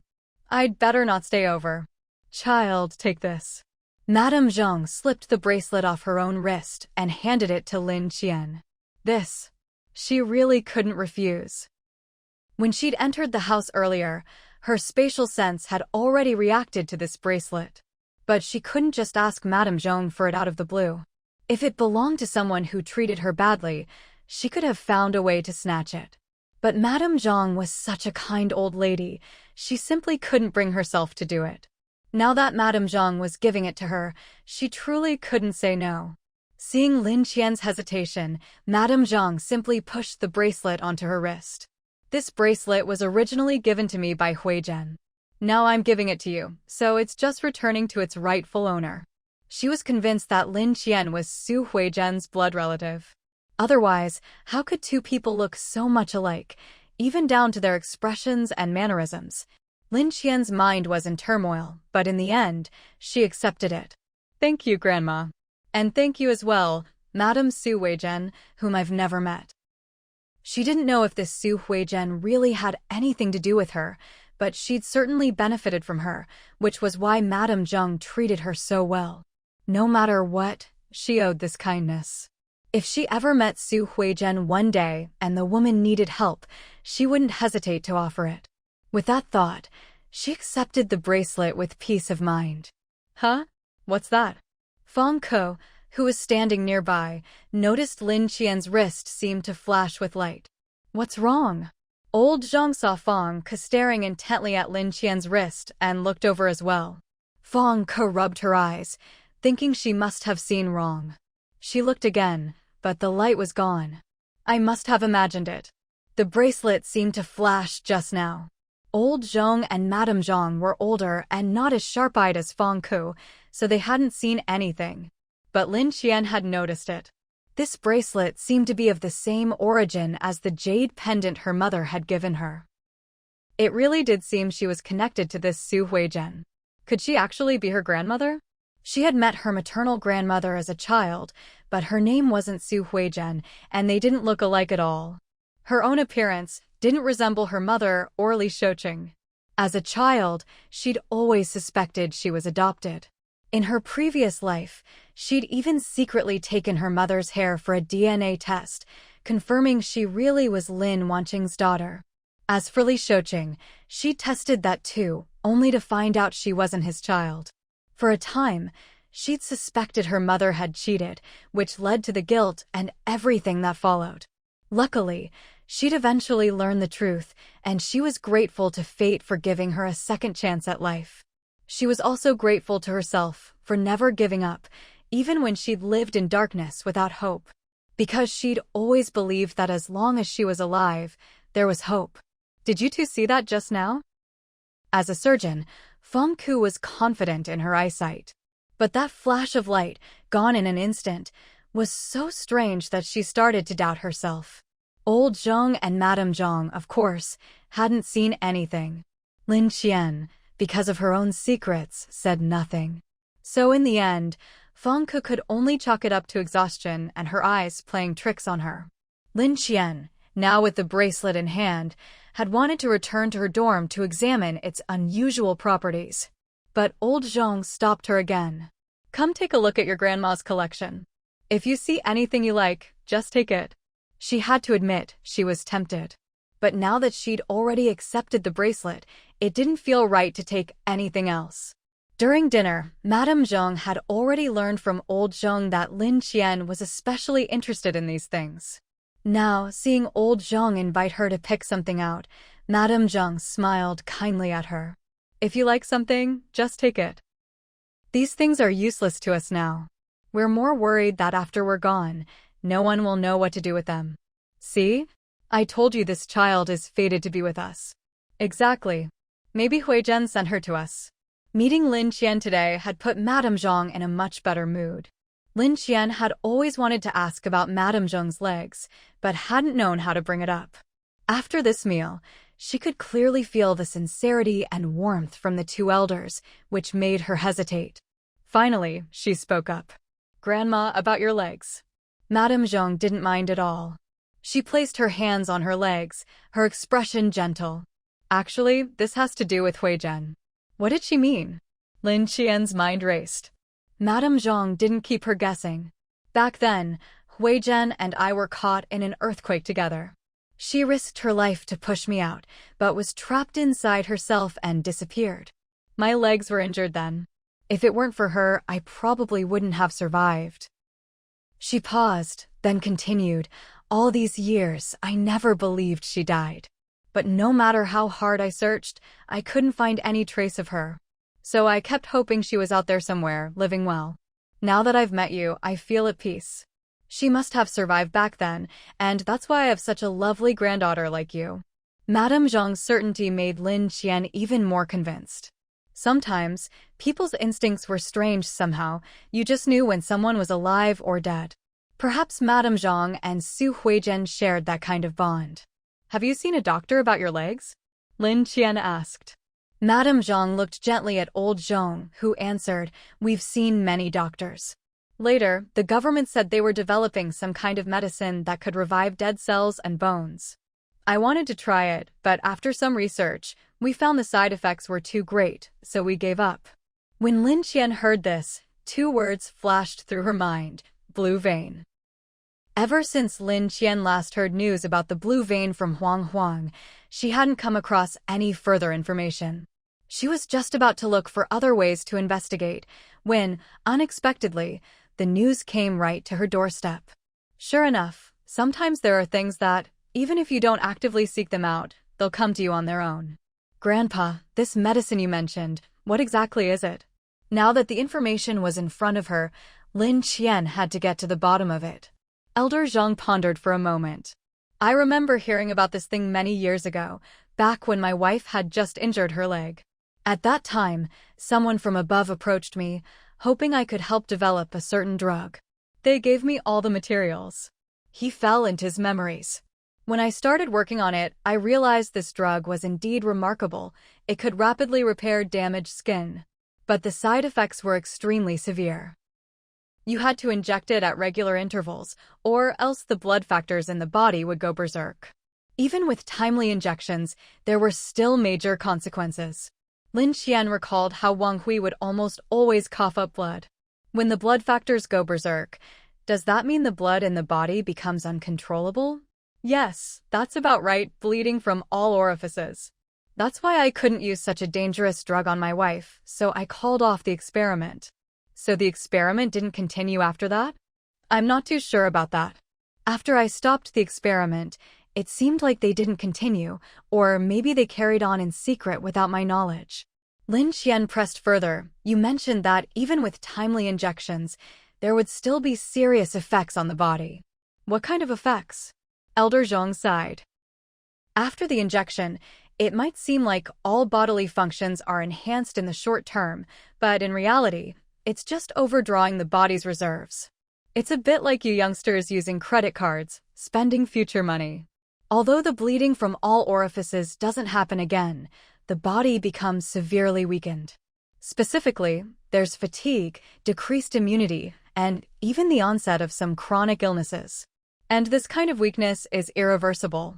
As time goes on, the body gets weaker and weaker, and in the end, it could lead to organ failure and death.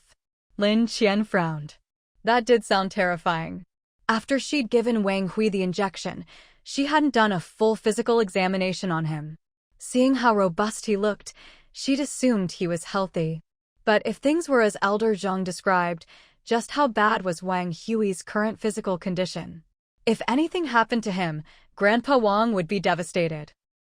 The thought made her anxious to get Wang Hui a comprehensive checkup to see if he had any of the problems Elder Zhang mentioned. After thinking for a moment, she asked, "Is there any way to alleviate these side effects?" Elder Zhang shook his head. "We tried many methods at the time, but couldn't find an effective solution. The mechanism of this drug is extremely complex. Once it enters the human body, it triggers a series of uncontrollable reactions. Unless we can find a way to completely neutralize the drug, the side effects are unavoidable." Elder Zhang, do you still have the research notes from back then? If you do, I'd like to take a look, Lin Qian asked tentatively. Elder Zhang thought for a while. I handed in all the official materials back then, but I do have some personal notes. Wait here, I'll get them for you. He didn't ask why Lin Qian wanted the notes. Since he'd already taken a liking to her, he was willing to support her in whatever she wanted to do. He got up and left the room, returning shortly with a thick stack of papers, which he handed to Lin Qian. Lin Qian took the notes and flipped through them. Inside, there were detailed records of the drug's ingredients, mechanism of action, and the experimental process. As she read carefully, she discovered that the main ingredient was a special biotoxin extracted from the deep sea. After special processing, it could rapidly repair damaged cells and tissues. However, the way this toxin was metabolized in the human body was extremely complicated. Once inside, it would trigger a series of immune reactions, causing the blood factors to spiral out of control. The more Lin Qian read, the more alarmed she became. This was clearly not something good. Is there really no way to resolve these side effects? It's not that there's no way, Elder Zhang said, but with the capabilities our country had at the time, it wasn't possible to waste so much time on something so far-fetched. She noticed Elder Zhang use the phrase far-fetched. Grandpa, when you say far-fetched, what do you mean? He sighed. This drug was actually something some powerful people wanted to create with the help of the state, a drug for immortality. Their original goal wasn't just to heal injuries. Immortality. Yes.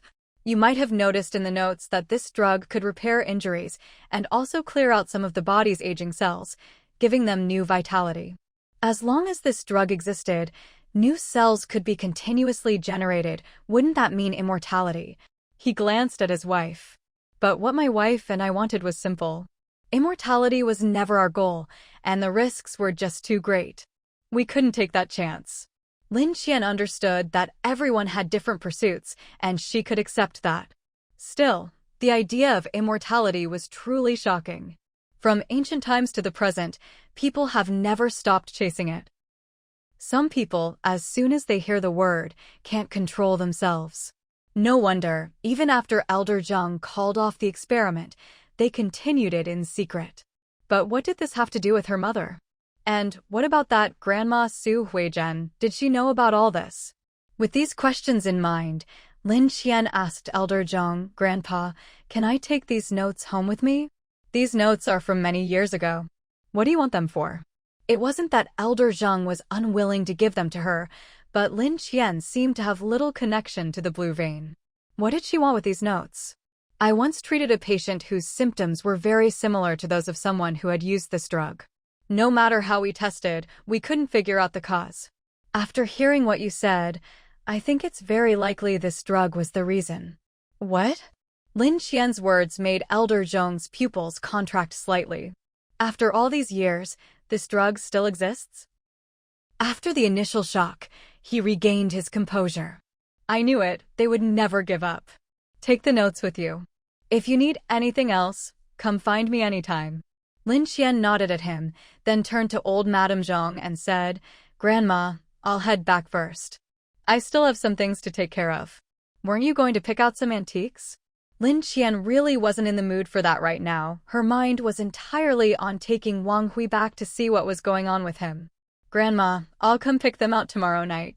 I have something urgent to handle right now. The Zhang elders saw that she truly seemed anxious and not pretending. Then go on. What do you like to eat? I'll cook it for you tomorrow, old Madame Zhang said. Lin Qian actually wasn't picky about food, especially since the Zhang family didn't have much to spare. Whatever you make, I'll love it. With that, she hurried off. Fang Ke watched Lin Qian leave and knew it wasn't right to linger. Old Zhang, didn't you say you'd give me that set of tools? Old Zhang handed her a set with a look of disdain, and she took it and left as well. As she stepped outside, she thought she'd catch up and walk with Lin Qian, but there was no sign of her at all. Inside, old Madame Zhang looked at old Zhang. Look at Lin Qian, she even talks just like Huizhen. Knowing Huizhen left behind a granddaughter puts my mind at ease. I told you long ago, Huizhen's got a strong fate and plenty of luck. She'd be fine. But if she's fine, why hasn't she come to see us after all these years? Maybe something happened that made it impossible for her to come. Old Zhang took his wife's hand. Don't overthink it. Since Xiao Qian is here, that proves she survived back then too. You don't need to feel so guilty. Old Madame Zhang sighed. You're right. Now that I've seen Xiao Qian, I finally feel a little relief. I just wonder where she is now, if she's still alive. There's no point worrying so much.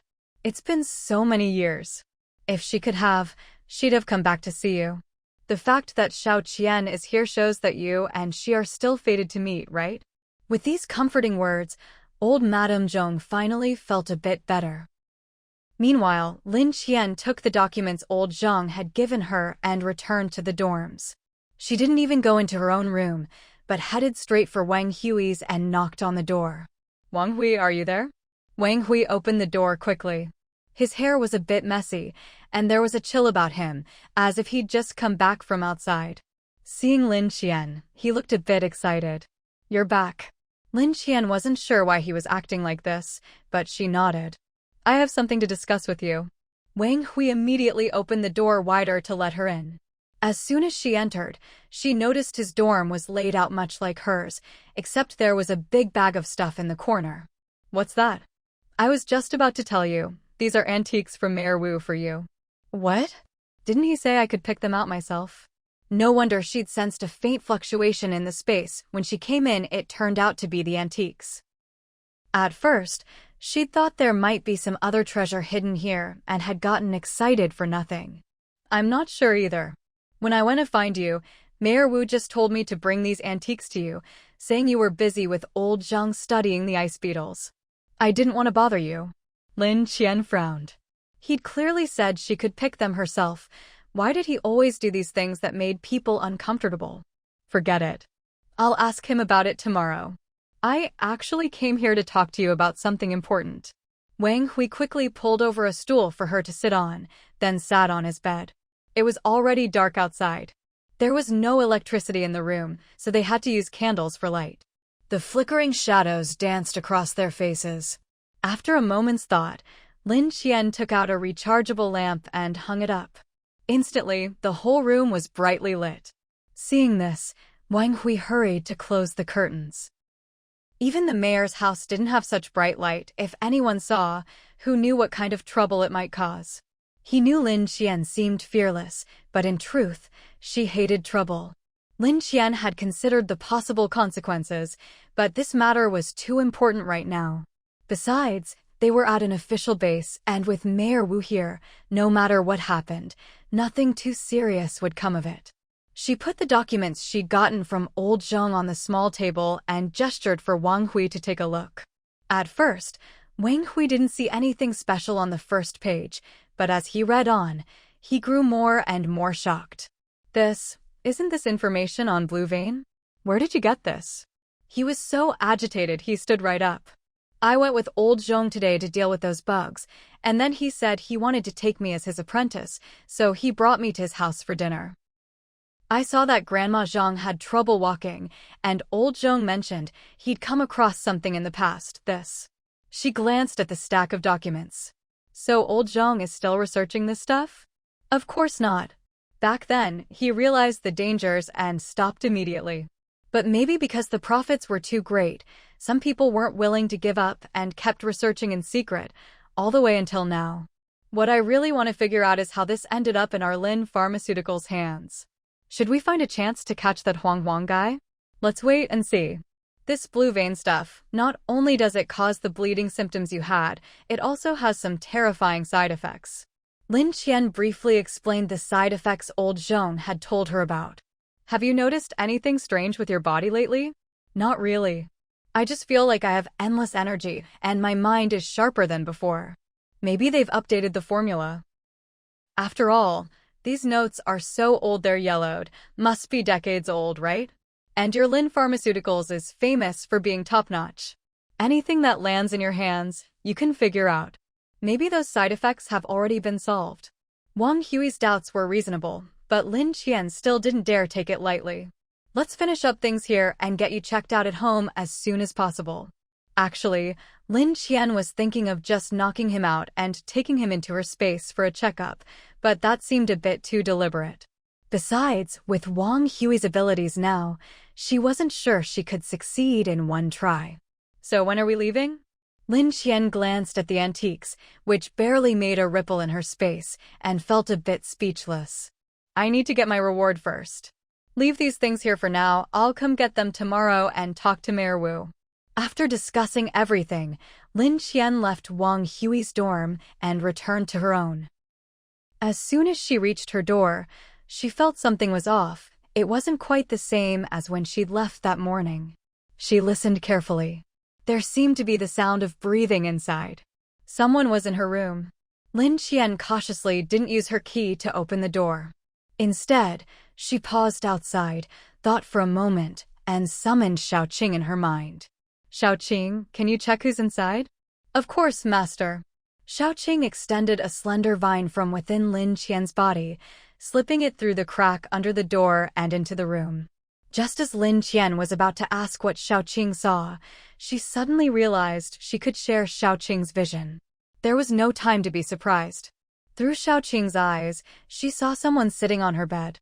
It was Chung Ming. She was furious. She hadn't gone looking for him, yet this guy just wouldn't leave her alone.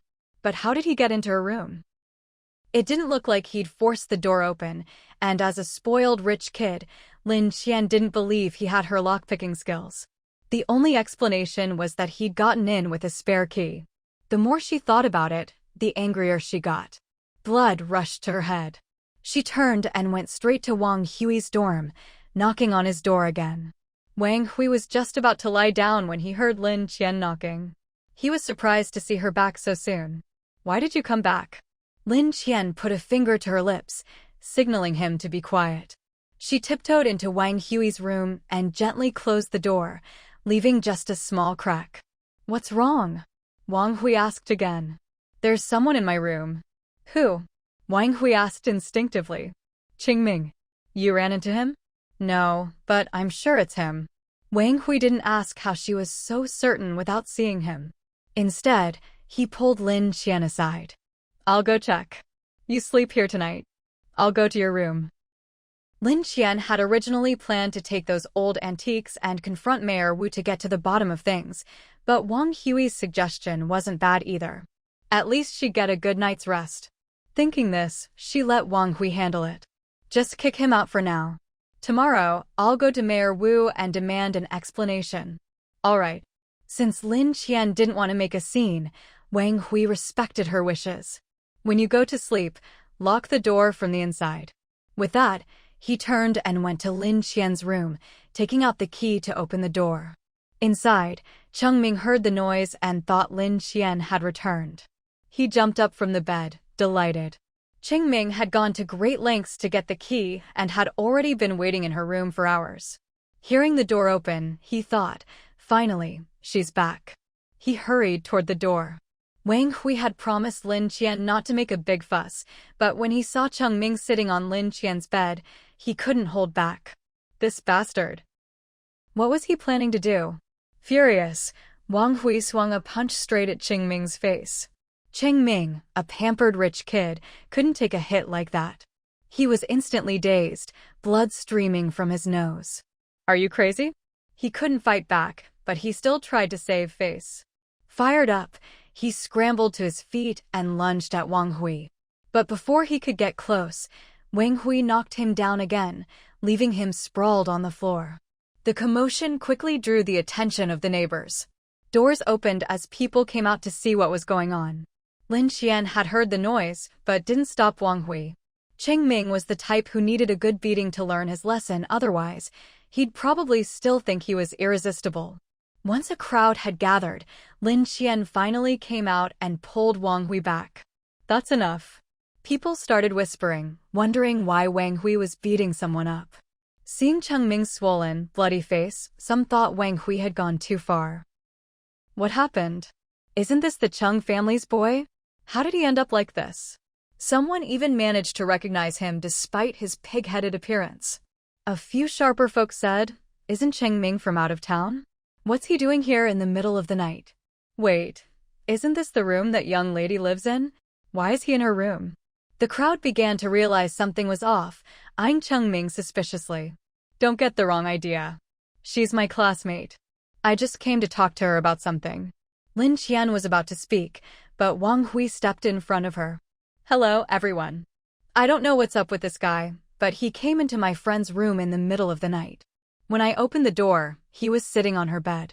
She was so scared she came to find me, and I lost my temper. Wang Hui knew the power of public opinion. When something needed to be clarified, it had to be clear. Now the crowd looked at Qingming with contempt. Wow, I never thought he was that kind of person. The poor girl must have been terrified. Someone go get Mayor Wu. Wait a minute, isn't it strange? Didn't he say he was sitting on her bed when the door opened? How did he get in? Where did he get her key? Now that you mention it, that's worrying. There are a lot of women living alone here. What was he planning to do? Isn't it obvious? He was probably hoping to force himself on her in the middle of the night. Too bad he miscalculated and ran into her boyfriend instead. The crowd buzzed with gossip. Finally, a woman took Lin Qian's hand. Don't be afraid, dear. Have your boyfriend take him to Mayor Wu. He'll sort this out for you. Even if she hadn't said it, Lin Qian had the same idea. She turned to Wang Hui. Tie him up. Let's go. After all this, Lin Qian knew she wouldn't be able to sleep tonight anyway. It was better to settle things early and go home. She noticed some of the neighbors wanted to tag along out of curiosity, so she stopped. Everyone will handle this ourselves. Sorry for disturbing you all tonight. Please, go back inside, it's cold, and you should get some rest. Without waiting for their response, she grabbed her bag of antiques and left first. Wang Hui found a rope and tied up the half-conscious Chung Ming. Since he couldn't walk, Wang Hui just dragged him along. And so, they made their way to Mayor Wu's office. They'd already learned that Mayor Wu stayed in his office even at night, so they were sure they'd find him there. Sure enough, when they arrived at Mayor Wu's office, he was still working.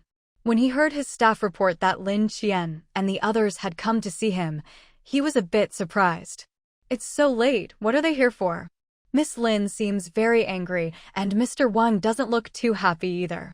They dragged young Master Chung along with them. Qingming. Mayor Wu thought for a moment before recalling the notorious playboy from the Chung family. Ever since the Chung family arrived at the base, they'd been trying to wrest more power from him and use their influence for their own benefit. Still, since they were at least competent, he hadn't made a fuss about it. But what was going on tonight?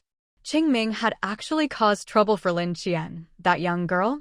He knew Lin Qian might look young, but she was extremely capable. What on earth had Qingming done to make her so angry that she'd come knocking on his door in the middle of the night? Let them in quickly. Because Mayor Wu often worked late, his office was always lit by a desk lamp. Under the light, he saw Wang Hui dragging Qingming in like a dead dog and was startled. How had he gotten beaten up like that? Though puzzled, he kept a calm expression. What's going on here? Lin Qian first placed the bag of antiques she was carrying on the guest sofa, then found a seat and sat down, pointing at Qingming. Mayor Wu, the reason we stayed was because of you. Who would have thought that after I finished working with Elder Zheng today and returned to my dorm, I'd open the door to find this guy sitting on my bed? Her words left Mayor Wu utterly shocked. He thought he'd misheard. What did you say? Lin Qian glanced at Wang Hui, clearly not wanting to repeat herself. Wang Hui was quick-witted and promptly explained the whole story in detail. Mayor Wu hadn't expected them to be so bold and was furious. He walked up to Qingming. Is what they said true? Qingming hurriedly waved his hands. I did go to her room, but I didn't have any other intentions. We're old classmates, I just wanted to catch up. Who knew they'd be so unreasonable, beating me up without even asking what happened? You went into a girl's room and sat on her bed, and you call that catching up? I really just wanted to catch up. I even looked for her this morning, hoping we could have breakfast together, but she said she doesn't eat breakfast. So I thought she'd at least have dinner, and I even packed food from the cafeteria and put it on her desk, hoping we could eat together when she got back. Qingming was indignant. I waited for her for hours, but instead of her, this pretty boy showed up. He pointed at Wang Hui. The moment he saw me on Xiao Qian's bed, he started hitting me without a word. Look at what they've done to me. Qingming's injuries were severe, but in the end, he had only himself to blame. First, tell me where you got the key. How could you sneak into someone else's room? Is this how the Chung family raises their children? Mayor Wu called for his aide. Go get Chung Hong. Let's see how he manages his son. No, please. Qingming immediately grabbed the aide's leg. My dad doesn't know about this. Please don't tell him. If he finds out, I'm dead for sure. Mayor Wu signaled his aide, who ignored Qingming and walked out. Anyone working for Mayor Wu wasn't just a paper pusher. They were tough. If they wanted to leave, There was no way someone like Qingming could stop them. Qingming watched the aide leave and slumped to the floor in despair. It's over. My dad's going to kill me. Mayor Wu looked at Chung Hong's son with exasperation. With a scheming father like that, how did he end up with such a useless son? And now he'd done something so shameless. Not only had he done it, but he'd been caught, beaten up, and dragged here. How humiliating. Lin Qian was someone he'd gone to great lengths to keep at the base. The more he thought about it, the darker his expression became. Where did you get the key? Are you really going to wait until your father gets here to talk? I'll tell you. Qingming quickly pulled a set of keys from his pocket and handed them over. I borrowed them from the administrator under the pretense of checking room safety. Mayor Wu's face darkened further when he saw the keyring. He took the keys and set them aside. Soon, his aide returned with Chung Hong. By then, Chung Hong already knew what his troublesome son had done. He immediately put on a smile, bowed, and apologized to Lin Qian and Wang Hui, even handing over gifts, showing no sign that he, a man of power and influence, found it beneath him to apologize to these two young people. I heard Miss Lin likes antiques, so I brought two of the most valuable pieces from home as an apology. As soon as Chung Hong entered, Lin Qian sensed a ripple in the air. Just from that, she knew these were genuine treasures. The Chung family was really making amends. These two items were worth more than the whole bag she'd just brought in. Seeing Lin Qian didn't accept them, Chung Hong simply placed them beside her on the sofa. I'll just leave them here. My useless son did something so shameful. If you'd beaten him to death, it would have been deserved. The fact that you left him alive is giving me Chung Hong face. If you ever need help in the future, we'll do our best. He didn't just give antiques, he also gave his word. Lin Qian knew this was already his limit. In her previous life, having dealt with Qingming, she naturally knew what kind of ruthless character Chung Hong was. To put it bluntly, without Chung Hong, Qingming would never have lived so freely. But Chung Hong was a smiling tiger, one face for the world, another beneath the surface. For all she knew, he was already plotting against them. Still, Lin Qian wasn't intimidated in the slightest. Mr. Chung, you'd better discipline your son. If he causes trouble outside, people out there won't be as forgiving as we are. Yes, I'll keep a close eye on him from now on. After saying this, Chung Hong looked at Mayor Wu. Mayor Wu, what do you think? The meaning was clear. Since the victims weren't pressing charges, it was best for Mayor Wu to let it go too. Seeing that Lin Qian had accepted the apology, and that Qingming had been beaten so badly he'd need months to recover, Mayor Wu could only wave his hand with a dark expression. Take him away. Qing Hong quickly dragged the limp Qingming out. After the father and son left, Mayor Wu saw that Lin Qian and the others were still there. Is there anything else? Only then did Lin Qian stand up, picking up the bag of antiques that Wang Hui had brought back earlier and placing it on Mayor Wu's desk. I'd like to ask, Mayor Wu, what's the meaning of this? You said before that I could pick things out myself, but now you've just sent me these? Are you taking advantage of our youth, thinking you can fool us with this stuff? Only then did Mayor Wu realize Lin Qian had misunderstood. These are from my family's private collection. Even though I'm the mayor, to be honest, my salary isn't much, and I can't accept gifts from others. After all these years, this is all I've managed to collect, and I've packed it all up for you. As for letting you pick things out yourself, that promise still stands. It's just that Fangke told me you've made another big contribution to our base, so I reapplied for a new batch for you, but the approval. With my current authority, I can only make up for what you were originally owed, and let you pick 10 more items in advance. It's my fault for not explaining this clearly, which led to this misunderstanding. He was extremely humble, and only then did Lin Qian's anger subside a little. As long as they weren't trying to trade her good things for these inferior ones, that was fine. When will the approval come through? At our usual speed, you should get it by tomorrow. What happened today was due to our poor management. Rest assured, you can go back and stay as usual. I'll have a word with them and guarantee nothing like this will happen again. Although he was angry, it was true that Lin Qian had been wronged. If Wang Hui hadn't gone in first, with Qingming's troublemaking nature, who knows what might have happened. If Qingming had gotten his way, With Lin Qian's abilities, he really wouldn't have been able to protect his whole family. But that family was a ticking time bomb anyway, and Mayor Wu was already thinking about how to get rid of them. That's fine then. We'll head back. Lin Qian put the 2 apology gifts from Chung Hong into the original antique bag, picked it up, and left the mayor's office with Wang Hui. Mayor Wu's mouth twitched as he watched her swagger off with everything. Sigh, she didn't even say thank you. He shook his head, but in the end, could only sit back at his desk and continue working. She took the things back to her dorm, but seeing the mess inside and remembering that Chung Ming had sat there, she didn't want to stay anymore. Wang Hui, keeping her thoughts to herself, said, "Why don't you stay at my place tonight?" "I'll stay here." "All right." A smile finally appeared on Lin Qian's face. She continued carrying the antiques and went to Wang Hui's dorm. She looked at the antiques, intending to put them into her storage space, but in the end decided against it.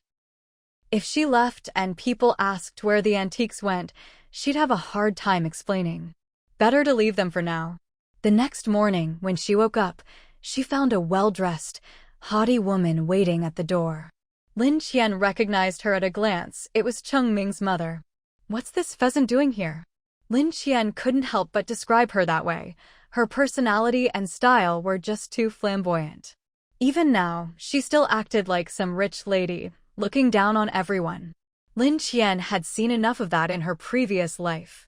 She looked down on every woman around Chung Ming from the bottom of her heart. When she saw Lin Qian open the door, her eyes brazenly sized her up. "So you're Lin Qian? The woman my son has his eye on." Lin Qian knew that no matter how many times a person lived, their rotten character wouldn't change. "Auntie, what do you want?" Mrs. Cheng's face turned red with anger at being called auntie, and she almost slapped Lin Qian on the spot. She had brought a young girl with her, who looked a bit like her. Another familiar face. Qing Ming's cousin, Qin Tang.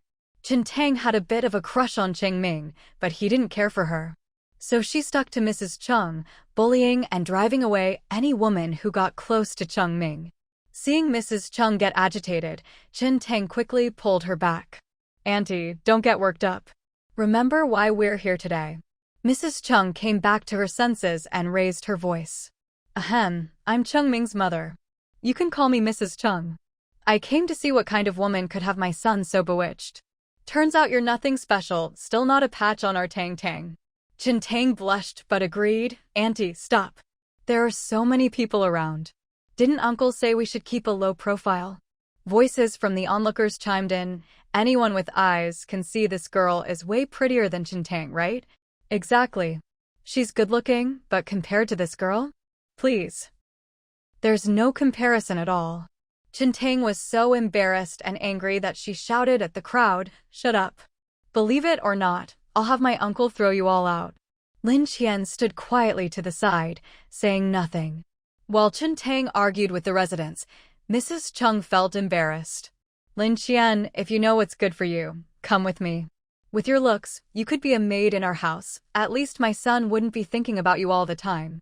He's already done so many inappropriate things because of you." She reached out to grab Lin Qian. Lin Qian dodged quickly, but Mrs. Cheng, wearing thin high heels, twisted her ankle from the sudden movement and fell to the ground, crying out in pain. "What's wrong with you, girl? I wasn't going to do anything. Why'd you dodge? I'm doing this for your own good. If you come to our house, you'll have food and drink, better than being out here, isn't it?" "Heh." Lin Qian sneered. "Well, thank you for your kindness, but your family is so high and mighty, someone like me really shouldn't go, right? Oh, by the way, Auntie, does your husband know you're here?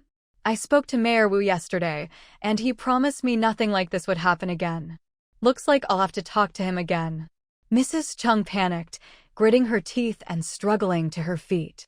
Seeing Qin Tang still arguing with the residents, she got even angrier. "Tang Tang, stop arguing with those people. Don't lower yourself. Can't you see I'm hurt? Come help me."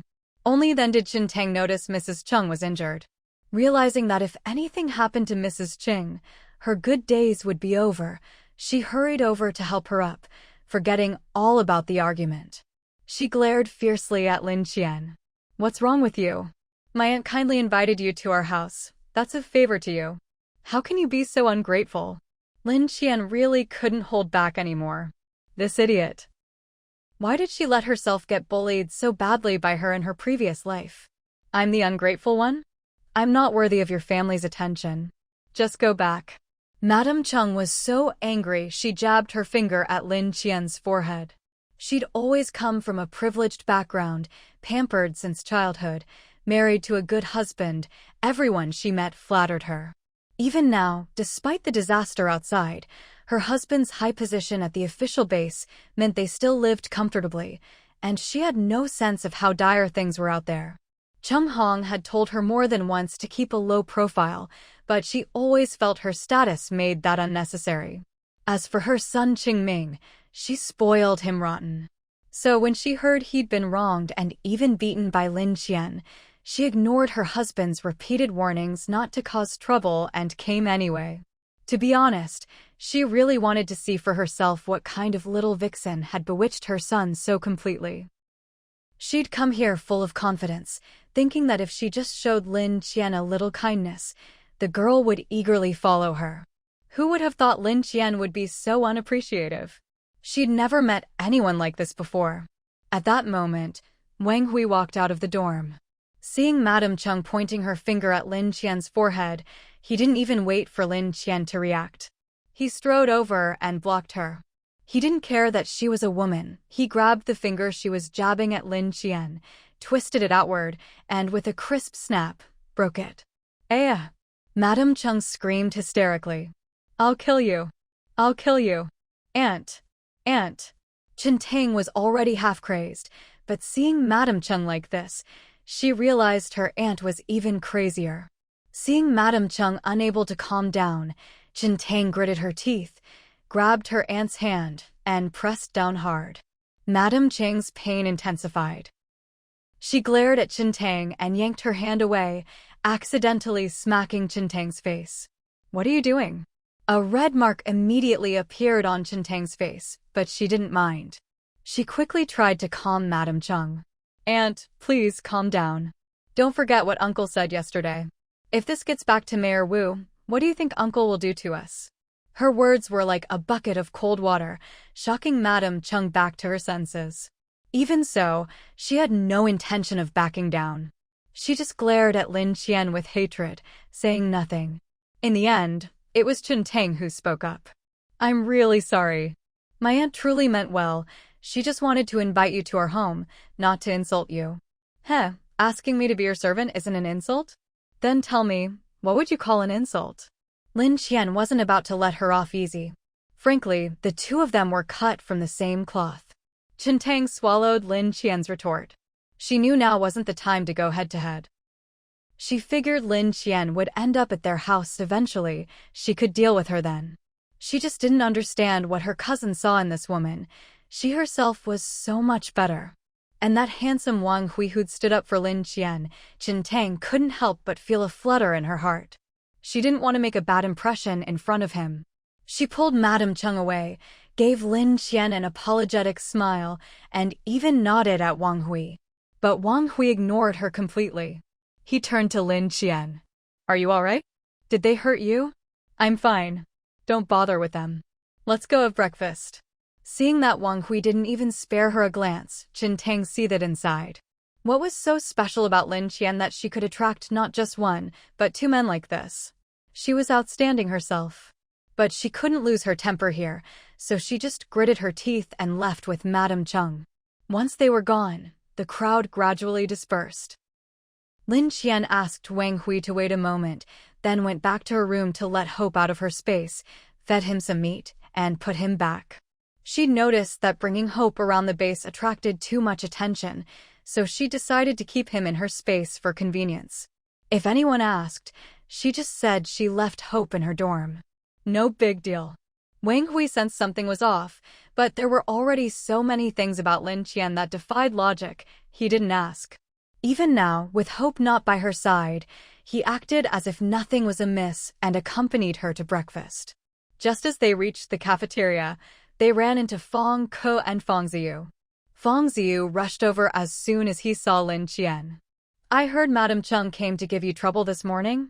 Lin Qian glanced at him, surprised the news had spread so quickly. She saw no reason to hide it. Yeah, she wanted me to be their servant so her precious son could see me every day. What? Even Fong Ku was shocked. She really said that?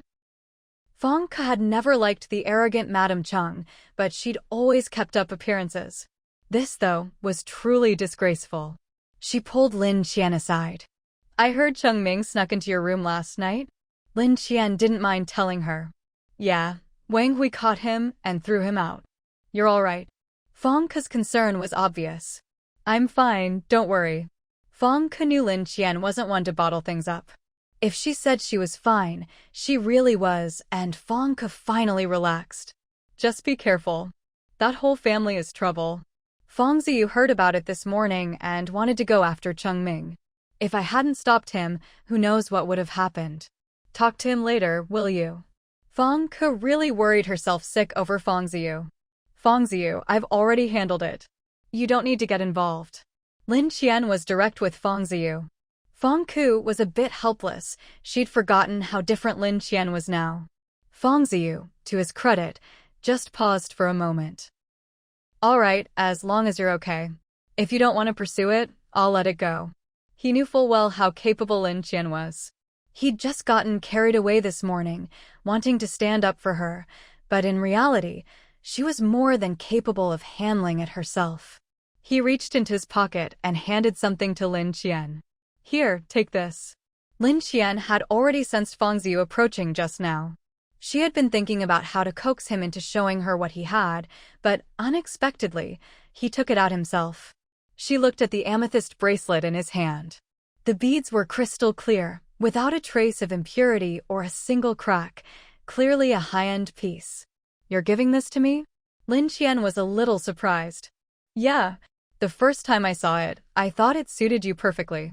I just didn't have enough supplies to trade for it back then. Now that I've saved up enough, I went and bought it right away. Lin Qian did like it. How much did you spend on it? 50 gene of rice. Isn't that a great deal? Lin Qian's mouth twitched. She almost wanted to call him an idiot. Rice was such a precious resource now, and he'd traded 50 gene of it for something so flashy and impractical. If it were before, this amethyst bracelet would be considered top tier. Even if you had money, you might not be able to buy it. But things were different now. To ordinary people, things like this probably weren't worth as much as even a single gene of rice. This fool actually traded 50 gene of rice for something that had no practical value to him. But since the trade was already done, what could she say? It was just 50 gene of rice, she could afford it. Besides, she really did need this crystal bracelet. This was her first time coming into contact with this kind of jewelry, and she discovered that crystal accessories could also expand her storage space. From now on, she'd have to keep an eye out for these when collecting things. All right then. I'll accept it. Fong Ziyu was delighted to see Lin Qian accept the bracelet, grinning like a fool. As long as you like it.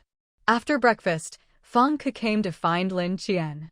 Xiao Qian, you mentioned last time that you'd give us 10 sets of protective suits. I was wondering. Oh, I've already got them. They're in my car. I'll bring them over to you in a bit. She'd also returned the 50 gene of rice to Fong Ziyu from her space while she was at it. She knew how important food was right now. She didn't lack it, and she didn't want to take advantage of Fong Ziyu. Even though he hadn't been the best person before, he'd never actually done her any harm. Now, Fong Ziyu seemed to have regained some of the innocence and cuteness he'd had as a child. Fong Ku was delighted. That's great. Why don't I come with you to get them? Lin Qian thought for a moment and agreed. Sure, come with me. Wang Hui couldn't remember when Lin Qian had put the protective suits in the car, but one thing he was good at was never asking unnecessary questions. Fong Ziyu followed behind them, wanting to speak, but Fong Ku's look kept him quiet. Lin Qian led Fong Ku to her car. Wait here for a moment. She walked to the other side, secretly took 10 sets of protective suits out of her storage space, and placed them on the back seat. Then she carried them out and handed them to Fong Ku. After giving Fong Ku the protective suits, she turned around and pretended to take a 50 gene bag of rice from the car, handing it to Fong Ziyu. This is for you for the amethyst bracelet. Feng Ziyu panicked. I didn't mean for you to give me food. I wanted to give it to you as a gift. There's no need. No one's short on food right now. I do like these things, but I don't need you to spend your supplies to buy them for me. If you find anything good like this next time, just let me know. She didn't want this fool to get tricked again, and then she'd have to bail him out just to avoid feeling indebted. Feng Ziyu was annoyed. I said it's a gift. What, you think I can't even give you a bracelet? You should know I stocked up on a huge amount of supplies before the typhoon hit. I really don't need any more. Take this bag of rice back, I won't accept it. If you don't want it, give it to someone else, whatever you like. Feng Ziyu had no choice but to sling the rice over his shoulder. You're still upset with me. Feng Ke looked on helplessly. Xiao Qian doesn't mean that. If she accepted the bracelet, it means she likes it. But I did tell you before, this bracelet is way too expensive. You insisted it was worth it. But look how good it looks on her. Feng Ziyu said, a little agitated. Ever since what happened with Chung Yaya, Feng Ziyu had realized how good Lin Qian was. He didn't have romantic feelings for her, but he truly saw her as a little sister. Feng Ke didn't know what to say. Lin Qian could tell she'd probably suffered a lot of frustration with Feng Ziyu before. It's fine, Sister Feng Ke. I really do like this bracelet, but you're right, the price is a bit much. Next time, just have Feng Ziyu take me along to look at things. Feng Ziyu got excited. That guy still has a lot more, but they're all expensive. When you're free, I'll take you to see. Sure. It wasn't Lin Qian's style to let something she liked slip away. She changed the subject and asked Feng Ke, can you check if the number of protective suits is correct? She didn't want any further entanglements. It was best to finish the transaction in one go. Feng Ke checked and saw they were exactly the same as Lin Qian's. She was overjoyed. Thank you so much. These could save countless lives. Feng Ke was exaggerating, but Lin Qian didn't comment. She thought of the people in quarantine. Are they all recovering? Pretty much. They can all get up and walk around now. We really have to thank you. If it weren't for you, we don't know how long it would have taken us to realize the hypothermia was caused by parasites. I think you still need to focus on finding the source. Otherwise, people will keep getting infected. Only by eliminating the source will this be over. Yeah, Feng Ke sighed, troubled. We know that. Ever since you found the parasite, we've been searching for the source, but we haven't found a single clue.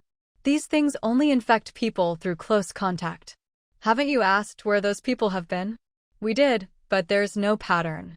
None of them have left the base. They've all stayed inside. Then the source must be inside the base. Wasn't that obvious? The base isn't that big. If all else fails, send people out along different routes, record where they go. If something happens, you'll know which route is the problem, and then you can focus your investigation there. Lin Qian couldn't understand why they hadn't thought of such a simple solution. Actually, we've already been doing this for a while. But the strange thing is, those people have checked all the circuits we set up and found nothing unusual. That was indeed a bit odd. What happened to those people before they got infected? We've already sent people to investigate, but everyone's stories are all over the place. We haven't been able to make sense of it yet. Can you take me to where the bodies are stored? They haven't all been burned yet, have they? Some have been burned, some haven't. It's just that. Feng Ke's face was clearly worried. The place is full of people frozen solid like popsicles. The ice silkworms have probably multiplied to a terrifying degree. If you go in, there's a good chance you'll get infected. Also, we used to douse them in fuel and burn them clean pretty quickly, but when we tried the same method yesterday, it didn't work as well as before. They won't burn. That was a bit troublesome. No, it's just that to burn them completely now takes much longer than BF. We'd planned to finish burning all of them yesterday, but then this happened, so there are still quite a few bodies left. Feng Ke explained, there are still a lot of bodies in there, all piled up together. And as time passes, the corpses are starting to emit faint blue light. Lin Qian remembered that the blue light had previously been identified as an unknown protein. She had a hypothesis she urgently needed to test.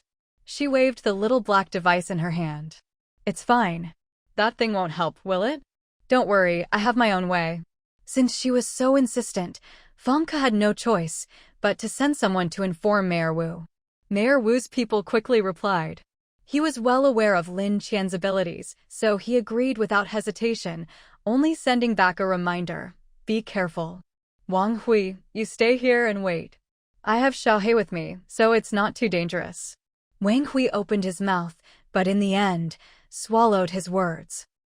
He realized that following Lin Qian around, he never seemed to be of any real help. Every time she needed someone most, he felt a deep sense of helplessness. Just be careful, he said with a wry smile. Lin Qian had already noticed Wang Hui's expression. There really wasn't much use for him to come along, or rather, she felt she could handle it herself. She couldn't help it. At first, she'd saved him because of Grandpa Wang, and after spending so much time together, Wang Hui had become important to her in a way that was different from others. She'd seen all the good he'd done for her during this time. How about this? Help me go to Mayor Wu and tell him about that auntie who came to make trouble this morning. See if you can get me some more supplies from him. She winked at him. Wang Hui couldn't help but laugh and cry. All right, we'll split up. Just remember to take proper precautions. Your family's waiting for you to come home. Of course. Who am I? Of course, I'll put my own safety first. What about me? Now that everyone had their tasks, Feng Ziyu suddenly realized he hadn't been given anything to do. Do I really look that useless? You guys never take me along for anything these days. He sounded a bit aggrieved. So, what can you do? Feng Ke didn't indulge him at all. Can you help carry things, handle the ice armor worms or ice silk worms, or rush in to save Xiaoqian if she's in danger like Wang Hui? I could if I were there. Feng Ke looked at him with utter disdain. Did you forget you couldn't even beat that girl you were seeing last month and ended up running to my place with your tail between your legs? That hit Feng Ziyu right where it hurt. Feng Ziyu was at a loss for words, stammering but unable to finish a sentence. If you're bored, why not go check on that loser Cheng Ming? Aren't you too close? You can probably get into his house. Have a good talk with him and tell him to stop bothering Xiaoqian. Feng Ziyu thought about it and realized it was actually a good idea. All right, I'll go now. Don't get into a fight, you'll lose. Nothing stings like a sister's honesty. I know, I'm just going to warn him. With how confidently he said that, if Lin Qian hadn't known him for so long, she might have believed him. But as long as he wasn't hanging around her, she didn't care what he did. After Feng Ziyu left, Lin Qian visibly brightened up and cheerfully asked Feng Ke to take her to the morgue. She was wearing insulated clothing that kept her body temperature at around -40 degrees Celsius, but as they got closer to their destination, the chill in the air grew heavier. When they were almost there, Feng Ke stopped. I can only take you this far. I don't have clearance to go any further. Lin Qian saw her visibly shiver. It was clearly freezing. No clearance. That didn't make sense. How could she have brought Lin Qian here without clearance? Feng Ke wasn't stupid. Since Lin Qian asked, she guessed her thoughts. Mayor Wu said that if it's related to the ice armor worms, you can go anywhere you want. So that's how it was. Lin Qian understood. All right, you can head back. I'll go in by myself from here. Just be careful. Even though they're corpses, they're full of worms now, so their bodies might be strange. Feng Ke hesitated. Strange. Yeah, because the ice silkworms have taken over their bodies. If they sense a temperature different from the environment, they'll drive the corpses toward the heat. Isn't that basically a zombie? Lin Qian was shocked. There weren't any of these things in her previous life. Could it be that her rebirth had changed the whole script? Feng Ke burst out laughing. No, they're very different from zombies. It's just the worm's unconscious behavior. Most of the ones that approach you will be glowing blue, so watch out for that. Oh, and make sure you close the door tight when you go in, don't let any of them escape. With doubts in her mind, Lin Qian entered the quarantine morgue. She had barely stepped inside, not even had time to react, when a huge worm flew straight at her face. Fortunately, she had anticipated this. When the giant bug flew at her, she reacted quickly, dodging out of the way and slamming the door shut before it could get through. The moment she slipped outside, the huge bug crashed straight into the door with a loud bang. She didn't know what material the door was made of, but despite the impact from the giant bug, it didn't budge an inch, nor did it show the slightest sign of damage. Only then did Lin Qian get a good look at the bug that had flown at her. It was an ice-armored beetle, half as tall as a person. Not only was its head glowing blue, but its entire body shimmered with a blue light. Just as Lin Qian thought the ice-armored beetle had evolved, she noticed that the one that had fallen to the ground started convulsing all over. She thought it was injured and was about to step forward for a closer look, but to her surprise, the giant ice-armored beetle began to break apart, splitting into smaller beetles, the same size as the ones Lin Qian had extracted from patients' bodies. All the little ice-armored beetles swarmed toward her. Luckily, she'd already put on her protective suit. Otherwise, with so many beetles attacking at once, she might not have made it out unscathed. Xiaohei! There was no one else here. As she ran, Lin Qian tossed out Xiaohei. After spending so much time together, Xiaohei was already in sync with her. The moment it hit the ground, it grew in size and opened its huge mouth toward the swarm of beetles. With a single gulp, more than half of the ice-armored beetles were swallowed into Xiaohei's belly. This gave Lin Qian a bit of breathing room, and she dodged aside to avoid the remaining beetles rushing at her. Remembering that they were afraid of fire, Lin Qian quickly pulled a small bottle of gasoline from her storage space and splashed it over the beetles, then took out a flamethrower and sprayed fire at the swarm. Even as the flames engulfed them, the ice-armored beetles kept coming, flying at her even more frantically, like moths to a flame. But Lin Qian kept the flamethrower trained on them, and before long, they all fell to the ground, twitching. They still weren't dead. Their vitality was incredible. Seeing that Xiaohei had finished off the remaining beetles, Lin Qian finally had a chance to look around. She noticed that the entire quarantine room seemed to be made of some special material, probably to prevent these things from spreading outside. She had to admit, it was effective. Some of the bodies inside had already turned into charred black lumps, and as she got closer, she could still smell kerosene. In another corner, there was a pile of densely packed frozen corpses. Maybe it was because they'd been stored here for a long time, but the bodies seemed to have turned a bit translucent. Through the corpses, Lin Qian could see ice silkworms writhing inside. Even before she got close, several of the corpses started wriggling toward her like snakes, just as Fang Ke had described. Normally, bodies frozen solid shouldn't be able to move in such a creepy way, but that was exactly what she saw. As the blue glow grew stronger, the corpses squirmed faster and faster, just a few meters away from reaching Lin Qian. Xiaohei, take care of them. Xiaohei positioned itself between Lin Qian and the corpses, blocking their advance. With one bite, it swallowed all the corpses that had reached the front. But this seemed to enrage the worms inside the other bodies, and they began to move even more violently, using the corpses as vessels. Staring at the mass of human-shaped ice puppets, Lin Qian couldn't help but feel a chill run down her spine. Even if Xiaohei could eat them without any problem, there were just too many. After devouring a few more, Xiaohei started to look full and turned to Lin Qian, hissing, "SSS, SSS, SSS." It even seemed to make a face. Lin Qian felt bad for her companion. "All right, if you can't eat any more, come back. We'll burn the rest." She took out several barrels of gasoline from her storage space. "Xiaohei, pour this gasoline evenly over all the corpses."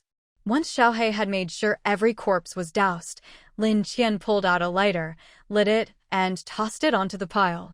In an instant, flames shot up toward the ceiling. Amazingly, the building didn't collapse even under such intense fire. Who knew what kind of structure it was? After a while, Lin Qian started to feel short of breath, so she opened the quarantine door and stepped outside. At the entrance, she saw that the raging fire inside hadn't spread outside at all. No wonder they kept the corpses here.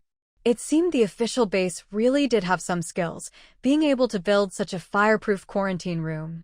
She waited outside for a while, but realizing it would take some time for the fire to finish, she decided to leave for now. Following the way she'd come, she found Fang Ke still waiting for her. "Fang Ke, why are you still here? I was worried something might happen to you." If you ran into trouble, I wanted to be here to help. Although the Fong family had an unreliable son, Fongziyu, the rest of them were actually pretty decent. It's fine. I poured some gasoline and set the corpses on fire. Fong Ke suddenly remembered that Lin Qian hadn't had any gasoline on her earlier, but she didn't question it. She just assumed the staff had left some inside and Lin Qian used it. That fast? You finished burning them already. Fong Ke was puzzled. Last time, it had taken their staff a long time to burn the corpses. No, it'll take a while. I just came out to wait. I'll check back later. If they're all burned up, great. If not, I'll light another fire. For some reason, Fong Ke felt a little uneasy seeing the look on Lin Qian's face as she said this. So, where are you headed next? You don't need to come with me. I have other things to take care of. She'd only stayed because she was worried about Lin Qian, but now that Lin Qian was out, there was no need to follow her. All right. If you need anything, come find me. I'm working with Elder Zhang on researching those ice silkworms and ice-armored beetles. Oh, by the way, Mayor Wu's guards came looking for you earlier.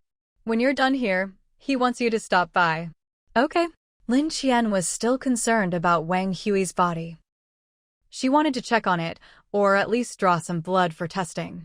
She remembered telling Wang Hui to go to Mayor Wu earlier, and now that Fong Ke said Mayor Wu had sent for her, she wondered what was going on. So she headed for Mayor Wu's office. Just as she reached the door, she heard a heated argument inside. The guard at the door spotted Lin Qian and looked at her as if she were a savior. Miss Lin, I was just about to go look for you. I heard you went to the corpse quarantine room. Thank goodness you're back. What's going on? Lin Qian looked at the guard, finding his behavior rather odd. You heard the arguing inside, right? Miss Chen came early this morning with Mrs. Chung to see the mayor. She claimed you people were bullying them, had no respect for elders or children, and had injured her like this. She insisted Mayor Wu give her an explanation. While Mayor Wu was at his wit's end, Mr. Wang showed up and recounted what really happened today. It was nothing like what Mrs. Chung described, so the two of them started arguing. Lin Qian found it strange. From what she could hear, only that woman's voice was coming from inside, and besides, Wang Hui didn't seem like the type to argue with someone like her. I'll go in and take a look. Please, go ahead. Mayor Wu already had a splitting headache. This family just couldn't go a single day without causing trouble. As Lin Qian was about to go in, she bumped into Chung Hong, who was hurrying over. Seeing Lin Qian had just arrived as well, he paused for a moment before forcing a smile. Miss Lin. Lin Qian nodded at him, then ignored whatever he might be thinking and went in ahead of him. A flash of annoyance crossed Chung Hong's face, but it disappeared quickly. He hid it well. Mrs. Chang's shrill voice abruptly stopped the moment Chung Hong arrived. Honey, what are you doing here? Chung Hong's smile turned fierce the instant he saw his wife. Without another word, he strode forward and slapped her. Did you all just ignore what I told you yesterday? Mrs. Chung stared at him in disbelief. You hit me. Chung Hong shot her a look, but Mrs. Chung, caught up in her anger, didn't pick up on it at all. I'll fight you. Everything you have today is thanks to my family, and now you dare hit me. Although Mrs. Chung usually respected her husband and Chung Hong could keep her in line, that didn't mean he could hit her in front of outsiders. Ignoring her injured foot, she charged at Chung Hong in a fury, raining blows on him. It was the first time Chung Hong had been humiliated like this in public, which only made him angrier. He grabbed Mrs. Chung by the hair, and the two of them started brawling. Wang Hui and Lin Qian were the closest to them, but given the way this family behaved, the fact that neither of them stepped in to give them a slap themselves was already showing Mayor Wu enough respect. Mayor Wu watched the scene, his head throbbing, and ordered the guards, separate them. It took some effort, but the guards finally pulled the two apart. Seeing Mayor Wu's dark, stormy face, they realized they were in real trouble. Chung Hong quickly straightened his hair and gave Mayor Wu an apologetic smile. I'm terribly sorry for the scene. Then he glared at Mrs. Chung. Aren't you going to apologize to Mayor Wu? Mrs. Ching might be a bit slow, but she wasn't stupid. If she couldn't read the situation now, she wouldn't have survived at Chung Hong's side all these years. She hurriedly bowed to Mayor Wu. I'm truly sorry. I just lost control for a moment. Right now, Mayor Wu wished he could throw both of them out of the official base and let them fend for themselves. But with Lin Qian and Wang Hui still present, if he didn't give a proper explanation for Mrs. Cheng's troublemaking this morning, Lin Qian would probably make him pay for it later. Chung Hong, what did you promise me last night when I told you to take Shengming home? It hasn't even been a day, and now you people have the nerve to come here and demand that Miss Lin go to your house as a servant? Even I wouldn't dare say something like that. You people really have some nerve. The more Mayor Wu thought about it, the angrier he got. Damn it, he had worked so hard to keep these valuable people here, only for this family to stir up trouble again and again. How could he not be furious? He picked up a book from the table and hurled it at Chung Hong. Chung Hong instinctively wanted to dodge, but at the last moment, he forced himself to stand still, lowering his head and letting the book hit him in the face. Mrs. Chung, though still angry at Chung Hong for hitting her, couldn't stand to see someone else hit her husband. She immediately glared at Mayor Wu. Mayor Wu, what's the meaning of this? My husband has done so much for you all, and now you treat him like this? Aren't you afraid of demoralizing your people? Mayor Wu actually laughed in exasperation. He'd seen unreasonable people before, but never anyone this unreasonable. So what, I'm supposed to treat you like honored guests? Did your husband tell you exactly what your son did yesterday? If this were before, Miss Lin could have reported him for attempted rape. She'd have a solid case. What's there to be afraid of? So, what if my son took a liking to a woman? It's her. Mrs. Chung started to point at Lin Qian, but remembering how Wang Hui had broken her finger that morning, she quickly lowered her hand and just glared at Lin Qian. She's a woman, dressing up all flashy like that. Clearly she seduced him first. Even if my son was wrong, it's not some unforgivable crime. Lin Qian and Wang Hui were both stunned by this, and even Mayor Wu was left speechless. He knew there was no reasoning with Mrs. Chung, so he told the guards, take Mrs. Chung away and keep her under watch. We'll deal with her once the organization makes a decision. The guards, of course, obeyed Mayor Wu and quickly restrained Mrs. Chung. Chen Tang, seeing Mrs. Chung being taken away, tried to quietly slip out while everyone was distracted. But Lin Qian was watching her and wasn't about to let her go. Miss Chen, where do you think you're going? Chen Tang was annoyed at being caught, but knowing her side was at a disadvantage, she forced a smile uglier than crying. I just wanted to stay with my aunt, is that not allowed? Mayor Wu, who'd been up half the night dealing with Cheng Ming's mess and now had to face this troublesome aunt and niece first thing in the morning, waved his hand. Take her away too and keep an eye on her. Mrs. Chung immediately got agitated and pointed at Mayor Wu. Wu Jianfang, what's the meaning of this? Are you trying to put me under house arrest? Don't you know my father? She'd just said my father when she remembered he'd gone missing in the flood. Suddenly, she burst out laughing like a madwoman. Ha ha, so that's it, you're only doing this because you think my father's never coming back. That's why you dare treat me and the Qing family like this. Fine, fine, fine. What a thankless traitor you are. Before you deal with me, don't forget how you got to be mayor in the first place. If she hadn't said anything, Mayor Wu might not have been so angry, but now he was furious. He'd only ever been her father's student, and he'd earned his position through his own efforts. There was nothing shady about it. Yet Mrs. Chung twisted it like this. How could he not be angry? Cheng Hong saw Mrs. Chung getting more and more out of hand. Just stop talking. Say any more and think about me, think about our son. He was about ready to kneel to her.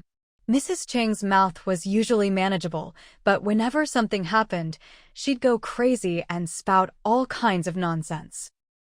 Just like that, the hope that a few soft words could salvage the situation was completely dashed. Chung Hong watched as Madame Chung and Chen Tang were taken away by the guards, his heart utterly desolate. But he still had to force a smile to deal with what was coming next. Mayor Wu, look at what happened today. It really was our family's fault. However you want to punish us, we'll accept it. Mayor Wu was actually furious. I just told you yesterday to be careful with your words and actions. Yet first thing this morning, you let her out. What's the meaning of that? And she even had the nerve to come to me and play the victim. Yes, yes, yes, it's all my fault. I didn't discipline them well enough. Please, tell me what I can do to make it up to you. Chung Hong deftly shifted the focus back to Mayor Wu, implying that as long as Mayor Wu wasn't angry anymore, this whole thing could be smoothed over. As for Lin Qian and her group, judging by how readily they accepted the antiques yesterday, they'd be easy to handle. These days, supplies were hard to come by, but antiques could be found if you looked hard enough, right? The most important thing now was still Mayor Wu's attitude. The key issue here isn't me, it's Miss Lin and Mr. Wang. They made it clear last night that they didn't want anything like this to happen again. And yet, here you are, causing another scene first thing in the morning. Do you think I have nothing better to do every day than sit here and deal with your mess? Chung Hong hurried to pour Mayor Wu a glass of water, personally handing it to him. Please, have some tea and calm down. Mayor Wu glanced at the tea in surprise. Chung Hong could be humble when he wanted to, but he'd never once poured him tea before. The fact that he was doing it now showed he understood just how serious things had gotten. Since he offered, Mayor Wu figured he might as well drink it. He picked up the tea and downed it in one gulp. With that, the smile on Chung Hong's face could no longer be maintained. His expression darkened. Serving tea as a prelude to sending someone away, this couldn't be more obvious. He forced a smile, pretending not to notice. Mayor Wu, for the sake of all the years I've worked with you, can you give us another chance? I promise I'll keep them in line from now on.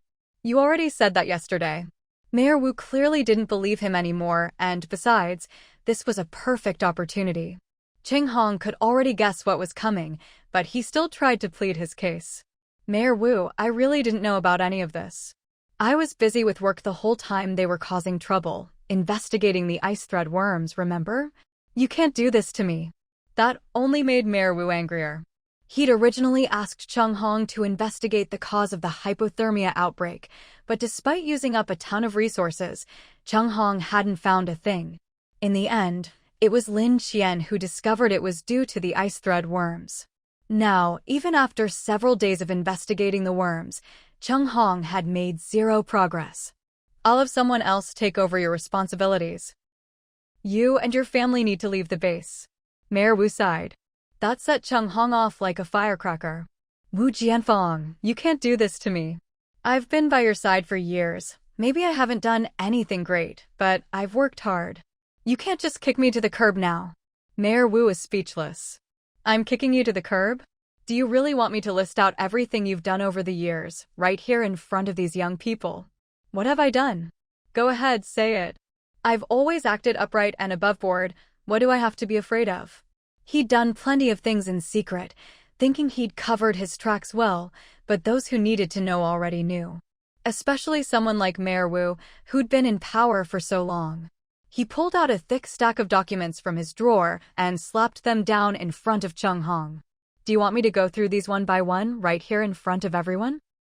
Chung Hong picked them up and flipped through them, only to realize they detailed all the things he thought he'd hidden so well. Everything was clearly recorded. He immediately deflated, forcing a bitter smile. So all these years of hard work, and you were guarding against me this whole time. If your family hadn't been so high-profile, I might not have found out. Ha ha. Suddenly, Chung Hong burst out laughing. Fine, we'll leave. But for the sake of all the years I've worked for you, can you at least let Qing Ming stay? He still wanted to make one last effort. What do you think? Holding the stack of documents, he said, I get it, Wu Jianfang. You know what I'm capable of. If we run into each other out there in the future, we'll be enemies. Mayor Wu spread his hands, making a gesture toward the door. Please. Chung Hong gritted his teeth, gathered his things, and left. Keep an eye on them, Mayor Wu ordered. Don't let them take anything that doesn't belong to them. Chung Hong was not someone to be underestimated. The guards quickly followed after them. Once everyone had left, Mayor Wu turned to Lin Qian. Miss Lin, are you satisfied with this way of handling things? Lin Qian hadn't actually intended for Mayor Wu to expel them. With Chung Hong's abilities, even outside the official base, he wouldn't necessarily fare badly. In fact, this might even give him an opportunity. Maybe in her previous life, for some reason, the Cheng family was expelled by Mayor Wu, which was how Chung Hong ended up establishing his own base later on. But since it had already happened, Lin Qian didn't dwell on it. She nodded and told him what she'd just discovered in the corpse quarantine room. Sorry to trouble you. We'll send someone to clean up afterward. That's not what I meant. The things in there seem to be mutating rapidly. I think it's safer if I go myself. But since there's still some time, I'd like you to send someone with me to pick out the rest of the antiques. Mayor Wu had just received approval from above. The authorization has come through. You can pick out 20 more items on top of what you already have. Lin Qian hadn't expected them to be so generous, almost like they were different people. How many? 20. I get to pick them myself? All by yourself. Lin Qian was so happy she could barely keep the smile off her face. Great, then please let me and Wang Hui go over now. With the authorization in hand, Mayor Wu was very straightforward, assigning someone to escort her right away. As Lin Qian and Wang Hui headed over, they happened to run into the Chung family as they were packing up. Chung Hong managed to keep his composure, but Madame Chung acted like she'd lost her mind, trying to lunge at Lin Qian, only to be held back by the guards. As for Chung Ming, he still hadn't given up, staring at Lin Qian as if she were already his. Lin Qian, we'll definitely meet again. If you ever find yourself in trouble, as a former classmate, I won't just stand by and do nothing. He was still clinging to his fantasies, believing that Lin Qian would ultimately belong to him. Wang Hui, however, didn't bother to save his pride. What are you thinking? You think we'd ever come begging to you? Qing Ming wanted to say something more, but Chen Tang cut him off. Cousin, just leave it alone, okay? Qing Ming shook off Chen Tang's hand. Who do you think you are to tell me what to do? Get lost. He was in a foul mood and couldn't be bothered to put on a nice face for his cousin. Cousin, uncle is still here. Qing Ming glanced at his father, who was moving things outside, and finally managed to rein in his temper. Lin Qian, I really like you. You can see for yourself I'm not lacking in anything. If you're with me, you'll never have to suffer again. And what makes you think I'm suffering? Lin Qian glanced down at her thermal jacket, genuinely baffled as to where Qing Ming got the confidence to say something like that. Fine, fine, if you say you're suffering, then you're suffering. She knew there was no reasoning with an idiot, so she just went along with him. So it's settled. Once I'm settled in, I'll come pick you up. Even Chen Tang couldn't help but roll her eyes, not to mention Lin Qian. She really couldn't understand what went on in her cousin's head. Cousin, looks like uncle and the others are almost done moving. Let's go wait in the car. But Qing Ming was reluctant to leave while Lin Qian was still here. He wanted to look at her a little longer. Chen Tang glanced at Wang Hui, who was standing protectively in front of Lin Qian, and a storm of jealousy, envy, and resentment brewed inside her, almost frying her own circuits. Still, she put on a sweet, coquettish face. Mr. Wang, you're so good to Miss Lin. Her words made Wang Hui break out in goosebumps. He shuddered and turned to Lin Qian. Xiao Qian, let's go. This whole family is nuts. Lin Qian couldn't agree more, and followed the guard away. Qing Ming called after her, Lin Qian, remember to wait for me. Wang Hui couldn't hold back anymore. How did you end up with such a weirdo for a classmate? Lin Qian shot him a look. He's better than you. You've got plenty of weird colleagues yourself. At least he wants me to stay alive. Your colleagues probably think you're dead already. Wang Hui didn't get mad at her jab. Actually, I should thank them. If it weren't for them, how would I have met someone as great as you? Oh, please. Sarcasm doesn't suit you. Before long, they arrived at the place where the antiques were stored. Even before they got there, Lin Qian could feel the powerful energy pulsing from within. Clearly, there was a lot of good stuff inside. She was already excited before the door even opened. As soon as the doors swung open, she saw the room was packed with all kinds of antiques. She hadn't expected them to have managed to collect so many treasures even in these conditions. She needed to figure out a way to move all of them out. There was too much good stuff. She picked out a few items that gave off the strongest energy reactions but weren't too large and took those.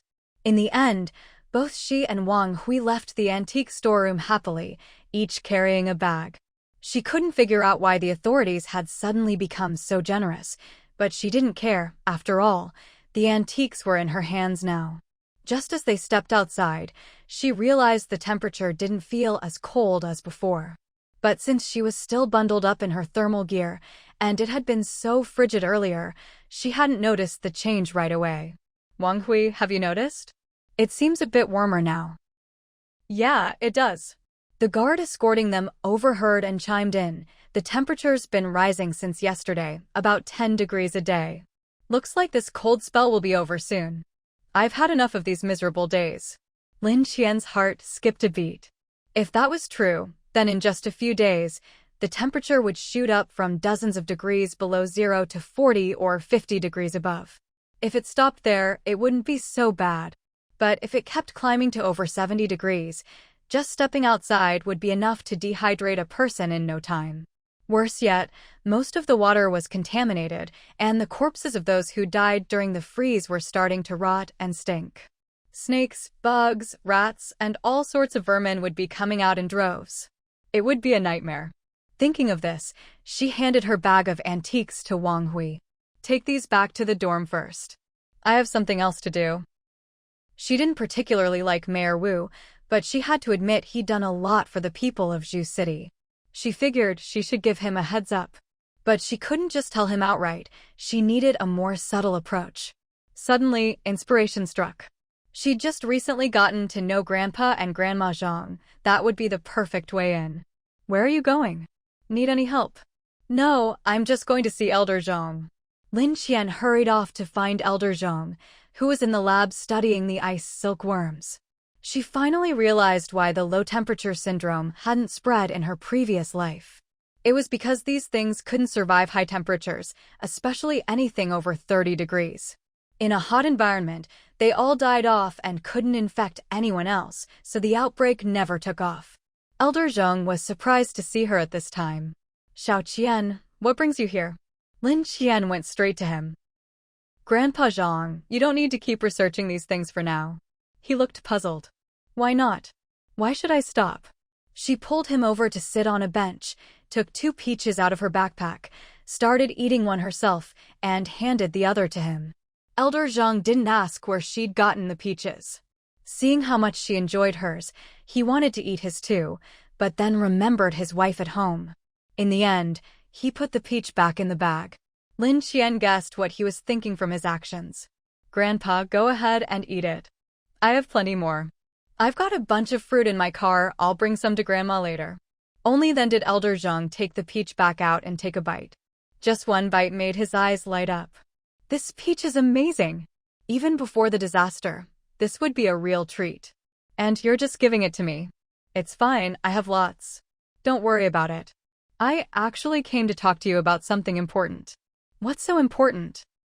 My research is going really well. I've already figured out how these things spread.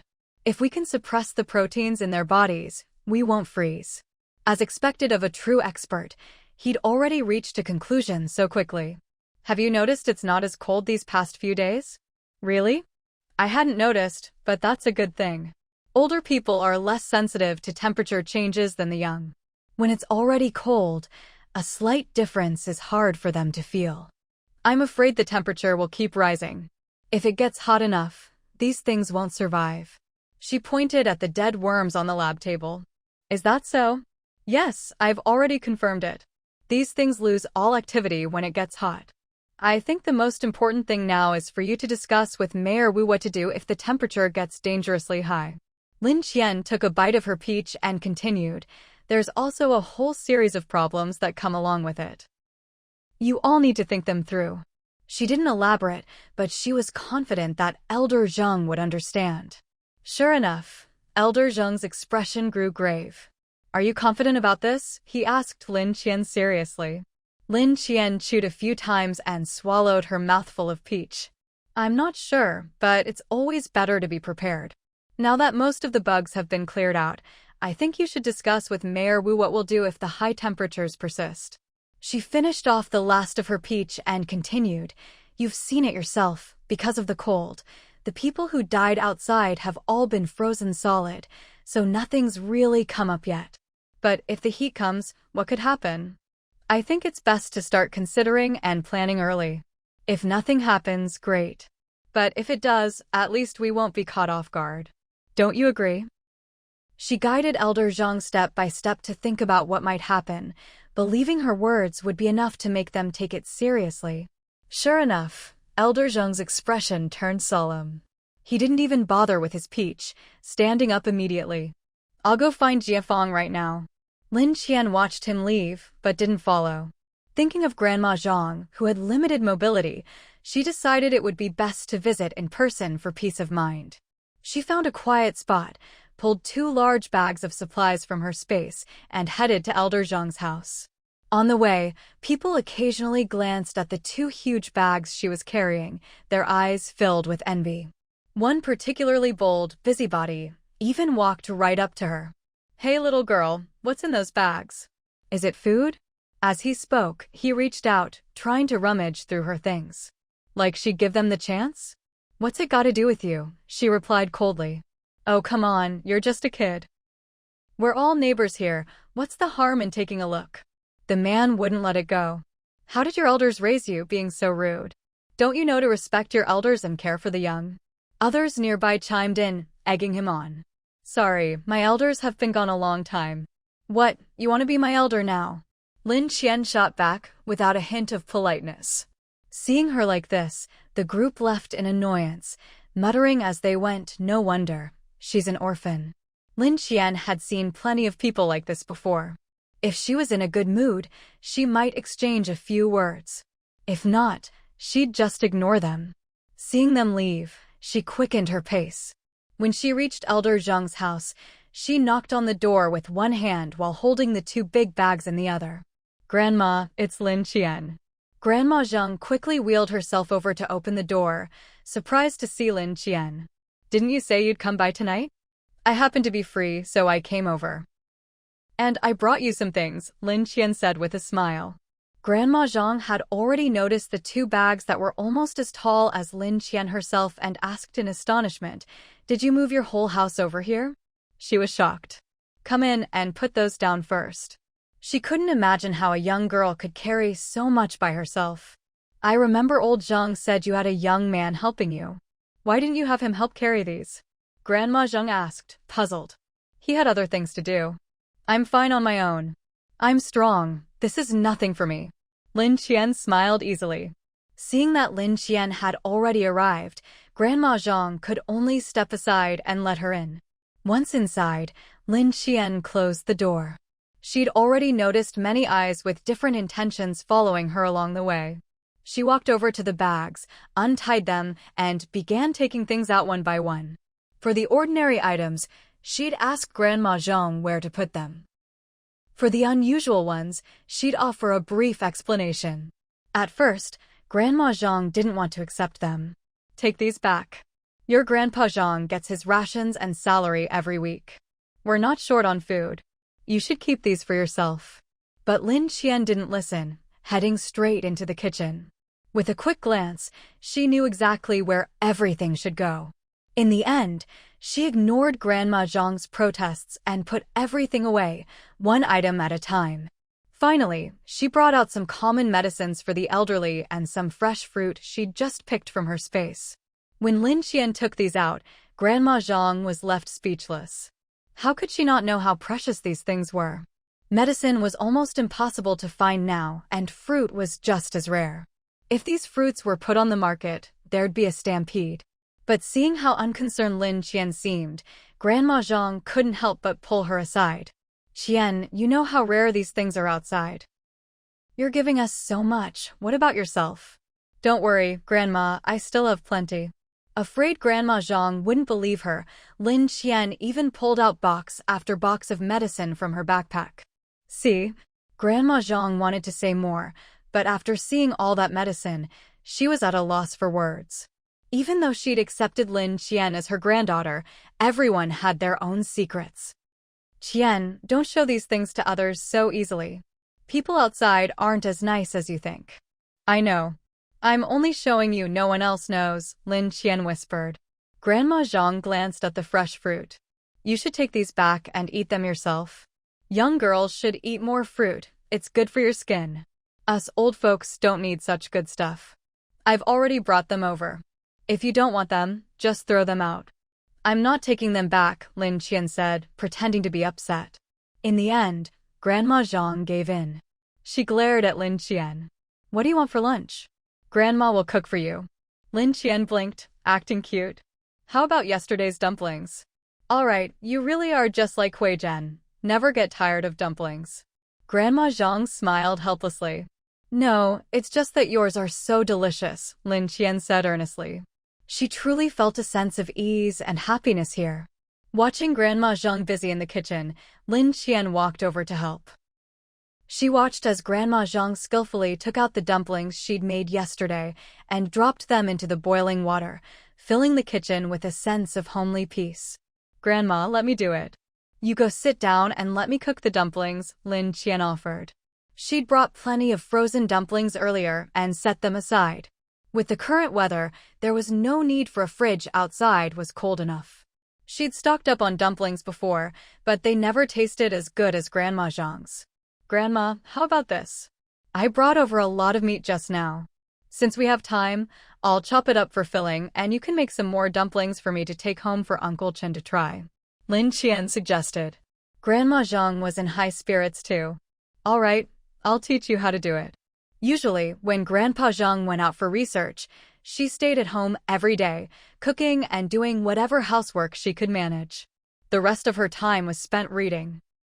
Now that Lin Qian had made this suggestion, she was more than happy to join in. So, after lunch, the old and the young got busy in the kitchen. Lin Qian was strong and quick with her hands, so she took charge of kneading and mixing the dough. When she took out a piece of black pork to prepare the filling, she found it was rock hard. Just as she was fretting, she heard Grandma Zhang laugh. It's cold these days. Just put it in the microwave for a bit and it'll thaw. Lin Qian hardly ever did these things herself, and she wasn't too sure how to use the microwave. Is there electricity? Grandma Zhang explained, we have a small generator, though we don't use it often.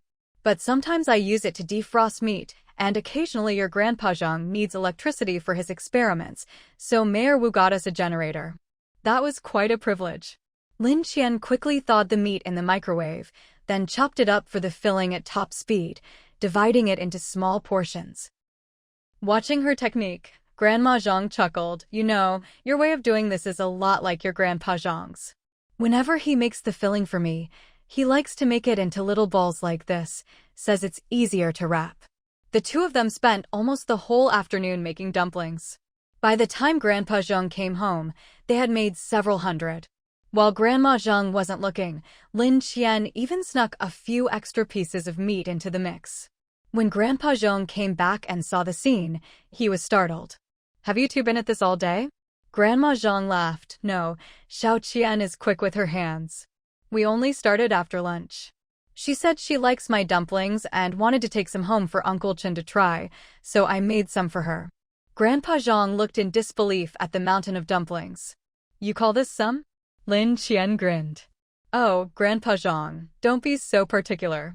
If we make more now, Grandma won't have to cook as much later. I'll just take a few dozen home, that's all. She noticed Grandpa Zhang looked a bit better than he had in the morning. Had he sorted things out with Mayor Wu? Grandpa Zhang, about what I mentioned this morning? Another reason Lin Qian had come was to find out what conclusion Grandpa Zhang and Mayor Wu had reached after their discussion. If they were going to take action, she'd consider keeping in touch with the base. But if they were completely complacent and did nothing, she probably wouldn't bother with them anymore.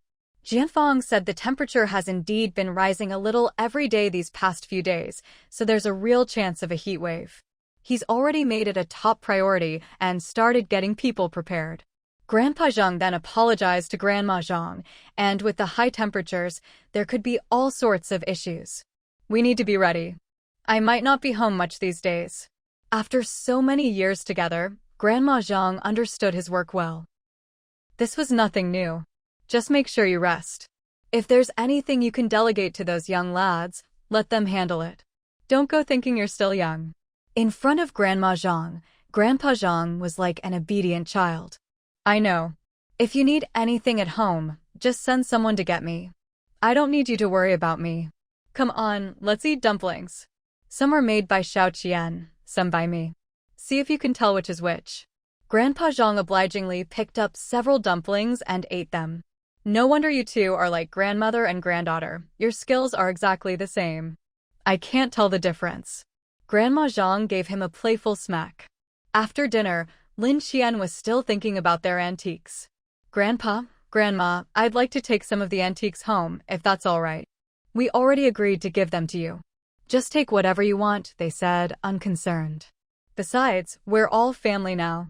If you like something, just take it. Lin Qian pulled Grandpa Zhang up. Grandpa, didn't I tell you yesterday that I saw someone with symptoms very similar to Blue Vein? I'm planning to leave the base tomorrow to investigate. If I make any progress, I'll come back and let you know. You know where that person is? Grandpa Zhang asked. I do. It's chaotic out there. Be careful and don't let anyone catch you off guard, Grandpa Zhang reminded her. I won't. But you and Grandma need to be careful too, even inside the base. After I leave, don't let anyone in unless you know them very well, Lin Qian warned. You brought quite a lot of stuff over, didn't you? Grandpa Zhang asked. I still have plenty more. Don't worry about me going hungry. You and Grandma should eat more.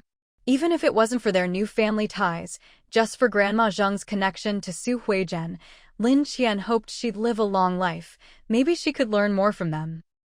As for Grandpa Zhang, since he'd researched Blue Vein, if anything inexplicable happened in the future, she could consult him. Grandpa Zhang thought, since his wife had already accepted Lin Qian, she must have been convinced by her, so he didn't say much else. These antiques, if you like them, just take them all. But when he saw Lin Qian stuffing all the antiques into the bags she'd used for supplies, his face started twitching uncontrollably. He was just about to tell her to take it easy when Grandma Zhang shot him a glare. All he could do was close his eyes in pain. I'm tired today, I'll go rest. You two keep chatting. In reality, Lin Qian's attention was already fully on the antiques. She put everything with strong spatial reactions into her bag. When the bags were finally full, she realized Grandpa Zhang had left at some point. Where's Grandpa Zhang? He's old, gone to rest, Grandma Zhang said casually, smiling kindly at Lin Qian. Lin Qian then realized she'd practically emptied out their collection and felt a bit embarrassed. Did I take too much? It's fine. If you like them, take them all. Grandma Zhang glanced at the bulging bags. Can you carry them all by yourself? Want that young man to help you tomorrow morning? Lin Qian couldn't bear to wait. I can manage. She picked up the bags and headed for the door. I'll come visit you both again in a few days. It's getting late, Grandma. You should rest early. I'll head back now. With a bright smile, Lin Qian left the Zhang house, carrying 2 big bags. She headed for a deserted spot, planning to put everything into her space. But as luck would have it, someone with no sense was watching. That morning, they'd already been jealous seeing her with 2 big bags, and now they saw her again. Unable to hold back, they called out, Hey, little girl, what's in those bags? Lin Qian had sharp eyes and immediately recognized the group as the ones who'd gone to old Zhang's house. She had no idea how long they'd been lying in wait here. Right now, all she wanted was to quickly pack up her things and get a good night's sleep, then take Wang Hui to check things out tomorrow. She had a strong feeling that this Blue Vein was somehow closely connected to her. She really didn't have the energy or patience to waste time with this group. What's in my bag that I need to report to you? Lin Qian asked coldly. We never said you had to report, one of them replied, his tone tinged with greed. It's just that everyone's short on supplies these days. If you've got something good, maybe you could trade with us. I don't need anything from you, Lin Qian rejected them flatly. Seeing that Lin Qian was unmoved, the group exchanged glances and finally made up their minds. Get her. Lin Qian had been on guard against them from the start. She'd considered pulling out her gun, but worried that firing it in the dark would be too conspicuous. After all, they were inside an official base. If a shot rang out, it would definitely attract a crowd. She just wanted to get rid of these people quickly, without making a scene. Her hand had been resting on her waist the whole time. As they lunged at her, she drew her whip and lashed it across their faces. Just a few strikes and the whole group was writhing on the ground, wailing in pain. Not wanting to waste any more time, Lin Qian put away her whip, gathered her things, and left. She found a secluded spot, stashed all the antiques into her spatial storage, dusted off her hands, and went back to her dorm to sleep. But just as she lay down, a guard came knocking at her door. "Miss Lin, the mayor would like to see you." Lin Qian, just settling in, was instantly annoyed. "Go find Wang Hui." She didn't even bother opening the door, just lay back down and continued to sleep. Outside, the two guards looked at each other. "What now? What can we do?" The mayor said if she's willing to come, great. "If not, just forget it," one guard said helplessly. "So should we go back, or look for Mr. Wang?" The other hesitated. "Maybe Mr. Wang knows what's going on?" "Didn't Miss Lin tell us to find him?" the first guard reminded. "So, should we knock on his door?" They exchanged a glance and reached an unspoken agreement. "I just knocked on Miss Lin's door, so you go knock on Mr. Wang's," one suggested. The other gritted his teeth, as if heading to his doom. "Fine." He walked to Wang Hui's door, and had barely raised his hand to knock when Wang Hui opened the door himself. "Let's go," Wang Hui said coldly. The two guards were even more confused. Wait, they hadn't even explained anything yet. But since Wang Hui had already come out, that saved them the trouble. Still, they couldn't help but wonder, did he really know what was going on? To make sure Wang Hui wasn't left in the dark, they walked on either side of him and briefly explained the conflict between Lin Qian and those people earlier that night. After hearing the whole story, Wang Hui already had a clear picture in his mind. Another case of the guilty parties striking first with a complaint. Sure enough, before they even reached Mayor Wu's office, they could hear people inside loudly accusing Lin Qian of being a terrible person. Wang Hui almost felt sorry for Mayor Wu. Day after day, it was always some petty nonsense. A dignified mayor, reduced to the role of a neighborhood committee director. He pushed open the office door.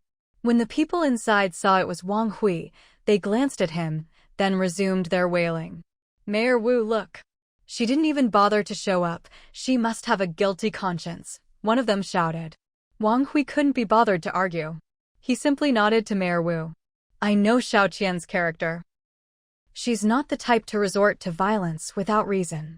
If these people hadn't really provoked her, none of this would have happened. Nonsense. We just wanted to trade with her, and she attacked us for no reason," one of them retorted. "I've already heard what happened. You saw her carrying 2 big bags and blocked her way," Wang Hui said coldly. "Blocked her? We just wanted to talk to her, that's all," they tried to argue. "Do you even know what was in her bags? Whatever it was, it must have been something good. Otherwise, why wouldn't she even open the bags to show us?" the man said resentfully. "So you didn't even see what was inside, but you decided it was valuable and tried to stop her." "Impressive," Wang Hui sneered. After this exchange, Mayor Wu had already made up his mind about who was right and who was wrong. Incidents like this kept happening again and again. He was thoroughly embarrassed. "I'm really sorry. This was my failure in management," Mayor Wu said helplessly. Wang Hui glanced at the group, then turned to Mayor Wu. "Xiao Qian and I will be leaving tomorrow. With your expert team, I'm sure you'll solve the ice silkworm problem soon. We haven't been home in days. Our families must be worried sick." Mayor Wu wanted to persuade them to stay, but with all the mess these past few days, he didn't even know where to start. He could only nod. "Should I have someone escort you back?" "We drove ourselves." "No need," Wang Hui declined. "It'd be safer with some of our people accompanying you." Mayor Wu still wanted to try, at the very least. He wanted to know where Lin Qian lived, so if there were future problems, he could ask her for help. "No need. The two of us can take care of ourselves." "You should focus on managing the base," Wang Hui said, glancing at the troublemakers again. "I think you need to tighten up your screening process for who you let into the base. If things keep going on like this, how can you handle bigger issues when you're stuck dealing with these petty squabbles every day?" Wang Hui's words were blunt, but Mayor Wu couldn't afford to take offense. "You're right. I've been negligent these past few days." To be fair, it really wasn't all Mayor Wu's fault. He had other responsibilities, and these matters had been left to Chung Hong. Chung Hong had been lining his own pockets, letting people in for a little personal gain. Since nothing major had happened before, Mayor Wu had turned a blind eye. Now that Chung Hong was gone, he'd have to find someone new to sort out the people and affairs in the base. Since Wang Hui and Lin Qian had refused his offer, and he'd said all he could, it would be awkward to insist further. Then I wish you both a safe journey tomorrow. I have other matters to attend to, so I won't see you off personally. I'll have you and escort you. No need. You all have your own work to do. Just let the guards know to let us out, Wang Hui replied. That works too. You're always welcome here. Mayor Wu pulled 2 passes from his drawer and handed them to Wang Hui. With these, you can come and go without needing to report in. Wang Hui glanced at it and accepted it without hesitation. Lin Qian had acknowledged Elder Zhang as her grandfather, so she'd definitely be coming back to this base in the future. There was no harm in accepting it now. You two should visit Elder Zhang and his wife more often. They're getting on in years, and it wasn't easy for them to finally have a granddaughter like Miss Lin by their side, Mayor Wu reminded them. Hearing this, Wang Hui realized that Mayor Wu truly had some skill to have reached his position. At the very least, he was well aware of everything going on in the base. Once everything was settled, Wang Hui headed straight back to his dorm. He remembered Lin Qian was still sleeping, so he didn't bother telling her the outcome. He put away the 2 passes and went to sleep himself. Early the next morning, Lin Qian was up bright and early. Yawning, she went to knock on Wang Hui's door, only to find him sporting a pair of huge dark circles under his eyes. Seriously, what time did you go to bed last night? You look like a ghost. Wang Hui's "good morning" got stuck in his throat. You have no idea. I barely just fell asleep. Hurry up and get ready. Come help me move my stuff. We're going home. The word home sent a warm rush through Wang Hui's heart. I'll be right there. Lin Qian let Hope out from the space. As soon as Hope appeared, he started barking at her. Shh, keep it down. Everyone's still asleep. Whine, Hope whimpered. It's nothing. We're going home now, everything will be fine. You don't know this, but I didn't let you out because some people here eat dog meat. What if someone tried to eat you? Woof. That cruel? What have you even been watching in the space these past couple of days? You can't even bark properly anymore? Xiao Qing's voice chimed in. He's been watching Pleasant Goat and Big Big Wolf with us these past 2 days. He's totally hooked, won't let go of the tablet. As long as you guys are happy. I'm not. Xiao He and I prefer Boonie Bears. Can you guys watch something with a bit more substance? What do you mean by substance? Like Super Power Rangers? Lin Qian sighed. Whatever, as long as you're happy. After a good round of comforting from Lin Qian, Hope finally cheered up and started circling around her excitedly. By this time, Wang Hui had finished packing and came over. He looked at Hope for a moment. Haven't seen Hope in a while. Looks like he's grown again. Lin Qian only noticed then, Hope really did seem bigger than before. But since they all ate and lived together, it made sense. With the space's fruit and Qing energy, even she had changed, so it wasn't strange for Hope to change too. Wasn't Hope a Labrador? He doesn't look quite like one anymore. Lin Qian glanced at Hope. He really didn't look much like a traditional Labrador now. But she didn't feel guilty at all and just said, he's a special breed my mom found before. He's kind of related to Labradors, but a bit different. Maybe now that he's grown, the differences are showing. Wang Hui had experience with police dogs in the army, but rarely encountered other breeds. Since Lin Qian said so, he believed her. True, you rich folks can get your hands on anything. They didn't have much stuff to begin with, so they finished packing quickly. Each of them carried a big bag of antiques to the car. You told Mayor Wu we were leaving, right? Lin Qian asked as she fastened her seatbelt. Wang Hui poked his head in from the back seat. Yeah, I told him. He handed her 2 passes. These are the passes Mayor Wu gave us. From now on, we can come and go as we please with these. Lin Qian took them and casually tossed them on the dashboard. Wang Hui's mouth twitched. If anyone saw those passes, who knows what chaos it would cause. But I did. Let's go. Sure enough, with those 2 passes on the dashboard, the guards all made way for them. No one tried to stop them or ask any questions. Wei Yuan, who had just woken up, heard the car and looked out the window, just in time to see Lin Qian and the others driving away. He shook his head. As expected, nobody wants to keep them around. It was still early, so there weren't many people outside. That morning, Lin Qian clearly felt the temperature had risen again. She took out a thermometer and saw it had dropped to -20 degrees Celsius. She realized the two elders at home couldn't wait any longer, so she didn't even brush her teeth before banging on Wang Hui's door to get him moving. Their trip went smoothly, and soon they arrived at the apartment building where Little Eyes lived. Remembering how someone tried to stop them on the side road last time, Lin Qian decided to take the main road this time. Sure enough, a thick tree branch blocked the middle of the main road, and the guards on duty were dozing off, barely able to keep their eyes open. Lin Qian sped up, and in a flash, they were right in front of the blockade. The guards finally woke up and, rubbing their eyes, said, "Isn't that the car we're supposed to keep an eye on?" "Yeah, hurry up and stop them. Otherwise, we'll both be in trouble." The two of them jumped up and rushed toward Lin Qian's car, thinking they'd earn some credit by stopping her. But Lin Qian didn't play by the rules at all. She didn't even blink at the tree trunk. She just floored the accelerator and rammed straight through. Hope, sitting in the passenger seat, was so startled he covered his eyes with his paws and didn't dare look until they'd gone a good distance. Wang Hui had always thought Lin Qian was bold, but she never failed to surprise him.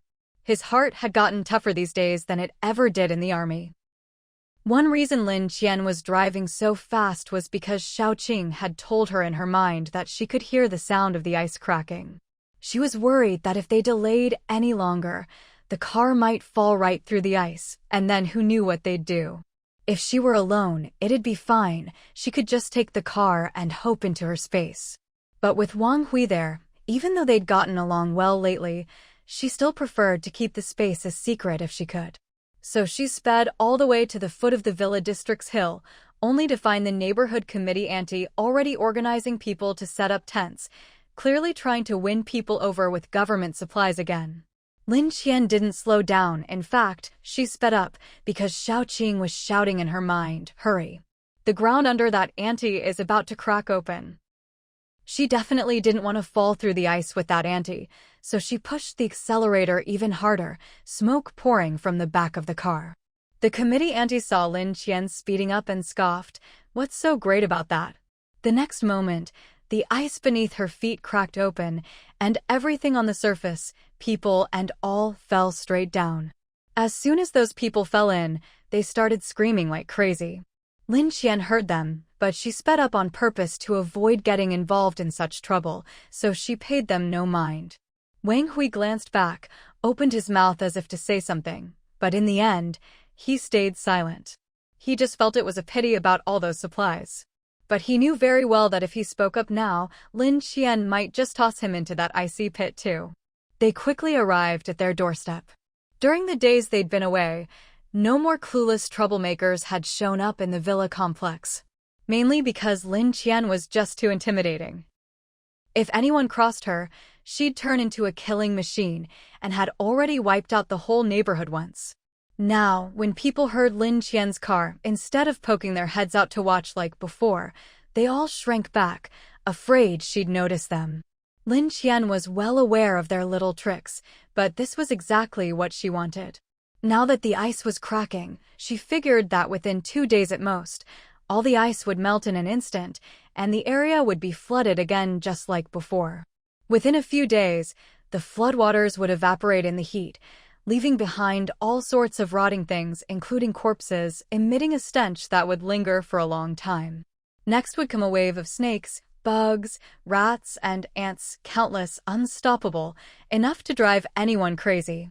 Lin Qian needed to hurry home and turn on the electric grid and other defenses against these pests. Otherwise, just imagining a house full of snakes and bugs made her skin crawl. She wasn't afraid of them, but that didn't mean she wanted to live with them. As soon as she walked in, she saw Uncle Chen already up and about. She was so startled she didn't even park the car in the garage. She just jumped out from the driver's seat. "Uncle Chen, why are you out of bed?" Uncle Chen came over and spun around in front of her. I feel completely fine. Look at me. Grandpa Wang smiled too. You can barely see any scars on his chest now. I checked him over, he seems in good shape, so I let him get up. Even though Grandpa Wang was an excellent doctor, Lin Qian still had to be cautious. Wang Hui, could you please park the car in the garage and help move the antiques to my study? With that, she pulled Uncle Chen along. Let me give you a checkup. Uncle Chen looked at her. Is that really necessary? I feel great. Lin Qian just shot him a look, and Uncle Chen immediately surrendered. All right, let's go do the checkup right now. She took Uncle Chen to the exam room, drew some blood, did an ultrasound and MRI, and found that he really had almost fully recovered. Only then did she breathe a sigh of relief. Even though things look fine now, you still need to be careful. Got it. Now I'll go make you all something delicious.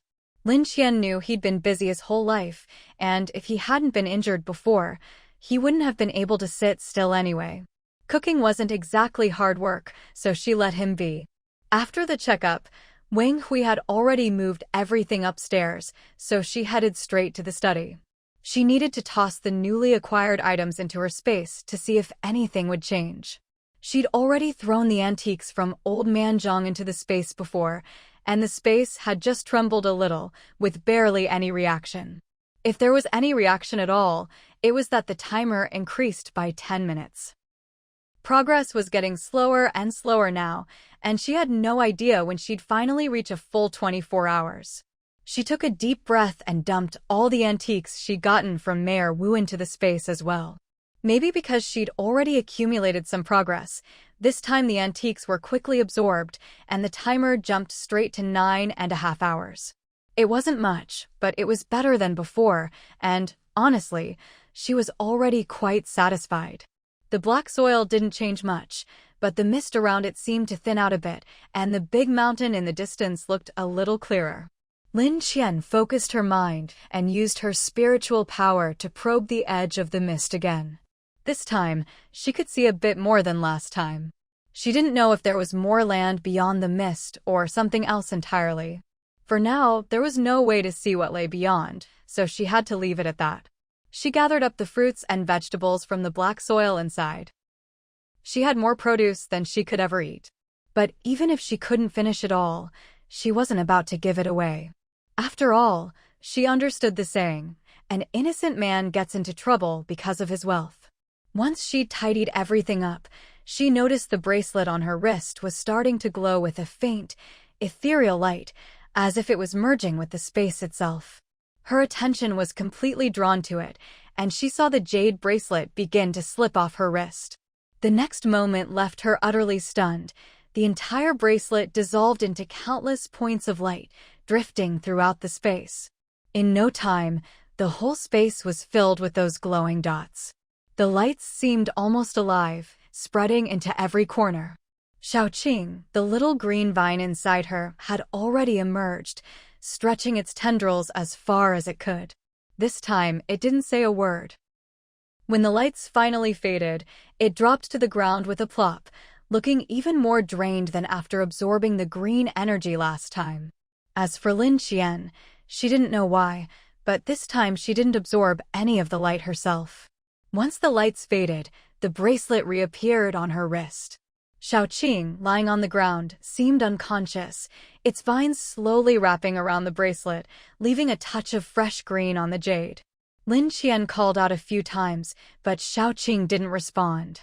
She tried to take off the bracelet, but no matter what she did, it wouldn't budge. In the end, a tattoo-like mark appeared on the web of her thumb. She looked closely, but couldn't make out what it was, maybe a totem, but she couldn't tell exactly what kind. She tried rubbing it with her other hand, but it wouldn't come off. Meanwhile, she noticed the whole space felt very different from before. The air seemed even clearer. She tried calling for Xiaoqing again, but there was still no response. Seeing Xiaohe, the little black snake, still coiled around her hand, she poked it. Xiaohe, do you know what's going on? Xiaohe didn't seem affected by the bracelet at all. When Lin Qian poked it, it just lifted its head and looked at her with a silly expression. Hiss hiss hiss. Even without Xiaoqing to translate, Lin Qian knew what that meant. It clearly had no idea either. She glanced at the timer by chance and was instantly shocked. At first, Lin Qian thought she must be seeing things. She rubbed her eyes and looked again, only to find that the original 9.5 hours had suddenly turned into 14 hours. An increase of 4.5 hours, just like that, something that had never happened before. She glanced again at the totem on her hand. It seemed this thing really was connected to her space. Maybe it even shared the same origin as the jade pendant her late mother had given her. By now, she was almost certain that Su Huizhen must be her grandmother. Otherwise, none of this would make any sense. But all these years, her mother had never mentioned anything about it. Besides the increase in time, she also noticed that the distant mountains were now clearly visible. Without hesitation, she sent her spiritual sense to explore the mountains and was shocked by the abundance of plants growing there. There were all sorts of precious medicinal herbs. Even more surprising, she realized she didn't need to climb the mountain herself. She could directly retrieve the herbs from there. What an unexpected delight! Lin Qian tried pulling out a ginseng root. When it appeared before her, it was as thick as her arm, which left her utterly astonished. This ginseng, if it grew any longer, it might just become sentient. But ginseng could be used to treat heart failure and myocarditis, which made it perfect for Uncle Chen's current condition. Still, if she suddenly took out this massive ginseng, she'd probably scare Uncle Chen and the others. Thinking this, she simply took out a knife and carefully sliced off a ginseng root let to carry with her, storing the rest in her spatial warehouse. She exited the space and headed straight for the kitchen. Uncle Chen saw that she was still wearing the same clothes as before and looked a bit puzzled. "Miss, why haven't you washed up yet?" Lin Qian explained, "I was dealing with the antiques we got from the official base." Uncle Chen immediately grew anxious. He knew all too well how troublesome it was to handle antiques. "Why didn't you wait for me?" Dealing with antiques wasn't easy. In their family, antiques not only had to be organized, but also cleaned, and even the slightest carelessness could ruin them. He didn't understand why Lin Qian was collecting so many antiques, but since she must have her reasons. All he could do was support her as best he could. But with Lin Qian's abilities, she could just toss them into her space, no need to trouble Uncle Chen at all. "It's fine. The items were well preserved by the authorities, so there wasn't much to do. I just needed to put them away," Lin Qian reassured him. "Next time, you must let me help," Uncle Chen insisted. Seeing Lin Qian looking around for something, he asked, "Miss, what are you looking for?" "A pot to boil some water." Uncle Chen quickly fetched a pot and filled it with water for her. "What are you boiling water for?" Lin Qian took out the ginseng rootlet and tossed it into the pot. "I found a medicinal herb that's good for you. Boiling it in water will help your heart." Grandpa Wang, who was nearby, saw her casually throw the ginseng rootlet into the pot and immediately felt a pang of heartache.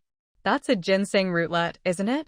With a rootlet that thick, it must be decades old, and you're just..." Lin Qian looked at Grandpa Wang's pained expression, not understanding what she'd done wrong. If it were ordinary ginseng, this would be fine, but with something this old, boiling it like this can easily destroy its medicinal properties, Grandpa Wang explained. If you grind it into powder or chew it directly, the effects are much stronger and more fully utilized. Uncle Chen, hearing this, quickly turned off the stove and reached for a spoon to fish out the rootlet. Lin Qian grabbed his hand. "Uncle Chen, it's fine. It's already boiling." She turned to Grandpa Wang. "If you take it directly, wouldn't the effects be too strong for Uncle Chen? Isn't boiling it in water a bit gentler?" "If Xiaomau were taking it, boiling is indeed better," Grandpa Wang replied, his expression easing a bit. Given his current condition, drinking ginseng water will do him good. "That's settled then." Lin Qian turned the stove back on. Uncle Chen, hearing how precious it was, hesitated. "This is so rare and valuable, Mississippi. You should save it for when you really need it. Now is exactly when it's needed." Ignoring Uncle Chen's protests, Lin Qian stood guard by the pot, not letting him touch it. In the end, Uncle Chen could only sigh. Lin Qian teased, "Uncle Chen, if you keep sighing, you'll sigh away all our good luck." Besides, this is just a rootlet. I haven't even brought out the main ginseng yet. I just want to see how effective it is. Only then did Uncle Chen stop, though he still looked heartbroken as he stared at the pot of ginseng water. Finally, under Lin Qian's watchful gaze, Uncle Chen drank the whole pot of ginseng water before starting his meal. After they finished eating, Lin Qian checked the temperature again and found it had already dropped to -5 degrees Celsius. The temperature was dropping way too fast, even more extreme than in her previous life. She turned on the electric grid around the house to guard against snakes, insects, rats, and ants, finally feeling a bit more at ease. Only those who had lived through this knew how terrifying it was. If you were bitten by any of these creatures that had fed on corpses, death was almost certain. She was lucky to have medicine, but most people could barely feed themselves, let alone find medicine. It was nearly impossible. The result was obvious. Snakes, insects, rats, and ants would run rampant, plagues would break out, and if you weren't careful, you could catch all sorts of inexplicable viruses. She'd already decided not to leave the house for the next few days. She'd wait until this period passed. As for Grandpa Zhang and Grandma Zhang, she'd already prepared some insect-repellent medicine and most of the supplies they'd need. She couldn't bring them here, so all she could do was pray they'd make it through safely. Lin Qian stayed home for 2 days. In that time, the temperature soared from below 0 to 40 degrees Celsius. Their villa was far from the flooded areas, so they weren't too badly affected. But as the water evaporated, an indescribable stench began to spread into the villa district. Lin Qian turned the ventilation up to the highest setting, but she still couldn't keep the faint odor out of the air. During this period, neither people nor dogs, not even Xiaomau, wanted to step outside. The moment you did, you were assaulted by a nauseating stench that was simply unbearable. After another 2 days, Lin Qian figured most of the water had evaporated, and the corpses must now be fully exposed to the sun. The first wave of insect plagues was about to hit. She remembered that the first to appear were mutant cockroaches, which could eat anything. If there was no food, they'd gnaw on the furniture. Eventually, the official base discovered that, disgusting as they were, these cockroaches were packed with protein, so they started mixing them into rice and flour to make high-protein cockroach biscuits. For a long time, these cockroach patties had been the main food source for the residents. From their initial reluctance to eat them, to eventually fighting over a single piece of cockroach cake, it was dramatic, to say the least. In her previous life, Lin Qian had eaten her fair share of cockroach cakes, and by the end, she'd gotten used to the taste. This time around, she'd spent a fortune fortifying her villa, hoping to keep those things out. But the faint, lingering smell in the air still made her head ache. They'd stayed at home for several days now, with Uncle Chen and Grandpa Wang dropping by from time to chat. But from their increasingly forced smiles, it was clear they were worried about the current situation. Lin Qian couldn't really comfort them, so she just had Wang Hui keep them company more often. Lately, she'd been holed up in her space, training her mental power, and discovered she could now pierce through half a meter of the fog with her mind. She tried to push further, but couldn't. If she forced it, the splitting headache she'd experienced before would come back. The worst time, she'd actually passed out for nearly 2 hours. After that, she didn't dare to recklessly challenge her limits again. But after this period of mental training, she found it was now easier to use her mind to retrieve things from her space. Before, she'd have to search through the warehouse to find what she needed, but now, as soon as she thought of something, it would appear in her hand. That made things a lot easier. Life passed quietly like this for about 10 days. One morning, when Lin Qian got up, she found a small cockroach in her room. She recognized it at a glance. It was the mutated cockroach she'd seen in her previous life. The little black snake that used to coil around her wrist was nowhere to be found, and Xiaoqing had been in a deep sleep ever since the Jade bracelet incident. She hurriedly put on her shoes and stomped on the cockroach. Thanks to her experience from her previous life, she knew that just stepping on them wasn't enough. They wouldn't die right away. So after stepping on it, she ground her heel down a couple more times, just to be sure. After washing up and going downstairs, she found the place in utter chaos. chickens and dogs running wild. Hope and Little Black were dashing around the house. Grandpa Wang, Wang Hui, and Uncle Chen each had a broom, a stick, or a fly swatter, frantically swatting at the cockroaches flying all over the house. When they saw Lin Qian come down, they all said, "Qian, you'd better go back to your room and hide. The living room is full of cockroaches." "I just found one in my room too. I just killed it." Looking at the sweaty, frantic group, she said, "You guys should stop. If these cockroaches have gotten in, there's no way we can kill them all by hand. Let Hope and Little Black handle things here. Let's go check the house's wiring. Maybe it's been chewed through." Normally, with the electric grid on, it shouldn't be so easy for them to get in. The others stopped and went to check the wiring. Not long after, Wang Hui reported that a section of the wiring had indeed been chewed through by cockroaches. Lin Qian had no idea how they'd managed to get in and chew through the wires from outside. She went to check the area and found the ground littered with cockroach corpses. Truly, there was nowhere they couldn't get into. "Can you fix it?" she asked, frowning at the damaged wires. "I can, I'll take care of it," Wang Hui replied. "Okay, there are tools in the house. Go ask Uncle Chen for them." Uncle Chen could fix it too, but since Wang Hui could handle it, it was better to let him do it. Besides that, Uncle Chen and Grandpa Wang each found several other spots where the wiring had been chewed through. To make sure their defenses wouldn't fail again, Wang Hui quickly got to work. Lin Qian, meanwhile, braved the stench and went outside the villa to take a closer look. The smell was so pungent it made her eyes water. Remembering she still had some gas masks in her space, she pulled one out and put it on, finally able to breathe easier. In a corner, she found piles and piles of cockroach corpses. Clearly, this was where the problem was. The cockroaches must have climbed over the bodies of their dead companions, layer upon layer, to get into her house. It seemed the area around the villa complex had already been ravaged by them. Otherwise, they wouldn't be so desperate as to crawl over their own dead just to get into her villa. She sprinkled some insect-repellent powder around the perimeter of her villa to make sure the cockroaches wouldn't gnaw their way in again, then went back to find Wang Hui to patch up the wall. Just as she was heading back, she ran into Zhao Tianwei. His hand had mostly healed and was no longer in a sling. When he saw Lin Qian, he got excited. "Miss Lin Qian! Miss Lin Qian!" She turned to see him wearing a mask, but afraid she wouldn't hear, he took it off to call her. He ran over, panting, then quickly put the mask back on. Lin Qian thought he needed help, so she stopped. "What's wrong?" Zhao Tianwei waved his hand. "I've got a bunch of masks at home, so I thought I'd bring some over for you." "But..." He glanced at the gas mask on her face. "Looks like you don't need them." She hadn't expected him to bring her something, so she asked, "We really don't need masks.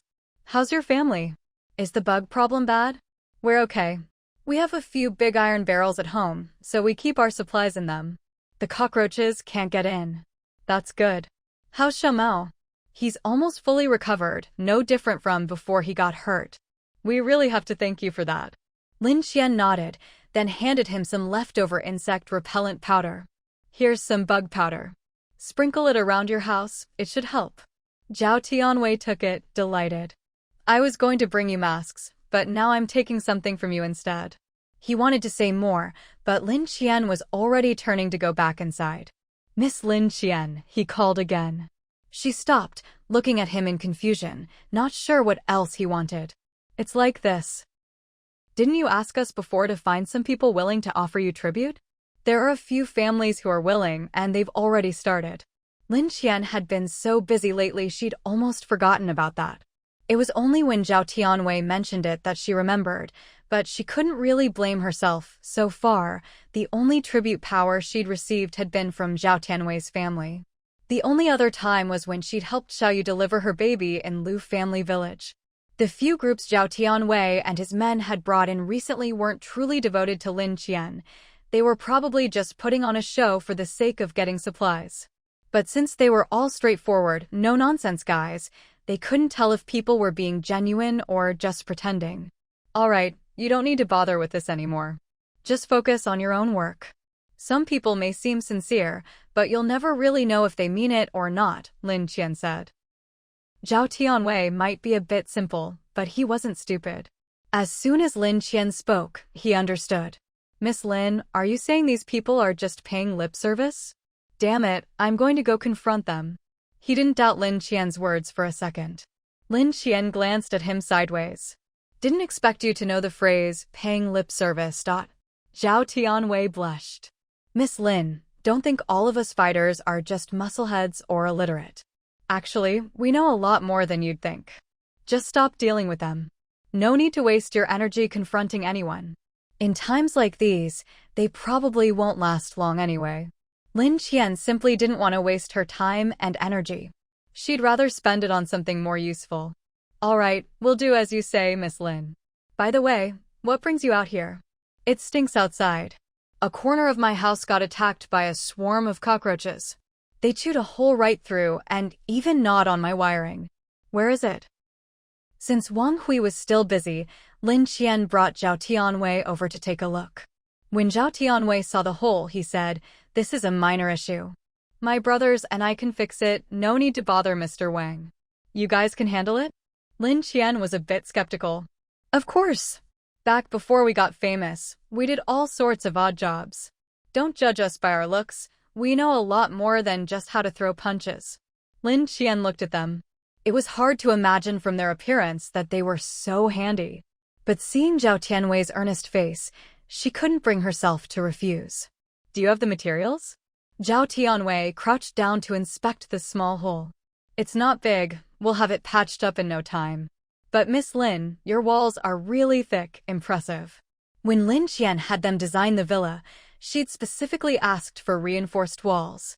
From the outside, when everything was intact, you couldn't tell the difference. But now that it was damaged, the truth was exposed. She hadn't expected that even these special materials could be breached by cockroaches. She'd underestimated them.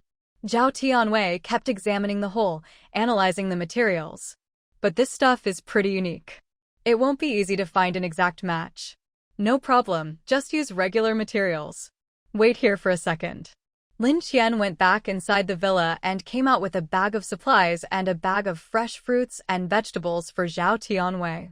Take these back as payment for the repairs. Zhao Tianwei opened the bags and was stunned.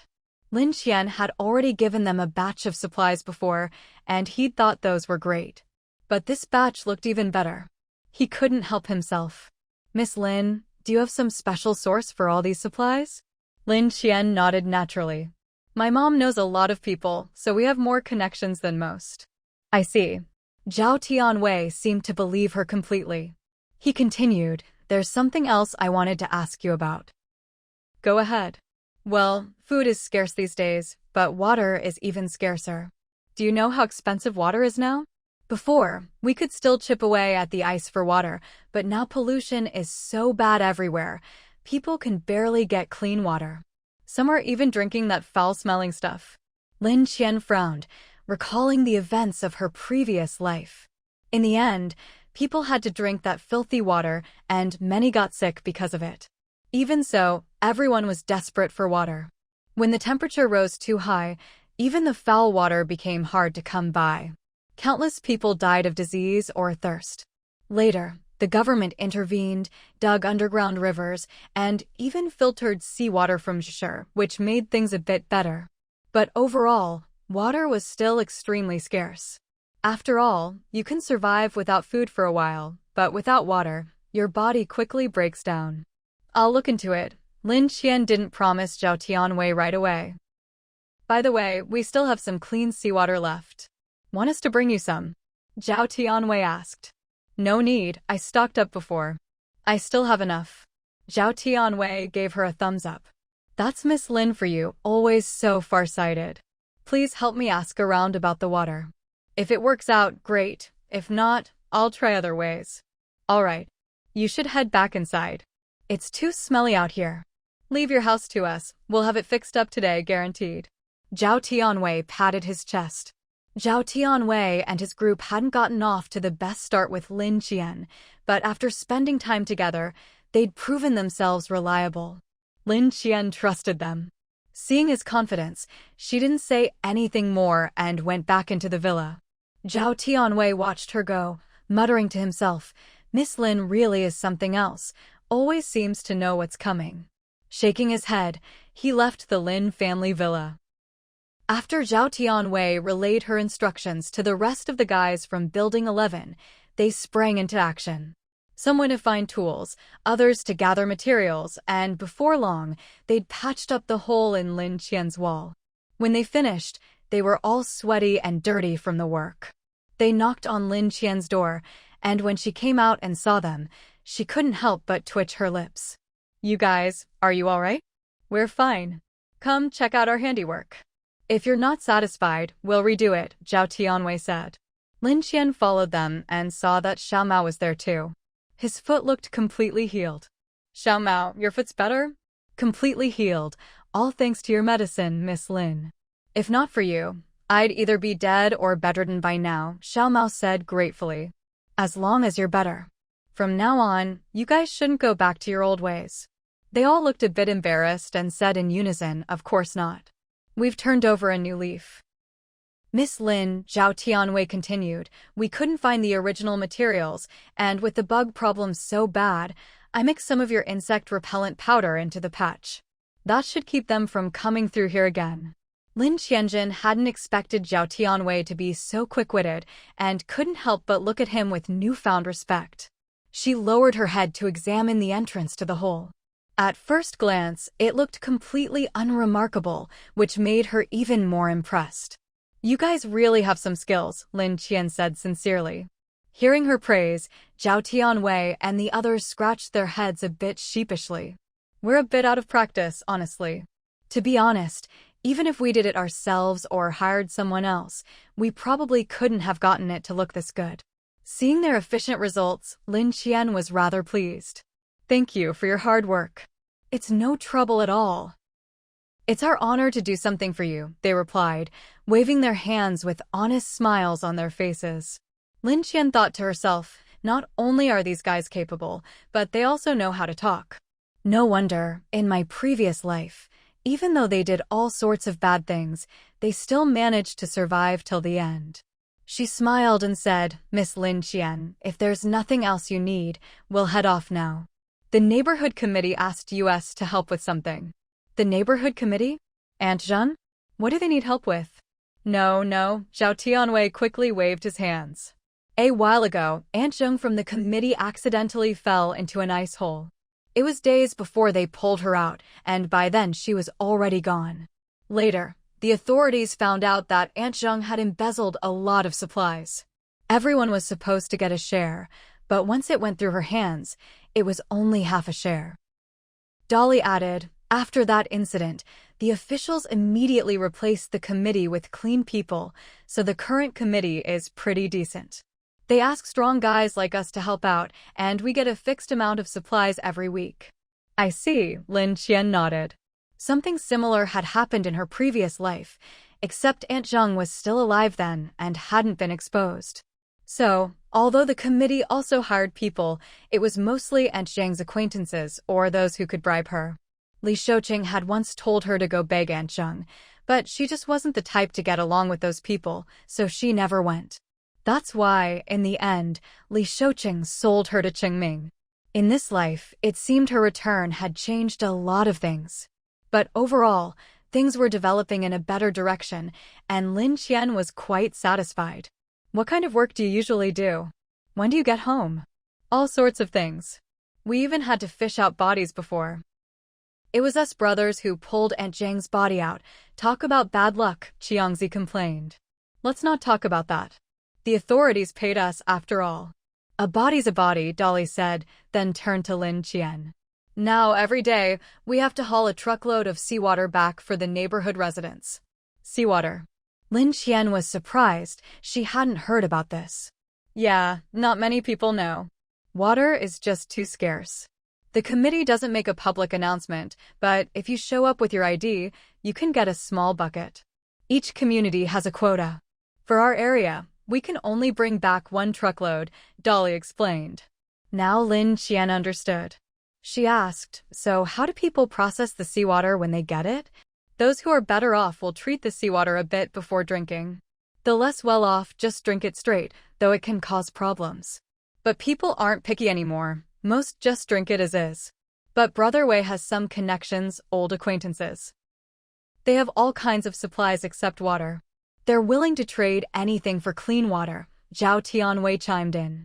Now Lin Qian understood what Zhao Tianwei had meant that morning. No matter the situation, the wealthy always manage to live well. Especially someone like Zhao Tianwei. Not only was he capable, but he was clever too. He could always lead his brothers to a good life. After a moment's thought, Lin Qian said, I do have a way to get some clean water, but I can't really tell you how. Of course. Zhao Tianwei was overjoyed and quickly said, I'm already grateful if you can get us water. I'm not the type to pry into your business. Alright, but I don't want supplies. I want antiques. 1 truckload of water for 20 pieces of antiques or jade. I'll have to inspect them first, only the ones I approve count. Once you've gathered the antiques, we'll make the trade, Lin Qian stated her terms. Zhao Tianwei looked at Dolly, who thought for a moment and replied, Our clients have no shortage of antiques or jade jewelry. Miss Lin Qian, whenever you're ready, just let us know. How about this? Same time tomorrow afternoon. I'll drive the truck back and you guys can come pick it up, Lin Qian said. She had plenty of water stored in her space, collected from the water purification company. She'd never even used it. Besides, her space could bring in as much water as she wanted, so she wasn't lacking at all. Giving them more was no problem. The group was overjoyed, repeating great several times before calming down and thanking Lin Qian as they left. After making sure all potential problems were dealt with, Lin Qian remembered the huge water storage tank she'd built when renovating the villa. All their water now came from that tank, and it must have used up quite a bit. She went back and checked the tank's gauge. It was indeed running low. After some thought, she went to the top of the tank and opened the inlet. She wanted to pour water from her space into the tank, but this was her first time trying it, and she wasn't sure if it would work. With a thought, she turned on the tap in her space and directed the water out. Instantly, her finger became like a faucet, water gushing out. She quickly washed her hands, then placed them at the tank's inlet. Water flowed from her hand into the tank, but the tank was so large it would take a while to fill. She wondered if she could increase the flow. As soon as she thought it, the water suddenly surged out like a burst pipe, almost dragging her in. She steadied herself and maintained the flow. Before long, the tank was full. When she returned to the villa's living room, Uncle Chen and Grandpa Wang were cooking. She wanted to check on Wang Hui's health, to see if he had any signs of organ failure as Dr. Zheng had mentioned. Lin Qian looked around but didn't see Wang Hui. He must have gone to the gym again. She headed that way and, sure enough, found Wang Hui there, dripping with sweat. Lin Qian walked over. Do you have some time now? I'd like to give you a physical checkup. Wang Hui stopped. Sure, let me take a shower first. Then wait for me before you go for the checkup, Lin Qian said, then left. Earlier, she'd pulled out some diagnostic equipment from her space to help check on Uncle Chen, but for Wang Hui's situation, it probably wasn't enough. She brought out an MRI machine from her space as well. By the time she'd set it up, Wang Hui had already finished his shower and was knocking on the door. Come in. Lin Qian was already prepared, holding a blood collection kit. Come sit down, I'll draw a few tubes of blood first. While drawing blood, Lin Qian didn't waste any time and kept asking him about his recent physical condition. Wang Hui's answers didn't seem out of the ordinary. It had been quite a while since his last blue vein injection, and she wasn't sure what changes might have occurred. From what she could see, his strength hadn't diminished, and he was no longer coughing up blood. Did this mean things were taking a turn for the better? After drawing several tubes of blood, Lin Qian took Wang Hui through a full examination. At first, nothing unusual stood out. But as she looked at the images of Wang Hui's internal organs, she couldn't shake a strange feeling. She couldn't quite put her finger on what it was. It wasn't until the MRI images came out that she finally noticed what was wrong.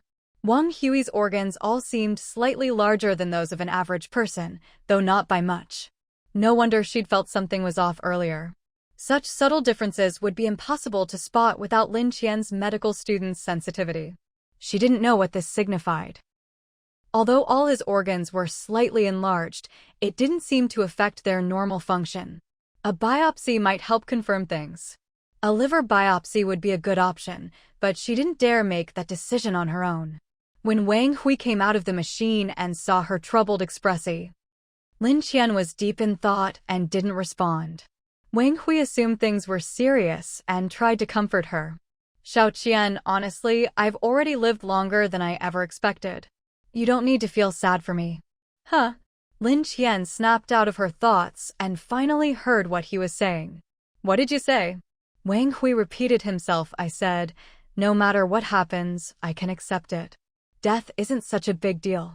Lin Qian realized he'd misunderstood and quickly explained, you've got it wrong, your organs aren't failing. They're not?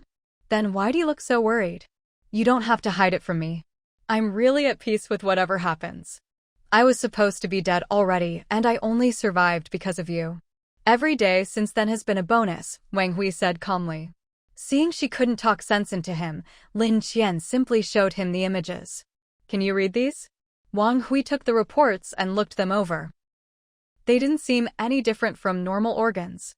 This looks pretty good, doesn't it? It is. Everything's functioning well, Lin Qian nodded. Then why? Wang Hui was confused. You might not have noticed, but while all your organs are working normally, and might even be stronger than average, they're all a bit larger than normal, outside the typical range, Lin Qian explained. Is this because of the blue vein? Is it dangerous? Wang Hui asked, worried. Lin Qian shook her head. I'm not sure. I'd like to do a biopsy to check, but I need to discuss it with you and Grandpa Wang first. A biopsy wasn't a minor procedure, and Wang Hui knew that. I'll go get Grandpa. Lin Qian laid out Wang Hui's current situation and the information she'd gotten from Elder Zhong for Grandpa Wang. After reading everything carefully, Grandpa Wang said, Xiaoqian, I agree to the biopsy. Otherwise, we'll never have peace of mind with his condition. All right, I'll analyze his blood first. Grandpa Wang, could you help me? Lin Qian couldn't do a liver biopsy alone. She needed someone to help hold Wang Hui steady. Of course, Grandpa Wang nodded. After the biopsy, he'll need to rest for several days at least. If he recovers quickly, maybe he can do light activity after 2 days, but it depends on him, Lin Qian added. I understand, Grandpa Wang replied. Wang Hui, go eat first. After you finish, I'll come to your room and do the procedure there, so you won't have to move afterward, Lin Qian instructed. Aren't you eating with us? Wang Hui asked. I'm not hungry yet. I'll check your blood sample first. You'll need to wait 1 or 2 hours after eating before the biopsy anyway. Go ahead, and I'll get the tools ready after I finish the blood work. I'll eat after that, Lin Qian said. Seeing that Lin Qian had everything arranged, the grandfather and grandson went to eat. Lin Qian placed Wang Hui's blood sample on the analyzer and found that not only had his blood activity not decreased, it was even stronger than the last time she checked. She didn't know what to make of it, so she set it aside and ran other tests. She checked for all sorts of diseases, but the data was astonishingly good, so perfect it didn't even seem human.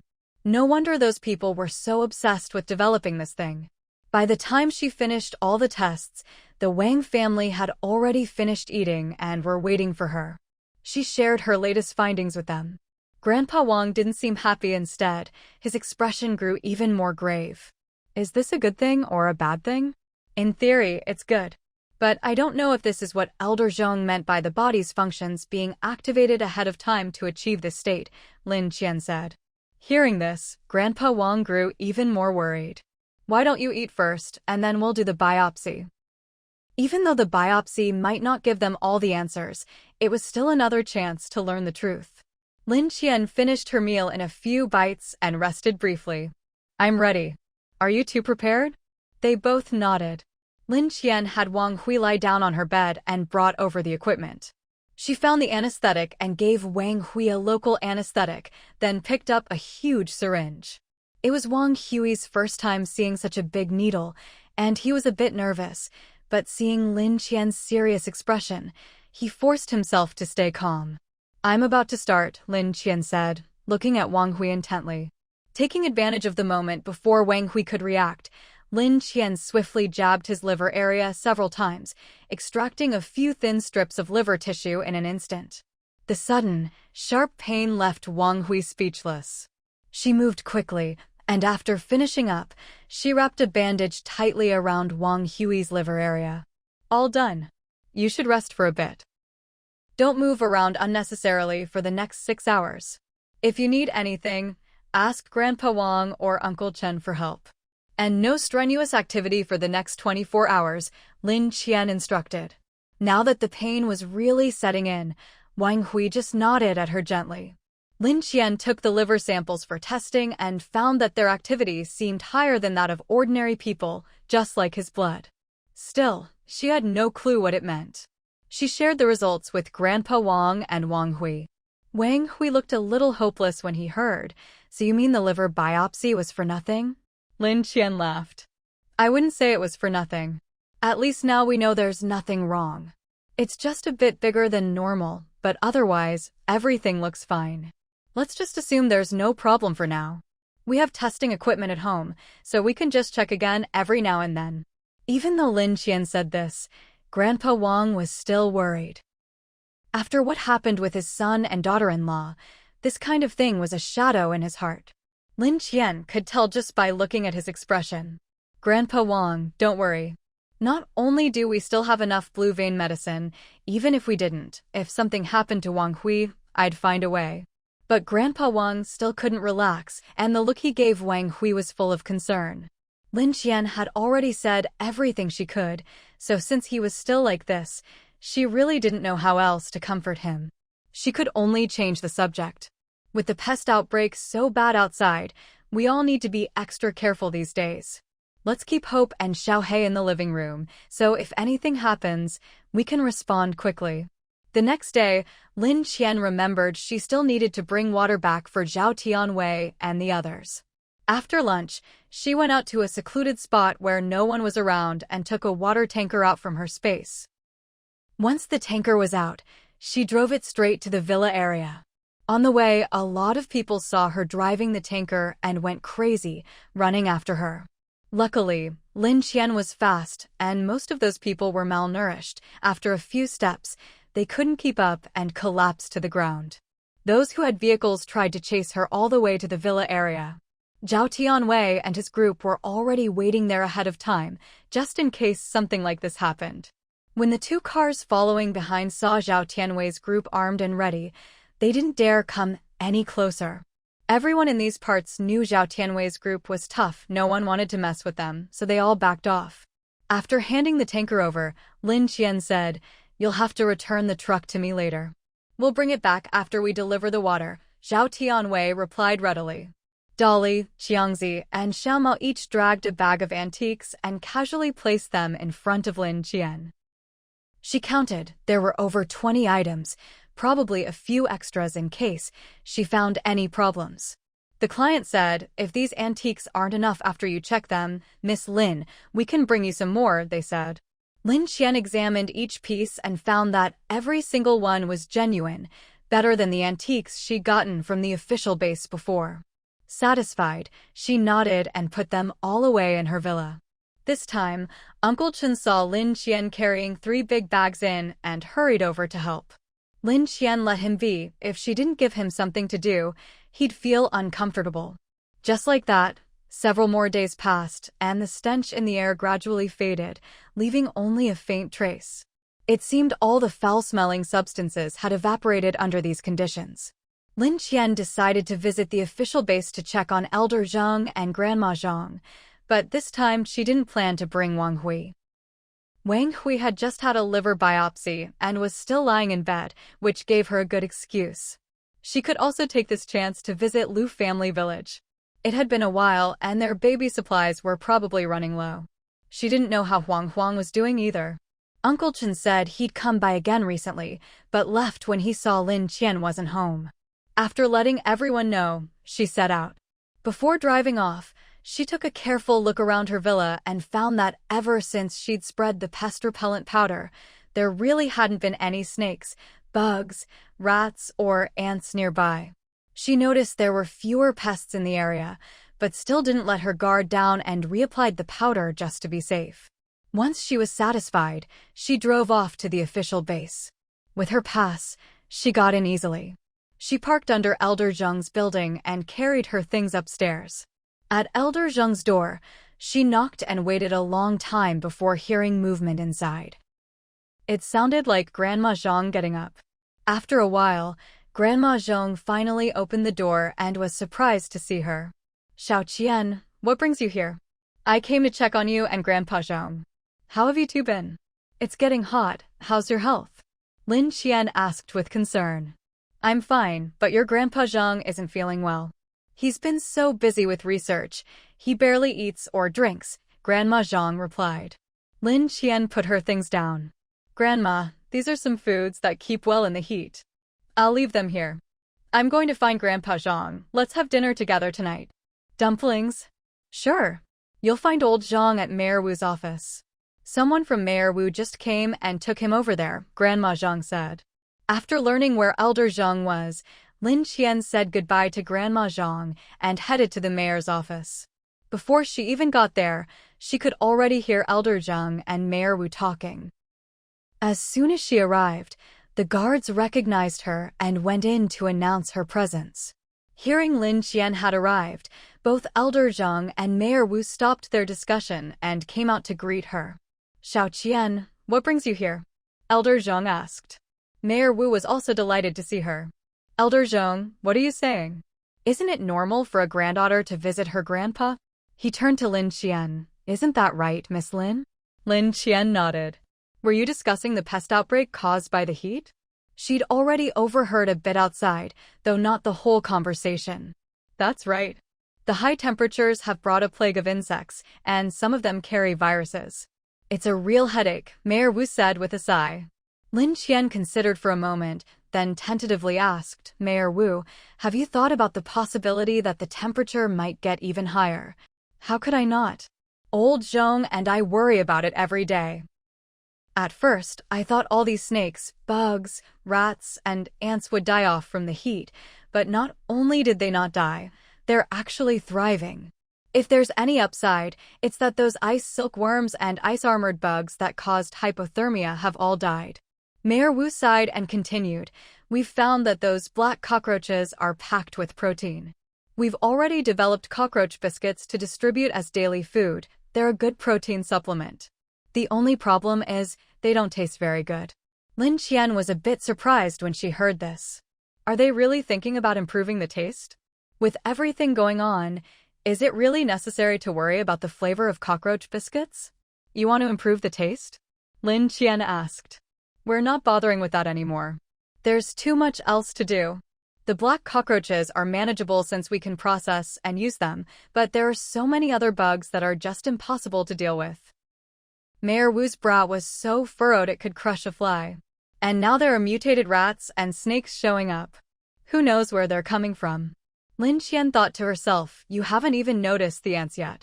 When you do, all those houses with wooden beams will be chewed to nothing. Old Zheng picked up the conversation. We're working on developing an insect repellent, hoping to keep these bugs out. If this keeps up, it's going to be a real problem. The main issue is that we don't have enough materials to make the old kind of repellent. I was just discussing this with Mayor Wu when you arrived. Ahem. Lin Qian cleared her throat lightly. Actually, I have insect repellent. Quite a bit, actually. What? You have insect repellent? The guard beside Mayor Wu suddenly shouted. He'd been listening to their discussions about this for days and was getting anxious himself. Now, hearing Lin Qian say this, he couldn't help but blurt it out. Mayor Wu glanced over at him, and the guard realized he'd made a mistake. Sorry, I just got too excited. Mayor Wu and old Zheng haven't slept for several nights because of this, and now that Miss Lin has insect repellent, I just got carried away. Wait outside, Mayor Wu said. This guard was recently reassigned by Mayor Wu, since most of his reliable men had been sent off on other tasks. The young man was inexperienced, but Mayor Wu had no one else to use, so he let it slide. The guard obediently left, but as he went, His eyes were glued to Lin Qian, unable to look away until he finally closed the door behind him. In truth, both Mayor Wu and Old Zhang were a bit excited too. Old Zhang's hands even trembled slightly. "Qian, are you serious? You're not just saying this to make an old man happy, are you?" Lin Qian took a packet of powder from her backpack and handed it over. "Take a look." Old Zhang immediately took it, first checking the color, then bringing it close to his nose to smell it. "This is good stuff, but I don't know if it'll work on these mutated insects. I've already tested it at home. It works. You should try it out yourselves." "How much did you bring this time?" "A lot. It's all in the car." "Mayor Wu, could you send someone with me to get it?" Mayor Wu was more than happy to oblige and immediately called someone to help Lin Qian move the supplies. Before leaving, Lin Qian looked at old Zhang. "Grandpa Zhang, you should go home and rest. You can't keep pushing yourself like this. Grandma is really worried. I actually went to see her first before coming here, and she didn't look too well." Old Zhang really hadn't been home in days, often staying up late to work. Now that they had Lin Qian's repellent, even Mayor Wu felt sorry for this national treasure. "Old Zhang, since Lin Qian brought the repellent today, I'll have people spread it right away." "You should go home and get some rest," Mayor Wu echoed. Old Zhang got anxious when he heard his wife wasn't looking well. What's wrong with her? Maybe she's just not feeling great, but she didn't say much. "When I saw her, she was lying in bed," Lin Qian replied. Old Zhang didn't ask how Lin Qian knew his wife was in bed. He just got more worried and looked at Mayor Wu. "Then, I'll go check on her first." Mayor Wu had already given his approval, so he immediately found someone to escort Old Zhang home. Once Old Zhang left, Lin Qian turned to Mayor Wu. "Mayor Wu, I can't just give you the repellent for free." Having worked with her for so long, Mayor Wu knew exactly what she meant. "You can go pick out what you want later." "How much do you need?" "Insect repellent powder isn't exactly rare, but you don't have any now." "I won't ask for much. Just give me 1 cabinet's worth of antiques from your warehouse," Lin Qian said. Mayor Wu hadn't expected her to ask for a whole cabinet. "Isn't that a bit much?" He'd thought that, given Old Zhang's relationship with Lin Qian, she'd either give it for free or just ask for a token payment. Who knew she'd be so direct? As expected, in his eyes, her mercenary nature never changed. He sighed. "You know those antiques are all we have left. If we trade a whole cabinet every time, I'm afraid we won't be able to keep this going for long." Lin Qian smiled faintly. "That's your problem, Mayor Wu. I'm just here to make a deal." In the end, there was no other way. They desperately needed the repellent, so Mayor Wu could only agree. Lin Qian led the guards to her car, where she'd already stored several large bags of insect repellent powder. Though Mayor Wu was usually stingy, he was a man of his word. After moving the repellent, he had the guards help Lin Qian load a cabinet's worth of antiques into her car. Once everything was done, Lin Qian headed back to Old Zhang's house. Grandma Zhang was still the one who answered the door. Not seeing Old Zhang inside, Lin Qian asked, "Grandma, where's Grandpa Zhang?" Grandma Zhang lowered her voice. "He was exhausted. When he saw I was fine, I told him to go rest." Lin Qian saw it was still early. "Grandma, want to make dumplings together?" "Sure." Lin Qian took out flour, meat, and other ingredients. Grandma Zhang tried to stop her, but it was too late. She could only sigh. "It's so hot these days, food doesn't keep well. Let's just make a little." "Okay, just enough for 1 meal." Lin Qian sprinkled flour on the table and was about to knead the dough when suddenly, the world spun. An earthquake. Fortunately, she was leaning against the side. Otherwise, she really might have fallen to the ground. Grandma Zhang was okay. She was sitting in her wheelchair, which kept her steady enough. But she was worried about Grandpa Zhang, so she hurriedly pushed her wheelchair into the room to look for him.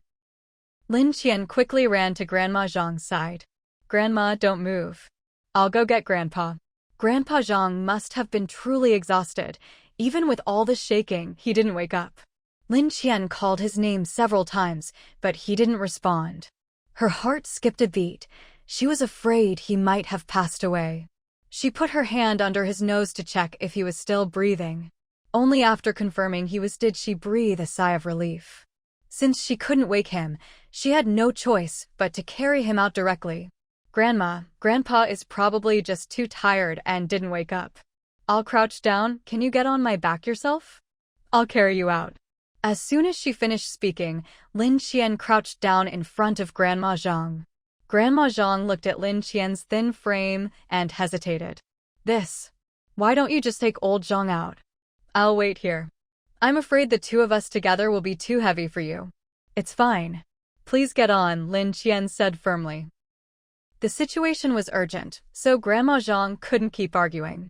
She put her hands on Lin Qian's shoulders and leaned her whole body onto Lin Qian's back. Grandma, make sure you hold on tight, Lin Qian reminded her. Don't worry, you just carry Grandpa Zhang. With that, Lin Qian quickly carried the elderly couple outside to the open area. Because Lin Qian moved so fast, she was already outside before most people even realized what was happening, perfectly avoiding the rush and crowd. After everyone else gradually made their way outside, there were a few more tremors before things finally settled down. At that point, Grandpa Zhang woke up. Seeing his wife sitting on the ground, he looked confused. Why are you sitting here? Come, let me carry you back inside. Everyone around them burst out laughing at the scene. Only then did Grandpa Zhang realize they were outside, and his face turned red. Why is everyone out here? There was an earthquake, old Zhang. If it weren't for your granddaughter, you and Mingfang might have been in trouble, someone teased. Grandpa Zhang was shocked and couldn't believe it. How did an earthquake happen while I was just taking a nap? Who knows? With things like this happening, it's almost like the end of the world, someone sighed. Seeing that nothing serious had happened, Grandpa Zhang started worrying about his lab and said to Grandma Zhang and Lin Qian, I'm going to check on the lab. I'll be back later. Grandma Zhang tried to stop him but couldn't. Forget it, let him go. He's always been like this his whole life. The rest of the people looked at their building, which seemed fine. A few bolder ones asked, It looks like everything's okay now, right? Can we go back in? We should be fine. Let's go, someone replied. So people started heading back inside. Lin Qian remembered that in her previous life, there had also been a brief earthquake, just like this one. After the earthquake, there was a surge of snakes, insects, rats, and ants. Thinking of this, Lin Qian quickly carried Grandma Zhang home and sprinkled insect repellent powder all around the edges of the house. Still worried, she took out another bag of repellent powder to keep as backup. Grandma, just add a little more of this powder every now and then.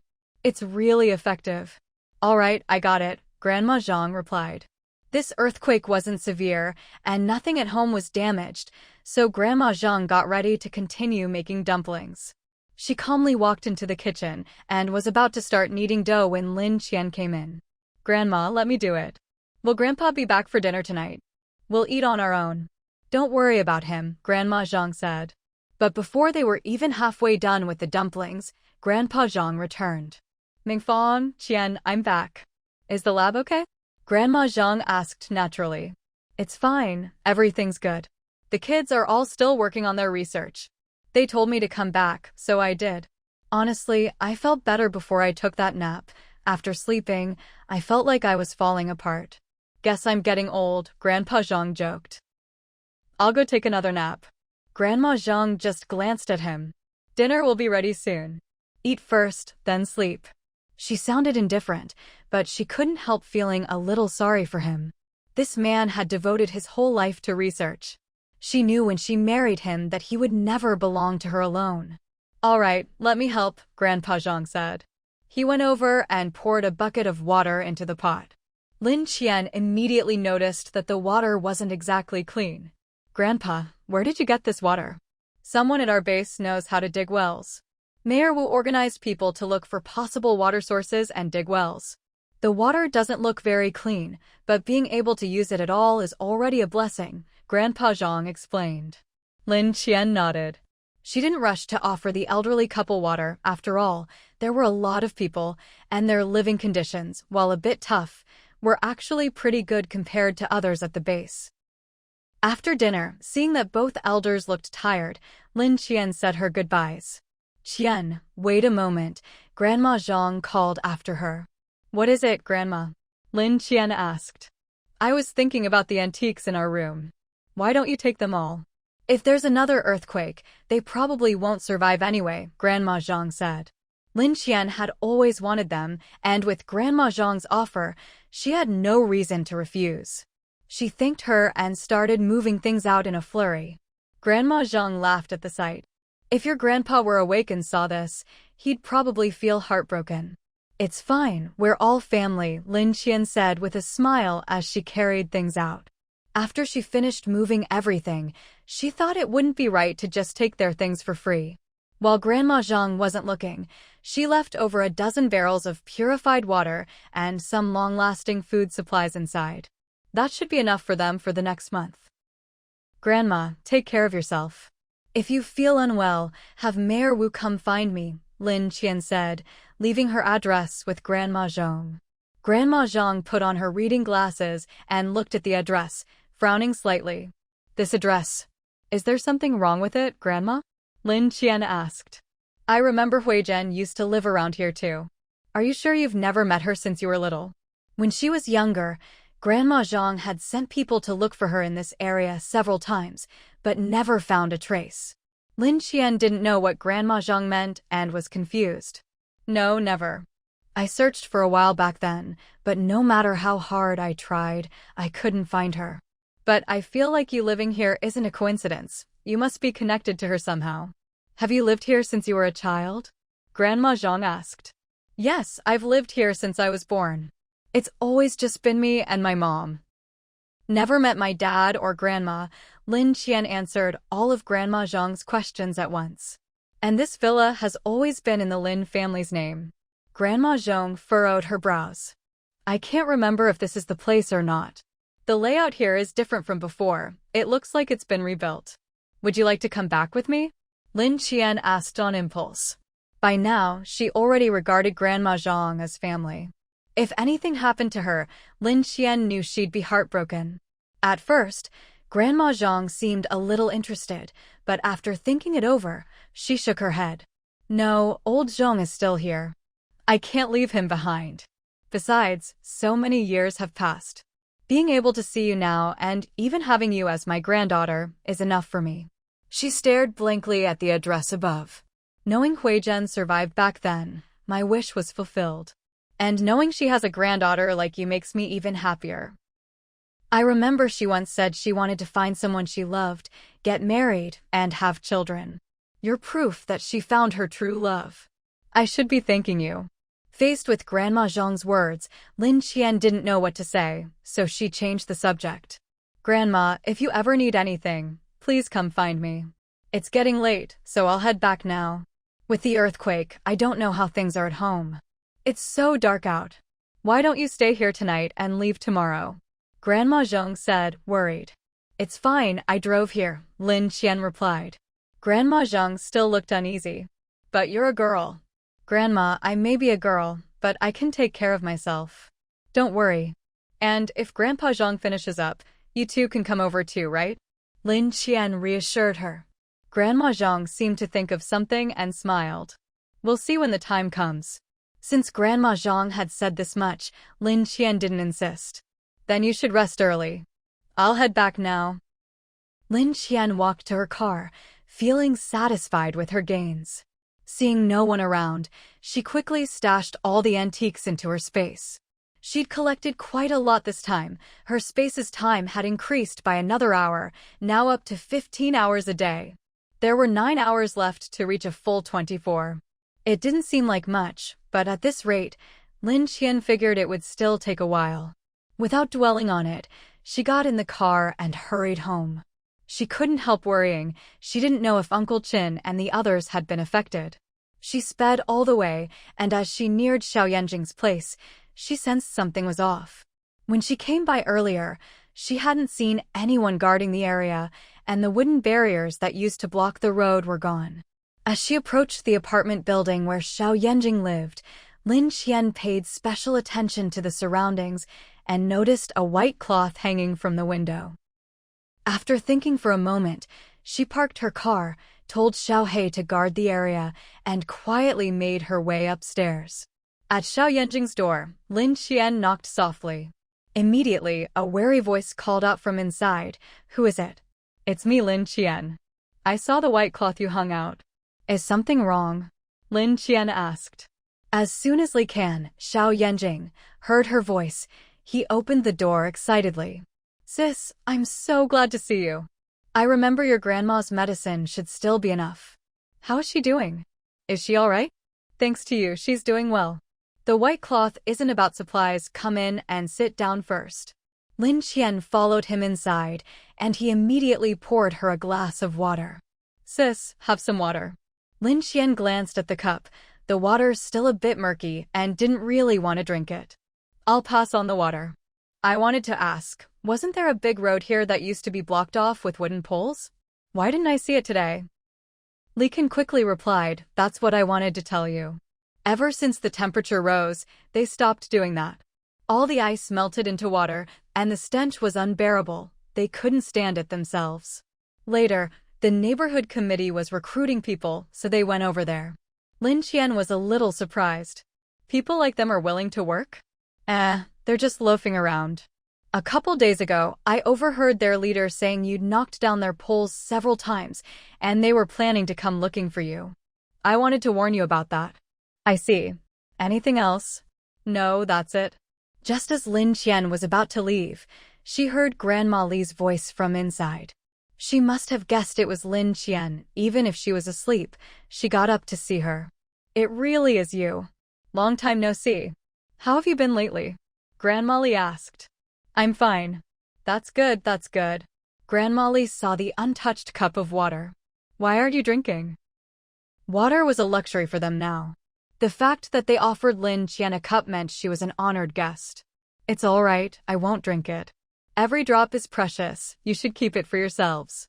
"That's true, you have your own ways." "By the way, did Xiaokan tell you everything?" "He did, don't worry." Not wanting to accept their kindness for nothing, Lin Qian thought for a moment, then took out a dozen compressed biscuits from her bag and placed them on the table. "Consider this payment for the information." Grandma Li immediately got anxious, grabbing the biscuits and trying to stuff them back into Lin Qian's bag. "How can we take these from you?" "Take them back." Lin Qian quickly dodged. "Grandma Li, it's fine. Like you said, I have my own ways. You keep them. I'll still need your help with news in the future." Seeing that Lin Qian wouldn't take them back, Grandma Li could only resolve to give her something in return next time they traded supplies. Lin Qian didn't linger and quickly left. After she left, Grandma Li said to Xiao Yanjing, "Find a time to bring all the antiques we have at home to Miss Lin. We'll end up trading them to her anyway, and no one else wants them now. It's rare that she likes them, and she's so generous." At that moment, the generous Lin Qian let out a huge sneeze. When Lin Qian went to get her car, she found that Xiaohei had returned to its original size and was licking its lips. Judging by the scene, Lin Qian didn't even need to guess. Someone must have come looking for trouble and gotten dealt with by Xiaohei. There were still obvious bloodstains on the ground. Seeing Lin Qian, Xiaohei proudly raised its snake head, clearly asking for praise. Lin Qian was speechless. "Hurry up and turn back into a little snake, we need to go." But instead of shrinking, Xiaohei slithered off, leading her down a small path. At first, Little Black kept glancing back, making sure Lin Qian could keep up with its pace. Once it was certain, it dashed straight ahead. When they arrived, Lin Qian found several blood-soaked people staring in terror at Little Black's gaping, bloody maw. They must have been the ones who'd tried to cause trouble earlier. After coming all this way, Lin Qian still had no idea how Little Black managed to track her down so precisely. Little Black shot her a questioning look, and Lin Qian immediately understood.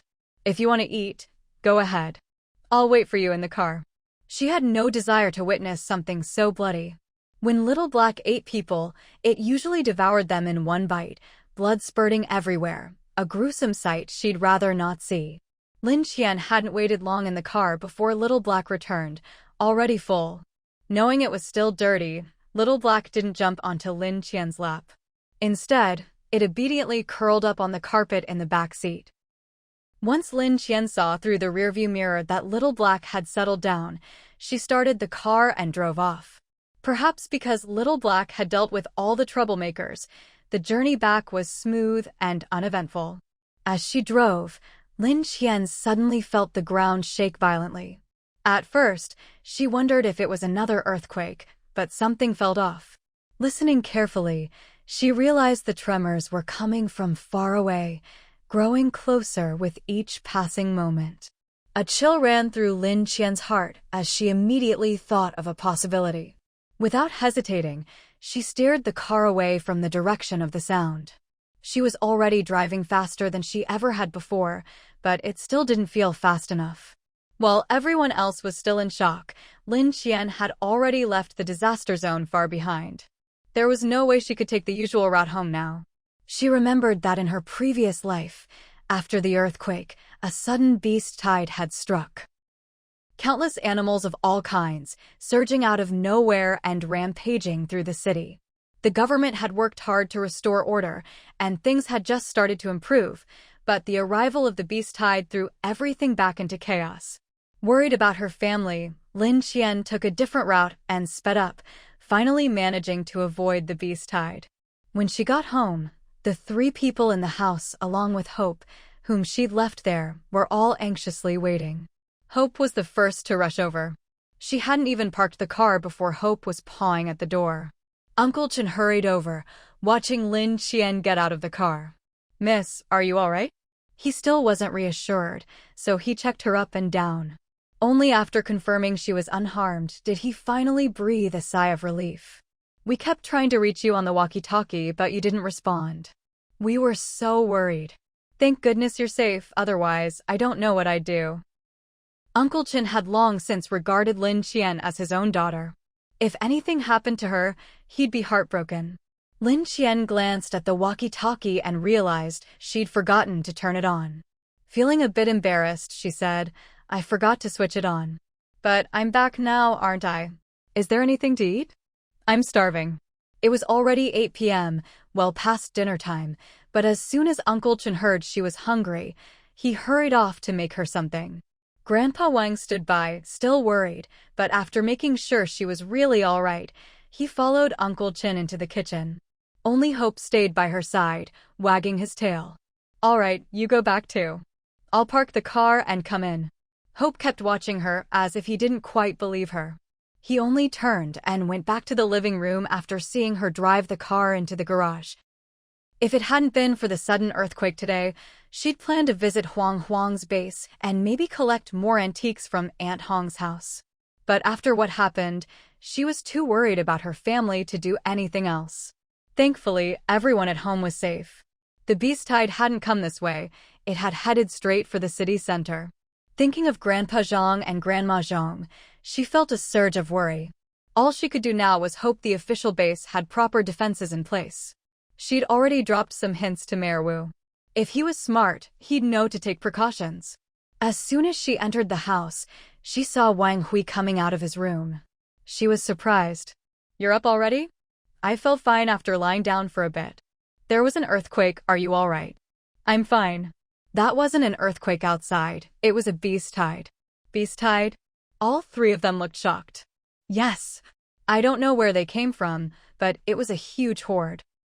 What felt like an earthquake was actually the tremors from their stampede. Both times it was a beast tide? She remembered the incident at the official base. The tremors hadn't been that strong, similar to what she'd just experienced. It was probably the same thing. I'm not sure, but I think so. In both her lives, the beast tides had never passed through the Villa district, so she'd never truly encountered the terrifying force of a beast tide head-on. She might have been a bit naive back then, but she was clever enough to avoid danger. So even though Zhu City had suffered through several beast tides, she'd always been fine. On top of that, she was lucky. She'd occasionally pick up a couple of animals to bring back for Li Shouqing and the others to eat. There were probably plenty of animal corpses outside now, but she had no desire to go scavenging anymore. Honestly, those animals all seemed mutated. Some were edible, but most tasted terrible. The meat was tough and stringy. But even if Lin Qian didn't want them, plenty of others were eager to scavenge. She spent 2 days resting at home before Mayor Wu arrived, bringing the address she'd left for Grandma Zhang. Lin Qian didn't let them in. She just stepped outside and asked, "Did Grandma Zhang send you?" She immediately recognized the guard from Mayor Wu's side, the one who'd been so excited about her insect-repellent powder. He looked anxious. "Mayor Wu sent me." Grandpa Zhang suddenly fainted, and Grandma Zhang got so worked up that she's not feeling well either. "Mayor Wu wants you to come take a look." "What about your doctors?" "We've tried everything. Nothing's working. Director Fong and Mayor Wu both asked me to come find you." The guard was practically ready to drag Lin Qian away. Lin Qian had already made sure everything at home was fine, so she was at ease. Now that the guard had come saying her newly recognized grandparents were in trouble, of course she had to go. She went inside to tell the 3 men. Wang Hui wanted to come with her, but she refused. "You just had a liver biopsy. I don't care how good you feel, don't even think about leaving the house for at least 10 days. Just stay home, rest, and help me keep an eye on Uncle Qin and Grandpa Wang. Don't worry, I'd do that even if you didn't ask." Lin Qian knew that, but if she didn't say it, Wang Hui would insist on following her no matter what. Other than the fact that Wang Hui's presence made it hard for her to use her spatial abilities, he was otherwise a great help. At this point, no one really knew the actual situation with Grandpa Zhang and Grandma Zhang. Wang Hui had just undergone a minor surgery, so it was better for him to stay home. "All right, but you must be careful," Lin Qian reminded. Just as Lin Qian was about to head out, Uncle Qin hurriedly handed her a walkie-talkie. "Don't forget this." She took it and immediately switched it on. "I've turned it on. If anything happens, just call me directly." Only then did Uncle Qin let her leave. Hope didn't want to stay home either. With a bark, he pawed at Lin Qian's pant leg. "All right, you can come. Let's go get the car." The guard had originally wanted Lin Qian to ride in his car, but when he saw her driving her own, he silently returned to his own vehicle. Seeing the dog sitting in the passenger seat, he felt a strange sense of imbalance. Even a dog got such good treatment. He wished he could sit in the front seat of such a nice car too. But after the beast died, everyone at the official base who could be spared had been sent out to deal with the aftermath. In the end, he was the only one left to escort her. He couldn't very well tell Lin Qian he wanted to sit in her passenger seat and let Hope, a dog, drive his car. With a helpless sigh, he got in and started his car. Lin Qian didn't drive ahead, but instead followed the guard's car at a steady distance. Along the way, she saw the occasional animal carcass. Most had probably already been collected. The few that remained were being fought over by people desperate for resources. Every so often, she'd see people brawling over a single animal body. The taller apartment buildings were still standing, but the shorter ones had been battered by the beast tide and looked like they could collapse at any moment. Lin Qian didn't dwell on these things. She simply followed the guard, and when they passed the building where Little Eyes lived, she habitually glanced up. Good, no white cloth hanging today. When Lin Qian returned to the official base, she found the outer walls and the ground in front of the gate mottled and stained with blood, a clear sign of a fierce battle. Just looking at the scene, one could imagine how intense things had been. As soon as she arrived at the entrance, Feng Ziyu came out to greet her. "Qian, you're finally here. I think Grandpa Zhang and Grandma Zhang are in really bad shape. Even my sister is at a loss." He'd been waiting nearby. Once the guard led Lin Qian in, and she parked her car, he took her straight to see the Zhang elders. The staff at the base had settled the elderly couple in the medical room, but with limited equipment, they couldn't figure out what was wrong with Grandpa Zhang. Feng Ke had been keeping watch inside. When she saw Lin Qian, she was a bit emotional. "Qian, you're here." Lin Qian immediately spotted Grandpa Zhang lying on a bed. She was about to ask about his condition when she noticed Grandma Zhang awake on the other bed. Grandma Zhang looked even worse than Grandpa Zhang, as if all her energy had been drained. "Grandma, how are you feeling?" Lin Qian walked over to her first. "I'm fine. Go check on your grandpa. He's been unconscious all night and hasn't woken up. This has never happened before, and they can't find any reason for it. He's always been healthy," Grandma Zhang said. Lin Qian patted her hand. Don't worry, Grandma. Grandpa's breathing is steady, so there's no major issue. But your complexion doesn't look good. Let me check you first. As Lin Qian took Fang's stethoscope and prepared to examine her, Grandma Zhang suddenly noticed the totem on Lin Qian's hand. Previously, Lin Qian's hand had been out of sight, so Grandma Zhang hadn't noticed. She grabbed Lin Qian's hand, her voice trembling. This totem, you didn't have it before, did you? Lin Qian sensed Grandma Zhang might know something and asked, That's right, it only appeared in the last few days. I don't know why. Do you know what it means? Grandma Zhang shook her head. I saw this totem on your grandmother before. She was about your age when it suddenly appeared. I remember being puzzled by it at the time. Lin Qian had hoped to find some clues from Grandma Zhang, but it seemed that wasn't going to happen. Just as she was feeling a bit discouraged, Grandma Zhang spoke again. I remember one thing about the totem. The shape seemed to change gradually over time. I was close with Huizhen and saw her often, so I noticed it. After the totem changed, I felt like her aura changed too, though I'm not sure if it was just my imagination. Lin Qian knew it wasn't her imagination. In the end, it was because of Xiaoqing merging with her. Xiaoqing wasn't static. If it changed, the totem would change too. Nothing strange about that. I'll keep an eye on it. Let me check you first. Lin Qian placed the stethoscope on Grandma Zhang and listened for a while. Not sensing any major issues, she put it down. Fang Ke came over. I examined Mrs. Zhang earlier. There's nothing seriously wrong, just excessive worry and old age. She just needs to rest and not dwell on things. But she pulled Lin Qian aside. We really can't do anything about Grandpa Zhang. He seems to be asleep, but nothing wakes him up. His body checks out fine, just like before. We can't figure out what's wrong. But if he doesn't wake up soon, I'm afraid Mrs. Zhang will deteriorate too. Lin Qian understood. The couple had been together since childhood, loving and devoted for so many years. If something happened to Grandpa Zhang, the blow to Grandma Zhang would be devastating. It's all right. I'll try to persuade Grandma to rest. She went to Grandma Zhang. Grandma, I'll watch over Grandpa. Why don't you go rest for a bit? Grandma Zhang was about to refuse, but Lin Qian continued, when Grandpa wakes up, he'll need someone to care for him. If you're exhausted, who will take care of him? Honestly, there would be people to look after Grandpa Zhang, but Lin Qian's words made Grandma Zhang hesitate. All right. I'll go rest for a while. If old Zhang wakes up, let me know immediately. Don't worry, we'll tell you right away. Lin Qian signaled to someone, and they quickly helped Grandma Zhang back to her room. Only then did she approach Grandpa Zhang's bed and examine him carefully. Although he was said to have fainted, he didn't show any of the usual signs. He just looked like someone who'd slept too long and was simply resting. Lin Qian looked at Fang Ke. What kind of tests did you run on Elder Zhang?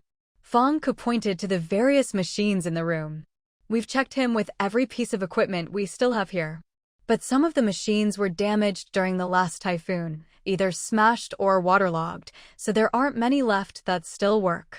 Did you do an MRI or anything like that? Lin Qian asked. The MRI machine is out of order, but we did do an ultrasound and similar tests. We also checked his physical condition, but honestly, we didn't find anything abnormal, Fang Ke said, sounding a bit ashamed. And you ran blood tests? Yes, we did. There were a few minor issues, but the results were pretty much the same as last time we checked Elder Zhang. Nothing out of the ordinary. Even Lin Qian found this odd. After all, she hadn't noticed anything particularly strange about Elder Zhang either. What was he doing when he fainted? Fang Ke was momentarily stunned by the question, then quickly called over one of Elder Zhang's students. You were with Elder Zhang at the time. Why don't you explain? The young man hurried over to Lin Qian. Miss Lin, there was a beast tied earlier. The mutated animals were attacking our base relentlessly. Luckily, Mayor Wu had arranged for people to guard the entrance. Lin Qian frowned, not liking his rambling. Get to the point. The young man seemed a bit nervous. Mayor Wu had people spread some powder, so even though the beasts were aggressive, we managed to hold them off. Before Lin Qian could say anything, he continued, some of the mutated animals were brought back and kept in our lab. Elder Zhang and I were studying them at the time. Finally, he got to the point. Lin Qian looked at him. Take me to your lab. The young man glanced at Feng Ke for approval. Feng Ke nodded immediately. Let's go together. Mayor Wu already said that if Miss Lin wants to visit, she's welcome anytime. The young man relaxed and led Lin Qian toward the lab. As soon as they opened the door, a strong stench of blood hit them.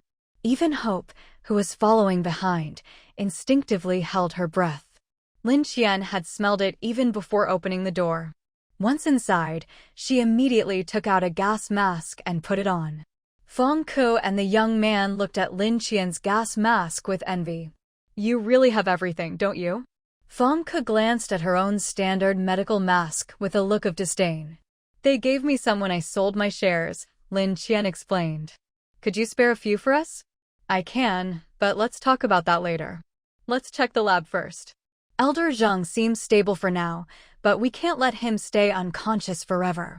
She followed the young man inside, going to the spot where Elder Zhang had collapsed, and began to examine the area carefully. On the table lay the corpse of an animal. Something between a dog and a wolf. Hope went over for a closer look, then quickly backed away. Lin Qian couldn't see anything unusual with the naked eye. She was about to take a closer look when Little Black suddenly slid down from her and took a bite out of the corpse. Watching this, Lin Qian felt a bit disgusted. She couldn't imagine how Little Black could stomach such a foul-smelling carcass. You. She was about to say something, but then saw that Little Black didn't swallow the piece of meat. Instead, it spat it out. Only then did Lin Qian notice that something inside the chunk of meat seemed to be moving. A thought struck her. Could it be that Elder Zhang had been infected by whatever this thing was? If so, this could be a serious problem. Lin Qian put on gloves, took out some forceps and a bag, and sealed the chunk of rotten flesh inside. You'd better burn all the animal corpses here as soon as possible. They're probably all infested with these parasites, she told Feng Ke and the young man. As soon as she finished speaking, the other researchers in the lab realized the gravity of the situation and immediately stopped what they were doing. One of them had just stopped when he suddenly staggered and collapsed right in front of Lin Qian and the others. Xiaomau! Feng Ke and the young man shouted in unison, rushing over to help him up. Lin Qian, however, remained calm. Take him to the same treatment room as Elder Zhang. It's probably the same problem. Everyone else, stop what you're doing. Someone needs to report this to Mayor Wu right away so he can deal with it. Everyone understood the seriousness of the situation. Even without Lin Qian's instructions, someone had already gone to report to Mayor Wu. Feng Ke saw Lin Qian preparing to take the chunk of meat away. Are you really going to carry that thing? If it gets on you by accident, you might end up like Elder Zhang and Xiaomau. It's fine. It's sealed, so nothing can get out. Besides, Little Black is especially good at dealing with these things. Since she was so confident, Feng Ke didn't argue further and let her go. Back in the medical room, after settling Xiaomau, Lin Qian began thinking about how to get everyone else to leave so she could take the two of them into her space and check if they were really infected. After a moment, she turned to Feng Ke. Sister Feng, do you have an operating room here? I'd like to borrow it to examine Grandpa Zhang and this lab assistant. We only have this medical room now. If we need to do surgery, it has to be in one of the partitions here, Feng Ke said, pointing to a door. That's where we do operations. All right. Please have someone move Grandpa Zhang and this man into the operating room. I'll take Little Black in to check on them. Do you want me to assist you? No need. I'd rather not have too many people know about Little Black's abilities. Lin Qian refused. Feng Ke remembered the incident with the ice silkworms and realized that Little Black was indeed a bit unusual. It was understandable that Lin Qian wanted to keep it secret. She nodded and didn't insist. We'll be right outside. If you need anything, just call.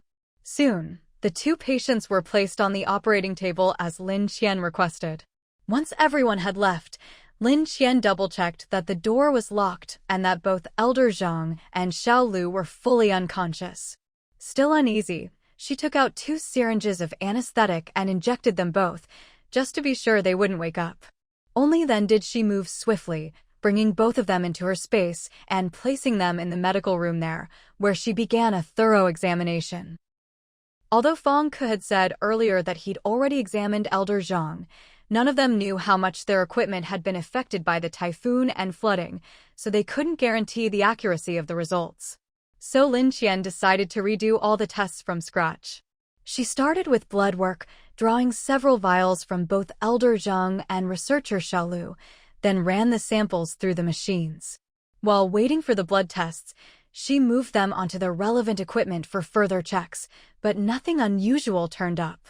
Finally, she performed a full-body MRI scan and at last discovered a tiny white dot near Elder Zhang's brain, with a slightly larger black dot right next to it. Lin Qian took out the piece of flesh with the worm that Xiaohei had bitten off earlier and carefully examined the black dots on it. She realized they were the same as the things near Elder Zhang's brain. After a closer look, it seemed that only that area had the black worm and white eggs.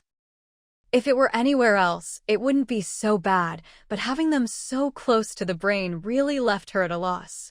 The main problem was that Elder Zhang was old, and to remove the worm, it seemed like the only option was brain surgery. As she racked her brains for a solution, she noticed something odd. The black worms and eggs seemed to have stopped moving inside her space. In other words, they were all lying there quietly now. Even the worms in the piece of flesh she'd taken from the animal were staying perfectly still. This reminded her that the ice silk worms and ice armor bugs had behaved the same way. Once they entered her space, it was as if they'd been frozen in time, losing all ability to move. If that was the case, it might actually be easier to remove them. After finishing Elder Zhang's checkup, she examined researcher Xiaolu again. His situation was a bit better than Elder Zhang's. Although the worms were also moving toward his brain, they'd only reached the blood vessels in his neck. Since there weren't many worms, Lin Qian hadn't detected any in his blood. Now the problem was, if she had to perform brain surgery on Elder Zhang, the risk was just too high, and besides, she'd never operated alone before. Just as she was feeling troubled, the totem on her palm began to change.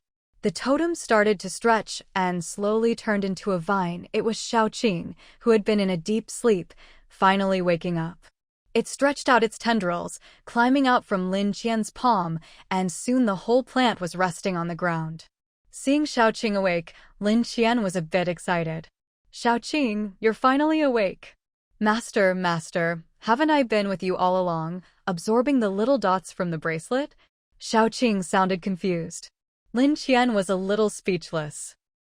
Xiaoqing really looked like a human waking up from a drunken stupor, with no memory of what had happened. "You were asleep." "Huh?" Xiaoqing couldn't believe it. "How could I not know? I just felt really comfortable after absorbing those little dots, and then. Huh? What happened after that?" It truly couldn't remember. "Then you wrapped around my hand and turned into a strange totem." "Totem? What's a totem?" Xiaoqing still didn't get it. Since the worms were frozen in her space, Lin Qian wasn't in such a rush to deal with the two men. After all, with Xiaoqing awake, her own situation was important too. Xiaoqing's confusion was within Lin Qian's expectations. It was no surprise it didn't remember anything about the totem if it couldn't remember anything else. She grabbed pen and paper and drew the totem that had appeared on her palm. Xiaoqing stretched out a vine, seemingly trying hard to recognize what was on the paper. Suddenly, it let out a loud cry. "Ah!" The shout startled Lin Qian. "What are you screaming for? Did you remember something?" No, it's just that this thing looks so familiar, like I've seen it somewhere before. But the more I try to remember, the less I can recall." Lin Qian was exasperated. "All right, so now that you're awake, do you feel any different?" "Different? Not really, but look at this."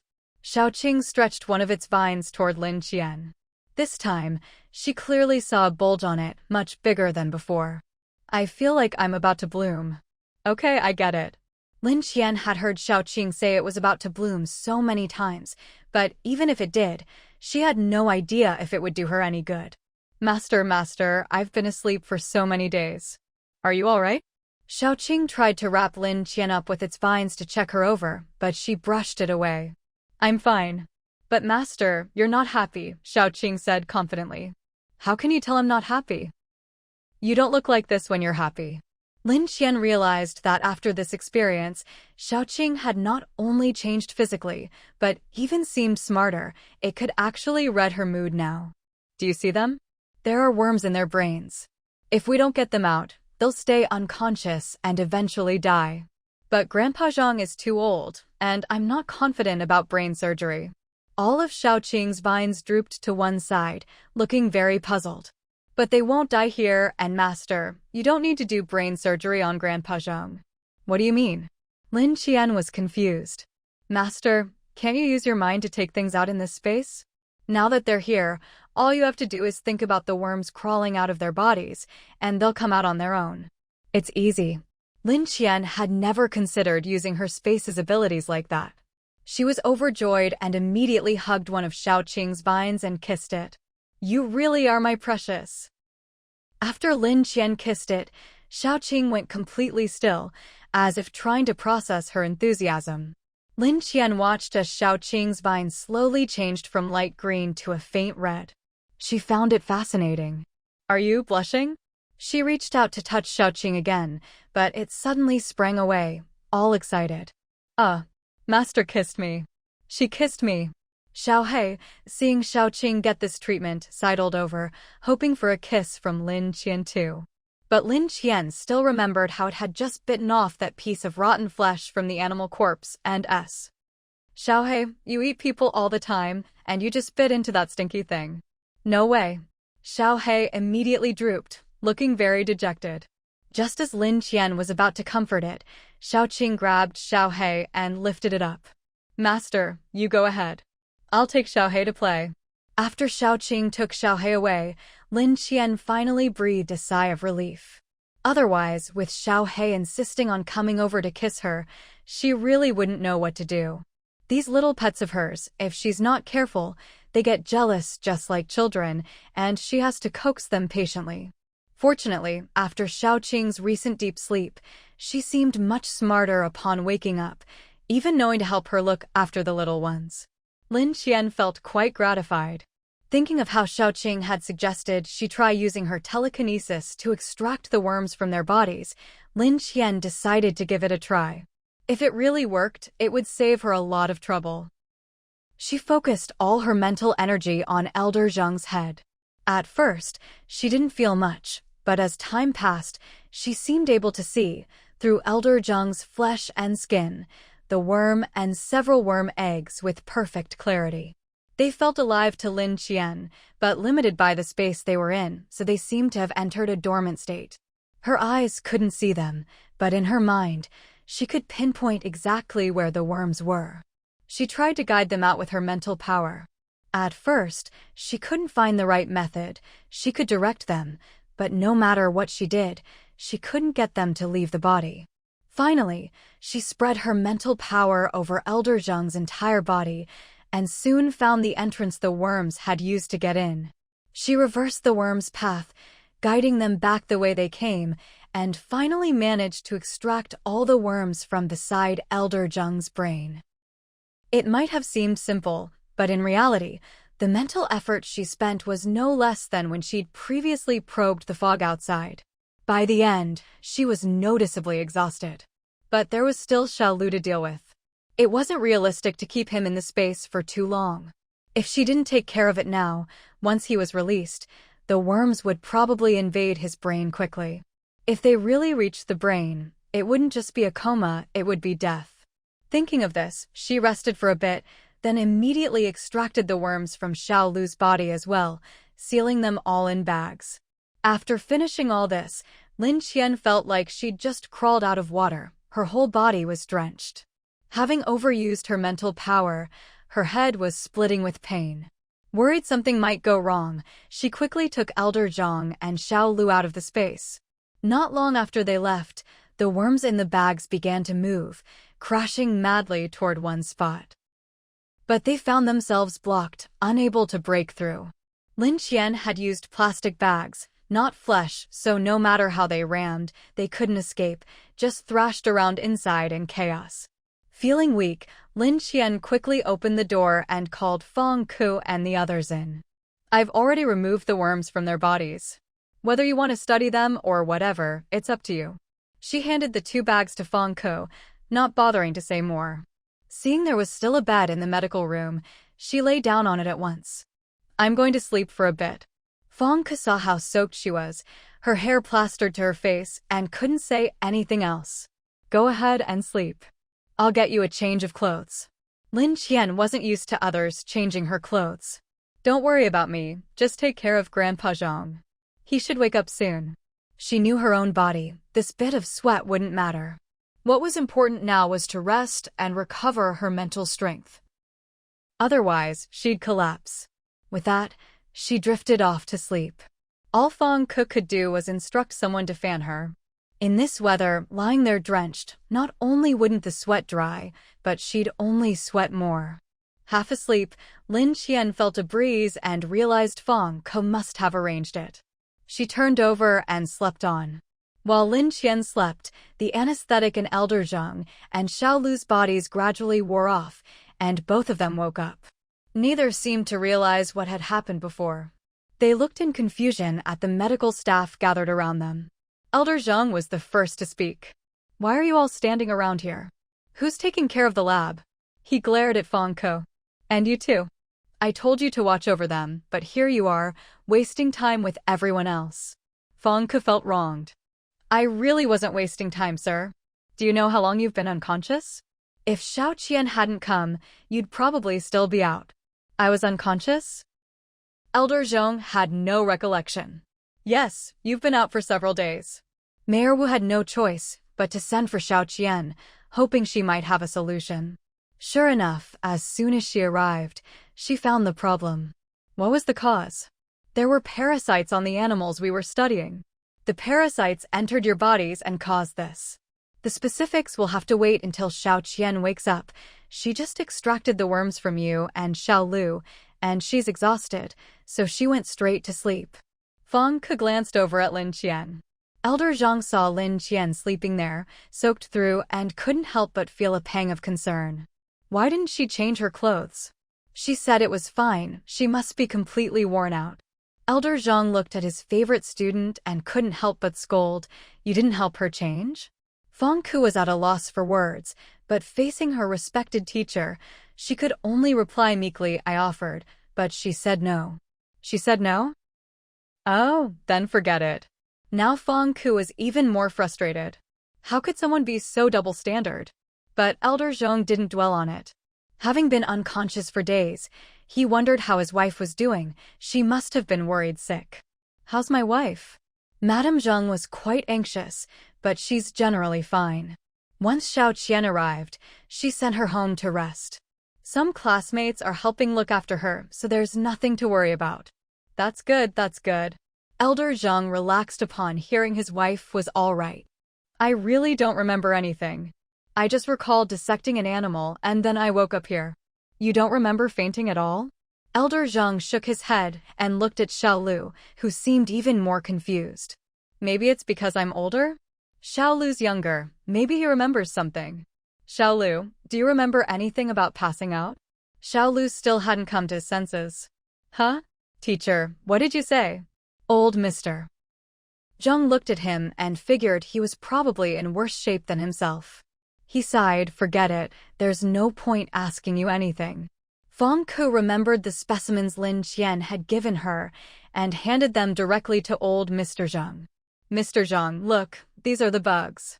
Old Mr. Zhang took them and glanced over, then looked at the piece of meat that Xiaohei had bitten off earlier. There was barely any meat left on that chunk now, just gaps and holes, all densely packed with white insect eggs. Feng Ku hadn't noticed before, but now she was shocked. I remember when Xiaohei first bit it off, it didn't look like this. There was still a lot of meat, a big piece. It's only been a short while, and it's already turned into this. Old Mr. Zhang wanted to study the bugs, but he'd only just woken up. There was no way Feng Ku would let him do anything. Xiaoqian already studied them before, and she's the one who extracted these. Even though she's handed them over to us now, we still don't understand their habits. We shouldn't let them out rashly. Why don't we wait until Xiaoqian wakes up before discussing it? Fang Ke tried to persuade old Mr. Zhang. Besides, look at yourself. You just woke up, so don't rush into research. Mrs. Zhang is still waiting for you at home. She must have been worried sick these past few days while you were unconscious. At that, old Mr. Zhang finally put the bugs down. All right, I'll head home for now. Keep an eye on Xiaoqian for me. If she wakes up, tell her to come home. Fang Ke didn't need to be told. Don't worry, I know. You should hurry back. Mrs. Zhang hasn't had a good night's sleep since you fell unconscious. Old Mr. Zhang was already worried about his wife. After being out for several days, he could only imagine how anxious she'd been. He got up and headed home. Lin Qian slept for a full 5 hours. In that time, not only did old Mr. Zhang come to check on her, even Mayor Wu stopped by. Lin Qian was a precious asset. They couldn't afford for anything to happen to her. Even though she didn't hold any official position at the base, as long as they had antiques, Lin Qian would always be useful to them. So, if anyone at the base didn't want anything to happen to Lin Qian, Mayor Wu would definitely be at the top of the list. Once they confirmed she was really asleep, everyone tiptoed out, making sure not to wake her. She slept incredibly well. When she finally woke up, it was already afternoon. Only then did she learn that Fang Ke had arranged for someone to fan her for a full 6 hours. Even though she could be a bit thick-skinned sometimes, she still felt a little embarrassed. You all can go now. There's no need to keep fanning me. It's nothing, we're happy to do it. You did a great service for the base, helped us save old Mr. Zhang. This is nothing. Lin Qian was left speechless. Some people really were born to be workhorses. All right, you guys go. I need to change, I smell. I've slept enough, you can get back to your own work. With that, they finally left the infirmary. Lin Qian noticed a few people still lying in the medical room, injured during the beast tide. After giving a few instructions to the people outside, she headed straight for old Mr. Zhang's house. She'd thought about changing in the operating room, but since it needed to stay clean, and she was in this state, even if she just wanted to shower in her own space and change, it wouldn't look good if someone saw her. If she was alone, it wouldn't matter, but now that she was old Mr. Zhang's godgranddaughter, she had to be a bit more careful. She soon arrived at old Mr. Zhang's house and found him chatting with Mrs. Zhang. When they saw her, they paused. Mrs. Zhang spoke first. There are dumplings in the pot. I'll heat them up for you. No need, Grandma. In this weather, I can just eat them as they are.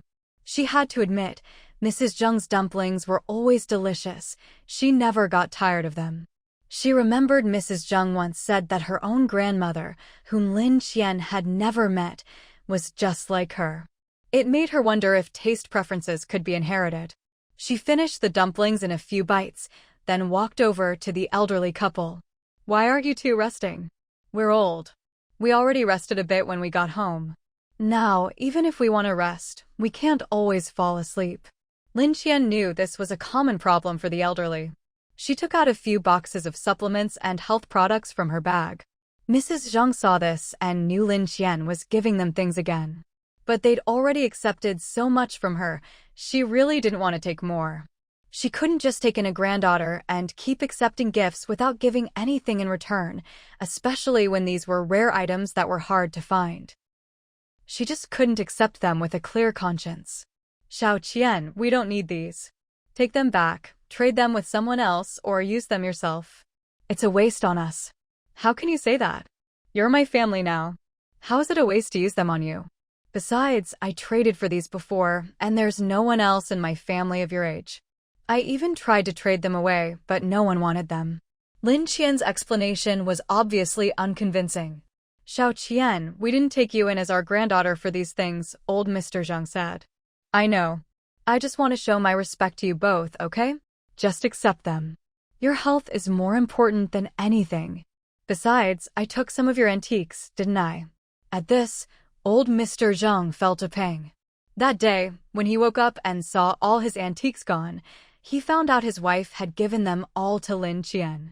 But what was done was done. They had no children of their own, and Lin Qian was their granddaughter now, so it was fine to give them to her. These things are no use to us anyway. If you like them, take whatever you want from the house. Lin Qian seized the opportunity. See, you said it yourself. We're family. If I give you something and you refuse, it's like you don't see me as your granddaughter. After some back and forth, the elderly couple finally accepted the gifts. Grandma, you've been worrying too much lately. Try not to overthink. Grandpa's fine now, so you can relax. Old Mr. Zhang turned to Mrs. Zhang. See? I told you I was fine. You didn't believe me, but you'll believe Xiao Qian, right? Yes, I believe her. Mrs. Zhang smiled. Xiao Qian, are you staying over tonight? Just as Lin Qian was about to reply, the ground started shaking again. The beast tide was coming again. This time, the beast horde came just 2 days after the last one. Lin Qian really couldn't remember how things had gone in her previous life. All she recalled was that once the beast hordes began, they came frequently. It wasn't until this place was nearly destroyed that the beast hordes gradually stopped, each finding their own territory. She truly couldn't remember how long it all lasted. Back then, she was just focused on surviving, and every time a beast horde came, she was actually happy about it. Every day, she could go out and scavenge some animal corpses to stave off hunger. For some reason, back then, even after eating those animals, none of them suddenly fainted. Maybe some people did faint, but she just never heard about it. Later on, it seemed that some kind of medicine was developed. After taking it, even if those bugs entered the human body, they wouldn't stay long. The medicine would work on them and prevent them from surviving. Lin Qian and the others also received a good amount of it, but Li Shouqing apparently didn't give any to her, only to his son. She shook her head. None of that mattered to her anymore. Now, with the beast horde returning to the official base, everyone had just barely recovered from the last attack, and were far less prepared than before. In an instant, chaos broke out among the people. In the end, it was Mayor Wu who stepped up to take charge and quickly organized the personnel. But after dealing with the last beast horde, everyone was already exhausted, and many were still recovering from injuries, so this time they were clearly struggling. Lin Qian kept an eye on the situation outside. If the beast horde broke into the base, it wouldn't do her any good either, especially now that Grandpa Zhang and Grandma Zhang were here. If she weren't here, it would be one thing, but since she was, she couldn't just sit by and do nothing. She first spoke to the elderly couple. Grandpa, Grandma, there seem to be a lot of beasts outside. I want to go take a look. Grandma Zhang immediately grabbed her hand. In her heart, Lin Qian was still a delicate little girl. How could she let her go out when it was so dangerous? No way. You're just a child, what could you possibly do? What if something happens to you? She was adamant. Grandpa Zhang also looked disapproving. We have soldiers guarding the base. Why would a little girl like you need to go out? If Wu Jianfang can't even handle something like this, he shouldn't be mayor anymore. No sooner had Grandpa Zhang finished speaking than there was a knock at the door. Still fuming, Grandpa Zhang marched over and yanked the door open. What do you want? Standing outside was Mayor Wu, looking a bit embarrassed. He opened his mouth, clearly uncomfortable, but forced himself to speak. Heh, everyone's here? With things like this going on outside, shouldn't you be out there dealing with it? What are you doing here? I am dealing with it. After the last beast horde, many people were injured, and we're short-handed now. I remember Miss Lin is quite capable. Could she possibly help us out? What are all of you doing then? So many soldiers just sitting around, and you want my granddaughter to risk her life for you? I've dedicated my whole life to Zhu City, to the country. Even my son died for the nation. That was our duty, and I accepted it without complaint. But I've only just gotten a granddaughter, and now you want her to be the one to look after me in my old age, and you'd have her risk her life for you too. Grandpa Zhang was furious. Mayor Wu was helpless. The situation was truly urgent, so he could only look at Lin Qian, hoping she would say something. Lin Qian looked at Mayor Wu, an old man himself, being lectured like a child by Grandpa Zhang, and couldn't help but find it a little funny. The corners of her mouth twitched up. Grandpa, it's fine. I've trained before. I'm even better than those soldiers. Remember those missing kids from before? Wang Hui and I were the ones who rescued them. But Wang Hui isn't here now, is he? Seeing that they were still unwilling, Lin Qian stepped forward and took Grandpa Zhang's hand. Grandpa, I know what I'm doing. The base is short-handed right now, and if the beasts break in, it'll be a real mess. Grandpa Zhang wanted to say more, but Lin Qian cut him off. I'll be careful. I won't act recklessly. If things get bad, I'll come right back. She'd said all she could, and even though Grandpa Zhang was unwilling, he had to respect her choice. Grandma Zhang sighed. Let her go, old Zhang. Since Xiao Qian wants to help, we should trust her. Grandpa Zhang's face was still dark, probably thinking of his own son, but he had no choice. He could only warn Lin Qian, be careful. If you can't handle it, run. If you really can't, hide behind the others. Lin Qian smiled. I know. Things are getting messy outside. You two stay here, I'll be back soon. Seeing the elderly couple relent, and with Lin Qian's reassurance, Mayor Wu quickly thanked them and hurried off with her. Grandpa Zhang watched Mayor Wu leave, thoroughly annoyed. How did I never realize how annoying that man is? Grandma Zhang couldn't help but laugh at his exasperated and helpless expression. Oh, come on. You're just grumbling. Since Xiao Qian said she can handle it, we should trust her. Ever since she arrived, you've been in better spirits, she's a lucky one. What else could Grandpa Zhang say at this point? Wait, but those animals have parasites. What if they get into Xiao Qian's body? Grandma Zhang had just relaxed, but hearing this, her heart tightened again. Grandpa Zhang saw her clutching her chest, sweat beading on her forehead, and immediately forgot his anger. What's wrong? Grandma Zhang waved him off. I'm fine, don't worry. How can you be fine like this?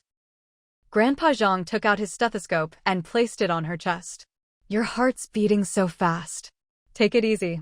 He gently rubbed her back, and after a while, seeing her complexion improve, poured her a glass of water. How did this happen? When this is over, I'll give you a thorough checkup. No need.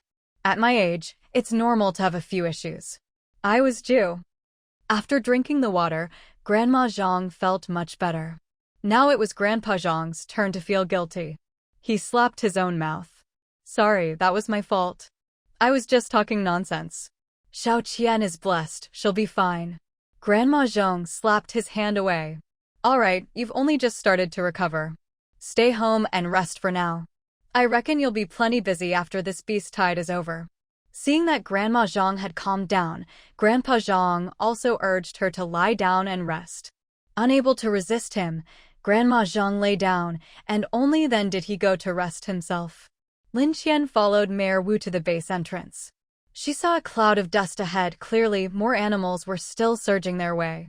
She initially wanted to pull out a gun, thinking it would be quick and convenient, but Mayor Wu's people were already firing with their own weapons.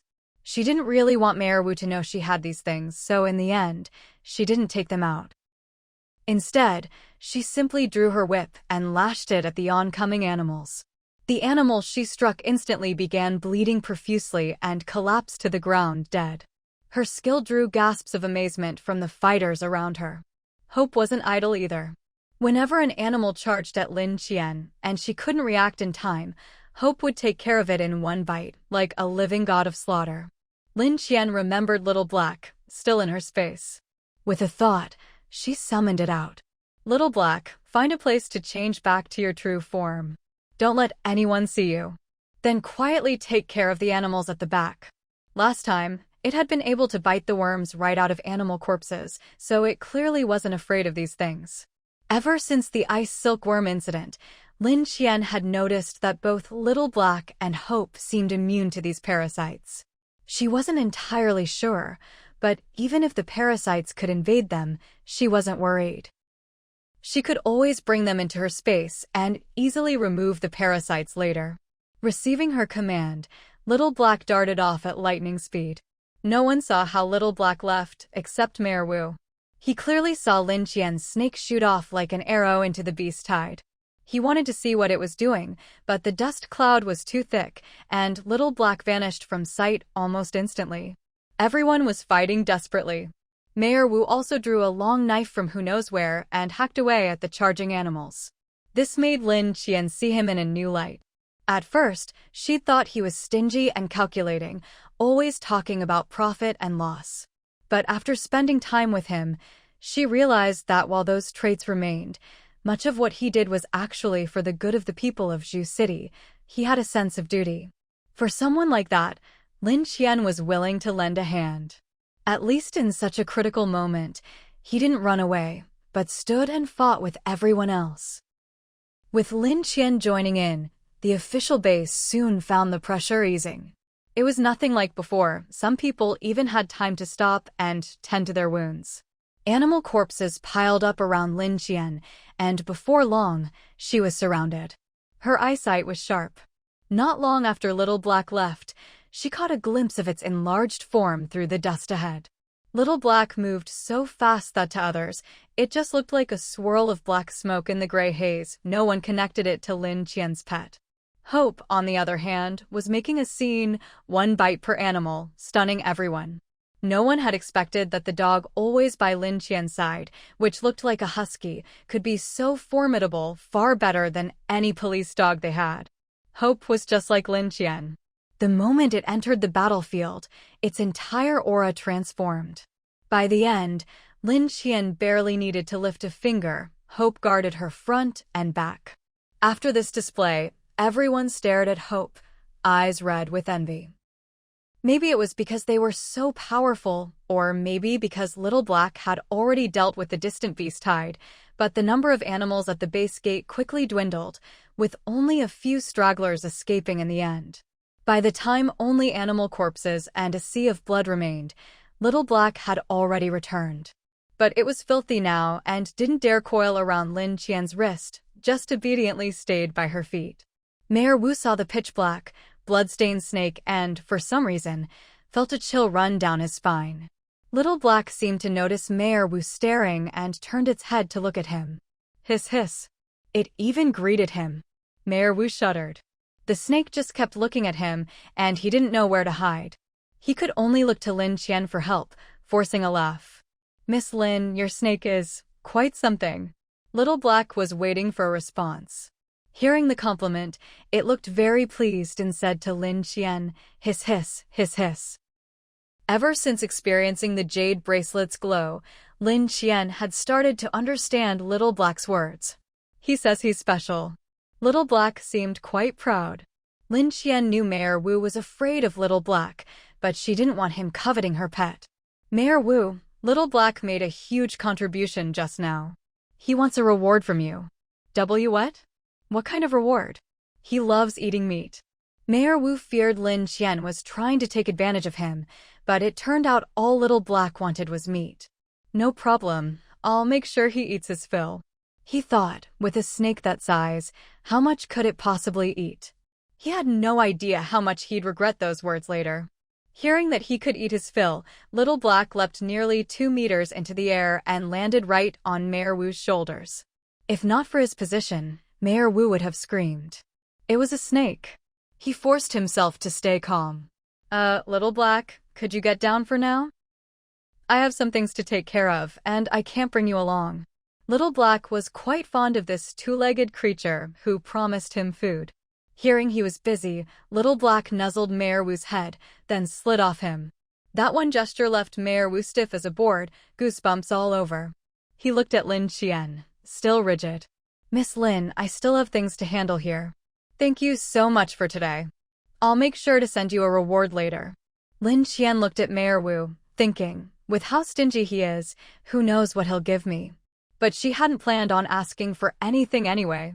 With Grandpa and Grandma Zhang here, she couldn't just let anything happen to this place. Now that Mayor Wu was offering, she certainly wouldn't refuse. "Then I'll be waiting." Mayor Wu's mouth twitched. "You've got a good attitude." He most feared people who wanted nothing. People like Lin Qian, who were clear about what they liked, were his favorite to deal with. "Mayor Wu, come take a look at this." Lin Qian followed the call and saw that a soldier was holding a black bead in his hand. Mayor Wu walked over, stared intently at the black bead in the soldier's hand, furrowing his brow as he examined it for a while before asking, "Where did this come from?" The soldier glanced at Lin Qian. Miss Lin just broke one of the animals with her whip, and this fell out of it. What? Mayor Wu seemed unsure if he'd heard correctly, or maybe he just couldn't believe it. Is this a stone? Lin Qian herself wasn't sure what it was, but her spatial abilities seemed to react to the object. Let me see it. She reached out to the soldier and took the black bead. A core. Xiaoqing's voice suddenly sounded in her mind. What did you say? Lin Qian asked. Master, this is a core, Xiaoqing repeated. Lin Qian felt a moment of dizziness, as if she'd stepped into a cultivation novel. She'd been through the apocalypse twice, but she'd never heard of animals having inner cores. She communicated with Xiaoqing in her mind. Can you sense if there are any other cores here? There's only this one, Xiaoqing quickly replied. Out of all these animals, there's only one core? Lin Qian looked at the pile of animal corpses in front of her, finding it hard to believe. Usually respectful, even Xiaoqing couldn't help but be speechless at this moment. Did you think cores are as common as cabbages? They only form under rare circumstances and after a long time. They're not that easy to come by. All right, Lin Qian replied helplessly in her mind, feeling a bit looked down on by Aven. The problem now was that Lin Qian really wanted the core, but Mayor Wu and the others had already seen it. It would be difficult to take it away without anyone noticing. Just then, Feng Ziyu suddenly jumped in and snatched the black bead from Lin Qian's hand. What is this thing? No one present knew, but Mayor Wu had been watching Lin Qian closely. Seeing her reaction, he realized she must have some idea about the object. He probed, Miss Lin, do you know what this is? Lin Qian honestly felt this man must have some dog in him. His nose was sharper than Hope's. Otherwise, why did he always seem to sniff things out at critical moments? I'm not too sure, she said, but I remembered reading some web novels before, and they called the beads that form inside animals cores. There was no way to hide it. Mayor Wu was sharp as a tack. Besides, even if she didn't tell them, she couldn't take the thing herself. She might as well say it outright. Maybe with their research skills, they'd figure out the secret behind it soon enough. A core. Mayor Wu was skeptical. Feng Ziyu was even more dramatic. No way. This black thing looks like a lump of coal. How could it be a core? Aren't cores supposed to be all shiny? This looks more like a stone to me. With that, everyone found his explanation more convincing. I think so too. When I had kidney stones removed in surgery, they looked just like this, someone chimed in. Everyone looked at the little black bead and found this argument surprisingly reasonable. Although Mayor Wu thought highly of Lin Qian's abilities, he really couldn't bring himself to believe this thing was some kind of mystical core. He'd been mayor for years and seen all sorts of strange things, but never anything like this. Deep down, he just couldn't accept it. So, what do we do with it? Feng Ziyu asked, suddenly feeling grossed out at the thought that it might be a stone. Let's give it to Miss Lin to take back to Elder Zhang. Let's see what he thinks, Mayor Wu suggested. Feng Ziyu was eager to get rid of the black thing, but if it meant giving it to Lin Qian, he hesitated. In the end, he decided to hold on to it himself, even if it was a bit disgusting. I'll hold on to it for you. Who knows if it's carrying some virus, Feng Ziyu said. Just as he finished, Lin Qian pulled out a bag and opened it in front of him. Put it in here. Why do you always carry these bags around? Feng Ziyu was amazed, feeling like Lin Qian's bag was just like Doraemon's pouch, filled with all sorts of gadgets. He craned his neck, trying to peek inside. But Lin Qian was quick. She zipped the bag shut before he could see anything. Oh, come on, just a peek won't hurt you, Feng Ziyu complained. Lin Qian ignored him and walked off with the core. Hey, wait up. I'm coming too. Feng Ziyu called after her. There's no food for you, Lin Qian replied, not wanting him to tag along. I brought my own, okay? Feng Ziyu persisted. Lin Qian didn't even spare him a glance, and he didn't follow her. In a flash, he disappeared somewhere else. I'll leave this bead to you and Elder Zhang. I have other things to handle, Mayor Wu said, looking at the pile of animal corpses with a headache. No problem, I can head back myself. You go ahead, Lin Qian replied. Hiss hiss. Xiaohei called out to Lin Qian as she was about to leave. Don't worry, he won't forget. Once he's done, we'll go find him. He promised you could eat your fill, Lin Qian reassured Xiaomau, who then followed her back. Everyone was busy dealing with the aftermath of the beast tide, so Lin Qian found a quiet spot, brought Hope and Xiaomau into her spatial dimension, and cleaned off the stench. Otherwise, she'd scare Elder Zhong and the others. When they came out, they were all fresh and clean. Lin Qian grabbed a small fan and headed back to Elder Zhong's house. Though Elder Zhong and the others said they were resting, they couldn't really sleep, always keeping an ear out for what was happening outside. As soon as Lin Qian returned, they got up. Elder Zhong opened the door and saw Lin Qian looking fresh, with Hope beside her looking spotless too. There wasn't any smell, but there was something oddly clean about them, as if they'd just showered. He figured Lin Qian really had just gone to check things out, so he was relieved. That Wu Jianfeng finally did something right for once. He hadn't let Lin Qian rush to the front lines. I told you there was nothing to see. They could handle it just fine without you, but you insisted on going. I'll have to talk to him about this, Elder Zhong grumbled. It's fine, Grandpa. See, I'm perfectly okay. I'm starving though.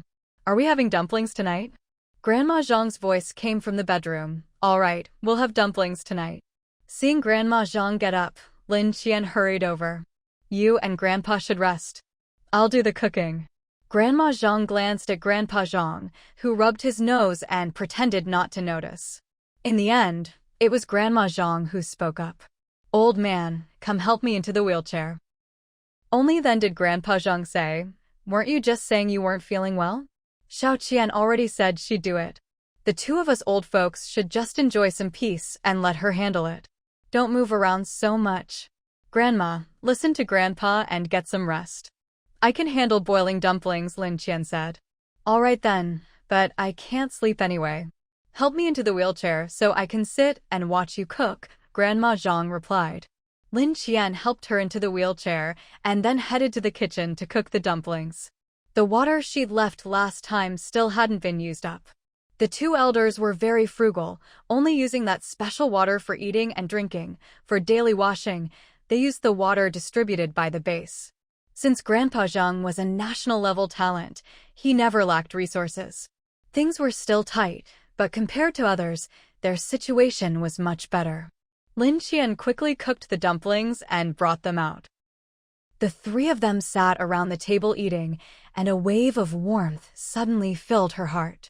By the way, Grandpa, when I was at the base entrance earlier, during the beast tide, I picked up something that looks like a stone, Lin Qian said as they finished eating, bringing up the inner core she'd found. Grandpa Zhong knew that if Lin Qian mentioned it, she must have the item.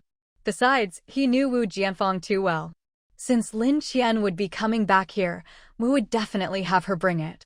It wasn't that he was arrogant, but at this stage, there really wasn't anyone at the official base with more experience than him in medicine and research. Where is it? Grandpa Zhong asked.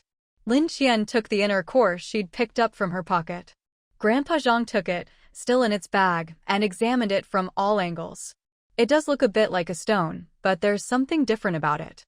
I'll need to run some tests to figure out exactly what it is. He was itching to rush to the lab right away. Grandma Zhong, having been with him for so many years, knew exactly what he was thinking. All right, just go if you want to. She thought Lin Qian would stay and keep her company, but when she turned around, she saw Lin Qian's eyes sparkling, clearly eager to go too. Grandma Zhong sighed helplessly. No wonder they say birds of a feather flock together. If you want to go, go ahead. Thank you, Grandma. Lin Qian looked at Grandma Zhong, then at Hope, who was obediently sitting nearby. Hope, I'm going out with Grandpa Zhong for a bit. Stay here and keep Grandma company. If anything happens, go to the lab and find me, okay? Hope was much more sensible now than before. Knowing Lin Qian had important things to do, he didn't cling to her. Woof, he barked, then got up and moved closer to Grandma Zhong. Seeing this, Grandma Zhong couldn't help but smile. This dog really is clever. Yeah, I'm going out with Grandpa, so he'll keep you company. If you need anything, just ask him, he's very smart, Lin Qian said. Even so, Hope's intelligence was still only that of a young child. Lin Qian's praise made him happy. Woof woof woof, he barked, promising to do his job well. Lin Qian was eager to find out what was special about the object and why her space reacted to it. With hope settled, she was even more impatient than Grandpa Zhang, practically dragging him along. Hey, wait a minute. It's almost dark now. Even if we go, we might not be able to run the tests. Why not wait until morning? Grandpa Zhang said, though he was just as eager, he had to be practical. After all, resources at the base were scarce. If he did research at night, it would use up a lot of resources. It's fine, I have a generator and fuel in my car, Lin Qian replied, immediately understanding his concern. You don't have to worry about that.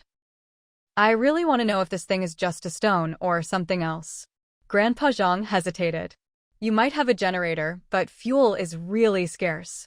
We're all trying to save it. You probably don't have much either. Maybe we should just forget it and save it for yourself.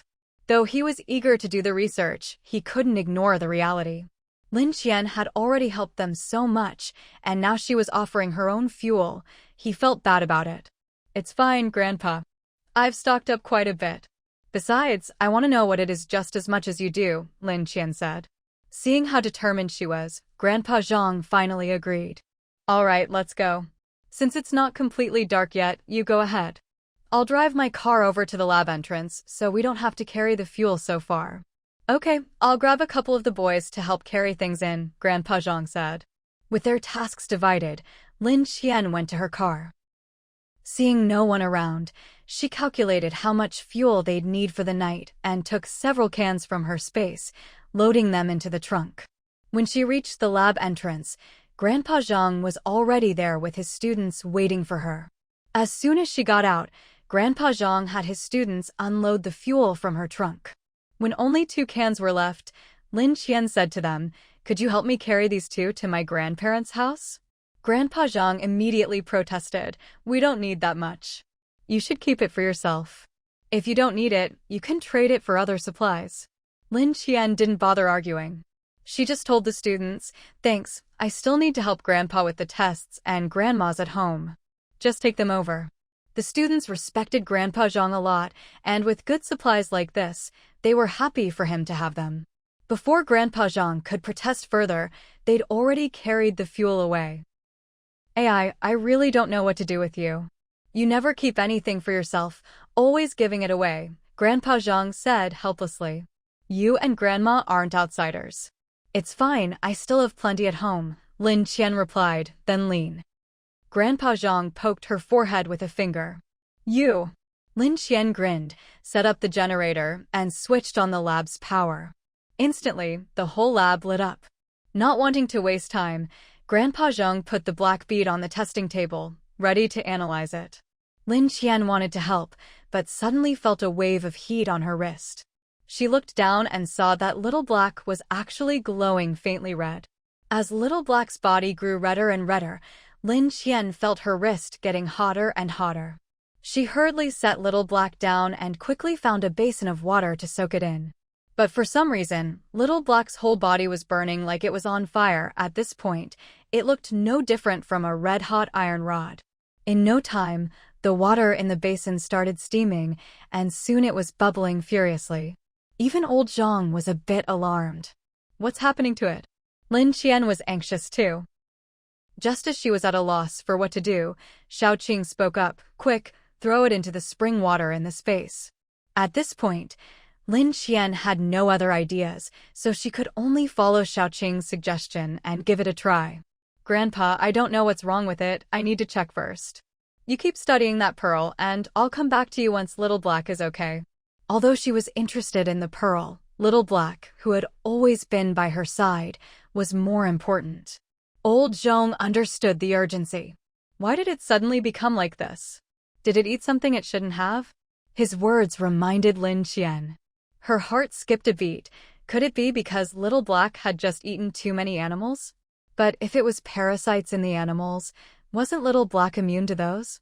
So what exactly was going on with it now? Not daring to waste any more time, she quickly said goodbye to old Zhong and took Little Black into the space. As soon as she entered, Lin Qian went straight to the garden and tossed Little Black into the living spring pool. The moment Little Black hit the water, it was like a burning iron rod meeting ice. There was a loud sizzle, and the fiery red on Little Black's body faded away. What's going on with it? Lin Qian looked at Xiaoqing. Since Xiaoqing had told her to bring Little Black in, it must know what was happening. It probably just ate the inner cores from those animals. You mean Little Black ate inner cores, and that's why this happened? That's likely, and I think it ate more than one. But didn't you just say inner cores aren't exactly common? We're lucky to find even one, and Little Black ate more than one. Lin Qian found it hard to believe. Xiaoqing's vines swayed back and forth, clearly displeased that Lin Qian doubted it. You might not have noticed how many animals it ate just now, but I could sense it from here. Little Black definitely ate quite a few. One of the vines pointed at Little Black in the water.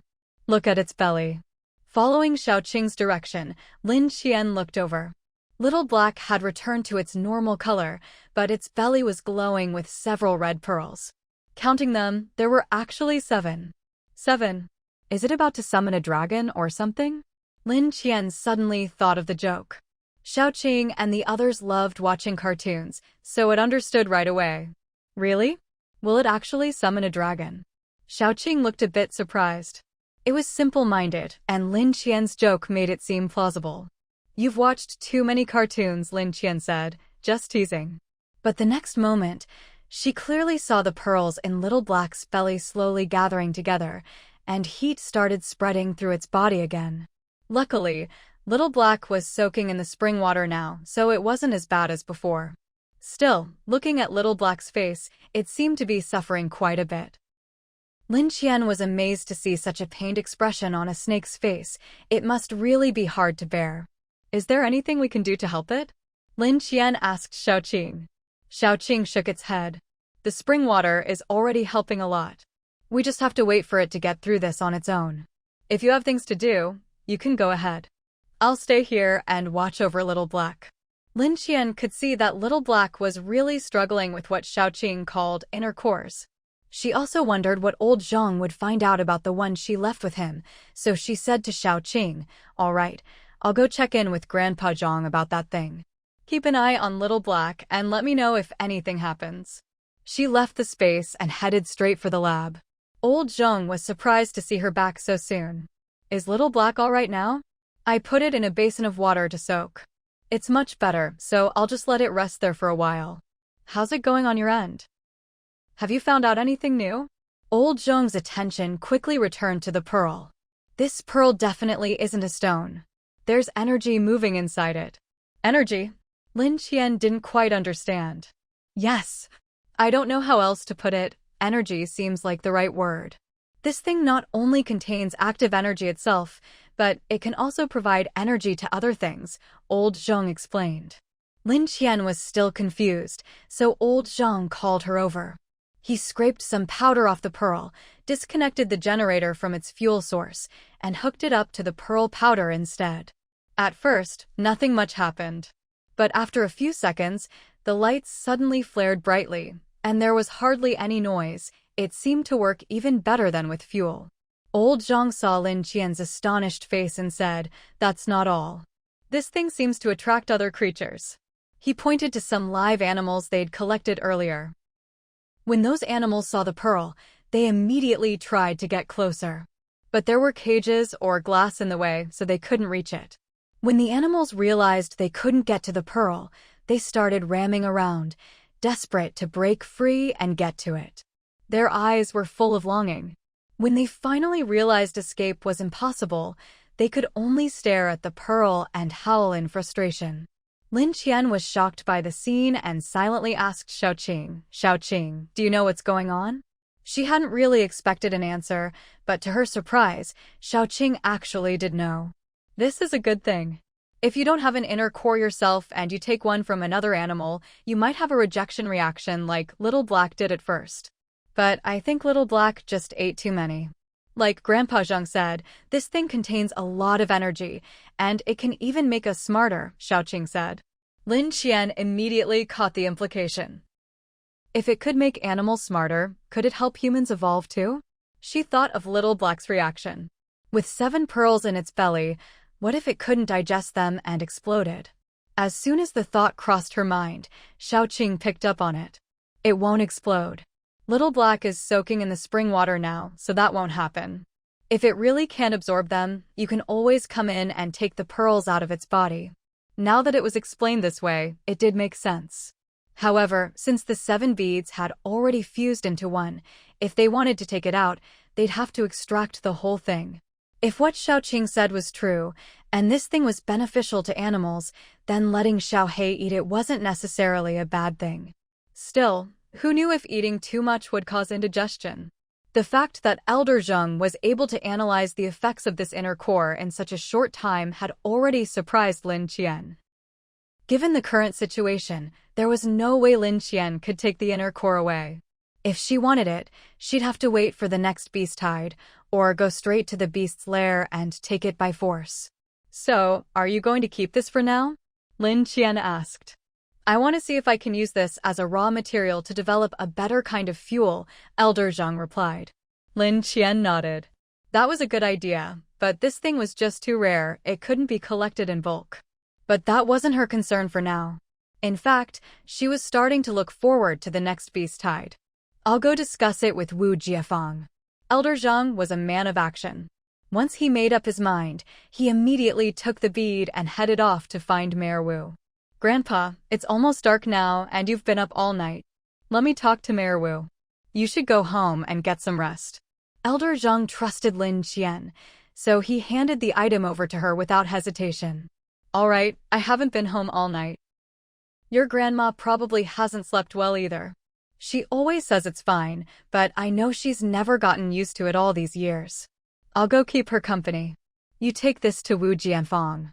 With Elder Zheng's trust, Lin Qian naturally wouldn't do anything sneaky for the sake of a small inner core, so she agreed right away. When Lin Qian knocked on Mayor Wu's door with the item in hand, he had just finished arranging for the disposal of the animal carcasses outside and had only just returned. He was still covered in blood and grime. Seeing Mayor Wu like this, Lin Qian felt a bit of respect for him, though honestly, she felt even more disgusted. It was hot, and the stench was overwhelming. Mayor Wu, who had been exhausted, perked up immediately when he saw Lin Qian holding the bead. Miss Lin, is there any progress with this bead? He had great faith in both Lin Qian and Elder Zheng. Lin Qian relayed Elder Zheng's findings to Mayor Wu. After a moment's thought, Mayor Wu said, if we can collect enough inner cores. He now referred to the black bead as an inner core as well. With something this powerful, how could you still call it a stone? Inner core was much more fitting, so he quickly adopted Lin Qian's terminology. If we could gather enough inner cores, that would indeed be a good solution. But we can't just think about things in theory. Last night, we dissected nearly every animal carcass, but didn't find any more black beads like this. So, out of that whole horde of beasts, only one had an inner core inside. That shows just how rare these things are, Mayor Wu said. It wasn't that Mayor Wu thought Elder Zheng's idea was bad, he agreed it was a good one, but it was just too difficult to put into practice. If we could identify which animals carried these inner cores, it would be easier to collect them.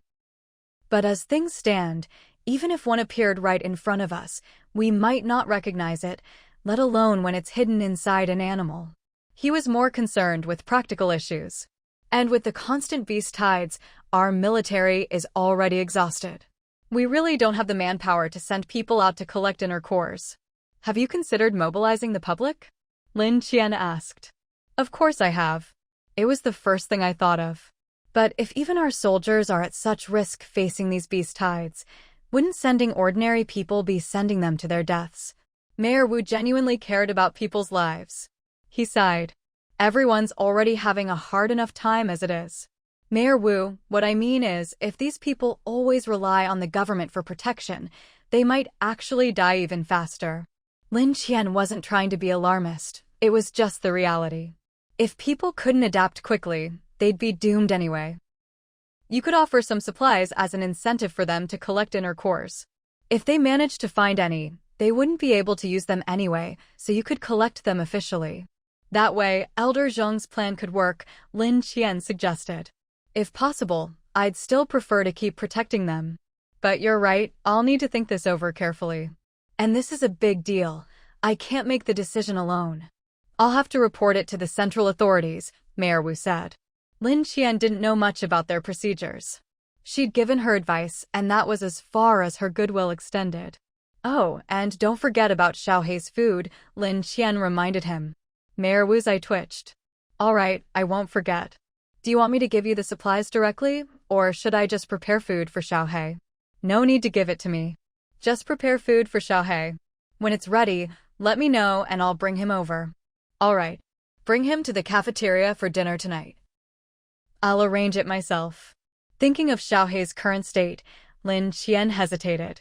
Actually, Xiaohei was probably exhausted yesterday and is still resting. Once he's recovered, I'll get in touch to arrange it. That's fine. Just let him know when you're ready. Mayor Wu pointed to a nearby guard. He'll take care of it for you. Lin Qian thought of Xiaohei's appetite. Xiaohei eats a lot. Can he make the call? He can. As long as Xiaohei can eat it, we'll provide as much as he wants. Mayor Wu looked at the guard. Understood. Yes, sir, the guard replied immediately. With that, Lin Qian felt reassured. After saying goodbye to Mayor Wu, she slipped into her space and appeared by the spring. She saw Xiaoqing still keeping watch, while Xiaohei lay with his eyes tightly shut, his face still twisted in pain. How's Xiaohei? Lin Qian asked. I think he's asleep, but he's still absorbing the power of the inner core. Most of it's already been used up, Xiaoqing replied. Lin Qian noticed that Xiaohei's horn looked different than before. Did his horn just change? Yes. After absorbing the inner core, his horns started to transform, and his scales looked different too, Xiaoqing said. Lin Qian hadn't paid such close attention before, but now that Xiaoqing mentioned it, she looked more carefully and saw that Xiaohei's scales were much shinier than before. Each one glimmered with a faint light, and under the sunlight, they shimmered with a strange brilliance. They used to shine gold, but now, while gold was still the main color, there were hints of other hues, making Xiaohei look even more magnificent. Lin Qian moved closer for a better look, but as soon as she did, Xiaohei's horn began to grow rapidly, and his whole body started to expand. After Little Black grew larger, 4 legs slowly sprouted beneath him, and his entire body shimmered with a multicolored, satin-like radiance. There was a white pattern on his neck, which, upon closer inspection, looked quite similar to the totem that had once appeared on Lin Qian's palm. Suddenly, Lin Qian heard a thunderous boom from the sky, followed by Xiaoqing's anxious voice. Master, we need to get it out of here. Otherwise, the lightning will strike us any moment now. What? And you're only telling me this now? Lin Qian was exasperated. I just remembered too, Xiaoqing explained. Lin Qian was speechless. Could this be the legendary tribulation lightning? But with Little Black's size now, she had no idea where she could possibly put him. How much time do we have before the lightning strikes? Lin Qian asked. Xiaoqing's vines whipped about anxiously. I don't know. Sometimes it comes quickly, sometimes slowly. But if the lightning hits us here, I don't think we'll be able to withstand it. Lin Qian didn't dare waste another second. She dashed to her car, started the engine, and sped out of the official base like a rocket. Behind the base was a forest park, which could temporarily accommodate Little Black. If he underwent his tribulation there, hopefully the impact wouldn't be too great. Without a second thought, she floored it, racing out at 200 kilometers per hour. The guards at the gate, seeing Lin Qian driving like a madwoman, hurriedly stepped aside. She soon arrived at the entrance to the forest park with Little Black in tow. The place was in ruins, and there was no way to drive the car inside. Lin Qian had no choice but to get out and, using all her strength, dash toward the center of the park. She hadn't even reached the center when she felt the lightning looming overhead. Summoning all her psychic power, she flung Little Black out of her storage space. The moment Little Black emerged, a bolt of lightning crashed down from the sky, striking him squarely. Then, one after another, bolts of lightning rained down on Little Black, until the ground around him was scorched black and smoke billowed everywhere. Little Black's body was battered and broken, charred all over with not a single intact spot. But as soon as the lightning stopped, his body began to heal itself, quickly transforming until he looked completely different from before. So if you really collect 7 Dragon Balls, you can summon a dragon, huh? Lin Qian's worldview was thoroughly shattered. Staring at the scene before her, she could hardly believe her eyes. Little Black was also stunned, unable to speak for a long while. This doesn't really look like a dragon. Little Black looks more like a Jiao now. Lin Qian had never seen a dragon, let alone a Jiao. Her only understanding of their appearances came from TV dramas. How could she tell the difference? What's the difference between the two? Lin Qian asked. Look at Little Black's claws. A true dragon has 2 pairs, but he only has 1. And there's only a single short horn on his head, while dragons have 2 branched horns. Plus, his tail is still a snake's tail, and his eyes aren't bulging, Xiaoqing explained. Lin Qian looked closely and realized it was true. Still, the fact that Little Black could transform into a Jiao was already far beyond her expectations. The lightning storm had naturally drawn everyone's attention. A sudden thunderstorm in broad daylight had everyone trembling in fear. People thought another disaster was upon them, and anxiety filled their hearts. But after a long while, when nothing else happened, they finally relaxed. Little Black, who had long been tormented by the animal core, had finally been reborn. Seeing Lin Qian keeping watch over him, he quickly shrank down and crawled toward her. Lin Qian's worldview had already been torn to shreds, but seeing a Jiao dragon crawling toward her still left her a bit confused. Wait, aren't Jiao dragons supposed to be able to fly? Dragons can, but Jiao dragons can't, Xiaoqing explained patiently. At least, not yet.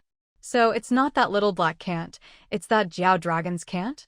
Little Black, having just reached Lin Qian's feet, immediately climbed onto her wrist and piped up in a childish voice, "No Jiao dragons can fly." Lin Qian nodded and glanced at Xiaoqing, clearly not quite convinced. Xiaoqing, however, backed Little Black up, nodding all his vines. That's right. Fine. I've been misled by TV dramas, Lin Qian said, looking at Little Black coiled around her wrist. It still felt surreal. Little Black looked up at Lin Qian and spoke again in that childish voice, "Told you not to watch so many TV dramas." Suddenly, Lin Qian realized something and turned to Little Black. "Wait, were you just talking?" "Of course," Little Black replied. "You can talk now? If Xiaoqing can, so can I," Little Black said proudly, lifting his head. Xiaoqing couldn't be bothered to argue and turned back into a totem on Lin Qian's palm. The totem on Little Black's neck and the one on Lin Qian's wrist now complemented each other perfectly. Lin Qian stared at them, feeling they looked more and more familiar, but no matter how hard she tried, she couldn't remember where she'd seen them before. She decided not to dwell on it. Now that Little Black had evolved, he looked even more luxurious curled around her wrist. As Lin Qian left the forest park, she found several people gathered around her car, each holding tools, looking like they were about to break in. But her car was built for the apocalypse, anti-theft was just the most basic function. So even though she'd been in a hurry and hadn't put it away in her storage space, there was no way anyone could steal it so quickly. They banged on the car for a while, but nothing worked. Lin Qian watched for a bit, then walked over. "What's up? You guys interested in my car?" The group was surprised to see the owner was such a delicate, pretty young woman, and their interest was piqued. "This car's yours. What's a pretty girl like you doing here? Aren't you afraid of the beast tide?" one of them asked. Lin Qian chuckled. She was actually hoping for another beast tide so she could collect more beast cores. Not only could those help Little Black evolve, but they also seemed to react with her storage space. It was probably similar to the effect antiques had, maybe not exactly the same, but collecting more for Little Black's evolution certainly wouldn't hurt. She didn't want to get involved with these people. "Move aside, I'm leaving." They exchanged glances, clearly unwilling to let such a great car and such a beautiful girl go. It was rare to see a girl as clean, fresh, and pretty as Lin Qian these days. What's more, as she got closer, they caught a faint, natural fragrance. One of the bolder ones stepped in front of her. "Hey pretty, why don't you come with us? We'll make sure you live the good life." Lin Qian didn't say a word. She simply pulled a gun from her backpack. I said move. These men hadn't expected Lin Qian to just pull out a gun without warning. Startled, they quickly recovered and sneered. She's just a girl. Where would she get a gun? She must be bluffing. With that, they moved even closer to Lin Qian. Lin Qian couldn't be bothered to waste words. She simply squeezed the trigger. With a bang, the bullet went straight into the speaker's head, blood spraying everywhere. Everyone was stunned. SHG, her gun is real. The group exchanged glances, and after a silent exchange, they rushed at her. Two tried to restrain Lin Qian, while another lunged for her gun, hoping to snatch it away. But no matter how fast they moved, they were no match for Lin Qian. Not to mention, her body had long been enhanced by the space, and she trained regularly. Compared to these amateurs, she was in a league of her own. Before they could even see how she moved, their weapons were already in her hands. The two trying to subdue her were already on the ground, motionless. The one who'd tried to grab her gun took one look at this and immediately gave up on attacking, turning to flee. But Lin Qian wasn't about to let him get away. One last shot right to the head. At that moment, Little Black, having just evolved and used up a lot of energy, looked at the fresh meat on the ground and couldn't help but drool. Sis, can I eat these people? Lin Qian looked at Little Black. Right now, it was small and cute, and with that childish voice, it was simply irresistible. How could she refuse a request from her little baby voice dragon? You can eat them, but don't get yourself dirty. Okay. Little Black quickly slid off Lin Qian's wrist, instantly growing larger, and began devouring the bodies one by one. After finishing, it still seemed unsatisfied. I'm still hungry. Lin Qian remembered that Mayor Wu had promised to let Little Black eat its fill. Alright, let's go find Mayor Wu and ask for some food. It happened to be around noon, just in time for lunch. When Lin Qian returned to the official base, she learned that Mayor Wu already knew she'd gone out in a hurry that morning. Seeing her back, he made a point to come find her. I thought you had something urgent and were leaving, Mayor Wu said. I did have something to take care of, but it's settled now. Didn't you say you'd prepare food for Little Black? It's fine now, so I'd like to arrange a meal for it if that's convenient. Of course. Mayor Wu looked at Little Black's current size. Even if it ate a lot, it wouldn't be a problem. But now Little Black seemed a bit different from before. It looks different from before, Mayor Wu said, never shy about asking questions. Maybe it grew a bit? No, are you sure this is a snake? It doesn't look like one. I don't remember it having claws before. Could it be a lizard? Hearing himself compared to a lowly lizard, Little Black was furious and raised its head to retort. Luckily, Lin Qian was quick and pressed its head down. It probably mutated. Pressed down by Lin Qian, Little Black realized it shouldn't speak right now and immediately shut its mouth. Anyway, as long as this person was willing to feed it, it could keep quiet. Mayor Wu called over the guard who'd previously been in charge of Little Black's meals, instructing him to take Lin Qian and Little Black to eat, and specifically said, let it eat as much as it wants, until it's full. Little Black's face instantly lit up. Even the little horn on its head seemed to perk up with happiness. At the cafeteria, the guard arranged a table for Lin Qian and Little Black, and brought out 2 portions of food from the kitchen. Lin Qian wasn't particularly interested in the food. She'd rather have Grandma Zhang's dumplings. Normally, Little Black would probably turn its nose up at this kind of fare, but it was so hungry from all the energy it had spent that it wasn't picky at all. The guard stood by, watching as Little Black slid off Lin Qian's wrist and began devouring the food, head buried in the bowl. Though Little Black didn't eat quickly, the food in the bowl visibly disappeared. With Mayor Wu's orders to let Little Black eat its fill, the guard kept bringing out more food whenever the table was running low. He thought the same as Mayor Wu. How much could a little snake possibly eat? Who could have guessed that Little Black's stomach was like a bottomless pit? It just kept eating and eating, and while a person might take a while to finish a bowl, Little Black could polish off 10 in the same time. By the time Little Black had nearly finished off all the food prepared in the kitchen that day, the guard finally realized the seriousness of the situation and hurried off to report to Mayor Wu. When Mayor Wu heard about it, his first reaction was disbelief. But the messenger was adamant, so he had no choice but to come see for himself. When he arrived at Lin Qian's side, he saw Little Black still eating, with empty plates stacked high on the table. He looked a bit embarrassed. Do you know how much more Little Black plans to eat? Lin Qian glanced at him. Didn't you say to let it eat as much as it wants? Yes, but we didn't prepare that much food today, and there are still a lot of people who haven't eaten yet. Mayor Wu looked at the stack of plates, his mouth twitching involuntarily. So what are you saying now? Mayor Wu sat down next to Lin Qian and lowered his voice. Miss Lin, can we talk? Your snake eats way too much. To be honest, our food supplies are really tight right now. When I promised to let Little Black eat its fill, I didn't think it through. Lin Qian just looked at him, saying nothing.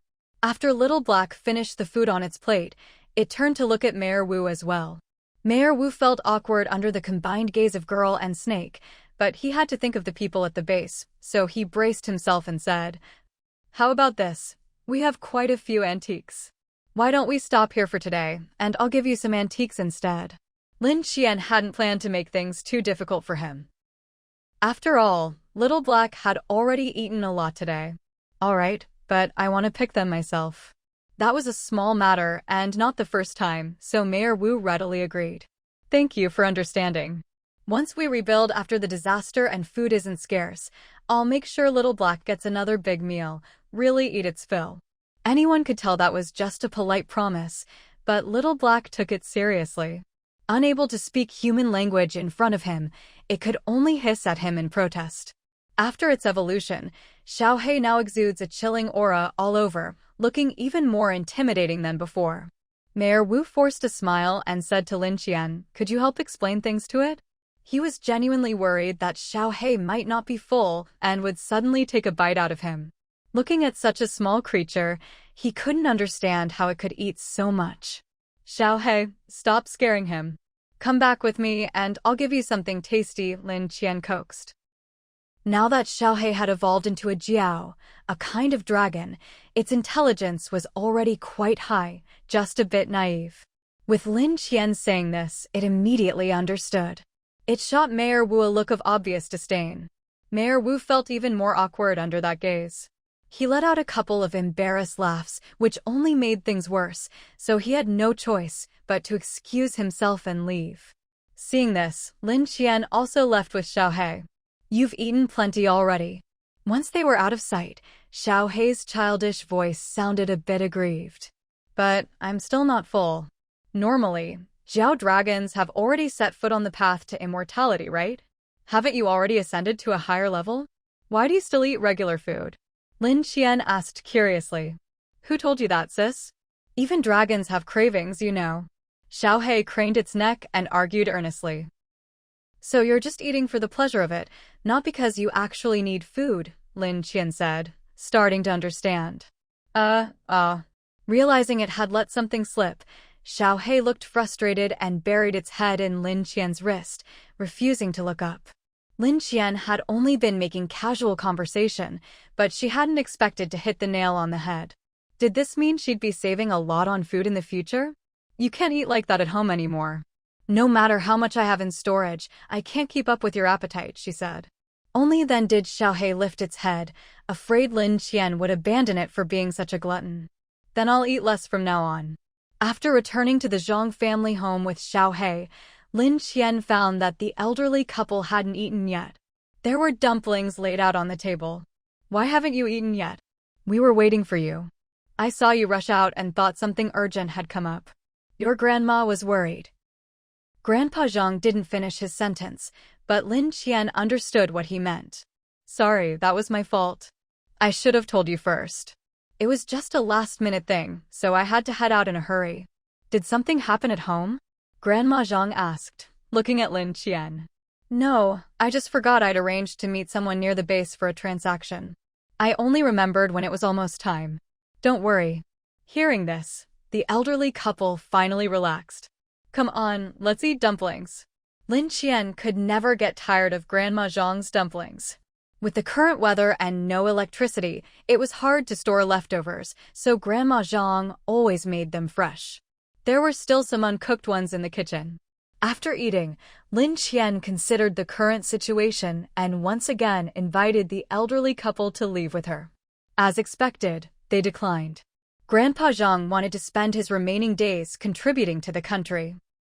As for Grandma Zhang, wherever he went, she would follow. There was another important reason. After finally having a granddaughter like Lin Qian, they naturally wanted to consider her in everything. In the end, Lin Qian could only sigh. You're both getting on in years. I really worry about you. If... She didn't finish her sentence, but the elderly couple understood. We've lived this long and have had enough of everything. If we can make the most of our remaining value, that's the life we want, Grandpa Zhang explained. Besides, we're old and wouldn't fit in living with you young people. This was already the second time Lin Qian had invited them, and since their answer hadn't changed, she had to give up. You have my address. If anything happens, contact me right away. Still uneasy, she took out a walkie-talkie from her pocket. This can reach me directly. If you need anything or even if you just want to chat, you can contact me anytime. Grandpa Zhang took the walkie-talkie and noticed it was different from the military ones. Don't show this to anyone else. Don't worry, I only gave one to you. No one else has one, Lin Qian assured him. Grandpa Zhang handed it to Grandma Zhang. You keep it. It's not something to take outside. If Wu Jianfang sees it, who knows what he'll try. His heart was now completely on Lin Qian's side. If it weren't for his desire to serve the country and not wanting to trouble the younger generation, he would have left the official base with Lin Qian for his wife's sake. All right, I'll keep it safe, Grandma Zhang said, putting the walkie-talkie in a drawer in the bedroom. Don't try to be a hero out there. Your safety comes first, Grandma Zhang reminded her. I know, don't worry. If you ever see Huizhen, tell her I miss her very much, Grandma Zhang said seriously, as if she sensed something. Don't worry, Grandma, I will. You have to stay healthy and live a long life. Who knows, maybe you'll see her again someday, Lin Qian comforted her. Exactly. Why are you saying such things, making it sound like a final farewell? Grandpa Zhang said. Sigh, it's just that when you get old, you start overthinking. Anyway, Xiao Qian, I made extra dumplings, take them with you when you leave, Grandma Zhang said. She knew Lin Qian wouldn't stay long at the official base, and was used to her coming and going in a hurry. Now, all she cared about was that Lin Qian was safe and well, no matter where she went. Great! Lin Qian's eyes lit up. She really loved Grandma Zhang's dumplings. Last time, she'd taken some home, and Uncle Qin and the others had loved them too, giving them high praise. That reminded her Grandpa Wang had given her some herbal medicine to strengthen the body. She took out the medicine packets. These were prepared by an old Chinese medicine doctor at home. They're good for you. Brew them every other day. Grandpa Zhang, who was a doctor himself, opened the packet and saw it was full of precious herbs. He hesitated to accept it. You should keep these for yourself. Don't give us all your good stuff, he said. It's fine. The house wasn't much affected by the disasters. I have plenty. Grandpa Zhang almost wanted to cover her mouth. Don't say things like that outside. I know. Don't worry, I'm not stupid. In front of the two elders of the Zhang family, Lin Qian couldn't help but show a touch of girlishness. She remembered the insect repellent powder she'd collected earlier and took out 2 more packets, handing them to old Zhong. If you're going to be dissecting animal carcasses again, you must hang this repellent powder on yourself. And make sure to take proper precautions at all times. Most things have mutated now, we can't judge by conventional thinking anymore. You can never be too careful with protection. She didn't know if it would really help, but it was better than doing nothing. Since Lin Qian didn't plan to go back just yet, she cooked up all the remaining dumplings, planning to store them in her space and take them out to eat whenever she wanted. Granny Zhang looked at her, a bit puzzled. You're cooking all of them now? If you can't finish them today, won't they go bad? They won't, Grandma. I'll take them back to eat. There are still 3 people at home, Lin Qian explained. Granny Zhang didn't quite understand why Lin Qian didn't just take them home to cook, but seeing the dumpling soup, she figured maybe Lin Qian didn't want to waste water. She came up with a perfectly good excuse for Lin Qian herself.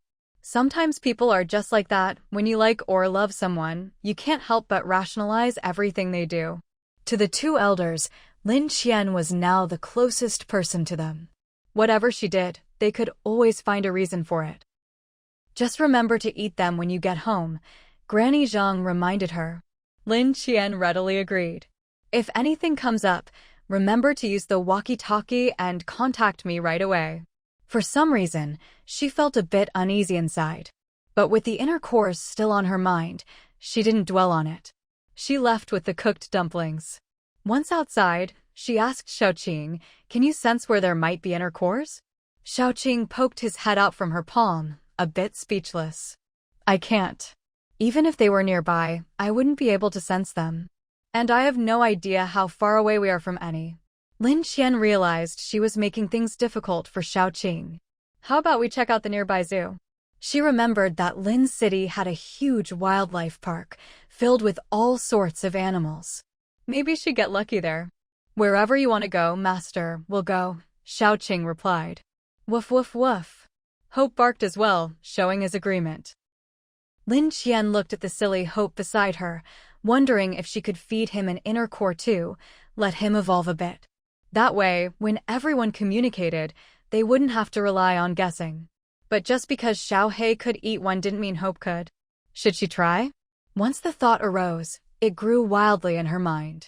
She couldn't wait to get her hands on an inner core and stuff it into Hope's mouth. "All right, get in the car. Let's go." Because Lin Qian had helped the official base a lot last time, almost everyone treated her with the utmost respect now, some even eager to clear the way for her. She left the official base smoothly. Once she was out of Zhu City, the walkie-talkie signal was gone. So, as soon as she left, she radioed Uncle Chen to say she might not be back for several days. She was heading to Lin City. Uncle Chen didn't say much, but Wang Hui, who was nearby, got anxious when he heard. "You're going to Lin City alone? Why don't you wait for me at the base? I'll set out now and go with you." "It's too dangerous to go alone." "No need. I'm already on my way. Just stay home and look after the house for me." Lin Qian didn't say more and cut off the communication. She drove onto the old highway. It was a mess, looking like no one had passed through in a long time. But that was to be expected. Since the disaster, everyone was just trying to survive, focused on themselves. Zhu City was still relatively okay, thanks to Mayor Wu, who truly cared for the people. In fact, Zhu City had responded quickly after the disaster, organizing people right away, still distributing supplies regularly, and even hiring people for post-disaster reconstruction. That was one reason Lin Qian had turned her villa into a fortress. Back then, she didn't know Mayor Wu personally, but she knew that because of him, Zhu City was handling the disaster much better than other cities. Later, people from other places heard about it and flocked here. But Lin Qian never got to see exactly what things were like. She could only hope things kept getting better. One disaster,